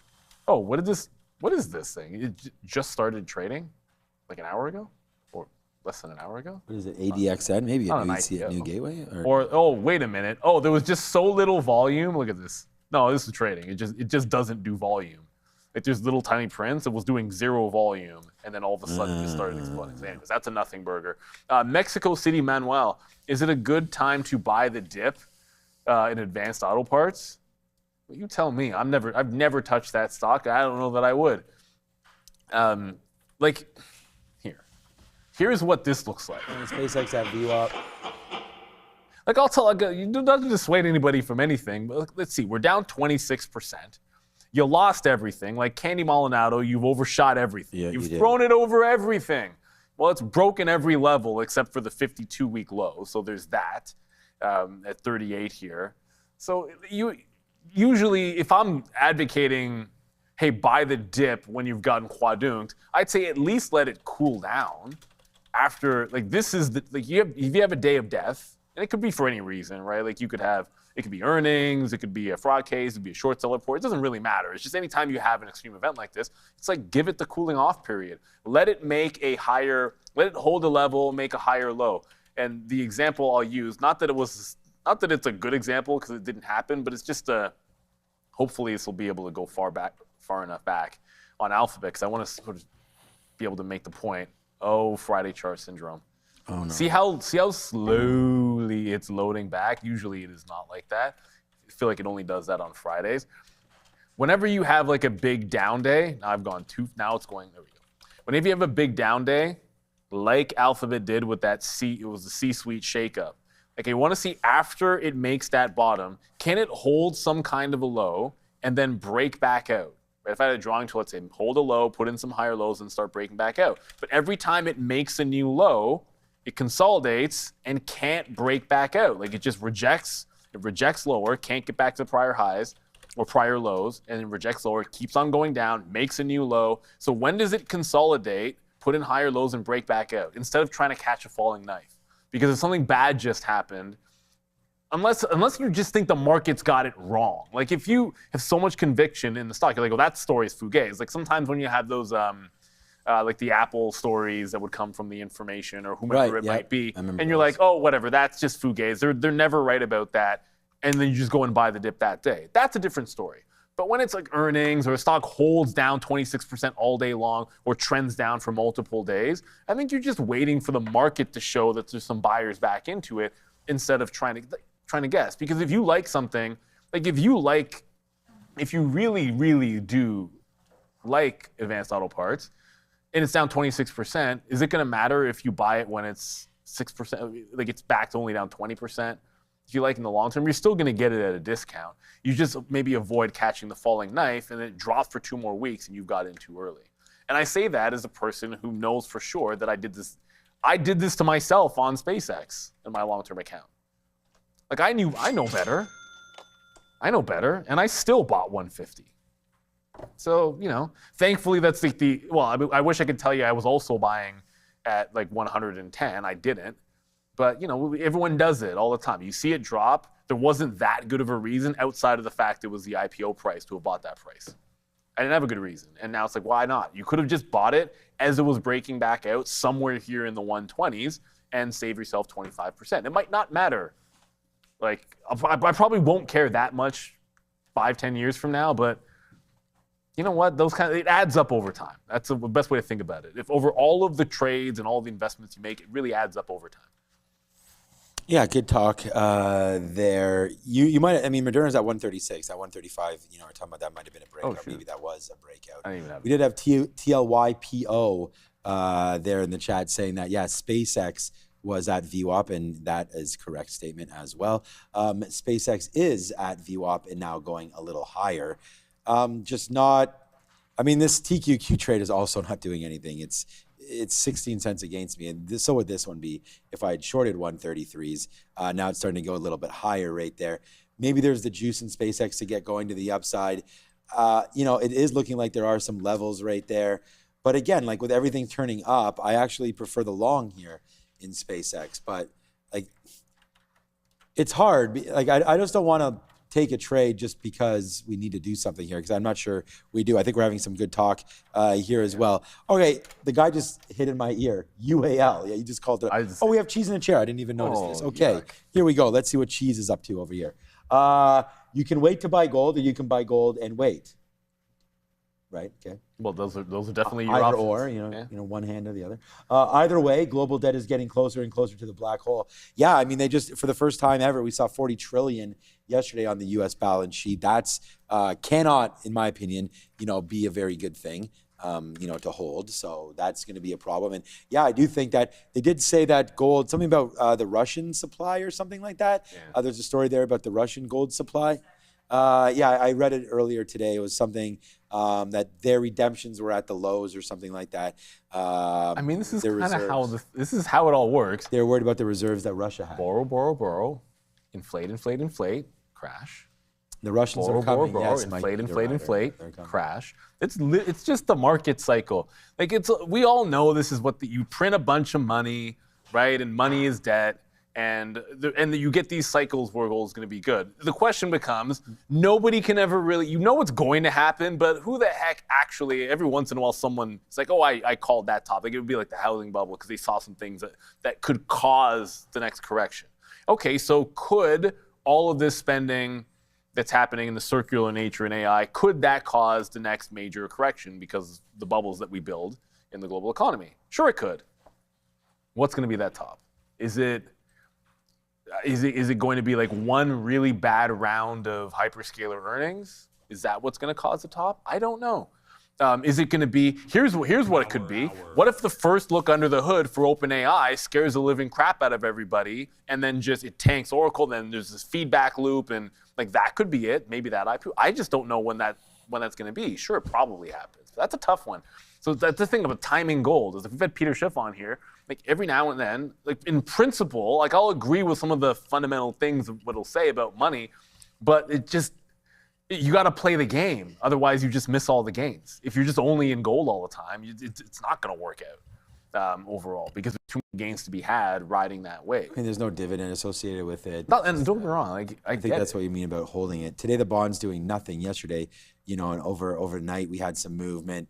Their nice little move run up to the high side yesterday. We saw that move downside in the market into the close. So we'll see if maybe we can get going here. The ZB right now moving around a little bit. The dollar index as well. If there was a big worry, I just feel here, let's go into 15-minute chart or so. There's the move down right now. That was yesterday, or that was on the 19th. Yeah, it was yesterday, the 20th. So today, a little bit of a move higher there. As we know, the market's down. So, U.S. dollar getting a little juicy to the high side right there right now. But other than that, man, not much going on. And I think that if the debt was that much of a problem, maybe we can go over into it. I do think it's a problem. But if we do go into the daily chart, U.S. dollar, this is the DXY. This is a U.S. dollar index.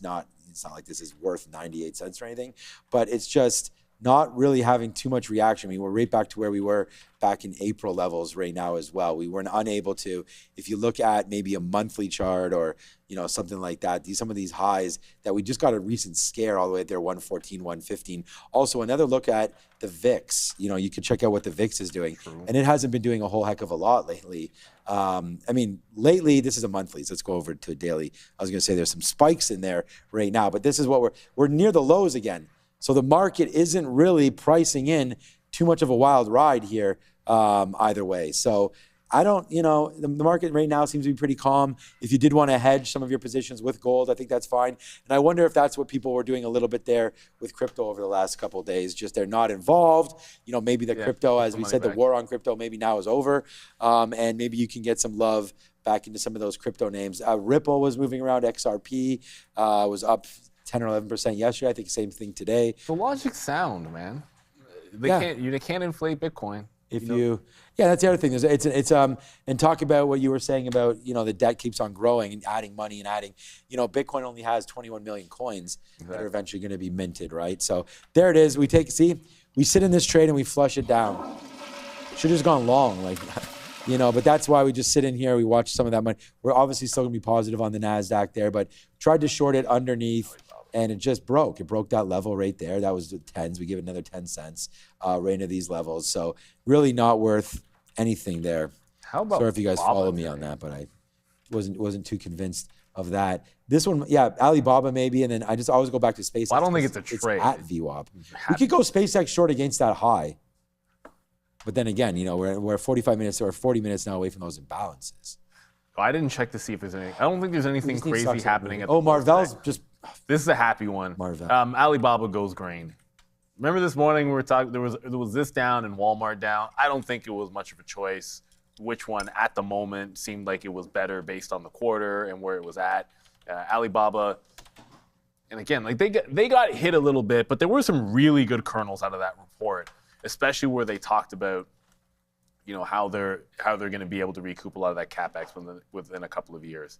And I think, look, I feel like the temp bottom has happened here because you're probably closer to, I know we're not there yet, but you're probably closer to focusing on China over what's going on in the Middle East than we were before, even if that's going to be indefinitely.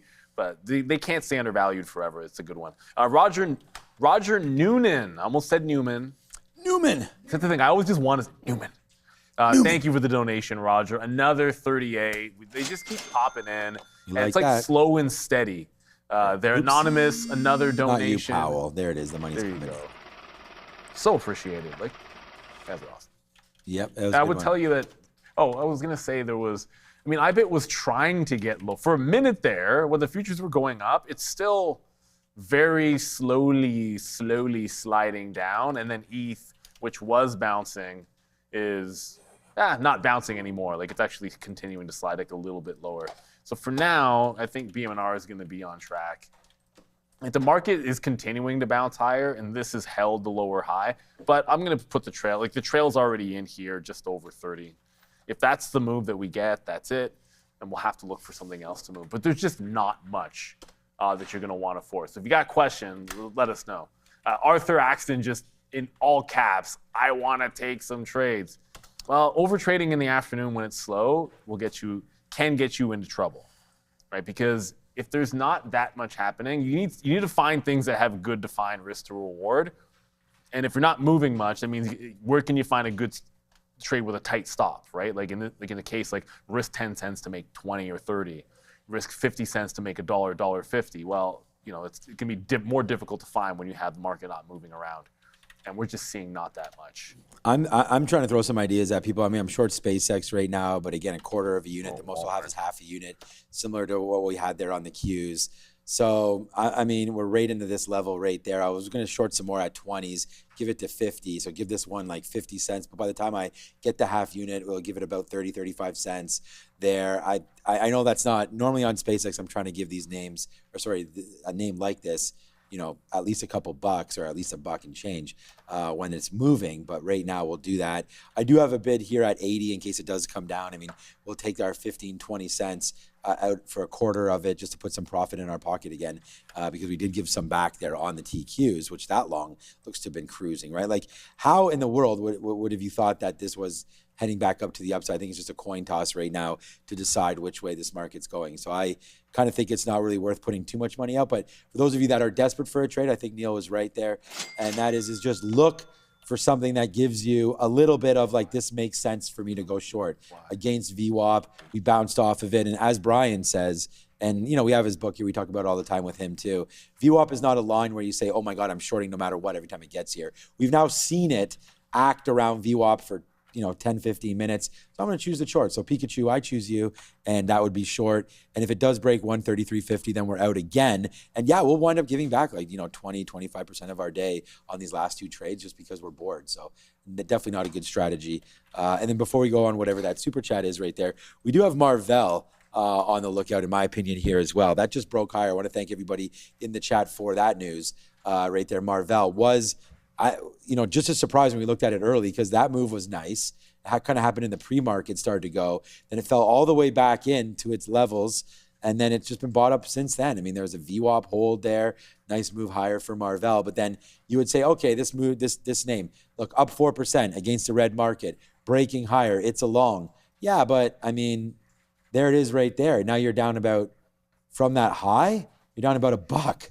almost in Marvell. So is it a long? So got to be patient with some of these trades here moving forward. Yeah, so that's exactly why I just trailed at a BM&R. I think you have to also temper your expectations because like if it goes like the 1%, it goes into the opening range high or low, right? Instead of the wipeout bottom. Ultimately, you could just get it all out at that low and not try to hit the double up. So I'm going to be out of this. Maybe if I want to say if it could break VWAP, there's a hard top up here, which would be so good to play off of. But it's like, does it even have the juice to rise 2% to get there? Like, I'm just not seeing that much movement. Look, first of all, cheese balls.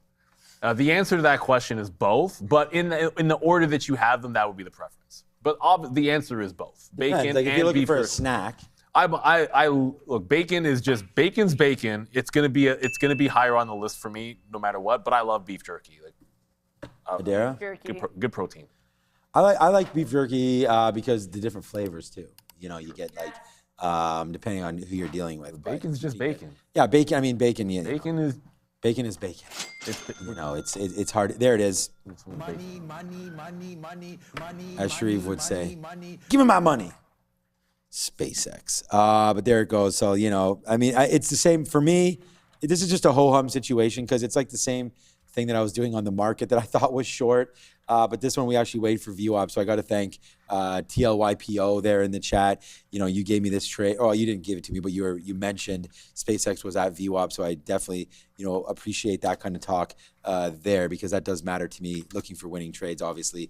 And there it is. We'll take another 73 fill, right there on the way down. So yeah, that 30 cents. Okay, here we go. That 30 cents that we made or lost on the TQs. We don't quite have as many shares because I was waiting to get a little bit more at 20. So we only have that quarter of a unit. We did wind up losing on half of a unit there on the TQQs, but this is coming back in. I'm bidding 61s right now. Give. Do not stop at 61, my guy. Oh, I got it. Okay, good. Thankfully. Okay, there it is. What's up, 50? Yeah, not really. We didn't get that. We didn't really do anything. We're just sort of celebrating that move lower. So wow, look at that. Like we just got, thankfully we got 61s. And if you're sitting around at a spot, you can get filled. Like that was the 200, that keeps calling the 200. That's the 50 period moving average, came right in. We take the fill, rest is history right there. That was a good one there. So I'm out of half. So that was it. Because remember where our stop, so I think that was a decent way of doing it. We got out of basically 10%, 30% out of half right now of this trade, potentially looking to reload it, but easy day there. And again, it's in my contract to trade SpaceX, which is not every single day. I don't even know if I have a contract. All the way to the downside, 132.60s coming into play right there. Maybe we can bid down here. 132, we've absorbed that. So let's just go right into here. 130, I mean, it needs to break. I'm already there. 133.25. I'm already there. So if we're here, 132.25, into this area would be sort of that next move lower. I'm actually going to bid 132.40. I'm going to change that. 132.40s. We'll put a little piece out and see if we can get that one, just in case we swipe a little bit lower. But there you go. One winner, one loser. But we did wind up losing more on the Qs than we made so far on SpaceX. So red afternoon, but having a good time, and the donations keep on flying. We keep getting more. If you lose, the super chat. You die. If you lose it, you die. If I lose on the trade? If you lose on the trade, you die? Well, then, first of all, every day trader that ever existed would probably be dead. First, that's crazy. So you can't lose any money? Well, you're going to put it into, I'm going to put it in the cash. That's what I'm saying. You have to put it in ETF. It's your life. Sticks around. Your life? You got too much to live for, bro. I mean, if we're talking about the next, obviously, I mean, if I know what you're saying. Day traders. What's the safest thing? What's the safest thing that has risk on it? Is that what you're trying to get at? I mean, it seems like that's the spirit of the question, I suppose. Now, Arthur, you got to super chat again and explain what you mean. Because, no, because I think he's trying to. You talking about right now? He's trying to ask what's the safest trade that you would think that has some return. My guy's getting hit on the super chats over here because, a lot of people don't understand this question. I think it's a pretty terrible question. You don't mean die. You're not being literal. No. It's not terrible as in that. I mean, there's no context to it. Are we talking about, do you want us to find one right now that we really like? One that potentially we like? How long do you have to hold it? Month, the next week. But anyways, I think one of the safest plays, if we're just all joking aside, I actually like this NVIDIA right here if we're going to talk about something. I think we've built out that, 216 is a pretty decent level. The markets, if we're talking about today again, the market has made, there he is. A good clarification. Yeah, that works. That's a good symbol too, LMAO. Not a bad symbol, LMAO. But down into there, the futures have maybe made a low there. So I think NVIDIA right now, if you were going to sit in something and hope for a move higher, I think NVIDIA is something that's relatively safe. And then also Apple, I mean, I studied it this morning and I wrote down between 315 to from 315 to 316. That's now broken lower, so I actually like the short. And we talked about that short right there at 316 would have worked, and look how good it would have worked, right? And that was nothing to do with the market. It's actually going oppo the market right now. So I think Apple short is also a good one there, Arthur. So a couple decent ideas there. And for a long-term trade, I mean, I was hoping this would be lower, but I was gonna say Freeport, but it's actually back at the highs, so that doesn't. That's no good. By definition, I don't think you can have a question like that and want to buy anything at the high. I don't care how good you like it, that makes sense, or how much you like it. So this is no longer a value. I'm trying to find something that I like that would be at what I think is a really good buy support. Not really coming up with anything, but I don't want to willy-nilly answer it. This is the first thing that came to mind, but I didn't realize we were cresting back into the top on that. Ian Rispetto, you also have a super chat. What we think about this one? Oh, we have 3 super chats. But Ian's is, what do you guys think of AMAT at these levels for a long hold position? Look, AMAT obviously didn't have a good go of it on earnings. I think we all saw when it got squashed recently. Squash. And I like squash. I love squash. For butternut squash, great. I love it as soup. That's like my top dollop of sour cream. For sure. I'm not a sour cream guy, though. Look, I like AMAT, but remember we were sort of just talking about a lot of things that have broken trend and like the nuts and bolts of some of the AI trade, if it's going to be unwinding. You're so far away from like the 200 here, and it's trending down. It's like if something's trending down, I always want to like let it go to where it's trying to get to is usually my thought. And maybe that's just because I like lamb better. I don't know. It could be that, but some of me just says like let it continue to try to drop. Like lamb is not looking any different, but when I look at the two, it's like if that's what I think about lamb, it would be hard for me to not say the same thing about AMAT. They're too similar, the charts are the same, and I wouldn't touch this until it retests the 200 period moving average and shows you some kind of a bounce off of that level. It's just the timing doesn't feel right on those names. That's just for me. Look, I own lamb. I was talking about NVIDIA there, so I think you're on the rail. You bought Broadcom, NVIDIA. You got horse sense today. For a long time. I like those plays. Yeah, I like all those. I'm not in love with Broadcom because I don't really understand, but I know Broadcom really hasn't gone down as much. But they just had the Marvell.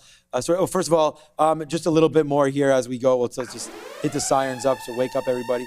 More outs there at 60s. SpaceX just came. So I got something out at 80 there. I got another piece at 60, the same level, because we went right back to 133. So now I have 40% left, and we'll see. Okay, go. Yeah, buddy. All right, I'll take a 45 if we can get it. I'm going to cancel the 41s. This is what happens to me. Get too excited. There we go. We punched some 47s. All right, we'll wait still for 45s, but here it comes down in. So there he goes, man. 50 cents. Oh. It's 50. All right, so nice downside move there as it just comes in. So that was a good play. Like I said, man, we'll lose a little bit there on the TQs. And look what the TQs have been doing. Just doot. So, oh, man, should have stopped that right there, actually. Was bouncing around, break higher, but we wanted to give it a little bit more room. So there it goes, SpaceX off VWAP. So, someone in the chat mentioned, I think it was UTLYPO again, that your VWAP on SpaceX is 133.60. I have no idea. Oh, yeah. I'm just going to put one more. Actually, let's just put a bid at 30 and then leave it. Okay. Because when it starts. I was going to say, depending on where it starts, our VWAP again, for me, it shouldn't really matter that much now because we're later on in the day. Yeah, but 20-cent difference is I'm not sure, but just a matter like my charts start every morning at 7 a.m. So, you know, that's where the VWAP is going to start and populate where it is here. And then, but I just looked at my yeah, like on my chart, e-signal. SpaceX broke VWAP. That doesn't even make any sense. Oh, it broke VWAP here too. I mean, this is a chart that I have 133.02. This is e-signal, you know, and that sort of starts at, I think this is 4. This is 4 in the morning. So my e-signal chart starts at 4 in the morning, and its VWAP was down at the same price, 133.04. So I can't explain to you why they're different, but all of my platforms are the same. So. I have 133.04 as well. But then here's the scary thing. When you got into that trade, I was like, well, it's not there yet. Because then I have the same chart, and I actually, I show you guys these charts, but I actually rely on my black charts. That's what I look at for most of my trades, because I'll have the stocks. Well, always bet on black. No, but I'm trying to figure out, I probably have to restart one of these because it's actually different on 2, and they're both 3-minute charts on the same platform. So my guess is one of them is just missing data, and I have to restart it. We don't have enough. Which is what you should do. You should always confirm if you really care that much. Yeah, no, ask the question because I'm not sure. Yeah, and mine start at 6 a.m. But that should only matter if it's doing a lot of pre-market volume, right? That's the only time it should matter. Yeah, see, there we go. TCH 4940 says their VWAP is at 132.88. So, you know, at the end of the day, 30, 40, 50 cents. That's why we talk. I mean, look, it does matter. It's a price area. Matters. It's the price area. But it's right. It's just to look at it and understand what VWAP means. And that's all that's important to me. And, you know, the reason why we look short here was A, because of VWAP, B, because it's down 5%. That's the thing that I liked about this trade, but I like the same reason for the NASDAQ. So one went against me, one went for me. And the other reason is the lockup, right? I mean, this is the second opportunity for traders to get in there and sell. That's what we got to do. You're not selling orange juice or orange juice futures, or not doing anything like that there from trading day. But as you can, not trading day. Trading places. Trading day. Denzel. All right, so that's a good movie too. Yeah, I know they're all okay. I'm bidding 30s. We said we'd set it and forget it at 30. Are we going to get it or not? It just printed 31s there, by the way, everybody. There's, you see, comes right. Look at that, 31, 31 half, 31 half, and I'm sitting at 30s. We'll sit. See, now I'm going to change it. This is the problem. I shouldn't be doing this back and forth, but whatever. It's only 5 cents at this point. I'm literally at 36 right now. I'm bidding 36s. So if that does run through, you guys know he's like some ARCA there. It goes right through us. So that's it. That's a good one there. Nice move. Now 65 cents in the money on this trade. As far as halting names, ADXN. That's a no volume. That's a no volume. I mean, Neil just went over all these. GRNQ. Yeah, there's nothing going on. Wow, SpaceX. Well, we'll get to the super chat. Pure ecstasy. What point gets you both in Google long term? Already in it. Already own enough of it. But I just bought some at 320. But the answer to the question, and every single time this has come up, let's get it. I always leave major trends on my chart. So there was this channel from back in like 2020, start of April 2025, like the April low. It was in an upward channel. Then when it broke out, see how it went parabolic. So that's the support. It's narrowing in on about 300 to 310 is the area. So I'm thinking this can lose the 200 period, and I would still like it down there. I just think like the best mode. Like if we're losing like what stock do I like under the 200 period moving average? It's going to be something like, the answer is always something like a Google, something like an Apple, where I just feel pretty good about like the 5 to 10 year outlook on the company. So for me, that's what I'm waiting for. Because otherwise, the answer is the 200 period right here. And I own too much of this in my portfolio to be that aggressive. It's the names that I want to add more to that I'd be trying to do that. But yeah, it's at the 200 right now, for sure. We'll see. All right. Well, it's a little early. We can have a look. What is it? It's only 320. It's just that GDX is on here, and you know gold and silver have been moving. So it's a 1.3 on GDX. I guess CRM's there for 950. But that could be worth a look because gold has been moving around. That reminds me. See, and that made me look at, see, you could have had silver off of VWAP. Should have looked at silver earlier. Strong day. Remember earlier in the morning, we're like, oh, we should have looked at silver instead of IBIT. Came in today thinking, hey, IBIT continuation. It's not that IBIT wasn't a good long, but it was like a small long that lost VWAP. Then it was a breakout that sucked. Then it was kind of like a consolidation over the prior high that really only went like 30 pennies or so. It's just not, it wasn't as parabolic, obviously, as it was yesterday. And then we're just in the wrong spot because silver is a little bit relatively strong. I don't know if there's time. We're not going to get VWAP again. It's 320. So that's probably done. On silver? No, the market's not moving enough that I think there's enough time for it to bounce off VWAP again and give you a long. So we missed the TPS opportunity. reports. Maybe DRAM has a chance to bounce off VWAP. That's legit. DRAM ETF is close to VWAP. I might go long. I mean, if you got to get those TPS reports in. That's the one thing. I love that. Got to make sure that you get those in. So I know you're watching the SpaceX trade, but get those in right there. Go watch Office Space, everybody, as well. Good one. And Jennifer Aniston in that movie. Pretty legit. Okay, so what else going on? We'll cancel that one there. Okay, so see you later. Bye-bye, TPS reports. Yeah, LFG. I mean, hopefully you're with me on it, but it's just a VWAP trade. So something pretty simple there as we continue to go a little bit lower. Okay. A name that's, maybe a bit at 90, right? We saw it hit 90 today, and that was it for Intel. So we did have that question about, one trader, you're dead. I mean, Intel's been, I don't know if Intel 90 is the thing, but it held today. So we could, see if that happens tomorrow for Intel. Oh, no one's putting their life, you're not putting your life in Lip Bhutan's hands. Okay, so. Absolutely not. Come on, man. I might as well. Why not? I like Intel. I own Intel, but I don't like that. Who better? Uber, right there. Not dying they for put it into his name's Dario or Daria? Daria. What's Daria? It's Daria, right? It's Dario. Wait, no, the CEO of Uber? Yeah. No, it's Dara Khosrowshahi. Oh, Dar Khosrowshahi. Dara. Yeah, that's right. okay. President Trump screwed it up. Thank you very much, Dara. That's There it right. is right here. Dario's the Very answer. much, Dara. Dara. Yeah, so there it is. But anyways, Uber, I think, is at a very key level right now. I mean, maybe, this is what I said last time it was up here. I was like, maybe it's going to break out and we don't need to get out of it. But we've finally taken out now and closing the first time in forever. Shout out to our good Frozen fans there. I will never, ever do that again. 80, so this is the first time since December.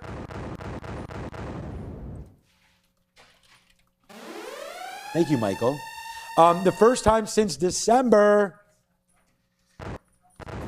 that we've closing above, if we do. And Jinx. Well, yeah, I guess it's not impossible, right? 77.24. 35 minutes to be true, Uber. Can we hold above the 200 period moving average in a closing date? Yeah. Okay, it'll be the first time since December. Hopefully none of your charts will look different than this because it should all be the same. There was the last time it closed was December the 3rd above its 200 period moving average. It then went on a nice little run there from 87 up to 93, and then like a rock, like a Chevrolet there, it dropped all the way into the side of $70. And now we are finally looking like, as Neil always makes these ridiculous bets and comments, I too will eat a pineapple pizza if this goes below. You don't dislike it. Be So quiet, Neil. 77.25. You eat a pineapple pizza just because you like it. Yeah, I don't mind. You have to eat something you don't like. Pineapples by itself. I like it with the banana peppers. Yeah. I feel like you got to counteract wings on that Saturday. sweetness. I cannot wait. Yeah, Saturday's gonna be a lot of fun. There it is. He found it. There it is. Thank What's you, up, Fabian. Tom? How's it going, Tom? There it is. How's it going? This is when we were watching the Super Bowl together, and he was telling me, buy BMNR, everybody. There it is right there. You know what's up, wild? The very beginning Boom! That was a good one. Yeah, high five, my guy. when that AI Sean turns to the side, you look more like Mike sometimes. Oh, my brother? The side profile. There's a couple moments where I see Mike. There's a couple times I see, there I see you, and then when it's a side profile, I start seeing Mike. Yeah, there you go. Were we getting some popcorn there? High five. We got everybody into BMNR. Good job, guys. And that was, so if you want to check out, thanks for finding that. If you want to check out BMNR when we were high-fiving each other, I got to check it because it was on, it's on the Amex now. It wasn't. No, now it's on the New Now York. It's on the New York. So this is back in February when that's July.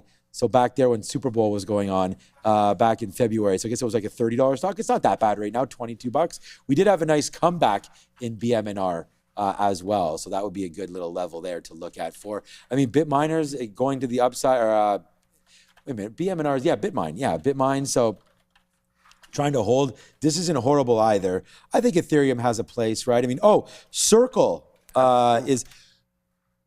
who was it? It's XAI. I think it's isn't there a story about XAI using stablecoins? Yeah, so it's actually, I think, like X, like the social media. Basically, they're considering a program because you know how they do their reward payouts for creators. It's a very convoluted process. I love reading brochures, so I read through it, and honestly, I kind of got lost in the sauce. But they're apparently going to be using, or at least having the option to use stablecoin payments, including Circle's USDC, but not exclusively, it was my understanding, for paying out creators for their whole like creator payment thing. Now, if you're wondering, hey, how do I get paid as a creator on X? I think you have to set it up if you have a blue check, which you have to pay for.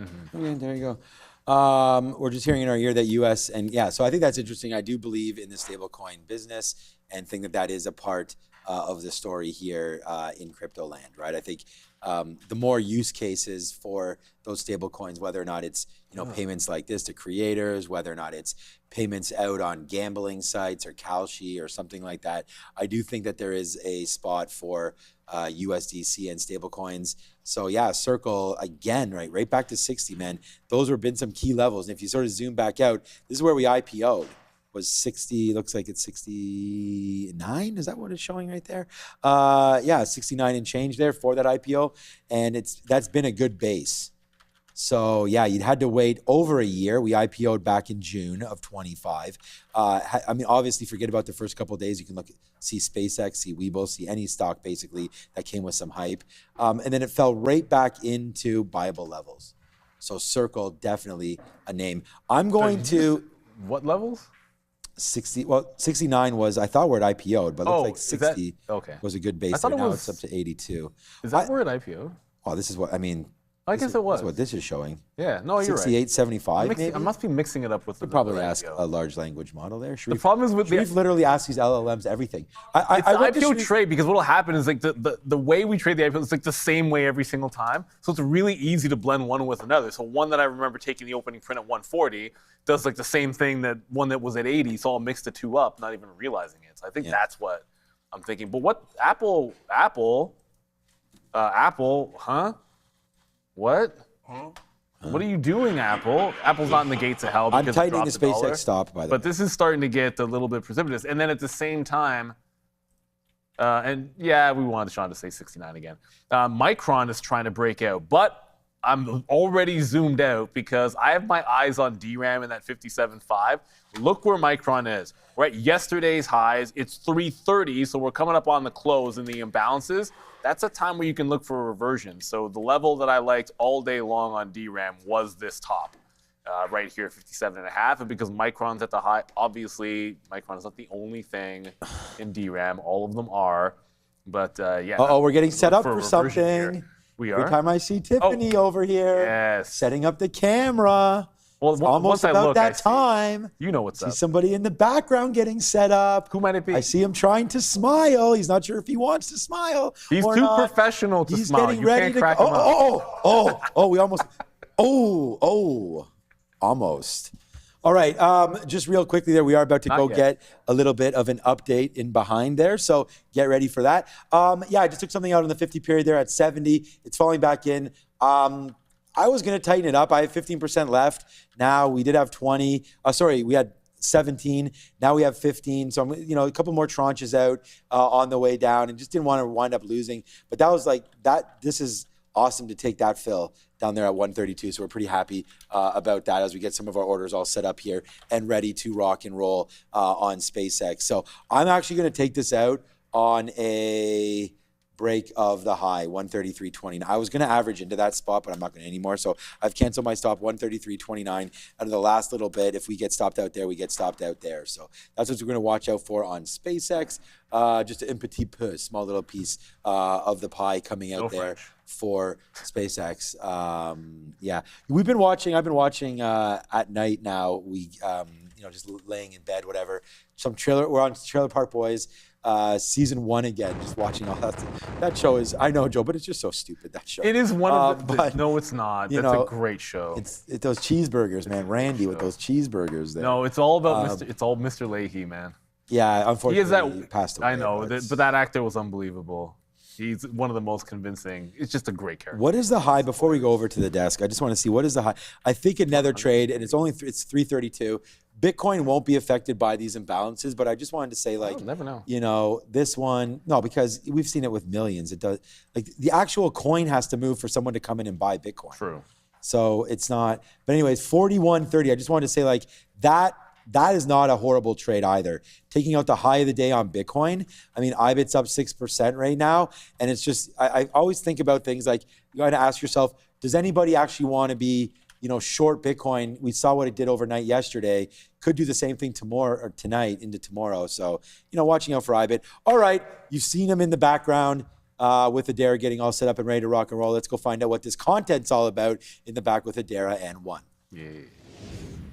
Time to talk about what the Asian markets did last night. And from what I can see on the screen, it looks like they did pretty well.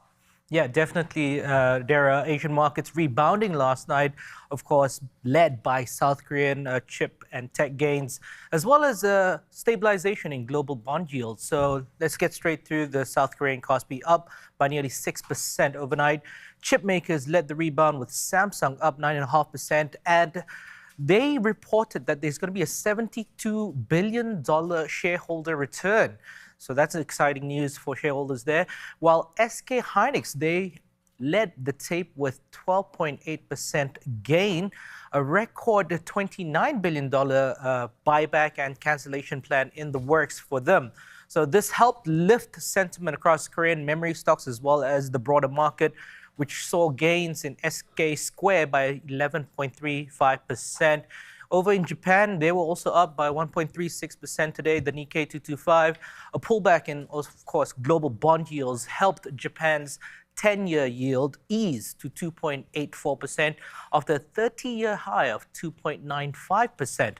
Now, Japan's July trade deficit also widened on record crude oil imports, although their export growth stayed robust on strong AI chip demand.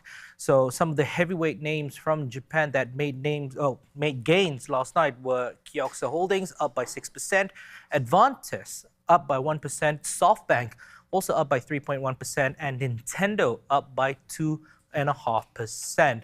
Now, as we head towards the open for the Asian markets, take a look at the South Korean Kospi. They're currently testing resistance at 6,900. Watch that opening volume, especially for Samsung and SK Hynix. If foreign funds keep on buying some memory stocks into the Kospi, or if algos will trigger some pre-weekend profit taking. And finally, of course, Brent crude is on the topic right now, currently pushing $93 per barrel. Check, of course, if any news on those U.S. escorts in the Strait of Hormuz will help lower Brent crude, and that will definitely benefit that of Asian logistics and supply lines. Over to you, Adara. Yeah, you can find more here with One and I about these different international markets, 11:30 a.m. and 3:30 p.m. and One will discuss the European and Asian market sessions respectively. Before we go back to the guys, keep an eye on Netflix and AMC here, possibly as I get a report from Variety. This came out literally 5 minutes ago, that Netflix and AMC are teaming up to co-produce a series. So this is apparently the first time these two groups have teamed up for a co-production. It's going to be co-written by Shane Black, who's a well-known screenwriter if you're involved in the space. So nice pop for Netflix here. Back to you. Netflix got the pop? Yeah, AMC not doing too much. No, AMC. We just got it. I'll throw it My back to brain you. goes completely different. I go like, oh, AMC might move. Yeah, AMC, the well-diluted name. Do not ask Michael Noss anything about AMC. He hates that stock. Not. Actually, I'm going to next time. I'm going to ask him. Tomorrow, join us tomorrow morning when Michael Noss will be on, and I will ask him about AMC, okay?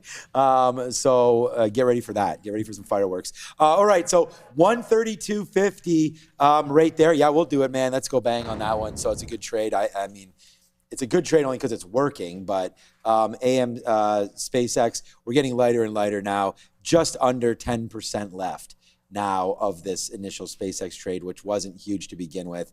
But we're trying to make back a little bit of what we lost there on this trade, which was our only other one that we had so far. And wow, were we wrong on that. But hey, you know, like I said, one trade and dead, I'm dead. But the thing about this one is at least we may have only blown off one of our legs, because the thing is like if we hold it all the way, then our account would be in a little bit of trouble. But maybe we shouldn't talk so about this. But yeah, I guess at the end of the day, if I'm dead, I'm dead. But you're right, Joe. But right there, minus 1 cent apparently, according to that one, was wrong. But that's why you want to get out, right? We said, and it was up to Sean and everybody in the chat there that was saying like, if shorting quiet markets does tend to go higher, and that's something that I generally say, so I'm not even sure why we did that, but I talked about why, right? We had this area there, looked like it was going to the downside. I thought the market, was, down 1%, could have extended. I'm glad we've bounced back a little bit, and I don't know if that IBIT trade has continued to work a little higher. Yeah, it might not get too much action. We're now 12 minutes away from the imbalances. Yeah, which does make a little bit time dependent, but Micron has crested at that top. So as long as this wasn't breaking out, I wanted to take a shot under the 57.50 level on DRAM. Like, this is the level I like. Okay. I'm still taking a break. Here we go, Neil. I'm going to be short into VWAP. What's I Obi actually doing? did mean to interrupt there because we finally... Why does his look better than mine? Don't worry why Obi's looks better, okay? Maybe maybe his mom made it for him. We don't know, but we're going to wait to see what Obi thinks about the butter way chicken. more sauce on his butter chicken. It does? I mean... Than my plate. Because I got the sauce. He's got the sauce, he said. No, that doesn't even... right there. But anyways, you know what I'm talking about. Ours didn't have that much sauce on it. Because my complaint was I didn't have enough sauce. Show here, Obi? Do you have Obi's camera? No, yeah, just so we can show what it looks like. It looks so much better. Yeah, the middle, there we go. Yo, Joe, you doing some homework over there? There it goes. Yeah, so there's the butter chicken with the rice. I mean, I enjoyed it. Did you rate it today, or you weren't allowed? It was average. I'll give Okay, it here we a go. 7. Sia, yes. That's not Here we what go. mine looked like. Apparently you're allowed, so go ahead, Sia. What do you want me to rate it? Yeah. Rate. Like, no, it doesn't have to be exactly, was it good, was it okay, was it average? I mean, it doesn't. It was not bad. I just told Obi that it tasted a lot like tomatoes and not actual butter chicken. It was too much gravy and not a lot of cream, which butter chicken is literally cream more than anything. So. Yeah. Yeah, I thought mine, it was weird. I thought mine was a little bit too dry. Like, it's from the same category. We should all got the same. But yeah, anyways, I was going to give that like a 7 out of 10. Yeah, I thought it was average. Pretty.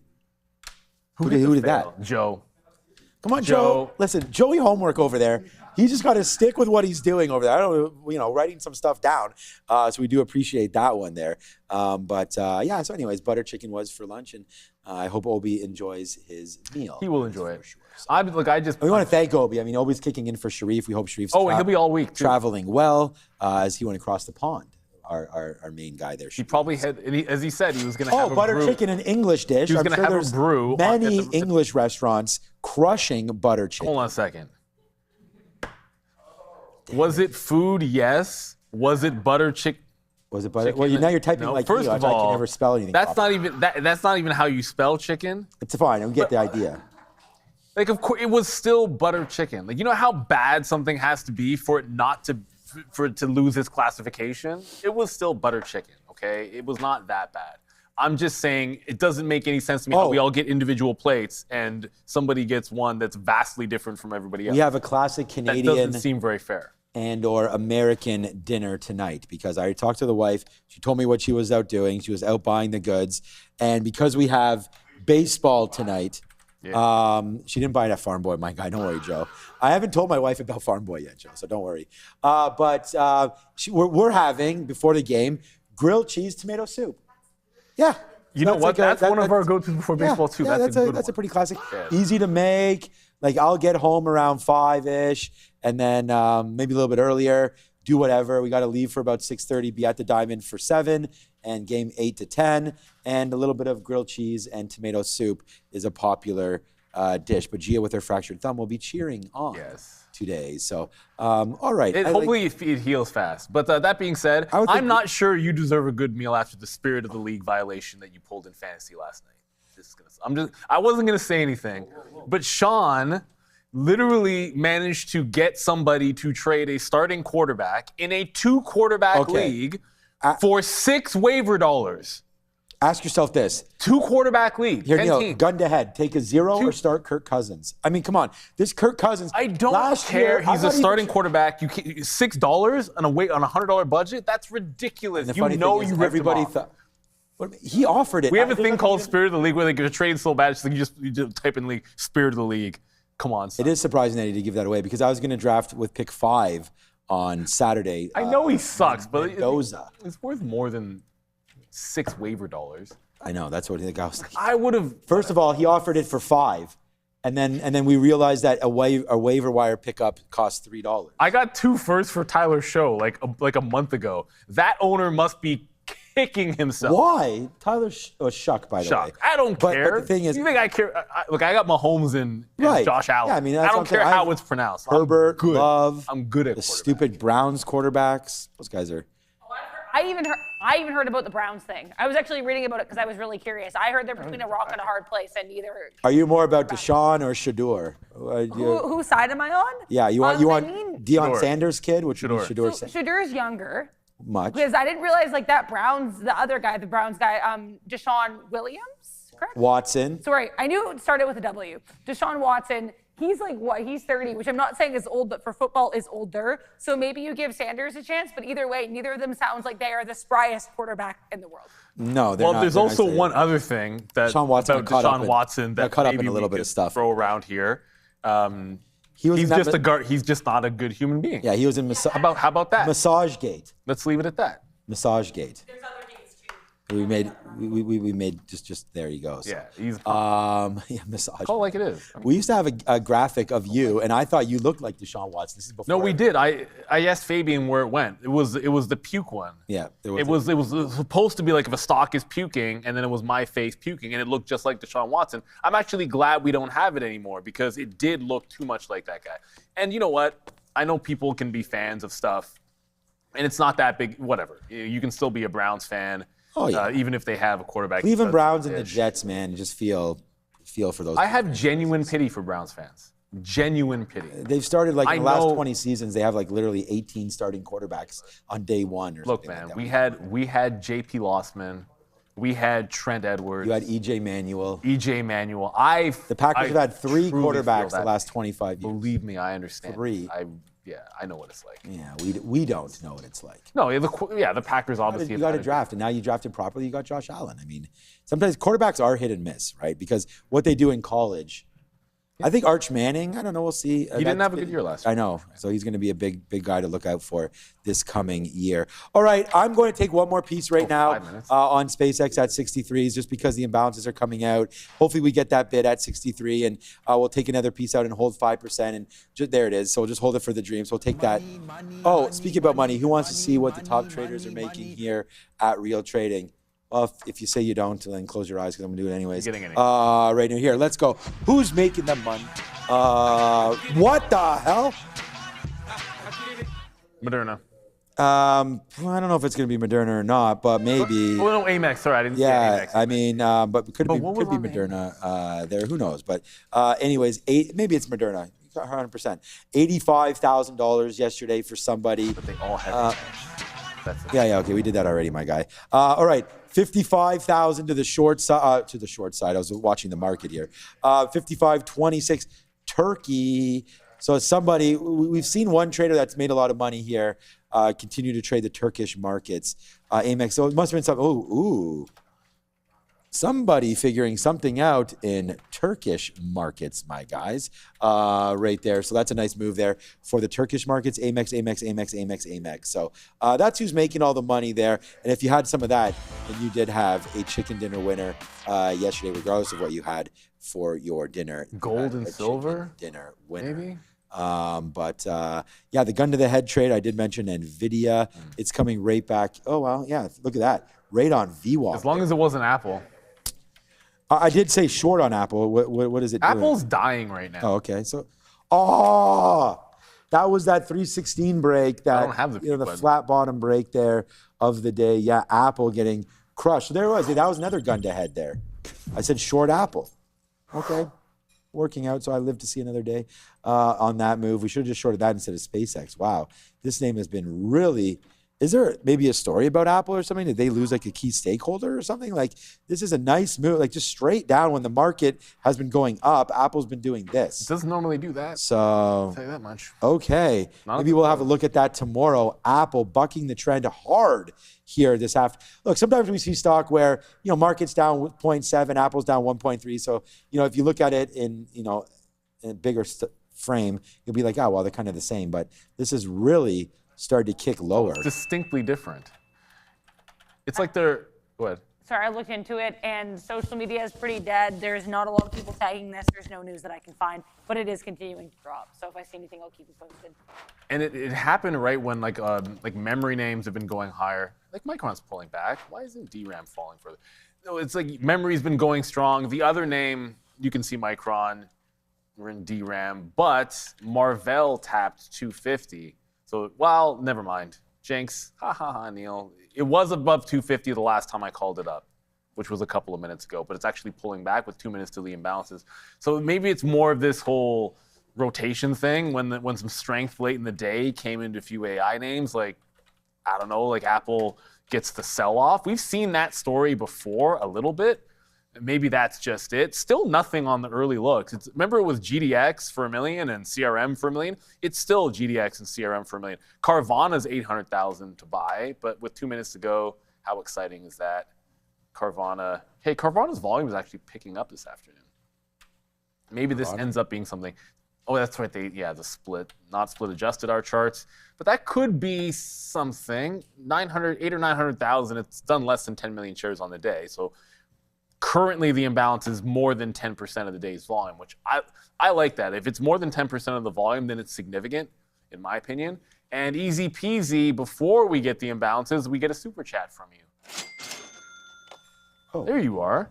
The 0.2%, the 5 bills. AI auto trades should be treated like Tesla full self-drive with geofence. I made error set buying power high AI went by and onto no volume, bad spread, got lucky. Oh, okay. Hey, you know what? I actually had this conversation with the trader it was Wayne, who didn't have that much of Moderna. But it was basically on the lines, it's like, yeah, sometimes the first thing he said is how lucky he got because he took a small play in Moderna and some technical play. Yeah. And it just so happened to do what he did yesterday. And he's like, yeah, sometimes you got to put yourself in a position to be lucky. But the only thing I was going to say is how many times are you doing that, right? Like, you could put yourself in position right now to get lucky on something. I mean, you could buy Apple right here. It's obviously it's down. Doesn't necessarily mean that tomorrow. Like, I just wonder how many times that guy takes shots like that, right? Because that's a huge payday. Like, that could cover 50 incorrect plays or more. Okay. Shoot. The imbalances are out now. I didn't even. Here we are waiting for it, and I don't even have it. Okay, so here we go. I got it. ETH is a 4 million buy. Yeah, Walmart, wow, Walmart buy. I just sort of punched out. Like, it had to be buy imbalances. Look at Walmart right there, man. Nice buy there on Walmart. Look at that. That's why you do not. And out of SpaceX soon. That must be, well, whatever. Yeah. We just got filled there on Small SpaceX. buy. It just made a move there. No. It's like I don't even care about this stock anyways at this point. But there it goes right now. Nice move higher there for SpaceX. Nice move higher for Walmart. Ethereum, like even though it has that big bid, as I had said many times before, it ain't going to matter when you get ETH or IBIT bids or offers. There goes Bitcoin 92.5. Again, that's Intel. Did I say IBIT? MSTR with a buy. That could move the stock for sure because that's an equity. So we can wait to see that. There it goes. So MSTR upside there. GDX, the gold miners. We had some good talk about gold recently. So if that starts to go up there's your Carvana. You just mentioned that. NVIDIA with a late day sell off in NVIDIA. Just bumped it down 40 cents. We have news. Okay, let's go. Sorry, I missed that. Let's go over to Adara. So NVIDIA here dropping a little bit as we head into the last 10 minutes of Power Hour. In case you guys missed it, during the midday, around when we got this pop up here to 218s, we did have a report from the information suggesting that NVIDIA was working on and preparing to sell some LPUs in China. NVIDIA said the information report is incorrect. They don't have any LPUs in China. They have no LPU business in China, and they're not trying to work on LPUs in China. No, this is significant because off the top of my head, this is at least the second NVIDIA report as of late from the information that NVIDIA has denied. So I'm not saying that the information is inaccurate, but I'm saying there's a pattern of specifically reports from the information being denied by NVIDIA. And this is not a pattern that I've noticed with other outlets and NVIDIA, say for one Bloomberg article 2 years ago. Thanks, Adair, as always. Yeah, I mean, overall, the market, not that big for the imbalance. There's a couple of names like you saw there. I don't know, I saw all the buys and just punched out flat of DRAM. It was actually heading down, but I don't know, if I see that many B, and you're in an ETF that's like tech related, it's like, I just punch out. I'm not going to take the chance. I don't even need to see it. The Walmart one, I think, is the one that stood out the most, obviously. Amazon coming back. It's not obvious, but try to remember, even if Walmart does something crazy here at the close, bouncing into VWAP, but they're still down 9% after what was a disappointing quarter, and that also was a flat bottom break. So any reprieve it gets here doesn't take it out of the woods, in my opinion. I still think there's a chance at that 100 level that we're talking about. And obviously didn't get to 100 today for a bounce, but it got pretty darn close, 103. I still think we have a chance to see that tomorrow on Walmart. And it is going to be SSR day 2. Because whenever a stock is down 10%, that short sell restriction rule, the uptick rule goes into effect for that day and the following day. So the uptick rule is in effect tomorrow on Walmart, which makes me like that 100 bid. Assuming it gets there, although it's running away now. So up a couple bucks from the bottom on Walmart.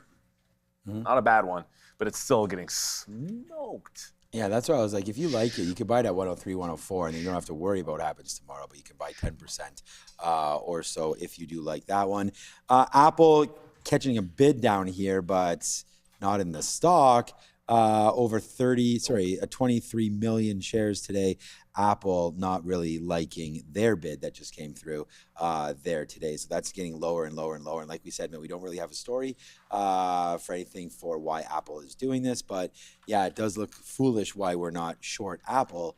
When we got out, I mean, Apple's a very good stock for me today. It's actually my highest P&L stock because it was the Qs, was with the TQQs, but then we gave some back shorting it. And then, gave some back shorting the market. This is Apple, of course, so this will now still be number one. And that's after going long today, but just making sure that you get stopped out once that level breaks and then, going short. That's tomorrow's trade today is going short, when we come back on air of levels that wind up breaking that would have been solid all day. That could be something there because it went complete oppo of the market there, Apple. So I don't know what's going on with that one. SpaceX really mooned, pun intended there. What? That one's better. Because we have the one that says USA as well. That one's kind of crazy. But do you have that one? I do actually have it. It's the Mars one. Yeah, but Mars one. But so look at SpaceX, man. I mean, we had 5% left. So that worked out fine as that started to go a little high side there on SPCX. So, watching out for that name here into the close, very interesting. It takes out 135. Maybe the market's gonna be okay. You just said Micron. Micron high day. Look at the Marvell setup on these memory names. 3-day highs could get tested. We're gonna gap above these tomorrow. You're not gonna get a chance. Ooh, to my guy Marvell. Look at these break levels. This is DRAM, which we were shorting. 3-day highs on DRAM. Probably SKHY. So if you're not SKHY is underneath. Never mind. So Micron, DRAM. I don't care. Memory names tomorrow. They're looking like a really good breakout setup. There's only one problem with that. What's my least favorite day for breakout trades? Fridays. I hate breakout trades on Fridays. Should be interesting. The best day for breakout trades it's like Monday. I think that's where you want it because there's the week of possibilities. More people looking to maybe take new positions, that kind of idea. Friday, too much shaking in and out because of options expiration. So, but they're all still there. That DRAM breakout hasn't happened yet, but I think we can get it potentially tomorrow. Oh, Marvell did get back above 250. Yeah, Marvell. I jinxed it. I was like, oh, look at Marvell, and it was losing 250 by the time I got there. Yeah, no, Marvell's been great right there. As my wife messaged me, 4 more minutes left in the market. Thank you, Marisa. 251 right there. Nice high for M to the Arvel. Okay, SMCI, good trading today on SMCI. Just went long early. Did have that, similar move to Apple, but Apple happened now. SMCI goes all the way bottom 35.60 right there as they claim their own internal audit shows nothing. So that's good. But the market doesn't really believe that as they're down with the market today. And we'll see what happens tomorrow to SMCI. I think that's worth looking at. Wow, this SpaceX, man, really got booster jets. And I didn't really see anything here for SpaceX. It was there it is. This must have got bigger. It wasn't. It definitely wasn't there. It was 170,000 when I first saw it. Yeah, so forget about lockup today. Some cash has been locked up and it's going in to SpaceX. So SPCX, nice move there nice move. I mean, this is since 48. This is now 10 minutes of just all upside candles right now. So that's a good one. Congratulations to SpaceX shareholders that bought that one near the end of the day. There's no way, and you know what? Amazon at the end of the day, yuck. It's so funny because Obi's right beside me here. Obi for a year, maybe it was longer, I'm not sure, only really looked at Amazon, right? So, and there goes Amazon right there, 261 down to 260 flat. Is that the low day there on Amazon? Let me get rid of this just to see. Yes. So they're just like Apple there, Amazon making lows as well, coming in now for Amazon into the low Apple of 311. the day.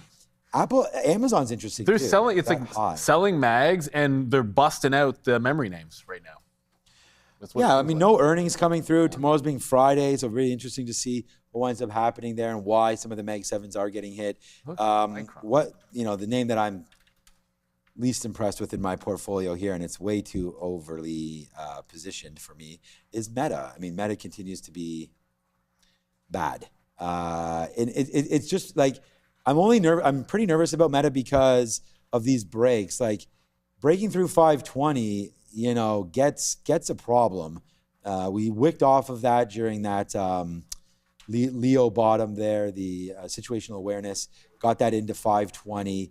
We have held that Leopold low, as I hear the guys behind us talking about it. So, 520 and change there coming in play for Meta. I mean, that will be interesting. That could actually happen tomorrow. So let's pay attention to Meta tomorrow around 520. At least Google didn't drop the way that some of these other mags are. The way you're seeing Apple, what you're seeing over there in Amazon, not so much for Google. And because obligatory reference to Microsoft, that actually held up pretty well as well. But they're all sells going into the end of the day. Right.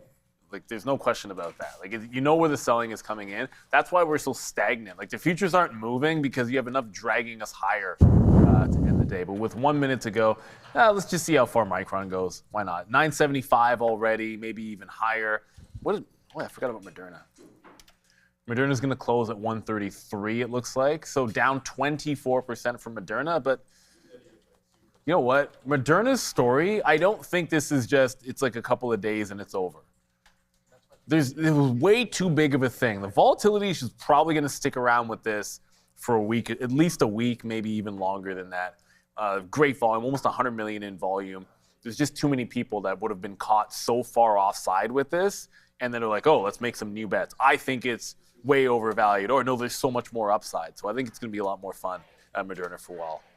Here as we get to the closing bell and we ring it in 3, 2, and 1. And because I don't see anything, I'm going to say it's brought to you by Fabian, who is going to be cutting that quaff in just 1 week. And we have hit over 4,300. So we're now like 87% of the way to the 5,000 goal. Thanks everybody for contributing. And if you want to still do it, you can scan the QR code, check the link in the description, all going to a fantastic cause. All right, bing bong. We are now closed on the day there. The NASDAQ down 0.68, the ES down. This has been a minute, I think, that the ES has been lower than the NASDAQ, maybe. ES down 0.8 right now, NASDAQ down 0.68. A lot of that has to do with, obviously, those memory names coming back to life there at the end of the day. Obviously, more heavily weighted there into the NASDAQ 100 than it would be into the S&P 500. So, all right, man. It's 4:01 right now. Thanks to Obi today for starting his week. He's on a week all now week with us, filling in for Sharif. So hope you guys enjoyed the midday show. Obi will be there with Joe, for the next 4 days now. Thanks to One as well, Tiffany, Andre, Fabian, and Ramin, Brendan, Adara, and Sia. So, everybody. It's been definitely a good one. So just shout out to Rahim Alani, our guest. Oh yeah, thank you. There's Sia and Rahim Alani, exactly as well. All right, so my plans are baseball. Yours are heal up, Gia. Well, no baseball today, but my daughter's in a drama camp, and then tomorrow, like at the end of the week, they do like it's a play. I didn't realize how big it was. I was running lines with her last night. It's like 12. It's like a 12-page script. Okay. So I'll probably be doing that. She like once she gets in her mind to like practice something, And she's got to do it. So yeah, so we're gonna be running lines for sure. Because she loves once she loves doing something, it's like okay, she's gonna want to run those lines over and over again, which is fine. So I get to play like all the other characters and. Yo, Sia, what are you doing tonight? Tonight? Is your mic on? Yes, I believe Okay. so. gotta Hitting check. the gym, meal prepping, and going to bed. Butter chicken or Sorry? butter chicken and tikka masala? No, what the good thing is my grandma, before she left, she like meal prepped a big batch of marinade for me for chicken. So you So I'm got, so excited to go home and defrost that and eat that tonight with like jeera rice. Like Hook a brother up. yeah. What about no? Don't ruin it on us. Adara, what do you got going on tonight? Do I need to press my button? Or not? I don't know. No, I'm going to be writing. I like to go to a local cafe once a week, usually on Tuesdays, but I was busy this Tuesday, so I'll be doing it Nice. today. And I just like to write. And then my sister and I are watching a movie over FaceTime. Which movie? I don't know yet because she That's asked fine. me what I wanted, and I was like, girl, I don't know what mood you're in. So that'll be hopefully figured out, and I'll share whatever it is Oh, wow, we that's watch fun. tomorrow, but I have no idea as of right now. Oh, that should be really on fun. you, yeah. Great. You should. All right. So I hope everybody has plans tonight. It's always nice to do Yeah, a little something. something. So thanks for sharing, Sia, Adara, and Neil. So thank you to everybody. Look, we're back here tomorrow at 8 a.m. Truth. So just make sure you guys come. I promise you, the market will be pretty exciting. All right. We'll see everybody then tomorrow. Hit the like, hit the subscribe. Smash it, actually, indeed.